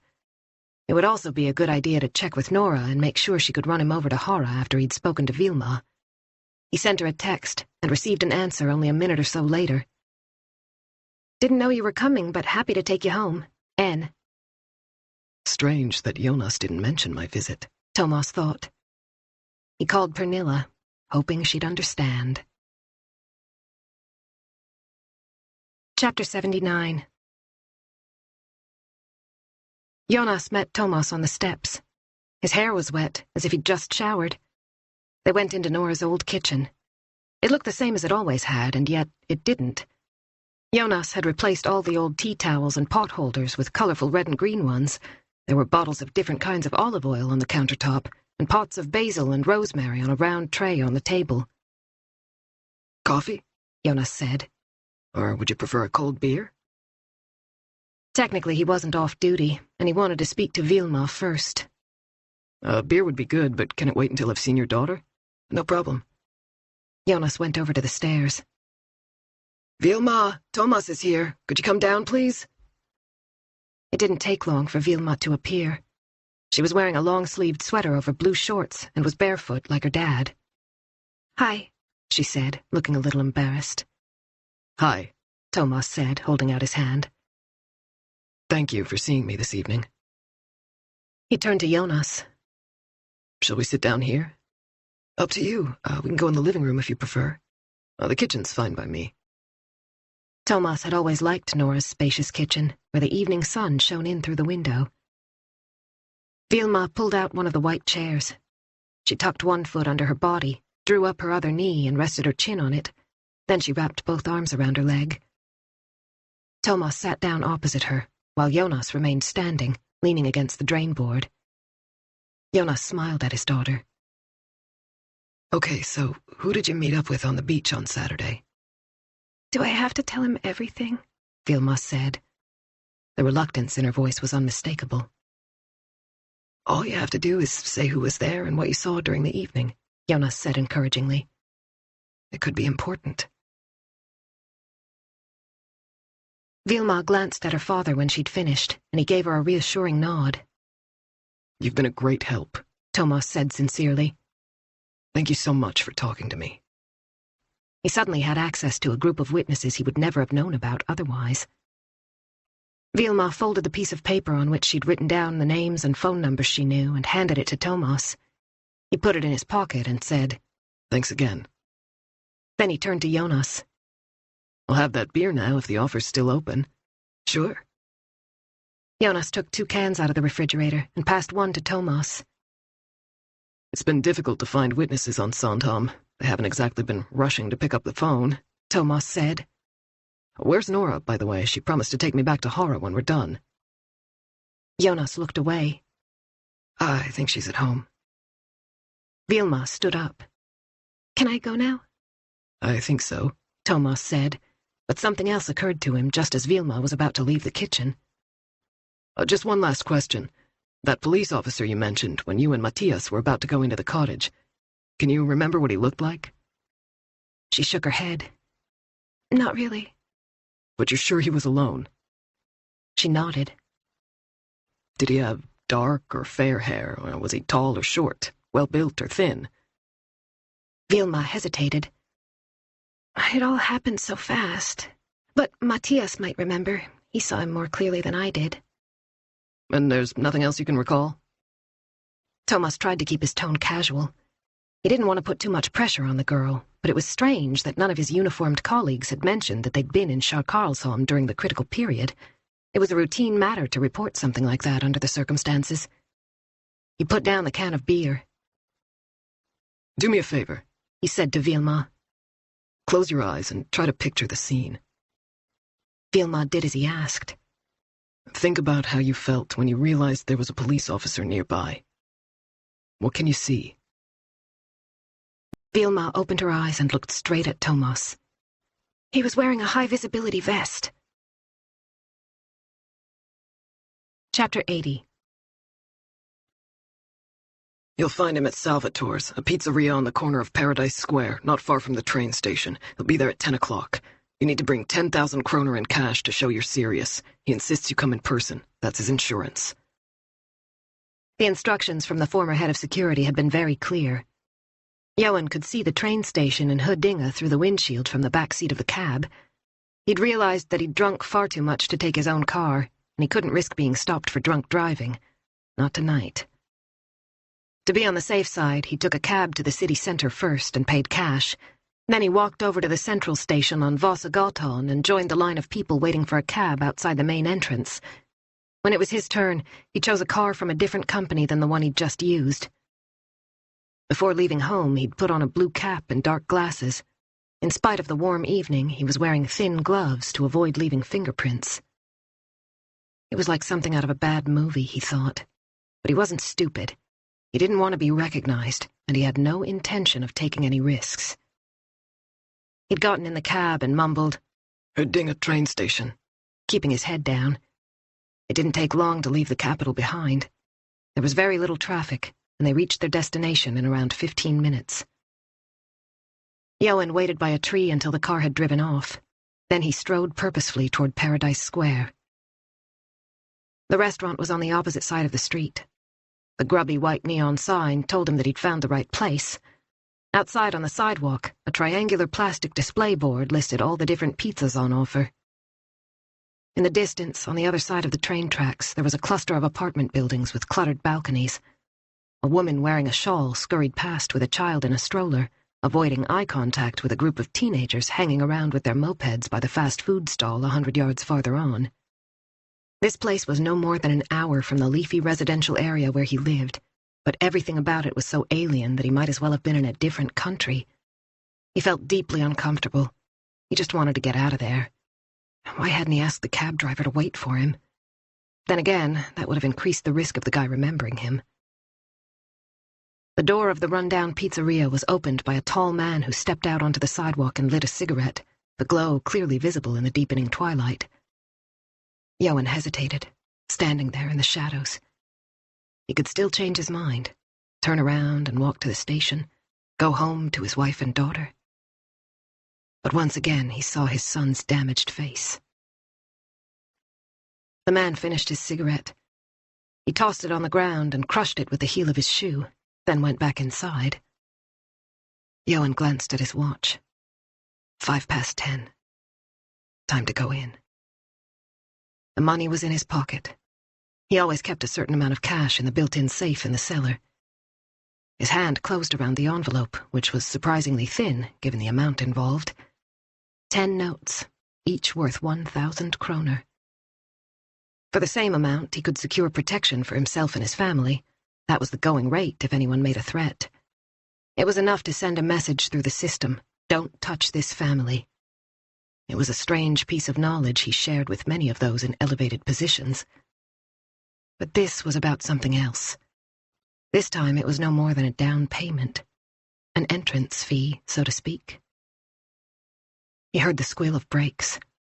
A train had just pulled in and would soon depart for Stockholm. It wasn't too late to leave. His grip on the envelope tightened. Chapter 81. Nora dropped off Thomas at the jetty on Hara. The surface of the water was split by the swell from her boat. Otherwise, the little inlet was perfectly calm and still. A forgotten towel and a pink pacifier were by the steps. "Would you like to come in and say hello to Pernilla?" Thomas asked. "I need to get back to the boys, but maybe we could get together this weekend? Why don't you both come over for coffee?" The engine was idling, and Nora was holding on to the edge of the jetty to stop the boat from drifting away. Thomas had his jacket slung over one shoulder.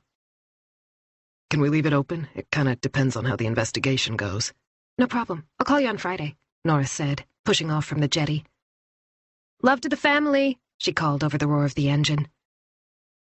Sandhamn came into view once she'd rounded Hara, and she headed for the red and yellow wooden houses by the inlet. The tall pilot's tower rose above the tops of the pine trees. It had stood there for decades, providing constant supervision, with the boatmen working shifts so that it would never be unmanned. These days everything was computerized, of course, and the tower stood empty. There were no lights on Snuran, Nora's boat, but they weren't necessary. The evening sky was clear. The clouds had disappeared, and behind her, the huge orange ball of the sun was going down. On an impulse, she dropped her speed and allowed Snuran to drift. Thomas had looked puzzled when he came over to the Brand Villa after his visit to Jonas and Vilma. Nora had ignored his unspoken question. Instead, she had grabbed her jacket and keys and led the way down to the jetty to start the engine. The little boat bobbed on the rippling waves. Nora leaned over the gunwale and dipped her hand in the water. It was pretty cold, as was usually the case so far out in the archipelago. However, she liked the coolness enveloping her fingertips and lingered for a moment before taking her hand out. A large ferry with an Estonian flag was passing to the west of Sandhamn. The setting sun was reflected in its windows. It was as if every pane of glass had been painted gold. The thought she was trying to avoid came rushing in. Thomas had been to visit Jonas in her former home, and she hadn't been invited. Chapter 82. Johan Ekengren pushed the handle down and walked in. A dozen or so tables were set out in the rectangular room with its dark wood-paneled walls. It was bigger than it looked from the outside. The cooking area was on the left, with several black-painted doors along the opposite wall. A handful of customers occupied the tables by the window. There was a delicious aroma of tomato sauce and freshly baked pizza. Right at the back, Johan spotted a well-built man with receding dark hair. What remained was cut very short.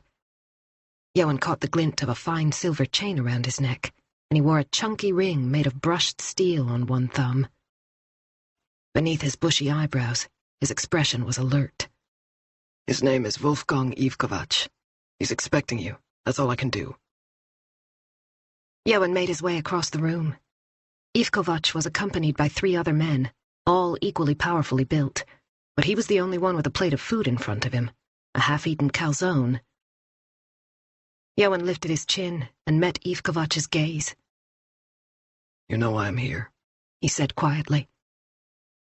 Ivkovac made a brief movement with his head, and one of the men stood up to make room for Johan. He sat down clumsily. He suddenly felt a little faint, his tongue a shapeless lump in his mouth. But it was too late to change his mind. "My son is dead," he said slowly. "I'm sorry to hear that," Ivkovac replied, pushing away his plate. "How can I help you?" Focus, Johan thought. He tried to bring back his military training, the icy calm that took over when every fiber of his body was concentrating on a single goal, when the world disappeared and nothing else mattered. I know who was responsible for his death, he went on.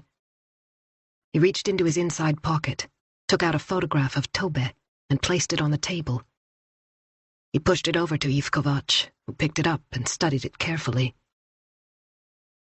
He is very young. So was my son. Ivkovac shook his head. I have children of my own, 2 sons and a daughter. Parents aren't meant to outlive their offspring. He picked up his glass of beer and drained it. A silvery scar on his throat moved when he swallowed. Johan pointed to the picture. His name and address are on the back. Have you brought the money? Johan patted the pocket containing the envelope. Yes. This is going to cost more. Ivkovac wrote a figure on a piece of paper and showed it to Johan. It was considerably more than the cost of the ski trip to Chamonix. Once again, the taste of bile filled his mouth. You will be given the number of an overseas bank account. There must be no indication of where the money has come from, you understand? I'll fix it first thing in the morning. Johan had been conducting business in Turkey for many years. He had an old friend there who was totally reliable. If Johan called him, he would transfer the required amount to Ivkovac's account without asking any questions.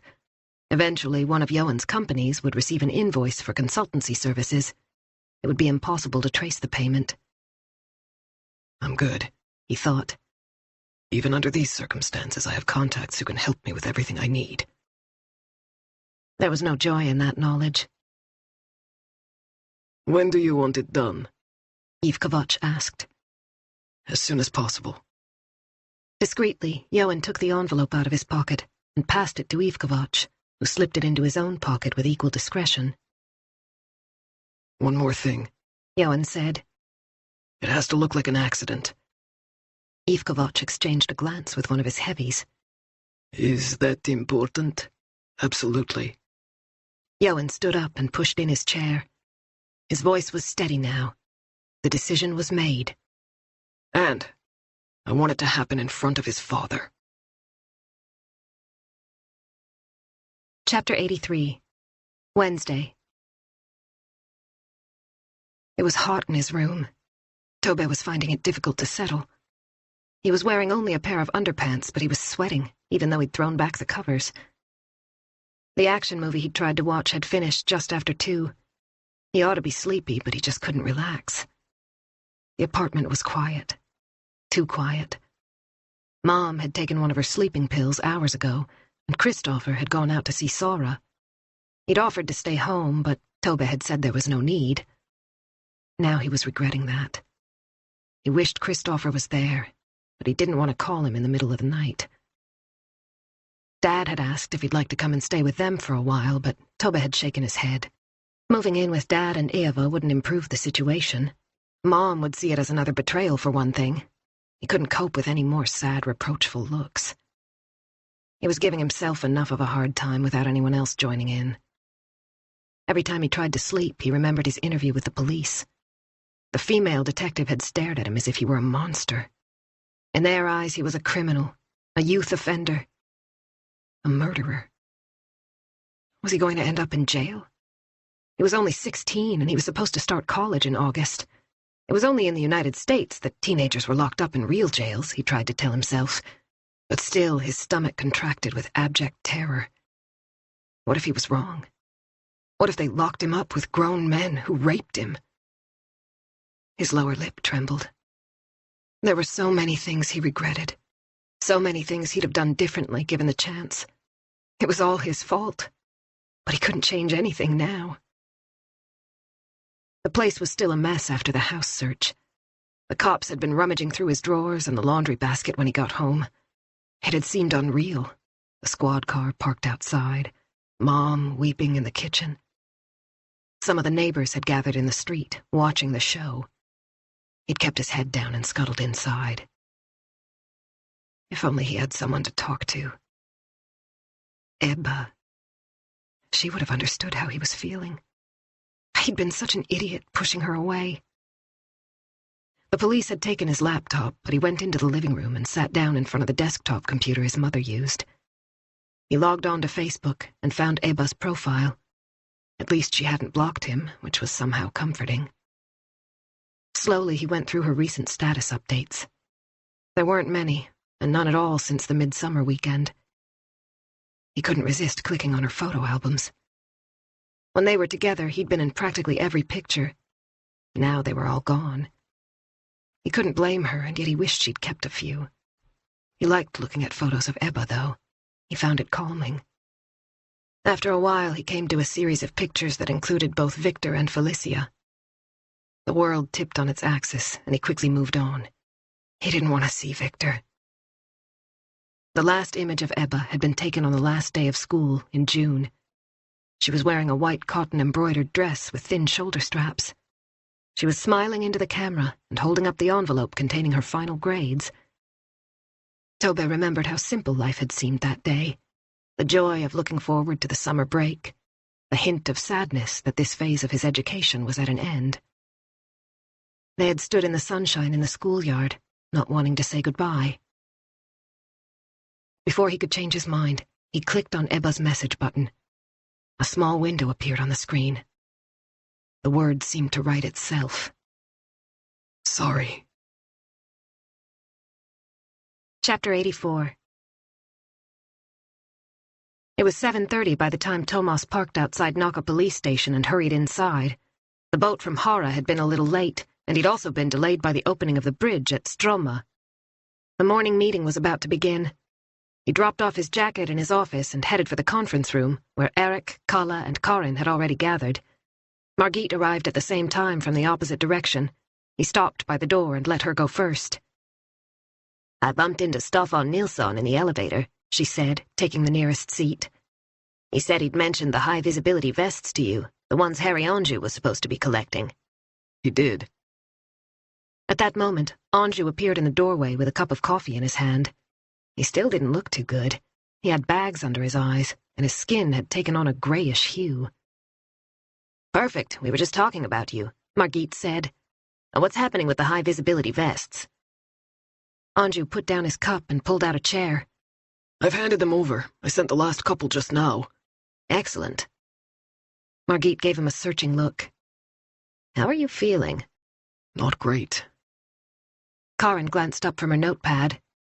I've got painkillers in my desk if that's any help, she said kindly. A brief nod. Changing subjects, Thomas said. Saxon's been in touch. They're releasing Victor's body today. The funeral is tomorrow, if I've understood correctly. They're certainly not hanging around, Margit commented. And the mother's a Catholic. Margit raised a warning finger. In that case, let's hope Saxon doesn't need to check anything later. It's not pleasant when a body has to be exhumed. Thomas's cell phone rang just as he was leaving the meeting. It was Nora. Do you have a minute? As long as it is only a minute. He laughed to take the sting out of his words. Oh. Nora sounded a little upset anyway. I just wanted to check that you got home okay. Thomas suddenly had the feeling that she'd intended to say something else entirely. You know I did. You dropped me off at the jetty. Right, good. Fine. Bye then. She definitely had something on her mind. Hang on, let me go into my office, Thomas said. He went in and closed the door behind him. Has something happened?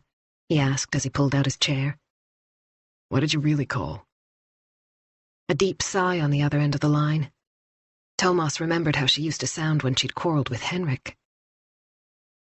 Things aren't going too well between me and Jonas at the moment, Nora said after a pause. I did wonder why you weren't there yesterday evening. Did Jonas say anything about me? No, Thomas said truthfully. I asked where you were, and he said you were at home. That was the end of it. Silence. Can I ask what's going on? It's this business with Vilma, Nora said. She doesn't like me. It's been tricky from the start. I guess she's finding it hard to get used to the idea of Jonas having a girlfriend. That's to be expected. Jonas was so worried when she was missing all night, but since she came back on Sunday, we've hardly spoken. I think he somehow blames me. I don't know what to do. Nora broke off abruptly. I think Jonas probably feels he needs to concentrate on Vilma right now, Thomas said cautiously. She needs her dad. He had gathered from Vilma's account that something unpleasant had happened to her. She hadn't gone into detail, but it wasn't difficult to read between the lines. When Vilma left the kitchen, Jonas had hinted that Matthias had crossed the line. However, he had been very clear that he didn't want the police involved. It wasn't Thomas's place to tell Nora. That was up to Jonas. But I don't even know what happened to her, Nora burst out. Jonas won't tell me anything. Thomas tried to find a middle road. Nora, I can't go into what Vilma said, but she's very fragile. There was an incident with a boy. Things went wrong. It's hardly surprising that Jonas is devoting all his attention to her. But why hasn't he told me that? Well, you know what men are like, Thomas said in an attempt to lighten the tone. We can only focus on one thing at a time. So you don't think I should be too worried? You know Jonas better than I do, but I would probably have reacted the same way. Really? Thank you so much. You've no idea what it means to me to hear you say that. The relief in her voice was palpable, but Thomas remembered the shadow that had passed over Jonas's face when he asked about Nora. Chapter 85. It was almost 10 o'clock. Thomas had tracked down Matthias Vosberga on Facebook and was now studying the 17-year-old's face on his computer screen. Vosberga was wearing a short-sleeved white t-shirt. His upper arms were muscular. It was obvious that he worked out. He was definitely a good-looking guy, but there was something about his smile that seemed kind of smug. Then again, maybe Thomas was being influenced by what he'd heard yesterday. He was all too aware of how many teenaged little shits were out there who treated girls badly. Hopefully, Vilma had escaped with no more than a fright. He called the number she'd given him, and after 5 rings, a sleepy voice answered. Hello? Thomas introduced himself. We need to ask you a few questions about incidents that took place on Sandhamn last weekend. I'm out sailing, the voice mumbled. Where exactly are you? Just off Gotland. When are you coming back to Stockholm? We'd really like to see you. Don't know. There was a rushing sound on the line. Matthias Vosberga coughed and said something Thomas didn't hear. Then the connection was broken.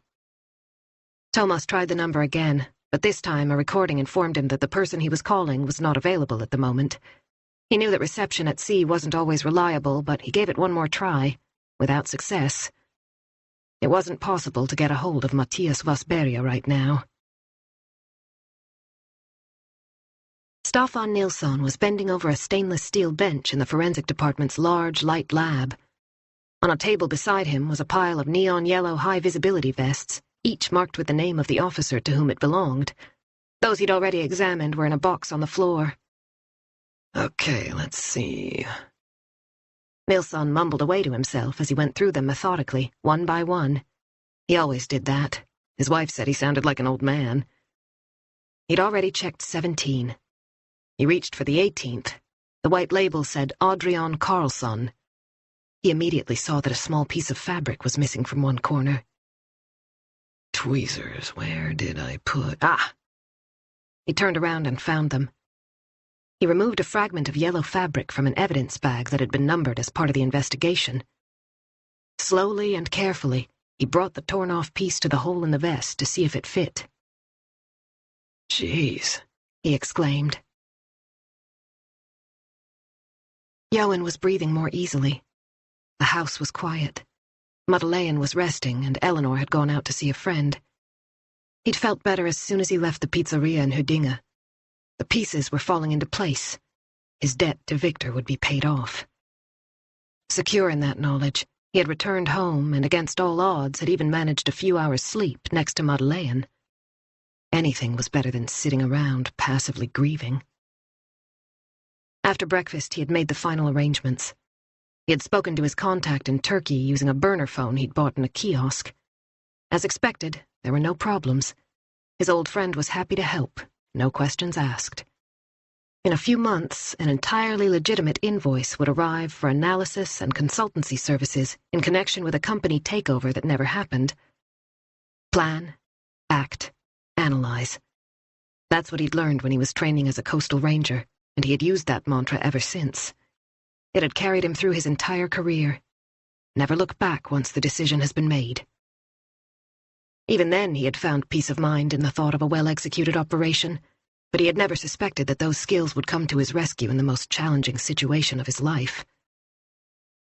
The funeral was to be held tomorrow, in the Catholic Cathedral on Folkungagatan. By focusing on the detailed arrangements, Madeleine was able to keep it together. She had insisted on having a formal gathering afterward, though Johan doubted she would be able to cope with the strain of it all. However, he had decided to let Madeleine have complete control of every aspect of the funeral, with one condition. There were to be no white flowers. White lilies were for old people who had died at the end of a full life. Johan. He looked up to see Madeleine standing in the doorway. Her hair was lank and greasy, and her short-sleeved white blouse was buttoned incorrectly. Johan, she said again, holding up a dark blue suit with a grey silk tie draped over one shoulder. The funeral home called. I have to take in something for Victor to wear tomorrow. Johan stared at the suit. Maybe a shirt and jeans would be better, Madeleine went on. The kind of thing he used to wear. The pink shirt he bought with his own money. This doesn't feel like Victor. Her eyes shone with unshed tears. She swallowed and tried again. What do you think? Johan shook his head. What the hell did it matter whether Victor was wearing jeans or a suit? In 24 hours his coffin would be lowered into the ground. No one would ever see him again. Then again, a suit is more formal. That's probably for the best after all. Madeleine's voice broke. Help me, she said. I don't know what to do. She grabbed the doorframe for support. Please, Johan. He stood up and took the clothes hanger from her. Don't you think you should go lie down? He said gently, even though he just wanted her to go away. I'll hang this up. We can decide later. He patted her clumsily on the shoulder. He could hardly bear to be in the same room as her, but he had to try and be nice. He couldn't cope with his own grief, let alone his wife's. Chapter 86. The door of Staffan Nilsson's office was closed when Thomas arrived. He knocked and went in. You wanted to see me? Yes, I'd like to show you something, Nilsson said. Come with me.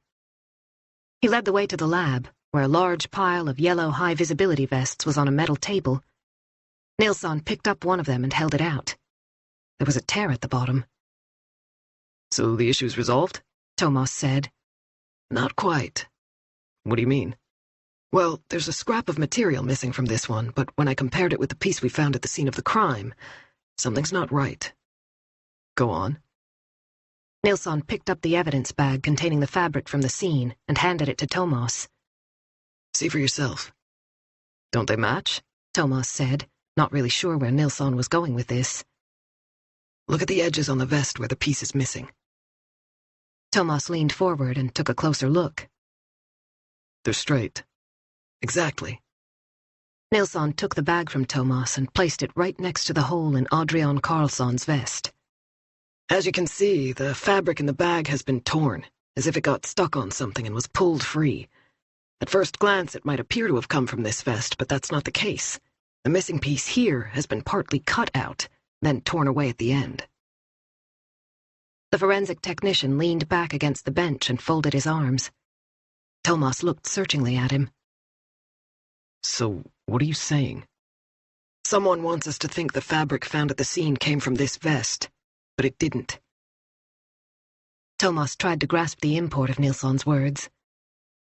You mean Adrian Carlsson deliberately used a pair of scissors on his vest to make us think the scrap we found came from him? Something along those lines. But why would he do that? Indeed, why would he do that? Thomas headed down to the lower level. Something wasn't right. Why would Carlsson cut a piece out of his own vest? He went to see Jens Sturup, who had led the team on Sandhamn over the weekend. The door was ajar, and Sturup was sitting at his desk with a substantial file open in front of him, a blue coffee mug with the words Ordnung muss sein in his hand. "Hi," Thomas said. "I'm looking for Adrian Carlsson. Do you know where he might be?" Sturup glanced at the clock. "I think he's on a late shift today, in which case he starts at 3. What's it about?" "I've got a couple of questions about the murder of Victor Ekengren on Sandhamn. Could you ask Adrian to come up and see me as soon as he gets in?" "No problem," Sturup said, turning his attention back to his file. Thomas lingered in the doorway. "Do you have a minute?" he said. Sturup looked up again. "All the uniformed officers worked in pairs over midsummer, didn't they? It's only the drug squad who go out on their own, as I understand it." Technically, yes. "What do you mean?" That's what's supposed to happen, but there are exceptions. If it's relatively quiet, or if someone needs the toilet, for example, an officer might do a patrol on his or her own. "So one of your team could have spent some time without a partner?" Yes. Vilma had said she'd seen one officer on his own, in a high-visibility vest. If Adrian Carlsson had accidentally torn his vest at the scene of the crime, he could simply have reported it, and that would have been the end of the matter. Therefore, the fact that he'd chosen a different option was significant. In a homicide investigation, it was the deviations that were important, things that broke the pattern. Was the pattern broken now? "How well do you know Carlsson?" Thomas said pensively. "I only met him briefly on Sandhamn on Sunday." Reasonably well. We've worked together for the past few years. He was on my team for the midsummer weekend last year, too. "What's he like as a person?" Sturup closed the file. Meticulous, honest, calm. He's a decent guy and a good cop. "How old is he?" 34, I think, maybe 35. "Family?" Partner, 1 child, and another one on the way in the fall. "Tell me one thing." Thomas spoke slowly, not wanting to overdramatize. "Do you know if there's anything negative on his record? Has he ever taken a wrong turn, so to speak?" Why do you ask? "I'm just wondering." Sturup pushed his glasses up onto the top of his head. Okay, you need to tell me what's going on. It's obvious there's a specific reason for all this. Thomas hesitated, then decided to play it down. "It's nothing. Just a small point that seems a little strange. I'm sure it'll get cleared up when I speak to him." He turned to leave. "But don't forget to ask him to contact me." The person you're calling is not available at the moment, the robotic voice informed him once again. Thomas sat there, contemplating his phone. Matthias Vosberia must still be at sea. A tap on the door made him turn around, and Adrian Carlsson walked in. You wanted to see me? He said. "Take a seat." Thomas put down the phone. He would chase Vosberia later. My shift starts in a few minutes, Carlsson said. Will this take long? He glanced at his watch. "I don't think so. There's just something I need to check." Thomas decided to get straight to the point. "I have a question about the high-visibility vest you handed in yesterday. It's torn. In fact, it looks as if you've cut away a section of the fabric. Why did you do that?" What are you talking about? Carlsson sounded genuinely surprised, and Thomas looked searchingly at his colleague. "Your vest has been damaged, and it looks as if it was done deliberately. I'm wondering how that happened." It was fine when I handed it in, I swear. Thomas managed to catch Margit's eye. She was in the staff room with a dozen or so colleagues. It was Karin Ek's birthday, and she'd brought in a cake to celebrate at lunchtime. Margit put down her plate and excused herself. Thomas moved into the corridor so no one would overhear their conversation. Adrian Carlsson, Margit said immediately. "I've just spoken to him." And? "He swears there was nothing wrong with his vest when he handed it in." What? "I asked him a straight question and got a straight answer." Thomas leaned back against the wall. "Carlsson denies that he damaged it in any way. I tried to push him and he got upset, almost hostile. He wondered if someone was trying to frame him." This is all very weird, Margit said. There's a piece of fabric missing from the vest, and Nilsson is sure it was done deliberately. Only 2 people had access to that vest before it reached Nilsson.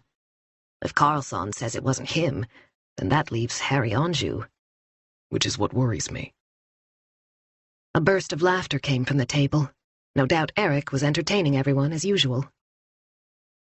I don't like it when things get complicated, Margit said quietly. Especially when it involves one of our own. Could it be the wrong vest?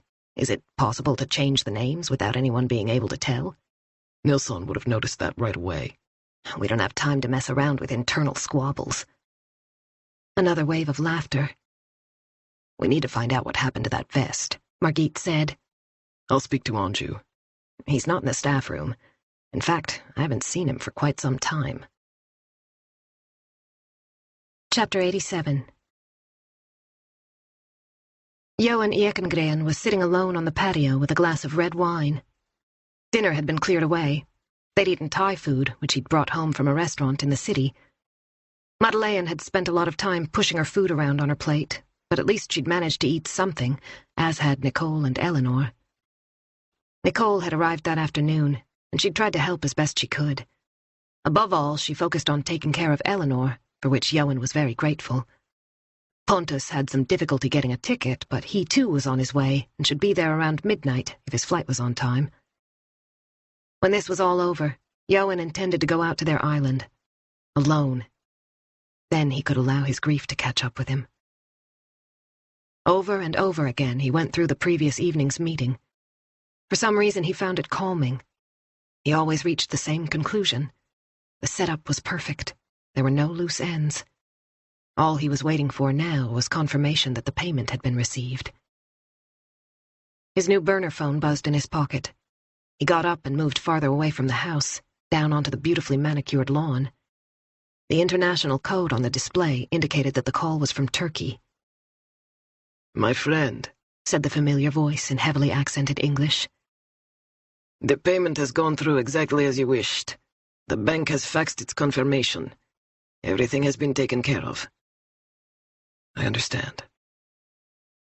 Johan sat down on one of the wrought iron benches. A few rust patches were visible on the black surface. The benches needed repainting every 3 years and were due for a facelift this summer. I'm in your debt, he said quietly. This is what old friends do for each other. I'm happy to help you. You know that. Thank you. Johan ended the call.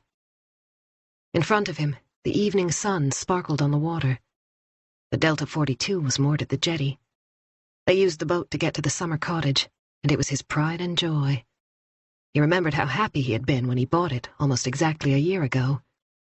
Victor had come with him to pick it up. They had taken turns at the helm on the way back to Lidingö and had pushed it to its maximum speed. His son had stood at the wheel, his blonde hair blowing in the wind. Johan stared at the cell phone. Then, after a few minutes, he punched in a number, 10 digits he had been given on a piece of paper the previous evening and had learned by heart before he left the restaurant. The signal rang out 3 times. He recognized the curt voice that answered. The money's in your account, Johan said without introducing himself.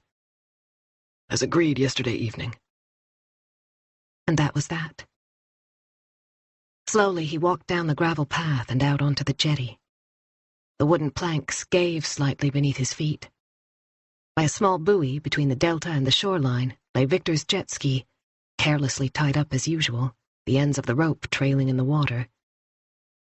Johan felt a heavy weight pressing on his chest as he looked at it. It was so typical of Victor to tie a slapdash knot that would come undone if the wind picked up. He bent down and secured the rope properly. Then he straightened up and walked to the very end of the jetty. He took aim and threw the cell phone as far out across the water as he could. It was at least 60 feet deep here. No one would ever find it. The phone disappeared with a little splash just as 2 swans drifted by, heads held high. Their white feathers stood out against the shining surface of the water, and a downy cygnet with a slender neck came paddling along behind them. Johan's eyes burned as he gazed at the beautiful birds. Rage and sorrow sat in his chest like an immovable lump. No tears could ease his pain. Not yet. Chapter 88. Thomas rubbed his eyes. He'd been sitting in his office for hours, going through various documents. He hoped Nilsson would be in touch soon. With a bit of luck, the preliminary examination of Tobe's clothing would give them something to work with. It was way too hot. The air conditioning was useless in the summer. Feeling frustrated, he stood up and stretched his arms. His back was stiff, and he rotated his head to relax his shoulders. When he turned around, Margit was there. "How's it going?" Thomas asked. "I managed to speak to Matthias Vasberga's mother," she said. "Apparently he's with a friend who has a summer cottage on the island of Uta." Uta? That's north of Nynäshamn. He was supposed to be off Gotland not long ago. It was getting late, almost 7:30 in the evening. "How about we go over there first thing tomorrow?" he suggested. "I'd like to talk to him as soon as possible." He remembered the look on Adrian Carlsson's face when Thomas had asked him about the torn vest. He had denied all knowledge. "I want to know more about the police officer Vilma Schuld mentioned," he added. "Matthias might be able to provide a better description." He sat down again. "Did you manage to speak to Matthias's sister?" "She's at an equestrian camp on the west coast, but her mother's trying to contact her for me." "What about the other kids Vilma mentioned? There were at least 4 more in the group." Kala and Eric are still working on them, but the summer vacation has started, so it takes a while to get a hold of people. "One of them should have noticed Victor and Felicia," Thomas said. "They can't have been more than 400 yards away." Margit shrugged and turned to leave, but stopped in the doorway. "Have you spoken to Harry Anjou?" "No, he's not answering his cell phone." "He didn't look too good this morning. You think he might be out sick?" "If he is, he should have let us know." Thomas picked up his phone and tried Anjou's number, but once again it went straight to voicemail. "Strange. That's the 4th time I've called." Thomas made a sudden decision and grabbed his jacket. "I'm gonna go and see him." Margit nodded. "Want some company?" "There's no need." Harry Anjou lived in an apartment not far from the Ulta Centrum Mall to the south of Nacka police station. It should take no more than 15 minutes to get there. Thomas's phone rang just as he reached the roundabout before the ramp onto the freeway. The display showed that it was Staffan Nilsson. At last. Nilsson got straight to the point. He seemed agitated. "I found something." "Tobe's clothes," Thomas thought immediately. "Go on," he said, pulling onto the freeway after a quick glance in his side mirror. "We were told there were 28 officers working on Sandhamn over the weekend. That's what the list says." Nilsson's words took Thomas by surprise. What was this about? You could be right, I haven't checked. When I went through the vests, it turns out I was only given 27. There's 1 missing. Bearing in mind what you and I discussed, I don't like this at all. Thomas suddenly realized where Nilsson was going. "Do you know who hasn't handed their vest in?" he asked. "Yes. Harry Anjou." Chapter 89. A dozen or so identical apartment blocks were lined up in front of Thomas. Harry Anjou lived on the 2nd floor of the 3rd one down. Thomas parked the car and locked the doors. As he walked toward the entrance, he realized how little he knew about his new colleague. Who was Harry Anjou? They had exchanged very few words of a personal nature since meeting for the first time on Sandhamn during the weekend. The main door was protected by an entry code, but just as Thomas was wondering how to get in, a guy in his 30s came out. Thomas covered the stairs in a few swift strides. There was a handwritten label stuck over the nameplate on one of the apartments. Harry Anjou. Thomas rang the bell. He had to ring twice more before the lock clicked. The handle was pushed down, and Anjou's face appeared. He didn't look at all well. Thomas was about to ask how he was feeling when the strong smell of alcohol reached his nostrils. He couldn't believe it.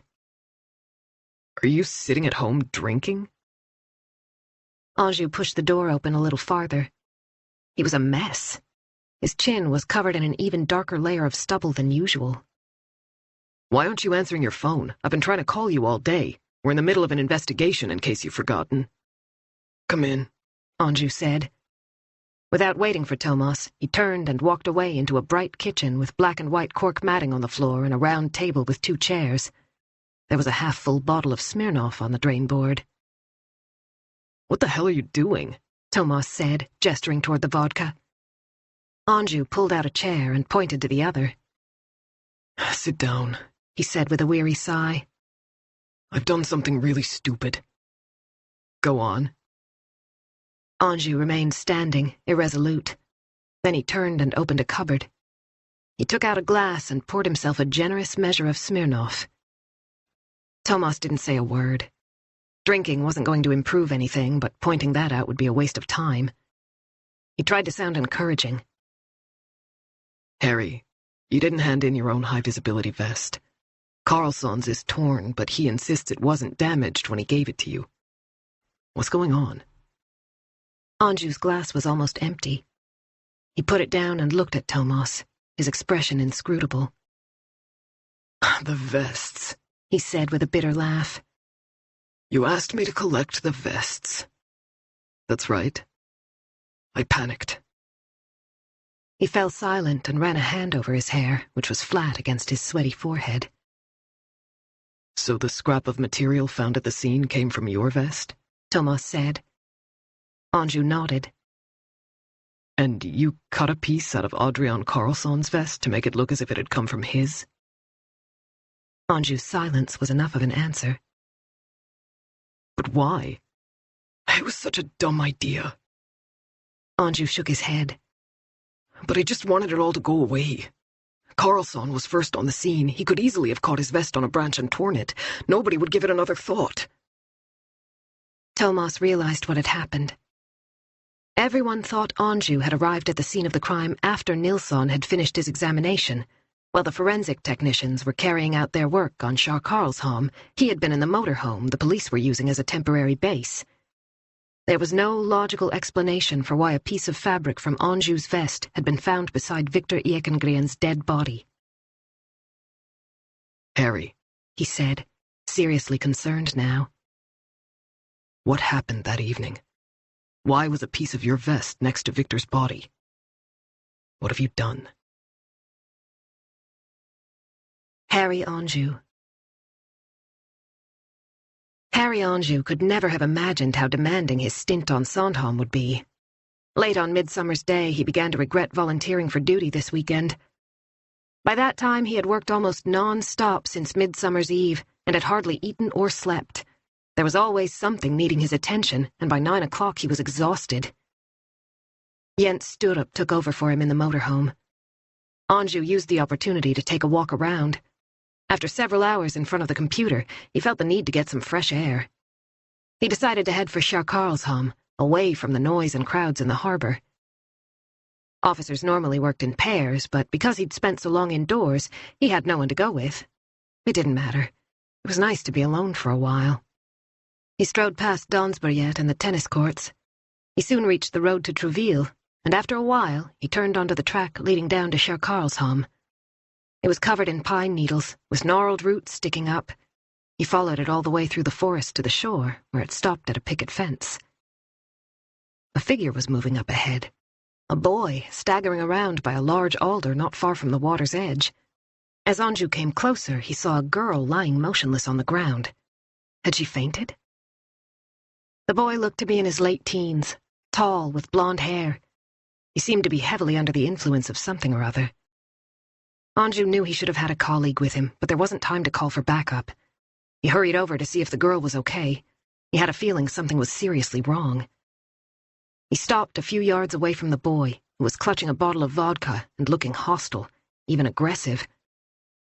Later, Anjou would learn that this was Victor Ekengren. "What's going on here?" Anjou said, nodding in the direction of the girl. She was lying on her back and hadn't reacted to his arrival. She was wearing a thin top and a short skirt that had ridden up over her thighs. Had she been attacked? Was the boy about to rape her? Anjou's mind was racing.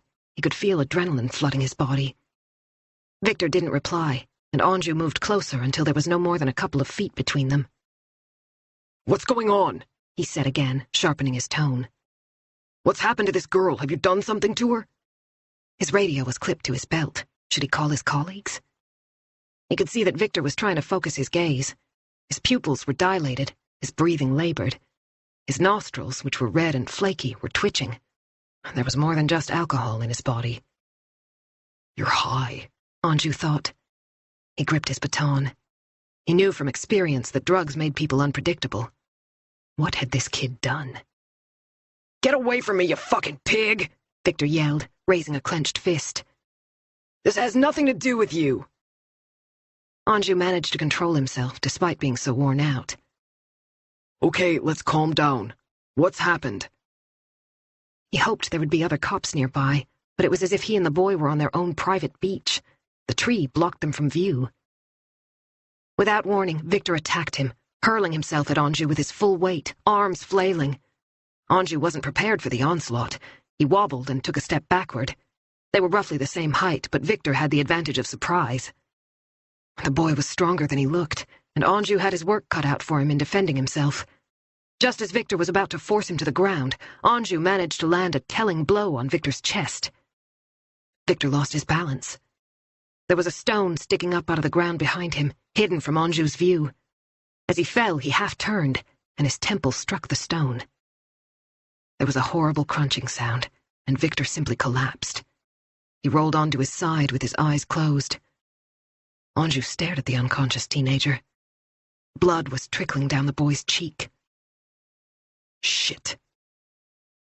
He immediately realized what would happen if he was caught. He glanced around anxiously, but there was no sign of anyone. The girl was still completely out of it. She wouldn't be able to identify him. Without having made a conscious decision about what to do, Anjou dropped to his knees next to Victor and assessed the damage. It didn't look too bad at close quarters. The wound was probably just superficial. Victor was breathing evenly. I'm sure he'll be fine, Anjou muttered to himself. He's just knocked himself out. He'll soon come around. Nervously, he glanced over his shoulder, but there was still no sign of anyone nearby. Suddenly he heard distant laughter from the other side of the shore, and the fear of being caught overwhelmed him. Harry Anjou got to his feet and hurried back the way he'd come, keeping his head down. Chapter 90. He was still alive when I left, Anjou insisted. You have to believe me, Thomas. I would never have left him if I thought he was seriously injured. He reached for the bottle and poured himself another slug of vodka. He was the one who attacked me. It was pure bad luck that he fell onto that stone. I was only trying to defend myself. So you just walked away, Thomas said, making no attempt to hide his revulsion. Victor could have been badly hurt, and what about Felicia? Outside the window, the sun slipped behind a cloud. The light in the room grew dimmer, emphasizing the dark circles beneath Anjou's eyes. Why didn't you report it? Thomas said. You must realize how bad this looks. Apart from what you did, you've withheld information relevant to the investigation. Anjou put down his glass. The marks left by his sweaty fingers were clearly visible. A couple of things happened up in Ånge, he said, sitting down. That's why I applied to Naka. What kind of things? A couple of complaints were filed against me. He broke off, coughed. One was a long time ago. It was completely groundless, some crazy junkie. But about a year ago, I got mixed up in something much worse. Which was? I lost control. Anjou's voice grew quieter, more strained. Thomas could see that the experience was still raw. A group of teenagers had been throwing stones at a colleague, and he almost lost the sight in one eye. I recognized them in town the next day, and I was so fucking furious. My girlfriend and I were in the process of breaking up at the time. I couldn't sleep. I was drinking too much. I went in way too hard, particularly when it came to one of them. He was only in 9th grade, but he was tall. I had no idea he was so young, or I might have been able to stop myself. And there was an investigation into your conduct? Of course. I was cleared. My colleague stepped up and said he hadn't seen a thing. The kid must have slipped and hurt himself. They had to drop the case due to lack of evidence. He rubbed his temple, and Thomas could feel the bitterness in him. After that, nobody wanted to work with me. Even the union didn't stand up for me. And this is still in your file, Thomas said. Yes. It doesn't come up if you apply for a post in a different district, But if I'd reported this business with Victor Ekengren and it came out that I'd previously been involved in an altercation with a teenager who ended up with serious injuries, plus the crazy junkie... Thomas knew exactly what he meant. A third internal investigation into the excessive use of force would probably have ended Anjou's career. I'm not a bad cop, Anjou said hoarsely. There are plenty of rotten apples on the force, much worse than me. You know that. His eyes burned with passion. Give me a chance to sort this out. You don't have to tell anyone. You can just say I was sick when you got here. That's why I wasn't answering my phone. The others don't need to know the truth. Victor Ekengren is dead anyway. What difference does it make? The important thing is to find the evidence to put Hookstrom away. He grabbed hold of Thomas's arm. If you stick by me, I'll work night and day on the case, I swear. Thomas pulled away. The initial injury was superficial, he thought. That's what the forensic pathologist had said. It was the subsequent blows that had killed Victor. Where did Tobe come into the picture? Was Anjou telling the truth when he claimed that Victor had simply knocked himself out when he walked away? Or was he still lying? You tampered with Adrian Carlsson's vest, Thomas said. You tried to frame a colleague. Anjou couldn't look him in the eye. That was dumb. I panicked. I didn't think anyone could possibly believe he had anything to do with Victor's death. I was playing for time until we could find the real perpetrator. The theory you came up with about Victor getting into a fight with a dealer, was that also an attempt to divert suspicion from you? Anjou nodded, eyes downcast. Thomas's flesh was crawling. He could hardly bear to be in the same room as Anjou. He pushed back his chair and got to his feet. What I did hasn't influenced the investigation, Anjou insisted. He too stood up, blocking Thomas's path. It wasn't me who killed Victor Ekengren. It was his friend, the red-haired kid. Tobe Hookstrom was there. He's admitted it. He must have arrived after I left. Victor was already crazy when I saw him. Everyone knows Hookstrom did it. The aggressive expression in Anjou's eyes changed to pleading. We're colleagues, for fuck's sake. Thomas pushed him aside and headed for the door. I'm sorry, but I have to report this. All of it. He pushed down the handle, then turned and looked back at Anjou. What were you thinking? Chapter 91. Thomas had just finished talking to the old man when his phone rang again. He could see from the display that it was a police number, but Internal Affairs couldn't possibly be in touch so quickly. He took the call. Torbjörn Landin here. Are you at the station? No, I'm in the car. Okay, we can do this over the phone. I've heard something that relates to your investigation. Oh? There's a guy we've had under surveillance for a while now. He's part of the Yugoslav mafia. He's a real multitasker. He's involved in everything from drugs to protection rackets and executions. The National Crime Squad is also monitoring him. What's his name? Wolfgang Ivkovac. Thomas slowed down. The evening sun was still high in the sky and was dazzling him. Yesterday evening he met up with someone you know. Landin went on. I'm listening. Johan Ekengren, the father of the murdered teenager, had a meeting with Ivkovac in a restaurant in Huddinge. He arrived about 10 and sat at his table for around 20 minutes. Ekengren, Thomas said. What the hell was he doing with a guy like that? That's exactly what we're wondering. I've checked our records, and there's nothing on him in this kind of context. I can't find any connection between him and Ivkovac.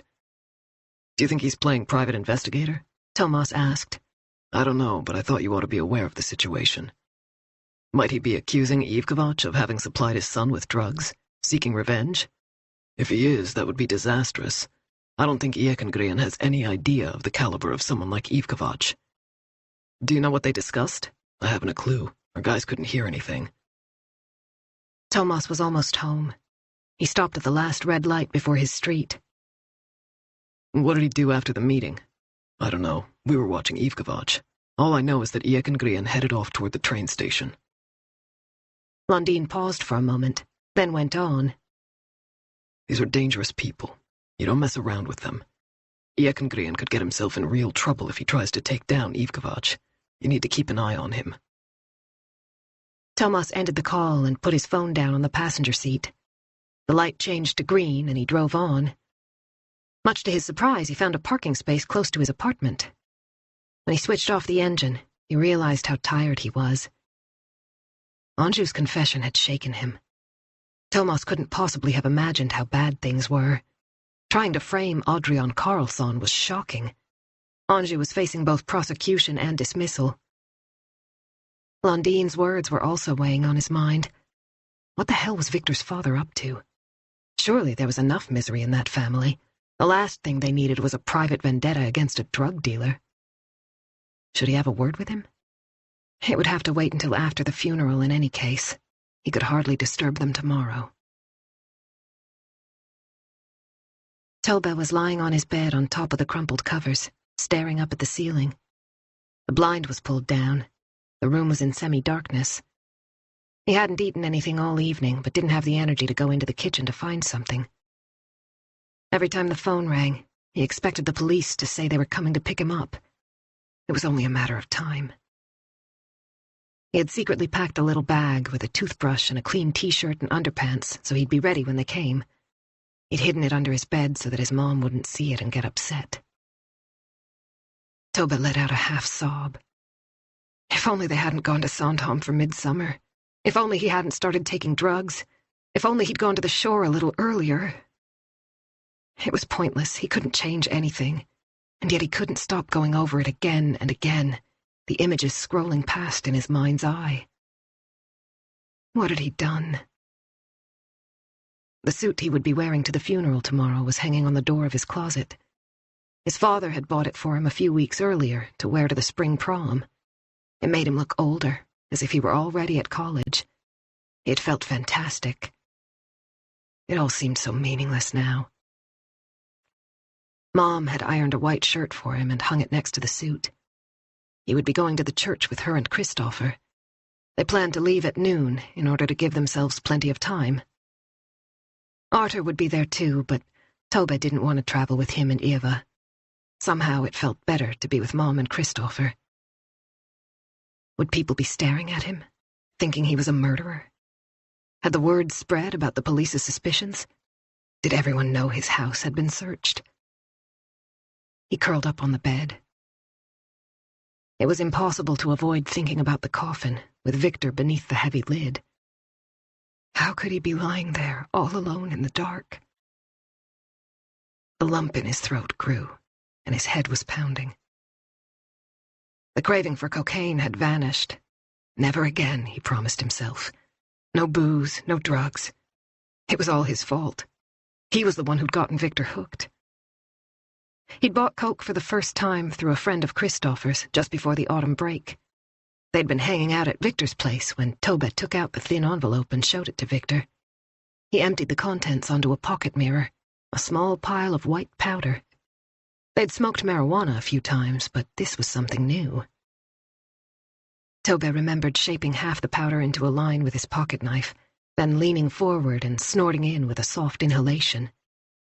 It was the most amazing thing he'd ever done in his whole life. Victor had stared at him. "Dad will kill me if he ever finds out about this," he'd said. Toba recalled his answer, which seemed to come from a different world. "So what?" he'd responded with a carefree grin. "This is so cool. You have to give it a try. You can't back down now." Chapter 92.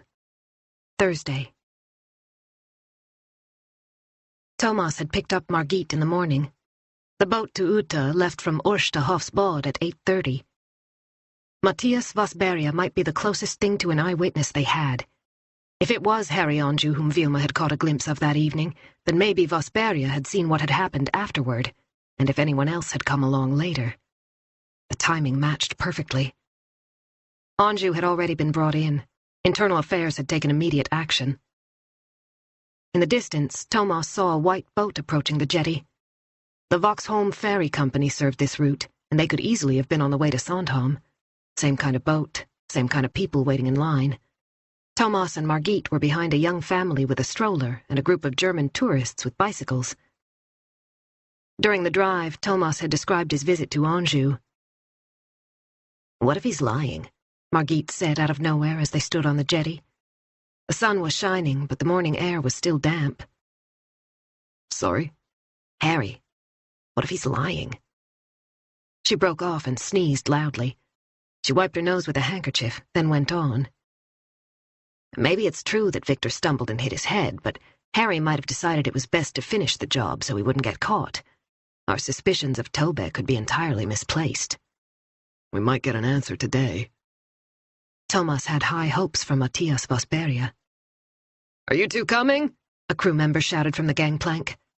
Everyone else had gone aboard while they were talking. Yes, Thomas called back. The journey to Utö took just under an hour. Once upon a time, iron mines had dominated the island, but in the 19th century, a wealthy businessman had bought the whole place and transformed Utö into a summer paradise for artists and well-heeled visitors from Stockholm. It reminded Thomas of Sandhamn in many ways, but the landscape was greener, the vegetation less sparse than in the outer archipelago. Utö was also significantly larger, with both cars and decent roads. According to Matthias's mother, they were to disembark at Gruvbön, which was where his friends had their summer cottage. Thomas looked at his watch. Almost 9:30. At that moment, a voice from a crackling loudspeaker informed them that the boat would shortly be arriving at Gruvbön, and that its next destination would be Sprängnäs. Thomas and Margit stepped ashore on the wide quayside, which was surrounded by red boathouses with black roofs. There were leisure craft moored on both sides of the concrete jetty, and a red building opposite them bore a white-lettered sign that informed them that they had arrived at Utö Guest Harbour. A T-junction ahead led to a steep hill, and to the Utö Vershus Hotel. Do you have the directions? Thomas asked Margit. She took a piece of paper out of her pocket. Let's see. Okay, we take the road on the right, past the bakery. The house is on the left. It can't be far. Thomas looked to the right and saw a sign with the word bakery on a building that looked like a barn, and they set off. The house was so well hidden behind a tall lilac hedge that they almost missed it. Is this it? Margit said dubiously, contemplating the white wooden building with grey eaves. Talk about greenery. Thomas opened the gate and walked up the gravel path leading to the front door. There was no bell, so he knocked instead. When no one answered, he knocked again, harder this time. Suddenly, an upstairs window flew open. "Hello?" said the voice of someone who'd obviously just woken up.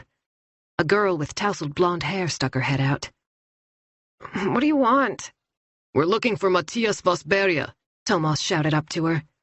He's not here. He's probably on the boat. The window slammed shut.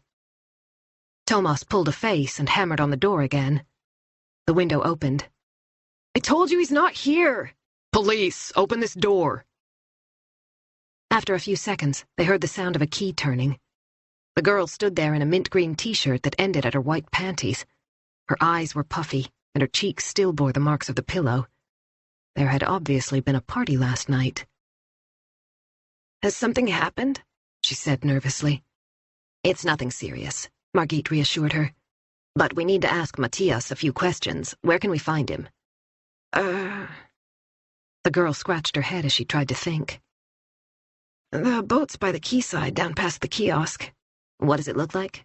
It's a sailboat. I don't know what make it is. Can you describe it? She shook her head, then said, the bottom part is red.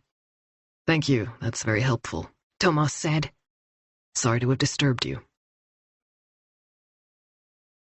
It took less than 10 minutes to get back to the harbor. As they approached the kiosk, Thomas scanned the area. Suddenly he noticed movement on board a boat moored about 100 yards away.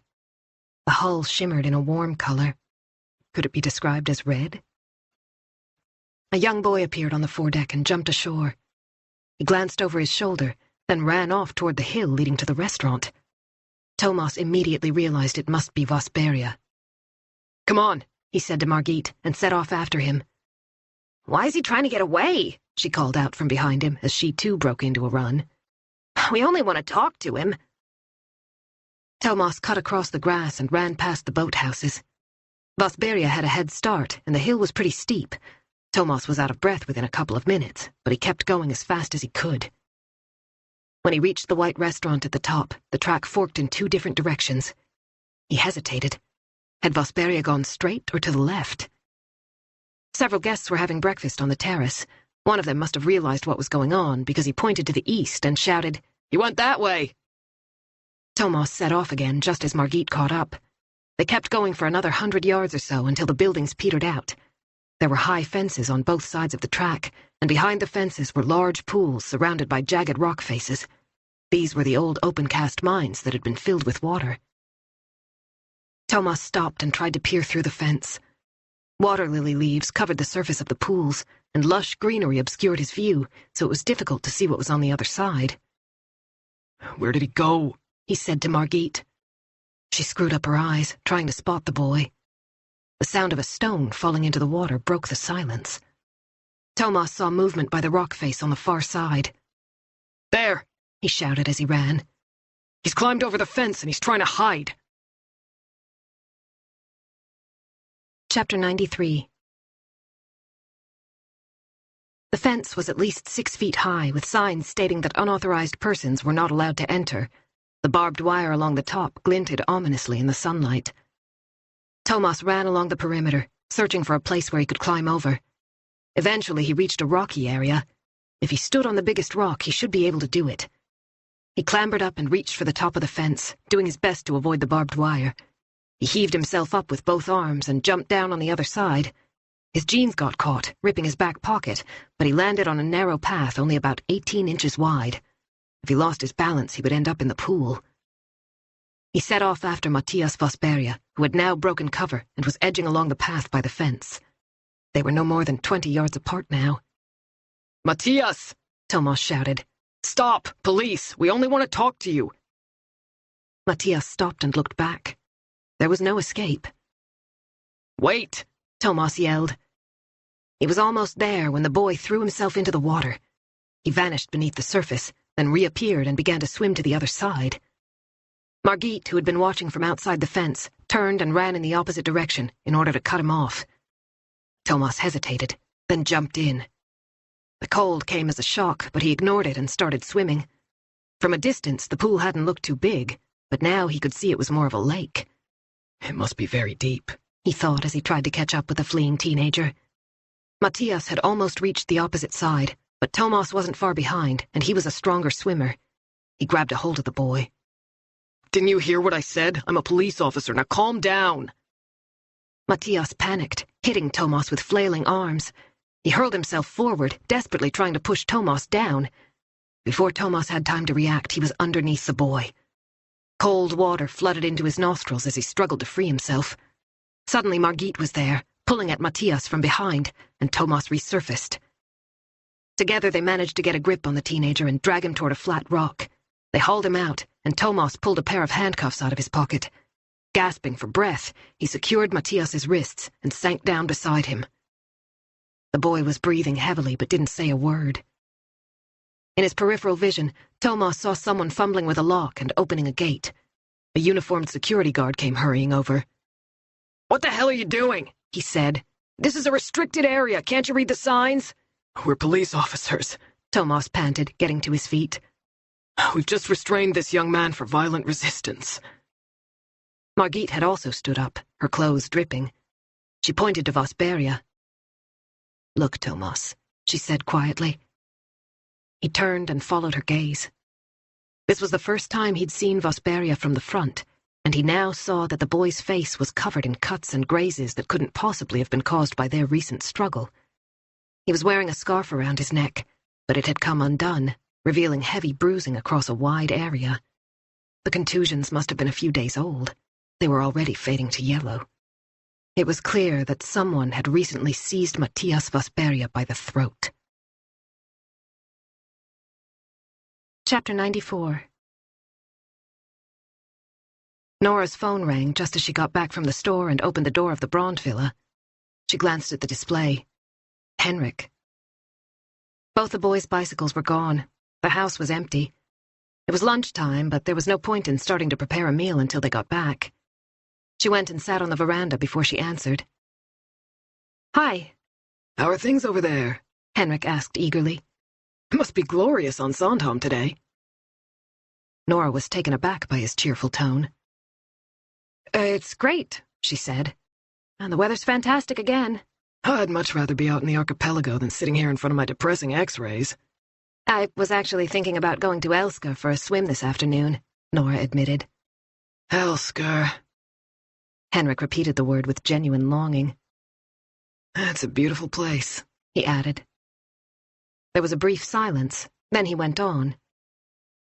Listen, I wanted to ask you something about the handover on Friday. She hoped Henrik wasn't about to start messing with her. That was the last thing she needed right now. For the first time in ages, Nora hadn't been dreading the boys going to stay with their father for 2 weeks.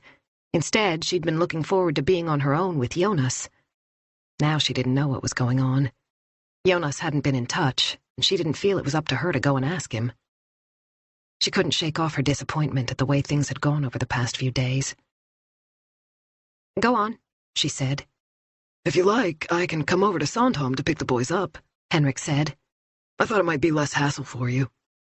That definitely wasn't what she'd expected. Sorry?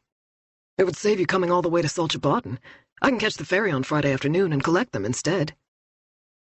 Her suspicions weren't so easily allayed. Why? Why would you do that? I'm just being nice, Nora. He chuckled, and she recognized his old laugh, the one she'd fallen in love with when he was studying medicine and she was a law student, back when they couldn't keep their hands off each other. Come on, why do you always assume there's an ulterior motive? Henrik said. I'm not that bad, am I? Nora smiled in spite of herself. That would make life much easier, she said in a warmer tone. Maybe we could have dinner, Henrik suggested. The boys would like that. How about the Verdshuset restaurant? You've always liked their fish stew. Nora was confused. What will Marie say about that? Or is she coming with you? We've decided to spend our vacation separately this summer, he said, a slight change in his voice. I think it's for the best. We need to press the pause button, so to speak. I see, Nora said, even though she didn't see at all. So what do you say, dinner on Friday? Sure, absolutely. Nora was still digesting what she'd just heard as she went into the kitchen to unpack the groceries. Henrik had been so nice to her. It was an eternity since they'd had such a civilized conversation. The boys would be delighted at the prospect of the 4 of them having dinner together before they went off to spend 2 weeks with their father. Through the window, she saw the door of her former home opening. Jonas came out onto the top step, looking exhausted, his shoulders slumped. He stood there for a few seconds, then set off toward the Brand Villa. Chapter 95. Thomas and Margit had asked if they could use a room at the Ute Varshus Hotel, an impressively showy building opposite the restaurant, and were now sitting on the spacious veranda. The staff had provided them with dry clothing, and their own sodden garments had been placed in plastic bags. Margit had had the presence of mind to leave her cell phone on a rock before she jumped in, but Thomas's had given up the ghost for good. In front of them, the sea sparkled in the morning sun. This was the highest point on the island, and the archipelago extended in all directions. The tall windows were facing west. It would be several hours before the sun reached the veranda, but the door was already ajar to let in the fresh air. Matthias Vosberia was slumped in a wicker chair with his back to the windows. His hair was still wet and had made the collar of his borrowed polo shirt damp. The cocky teenager from the pictures on Facebook was gone. His back was bent, and he'd said very little since his misguided attempt to escape. In the bright sunlight, it was clear that someone had given him a hard time. The impression of the hand that had grasped his throat was horribly vivid. Both the thumb and fingertips had caused serious contusions. There was a significant abrasion on one cheek, and several deep scratches on his cheeks and chin. Margit had a white towel bearing the hotel logo over her shoulders. She rubbed her hair and said, "Okay, now we'd like to know exactly what happened on Sandhamn." Matthias looked straight at Thomas and Margit with the expression of someone who had given up. "It wasn't my fault," he began. Matthias. Fucking bitch. First she threw up all over him, then she took off. Matthias looked at the mess on the floor. He considered leaving it and letting his aunt wonder what had happened, but she would probably guess who was to blame. She'd actually shown him where the spare keys were. He would be the prime suspect when she got back to the island. He decided on a compromise. He grabbed a towel and wiped up the vomit as best he could. He'd throw it away in the forest. His aunt wouldn't miss it. He swore silently at Vilma as he worked. What a bitch. She'd been coming on to him all evening, offering herself to him on a plate like a fucking whore, and then she'd changed her mind at the last minute. The room still stank when he'd finished, but at least the floor didn't look too bad. He heard loud voices outside the window, and someone screamed. He put down the towel and peered out. Dusk was falling, but it was still light enough to see. Someone was hurrying away. It looked like a cop in uniform. They were all over the place this weekend. He'd never seen so many of them on the island.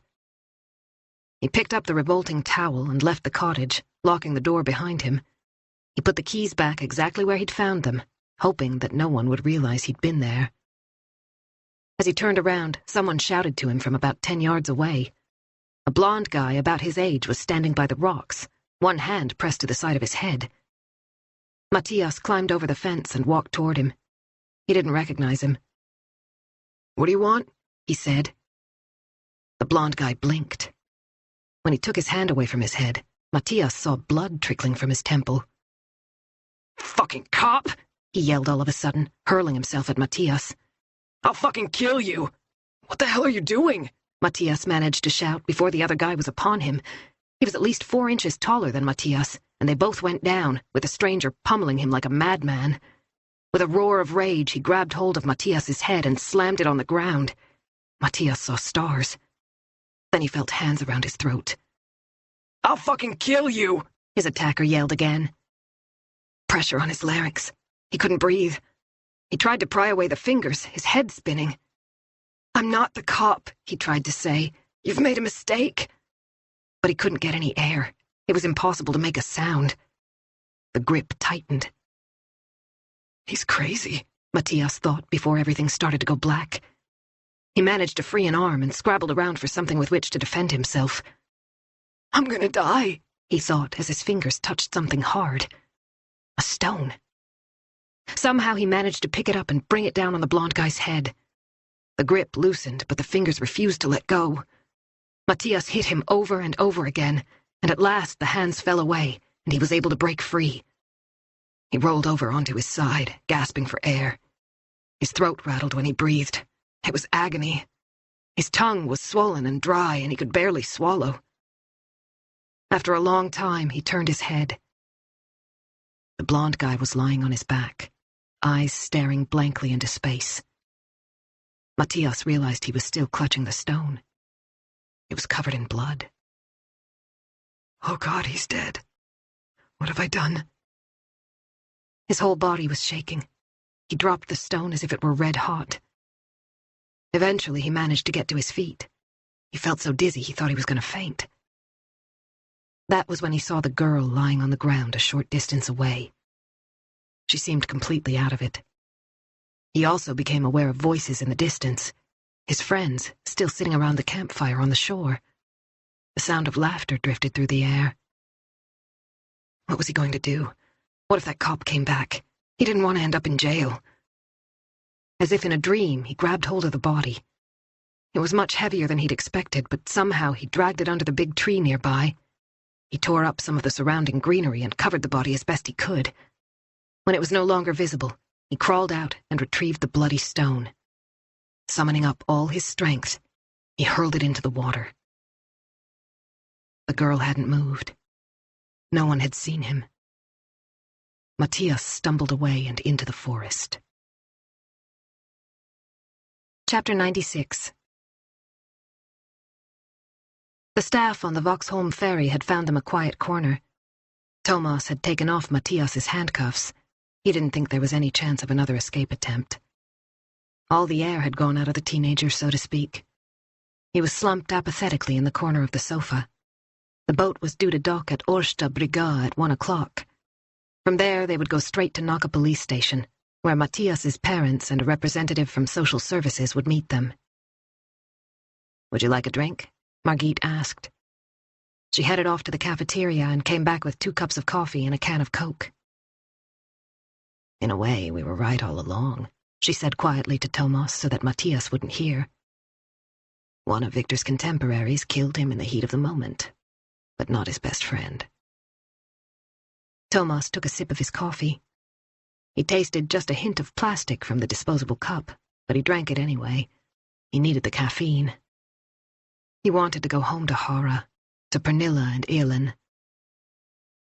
I actually thought forensics would give us enough evidence to arrest Tobe, Margit said pensively.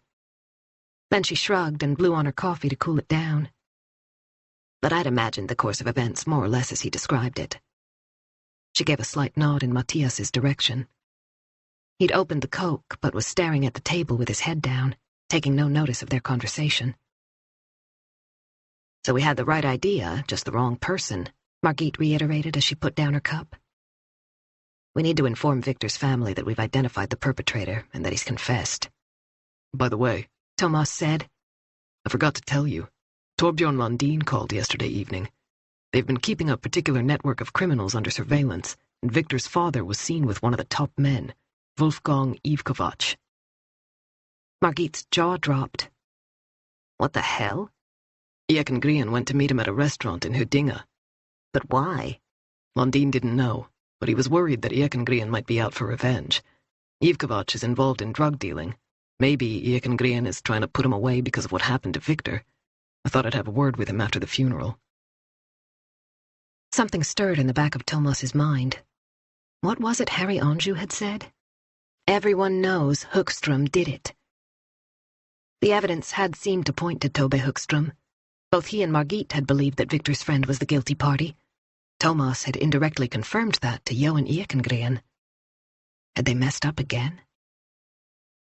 Margit finished her coffee and glanced at her watch. She had no idea what Thomas was thinking. Good idea. We'll contact the family after the funeral. It's due to start shortly, isn't it? Thomas began to sweat as he realized what might be going on. Ekengren hadn't sought out Ivkovac because he held him responsible for Victor's death. He had ordered a hit. According to Lundin, Ivkovac was involved in everything from drug dealing to executions. Johan Ekengren did indeed want vengeance for his son, but his hatred was focused on the person everyone had thought was the murderer. Give me your phone, he said to Margit. We have to get a hold of Johan Ekengren right away. He needs to know who the perpetrator is. Margit stared at him. The funeral starts in 5 minutes. You can't disturb him now. Give me your phone. This is important.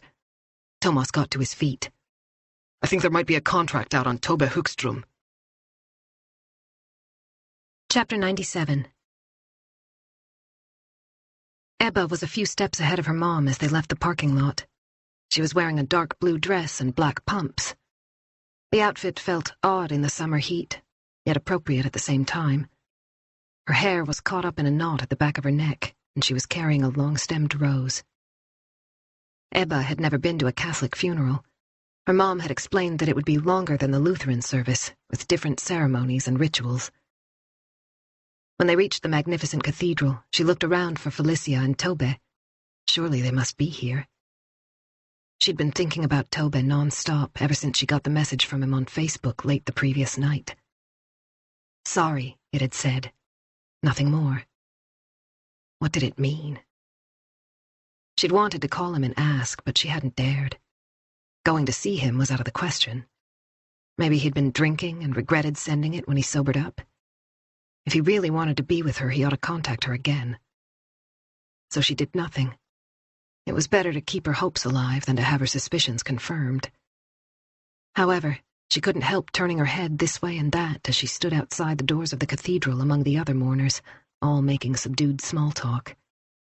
Almost everyone from Victor's class was there, along with lots of students from his grade, and the principal, and Victor's teachers. Her mom said hello to a couple of friends, pausing to exchange a few words. Ebba spotted Felicia. She was standing a little apart, beneath an ancient oak tree, together with her parents. Her eyes were already swollen from crying, and she was clutching a white handkerchief. She was wearing a black blouse that was slightly too big, and a dark skirt that ended just above the knee. Ebba couldn't stop the tears as she hurried over and threw her arms around her friend. They held on to each other for a long time. After a while, her mom approached. Ebba, she said, gently touching her arm. It's time to go in. She gave Felicia a hug and nodded to Joshen and Jeanette Grimstad. Okay, she said to Ebba. They walked toward the entrance of the imposing building. It was dark inside, and Ebba had to blink several times to get used to the contrast with the bright sunlight. Halfway up the aisle, she saw Tobe's red hair. He was sitting near the end of a pew on the left, with Christopher and his mom. As she passed, he turned his head and met her gaze. Ebba. Without thinking, she slid into the space beside him. Her mother was a little taken aback, but she moved to the next pew and sat down in front of them. Tobe was thinner than ever, with sunken, troubled eyes. How are you doing? Ebba said quietly. Not great. She leaned closer so that her head touched his. Why did you send me that message on Facebook? Tobe looked down. I meant it, he whispered. I've been so dumb. I'm so sorry, I really am. Ebba's fingers found his. Tentatively, she stroked the freckled skin. Then his hand closed around hers. His palm was slightly sweaty. She held on tight. The police think it was me, he said, his voice thick with emotion. Hush now. Tobe's shoulders slumped, and he rested his head on hers. I love you, Ebba said. The words just came out. He brushed her cheek with his lips. I love you too. The organ began to play in the background. Ebba recognized the melancholy melody but couldn't place it. She brought Tobe's hand to her lips and kissed it. The priest was giving the final blessing. Madeleine was sobbing helplessly next to Johan. He took her hand and squeezed it. This was the first time he'd touched her since they heard about Victor's death. He was filled with a calm certainty. We can get through this. Victor's coffin stood before the altar, surrounded by floral tributes in warm summer colors. A large photograph of his son had been placed on a table beside it, together with a candle in a silver holder. In the photo, Victor was tan and happy, his blonde hair blowing in the wind. It had been taken on a beautiful July day, outside their summer cottage. Johan felt himself letting go of something. Victor was dead. Nothing in the world could change that. When he turned his head, he could see Tobe's red hair in his peripheral vision. Oddly enough, it didn't bother him. They were mourning Victor together, and he understood that now. They were not enemies. Avenging his son's death wouldn't improve the situation. There must be an explanation for what had happened. Tobe wasn't a bad person. What have I done? Johan thought. He reached into his pocket and touched his cell phone. As soon as the funeral was over, he would contact Ivkovac and call the whole thing off. It was as if he'd woken from a bad dream, as if a stranger had taken over for the past few days, making him do things that weren't in his nature. Now he was himself again. Nothing else must happen. They'd already suffered the worst. I wasn't my normal self, he thought, and whispered, "Forgive me," without really knowing who he was apologizing to. The grief was just as crippling as before, but in a different way. Johan's eyes filled with tears. He buried his face in his hands and wept along with Madeleine. Chapter 98. Tobe was still clutching Ebba's hand as they emerged into the sunlight. They were both equally upset, and it was a relief to get out into the fresh air. "Are you coming to the wake?" Tobe said quietly. Of course, Ebba replied with a sad little smile. Isn't everyone? You'll be there, won't you? "Yes," he said tentatively. "I'd like to go with you, if that's okay." Ebba gave his hand another squeeze. She didn't need to say a word. They wandered over to the oak tree where Ebba had stood with Felicia before the funeral. "I'm just going to go and get a drink," Tobbe said, pointing to a kiosk across the street. I'm so thirsty. Do you want anything? Ebba shook her head. I'll wait here. I need to tell Mom we're going to the wake together. Tobbe hesitated. Listen, Yes? It's nothing, he said, but he still didn't move. He reached out shyly and gently caressed her cheek. You're lovely, you know that? So are you. I'll be back in a minute. In spite of her sorrow, Ebba felt a surge of happiness. She leaned against the tree trunk and watched him go. A few yards away, the mourners were still pouring out of the cathedral. Victor's parents were standing on the steps, Johan slightly in front of Madeleine.